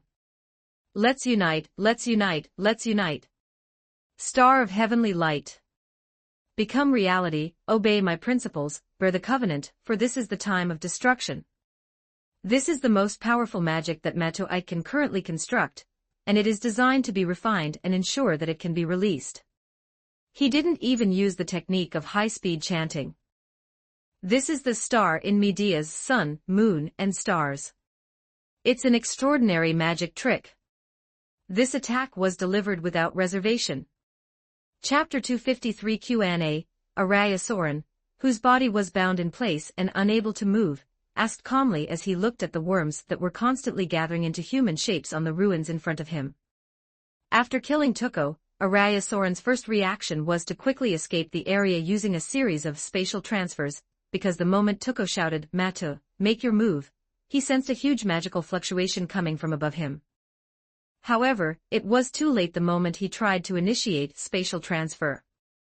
Although Orange is dead, her projection magic is like that projection machine. As long as there is still magic inside, it will continuously apply the concept of binding to him, making him unable to move. On this point, Araya Soren made the wrong choice from the very beginning. He was too confident when he took the orange and didn't destroy its magic immediately, which led to his current predicament. He knew he only had two choices, either use up the last of his magic power to break free of his restraints, and escape as quickly as possible. Secondly, they can stay and use their unused backup plan to catch the magic trick that is about to fall from the sky. At this moment, making a choice doesn't seem like a difficult thing. But that's only what it looks like. The slightly slender clone of Matoike finally coalesced. He greeted Araya Soren before him, speaking in a slightly mocking tone. "Looks like Orange is doing pretty well. You don't seem to be able to break free from this level of constraints. Your condition isn't very good either." Araya Soren replied indifferently to Matoike's provocative words. Judging from the state of this clone, it's clear that Matoike's magical power is now completely depleted. This is one of the reasons why he did not choose to leave voluntarily. He knew Shirai Ryo's fighting ability. It was impossible for Matoike to come before him unscathed after that battle. Indeed, after the magic was completed, the original body is still lying dead on the rooftop. Even this clone used to restrict your escape is in terrible condition. Matoike smiled faintly. He explained the purpose of this clone, to prevent Araya Soren from expending magical energy to break free before the magic was fully constructed and then escape. Although magic cannot achieve what ordinary humans, including magicians, cannot do, magic is something that ordinary humans cannot do no matter what. However, in terms of destructive power alone, magic performed by a first-rate magician with sufficient power is not necessarily inferior to magic. Although magic is a concept that transcends theory, the harm it can cause within the realm of theory cannot be ignored. Just like in the realm of technology, modern humans have already created things like nuclear bombs. This is a product of theory, and in terms of power and effect alone, it is no less powerful than magic. Araya Soren nodded. There was indeed nothing wrong with this approach, but the premise was that the terrifying magic being constructed in the sky could completely destroy his existence. Araya Soren shook his head, his gaze fixed on the magic array that was gradually taking shape in the sky. It was the first time he had faced something he was uncertain about. The appearance of Matoike's clone blocked his path of exhausting his magic power to break free and escape. How much longer? Araya Soren asked, turning to Matoike. It looks like it will take another 2 or 3 minutes. After all, this magic trick wasn't shortened to ensure the effect. Matoike scratched his head. I have some questions for you to take this opportunity to ask. Before Araya Soren could respond, Matoike asked to herself, your ability is a reality marble, right? Did Beelzebub give it to you? Araya Soren thought in silence for a while, then nodded and replied, that's right. This is the reward I received from my deal with him. It's a very useful ability, a part that was extracted from the blood ring of principle. Matoike continued, can you tell me what his purpose is? After all, it seems that you two don't have a common goal, which makes me quite puzzled. It doesn't hurt to tell you this information. His target is you, or rather, another version of you. This question didn't involve Araya Sauron's other plans, and it might even interfere with the other party's judgment later, so Araya Sauron spoke up generously. Another me. Seeing that Matoike was confused, Araya Sauron had no choice but to continue answering. What he seeks is your origin state, which is why I, as an origin magician, was able to make a deal with him. Gods are not so easy to deal with. Matoike paused for a moment. Is there anything special about my origins? There is indeed something special about it, namely that they were not native to this universe in their previous life, if this universe is considered their original world. The concepts of the previous life are completely the same as the standards of the other world. So what did Beelzebub want? That world has no such thing as magic, it's an extremely ordinary place. It couldn't possibly be those memories. But what's the use of that? Even if a godlike being possesses those memories, what can they possibly do? Regardless of how the world has completely changed, Matoike himself hasn't been able to make good use of his precognitive abilities to accomplish anything. I can't figure it out. Can't understand. I can't understand either. In my opinion, if that person is pursuing control of the entire world, it would be more reasonable for him to compete with me for Ryugi Shiki.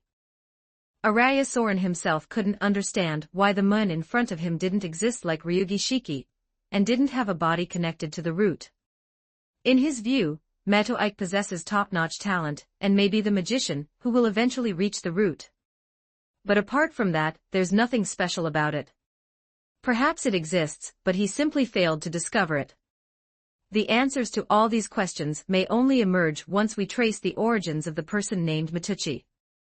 The scene of the two asking and answering questions was like that of colleagues doing research in the same laboratory, both of them unable to figure out where the problem was when faced with a variable. Since that is a god, according to you, he can mobilize the power of the blood ring, which means he has a certain ability to intervene in reality. Matoike, sensing the magical construct in the sky, said calmly, if his target is me, then why hasn't he made a move against me yet? Matoike asked a stupid question, the truth is obvious. Although he could guess some of the answers, Matoike wanted to get the answer to this question from Araya Sauron himself, as that would allow him to be truly certain about something. Araya Sauron silently looked at Matoike, seemingly trying to understand why Matoike was spouting such nonsense. He didn't think Matoike couldn't understand this, but he still replied, it's a meaningless question. Your origin hasn't awakened yet, so naturally he won't take action against you. Chapter 250 for the brief ending, is that so? Then I'm relieved. Having received the answer she expected, Matoike smiled, easing her doubts. Sensing that the magic above the sky had been completed, Matoike looked at Araya Sauron and pointed to the hole in the ceiling. One last question. You seem confident enough to defend against that thing. Is there some preparation you haven't used yet? Araya Sauron nodded slightly. The effect of Aozaki Toko's projection magic, I was gradually fading as the magic power dissipated. That's right, I still have my last trump card. Having received an affirmative answer, Matoike narrowed his eyes slightly, as if he had already anticipated this, and smiled gently. As expected, it's impossible to get rid of you so easily. I guess I have no choice but to admit defeat. Let me see your last resort so I can be better prepared for the future. Both of them spoke calmly, as if they had already accepted that this matter would end this way. The starry sky above the clouds was incredibly dazzling at that moment. The magic I inherited from the magician of the Age of Gods is now ready. Araya Sauron slightly raised her head, gazing up at the starry sky that seemed on the verge of collapse. A magic trick of this scale. I think I understand why you're special now. The starlight above grew brighter, and the flow of magic once again surged and danced wildly in this space. The magic circle in the sky was complete, and dazzling light poured down like shooting stars towards where Araya's Zonlian was. As those 18 billion specks of starlight descended from the sky, at an extraordinary speed, space seemed to be torn apart by layers of transparent ripples. "I can't defend against it on my own," Araya Soren murmured, a barely perceptible glint in his eyes. The binding spell that Aozaki Toko's projection mystic eyes had cast on Araya Soren had somehow disintegrated. 1586 words space transfer. As the incantation was activated, Araya Soren's body vanished instantly. Did they escape? Matoike looked at the disappearing figure before him, shook his head, and rejected the thought in his heart. Once that magic is constructed, there's no escaping it. The mystery has now been set on Araya Soren, and Matoike doesn't believe that Araya Soren is unaware of this. As expected, Araya Soren did not run away. Matoike sensed that he had appeared on the 4th floor of the Garan no Du. Immediately, the clone transformed into a flying insect and followed. Araya Soren slowly walked into a pattern resembling the trajectory of a planet, consisting of 3 overlapping slender rings, and then disappeared. If Aozaki Toko were still here, she would definitely recognize that it was the King Kong barrier that she used as a smokescreen. Matucci, using her deconstruction mystic eyes, also saw through the true nature of this barrier: protection, concealment, and isolation. However, this alone cannot withstand the destructive impact from the sky, unless it is a real other world inside. But Araya Soren still chose to go there, which means that his key to victory lay inside. Matoike was becoming curious about Araya Soren's methods. Is it a mystic code comparable to a noble phantasm? Or is there equally extraordinary magic at work inside? But all of this remains unknown. The next moment, the entire hall of Garan was enveloped in spots of light, and the ripples of the transparent ring unfolded layer by layer, emitting a shattering sound that could shatter eardrums. A concentrated explosion of 18 billion starlight specks. Each one possesses magical strength comparable to the grand. The magic flowed through the intricate, spiderweb-like gaps between the buildings. Each starlight burst forth with light and sound that could pierce the eyes and ears, causing the space to tremble violently, and everything around it instantly disintegrated in this raging storm of magic. The transparent ring vibrated, creating a powerful shockwave that pulverized surrounding objects into dust. That area seemed to have fallen into a silent chaos, and violent magical power descended like divine punishment. It seemed as if only pure white remained between heaven and earth. The barrier erected by the Vajra, which was the first to be attacked, based on the Buddhist concept of indestructibility, shattered in an instant. The subsequent starlight spots surged forward like a tide. The moment the barrier collapsed, Matoike finally saw Araya Soren's ultimate technique, that he had been hiding until the very end. It wasn't a formal outfit, nor was it magic, it was a person. Ah, that makes sense now. The barrier called King Kong was never intended as a smokescreen to deceive Orange. Instead, there was an incredibly fragile creature there. He is an extraordinary person, who will die if he is unlucky enough to be hit by a magic arrow. The Book of False Gods, Mysterious Mist and the Moon. This is a huge joke, alas, the master of Babel. Suddenly, a string in Matoike's mind snapped. He couldn't understand when he had overlooked this man. The number of extraordinary individuals who appear in Guanbuzi City can be counted on one hand. But if it's him, then everything makes sense. This guy was never a magician, and had absolutely no talent for magic. He became the ruler within 15 years. Godoward Mayday, the unified speechmaster, is the only magician who can recreate the mythological era, and is closest to a true magician. He has mastered the languages of all existing races and tribes, not only speaking them, but also understanding their origins, beliefs, principles, and even ideologies. He had no language he did not speak, nor any race he did not know.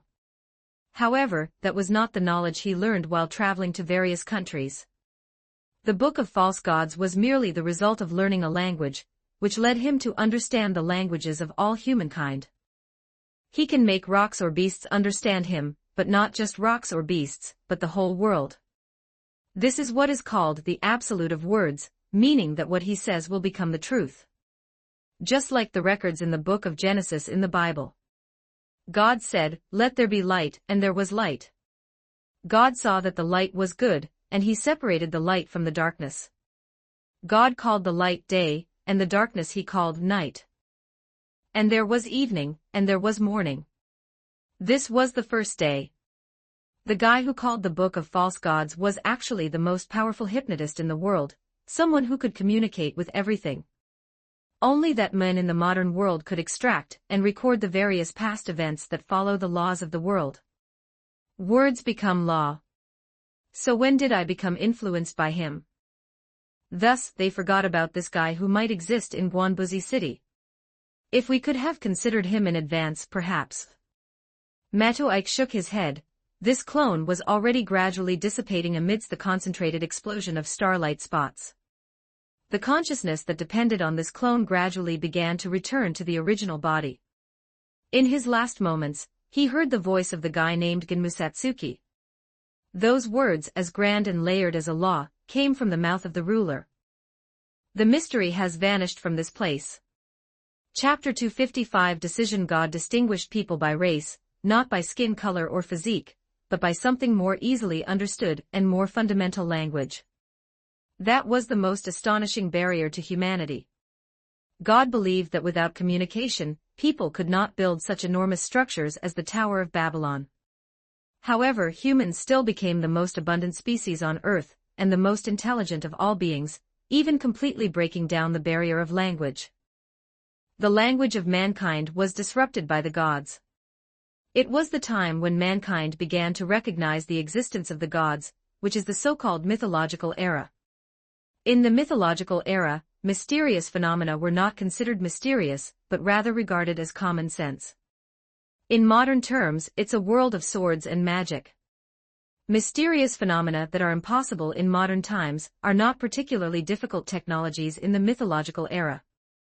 The only remaining unifying language expert in modern times is capable of doing this. The ability to evoke ancient mysteries solely through language is truly a bug among bugs. Matoike was sitting on the rooftop of a building far from Garan no Doriman, gazing at the scene there. After Genmusatsuki's voice rang out, a clear and grand bell tolled throughout every corner of the hall of the Sangharama.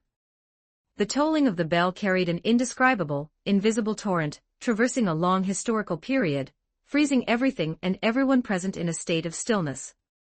The massive and terrifying torrent of information froze. At that moment, Matoike felt as if the whole world had been stripped of its sense of existence in an instant, as if a mystery accumulated over 1,000 years had been gently cut off by a sharp sword. Xuanwugaoyue's voice was devoid of any emotion, yet it was as irresistible as a law, like the final judgment issued by a ruler, erasing the remaining mystery along with this space. The explosions of starlight spots around Araya Soren gradually subsided, and the magical storm in the air seemed to be swallowed up by an indescribable force, returning everything to nothingness. The next second, the shattered world that appeared in Matucci's deconstruction mystic eyes slowly began to rotate. The vast and complex torrent of information began to recede, following the trajectory it had previously pursued, and finally returned to the void, disappearing without a trace. At this moment, a transparent door appears, and when the door is opened, the mysterious and weakened restrictions become ineffective. The magical elements that had vanished from the air returned. Matucci watched the whole thing quietly, a tear of blood streaming down her face. He had begun to understand why the teacher who unified the language was able to achieve such a miracle. This is something that can only be accomplished through the authority to communicate with the world through language. Authority is the tentacle of the root. Is this a book of false gods, written by a mortal performing the deeds of gods? I've truly learned my lesson. As Matucci's thoughts raced, she used her foresight technique to gaze upon the scene at Garan no Dormitory.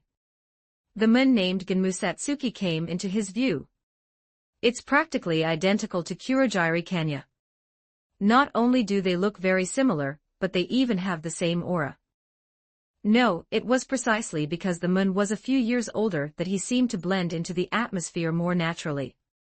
A faint smile appeared on the man's face. It was a gentle, childlike smile, but it lacked color, revealing only an empty inner emotion. The gaze slowly shifted from Genmu Satsuki to Araya Soren. His body trembled slightly, his clothes were torn and covered in scorch marks, and the air around him was still filled with the aftershocks of the explosion. Although it was expected, Metoike was still not satisfied with the current situation. Staring at the head beside Araya Soren that had somehow broken free from the iron cage's seal, Metoike had a bold idea. "Do you want to do it?" 1893 words. Matucci pondered the current situation.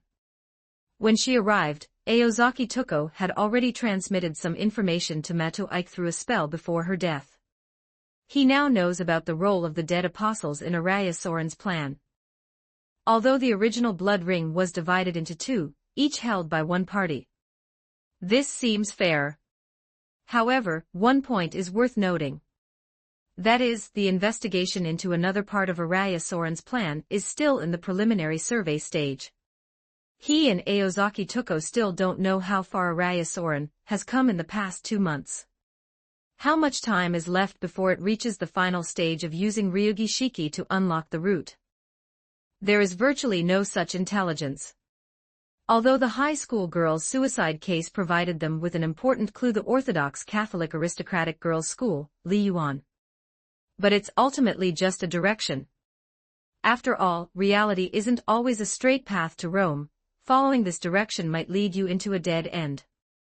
The current situation is extremely favorable for Araya Soren and the others. Most of his belongings are still hidden beneath the sea. Sometimes when the situation is too clear, it's not a good thing. It's just that you don't know whether it's good or bad.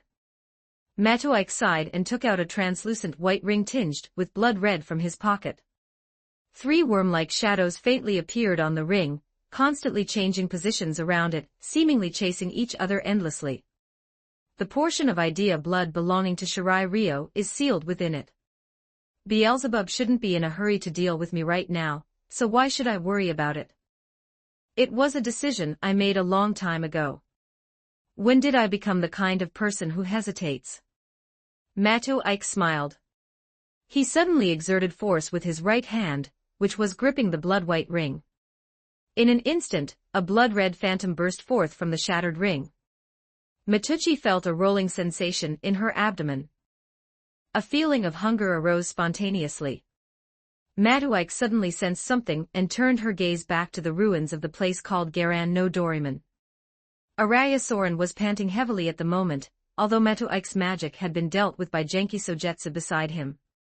However, initiating this level of communication of authority still requires a certain process. Therefore, before Xuanwugaoyue could take effect, he could only rely on his inherent barrier to withstand these starlight spots. Just as he bent down to pick up the head that had rolled off the ground, sudden changes occur. The air began to ripple and swirl, and the strands of hair on Keita's head were lifted by the gale, weaving into intricate and mysterious patterns in midair. The crimson light seemed to slip through the overlapping arcs, slowly seeping into all the holes on the head like sweet rain. Eyes, nose, ears, mouth. The body began to swell further, as if it had been squeezed into a ball by an unseen hand and forcibly stuffed into a container, and several scarlet lines appeared on the surface of the skin. Keita Minato's original appearance was no longer visible, in its place was an absolutely beautiful face.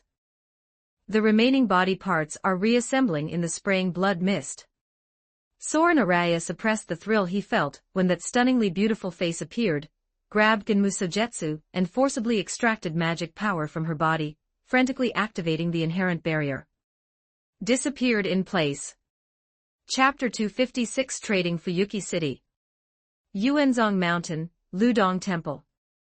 Ruduji Temple, which was destroyed in the Holy Grail War last year, has been miraculously rebuilt this spring. Logically speaking, it would be impossible for Japan to complete such a large-scale restoration project of ancient buildings in such a short period of time. Given the temple's history and its unique architectural structure, the restoration process required not only complex planning and design, but also the reconstruction of a large amount of precious materials and the exquisite craftsmanship of artisans.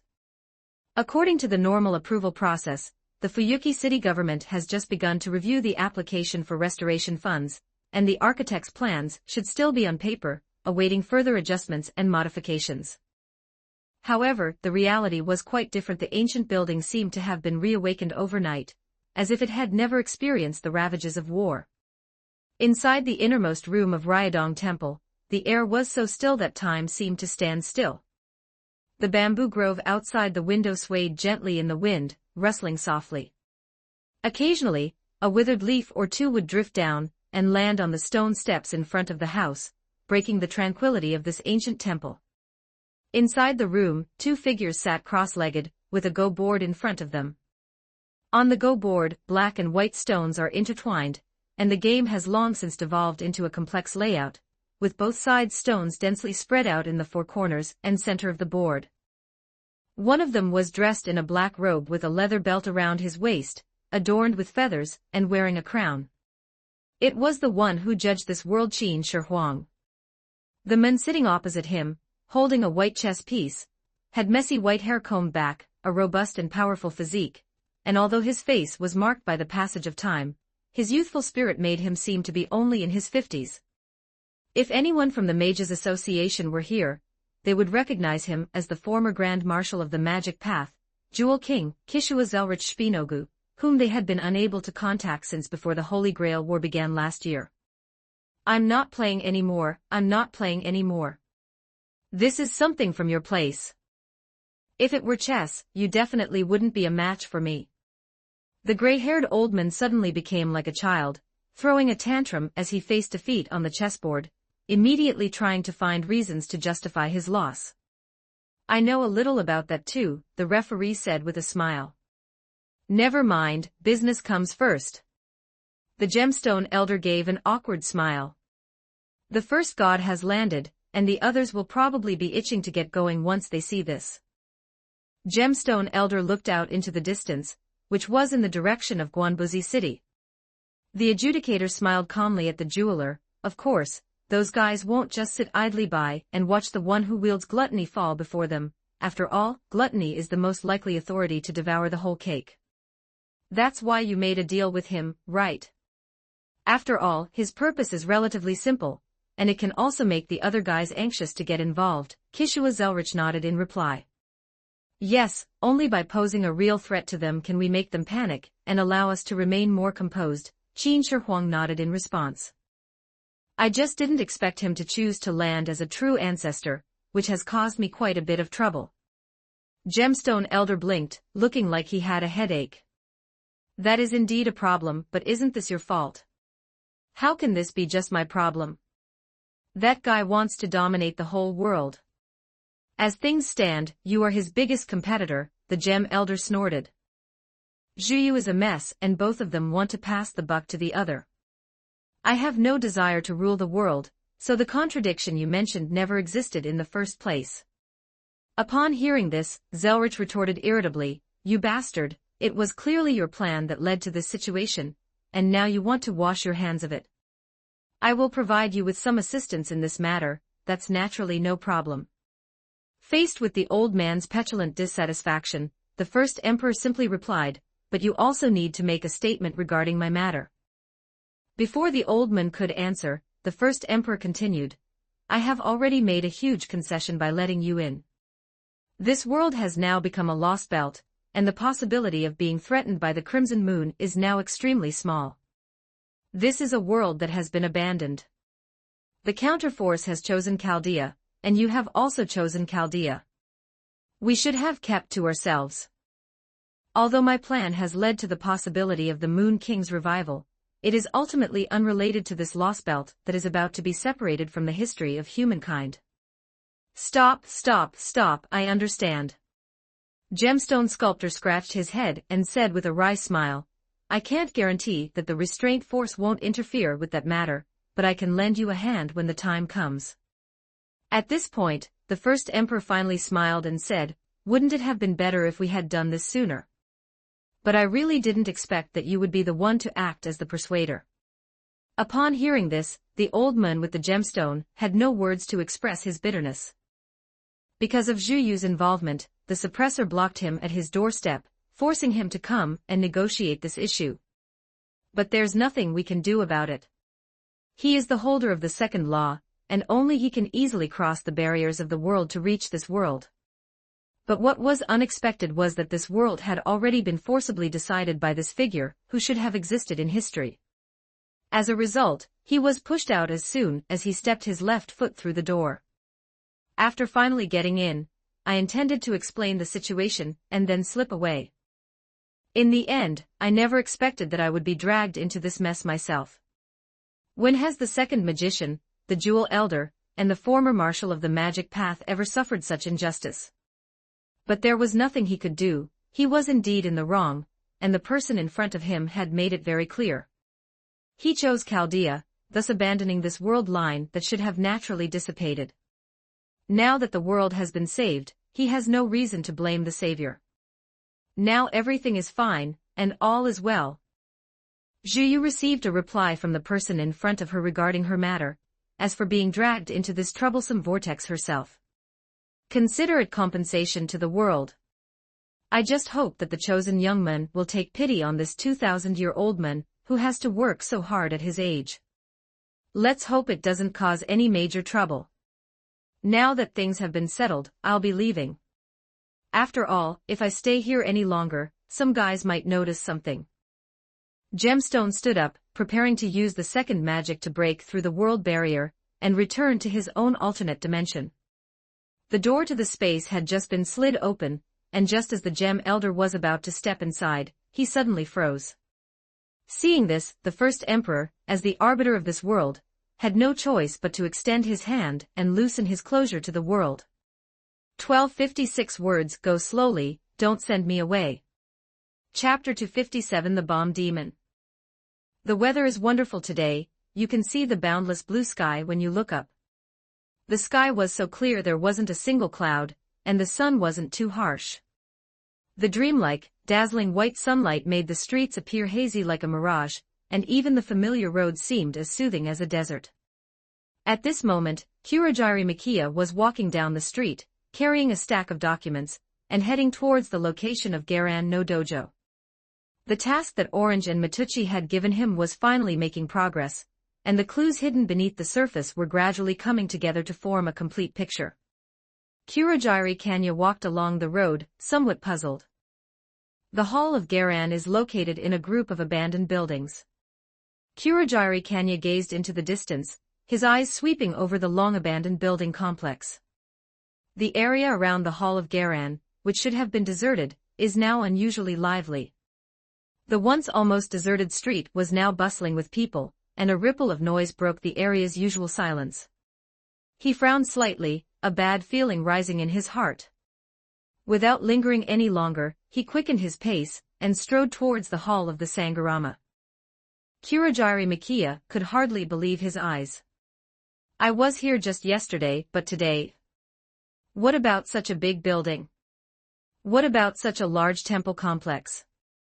Miss Orange doesn't seem like she's gone bankrupt and run away. The once well-maintained dollhouse is now a ruin.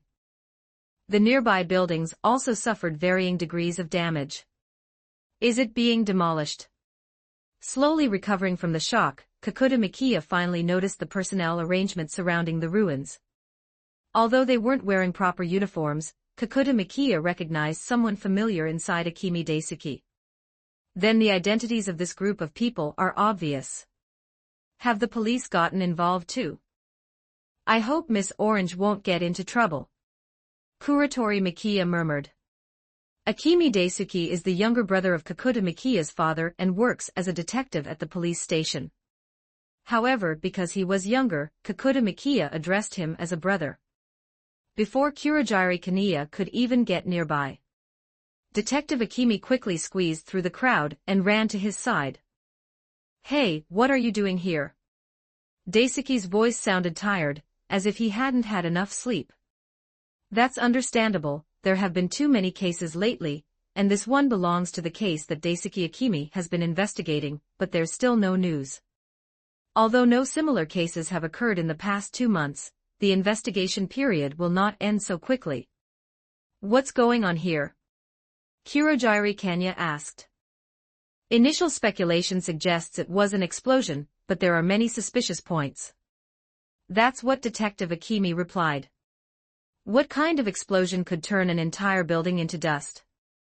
Gon was feeling a bit down. In his view, only things from the mystical side could produce this effect. Have any suspects been identified? Kurogiri Makiya continued to ask. Kurogiri Makiya was surprised. He had only asked the question out of habit, and did not think the police would find any useful clues. But the guy in front of me, Daifu, looked very serious. What I'm about to say is a closely guarded secret. But since it's somewhat related to you, I'll just give you a little hint. Detective Akemi then began to explain to him the situation the police had uncovered. Gon also prayed in his heart that criminal police officers across the country wouldn't be so big-mouthed, and listened intently. It might have been done by the bomber who's been making headlines lately. Bomb demon. Kurogiri Makiya was somewhat puzzled, although he had heard of it before as a new urban legend. But the social incidents caused by that guy, as far as we know from rumors, he was a demolition worker who directly accepted contracts, or rather, a performer who secretly accepted commissions and worked cleanly and without leaving a trace. His primary targets for explosions were objects and buildings, rather than people. In general, they are very similar to stage destroyers. He was hired to make a mess of the stage, turning the main characters from heroes into screaming, fleeing spectators. Makiya Kurogiri believes the police must have made a mistake. Given Aozaki Toko's personality and abilities, how could she possibly let this little bomb demon blow up her workshop? Yes, it's the bomber. Don't disbelieve me, kid. We police wouldn't make a judgment without evidence.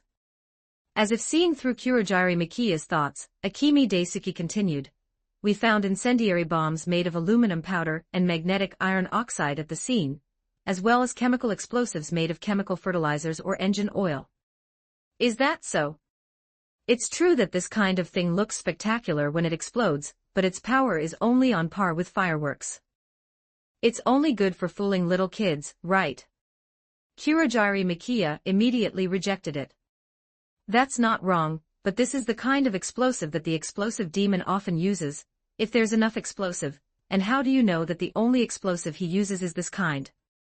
Akemi Daisuke was halfway through his story when he himself didn't believe it, but the police superintendent above had already categorized the matter in that direction. He had his doubts, but there was nothing he could do. This is one of the reasons why he was able to casually reveal classified police information to Makiya Kakuta. After talking for a while, Kakuta Makiya walked into a corner. My legs almost gave way and I collapsed to the ground. How so? Kurogiri Makiya was never given the authority to enter the crime scene to investigate. After all, he was just a 16-year-old high school student, and even with the connection of Akemi Daisuke, there was nothing he could do about it. He was feeling rather down right now. Although Chingzi was a boss who would delay paying wages, he didn't want someone he knew to just quietly pass away like that. So he decided to go find another person connected to him, Matuike. Fortunately, the hotel where Matucci stayed was not far from Garan no 2. Using the route from his memory, Kakuta Makiya quickly found the right location. Standing outside the door, I rang the doorbell. Come in, Kurokiri. I've been waiting for you for a long time. A very familiar female voice came from inside the room. Kurogiri Makiya's dim eyes lit up again. Push the door open. The sight that came into view almost made him cry. Seriously, Kurogiri, you don't really think I'd die so easily, do you? Orange, holding a beer in her left hand and a skewer of grilled meat in her right, waved to Kurokiri Kanya. She seems to be in a pretty good mood. Matuike sat to the side, looking slightly tipsy, her usually pale cheeks now flushed. Damn it, you haven't had breakfast yet. Although it's a bit greasy, it can at least fill your stomach. Blame Orange for having to eat this kind of thing so early in the morning. Chapter 258 report. Are the police joking? Orange laughed so hard she almost fell over after hearing the news from Makiya Kurogiri, completely disregarding her image. Orange, you're so rude. At least Kurokiri is concerned about you. Matoike took a sip of butterbeer and said calmly. Don't forget to like and subscribe to Novels Wonderland.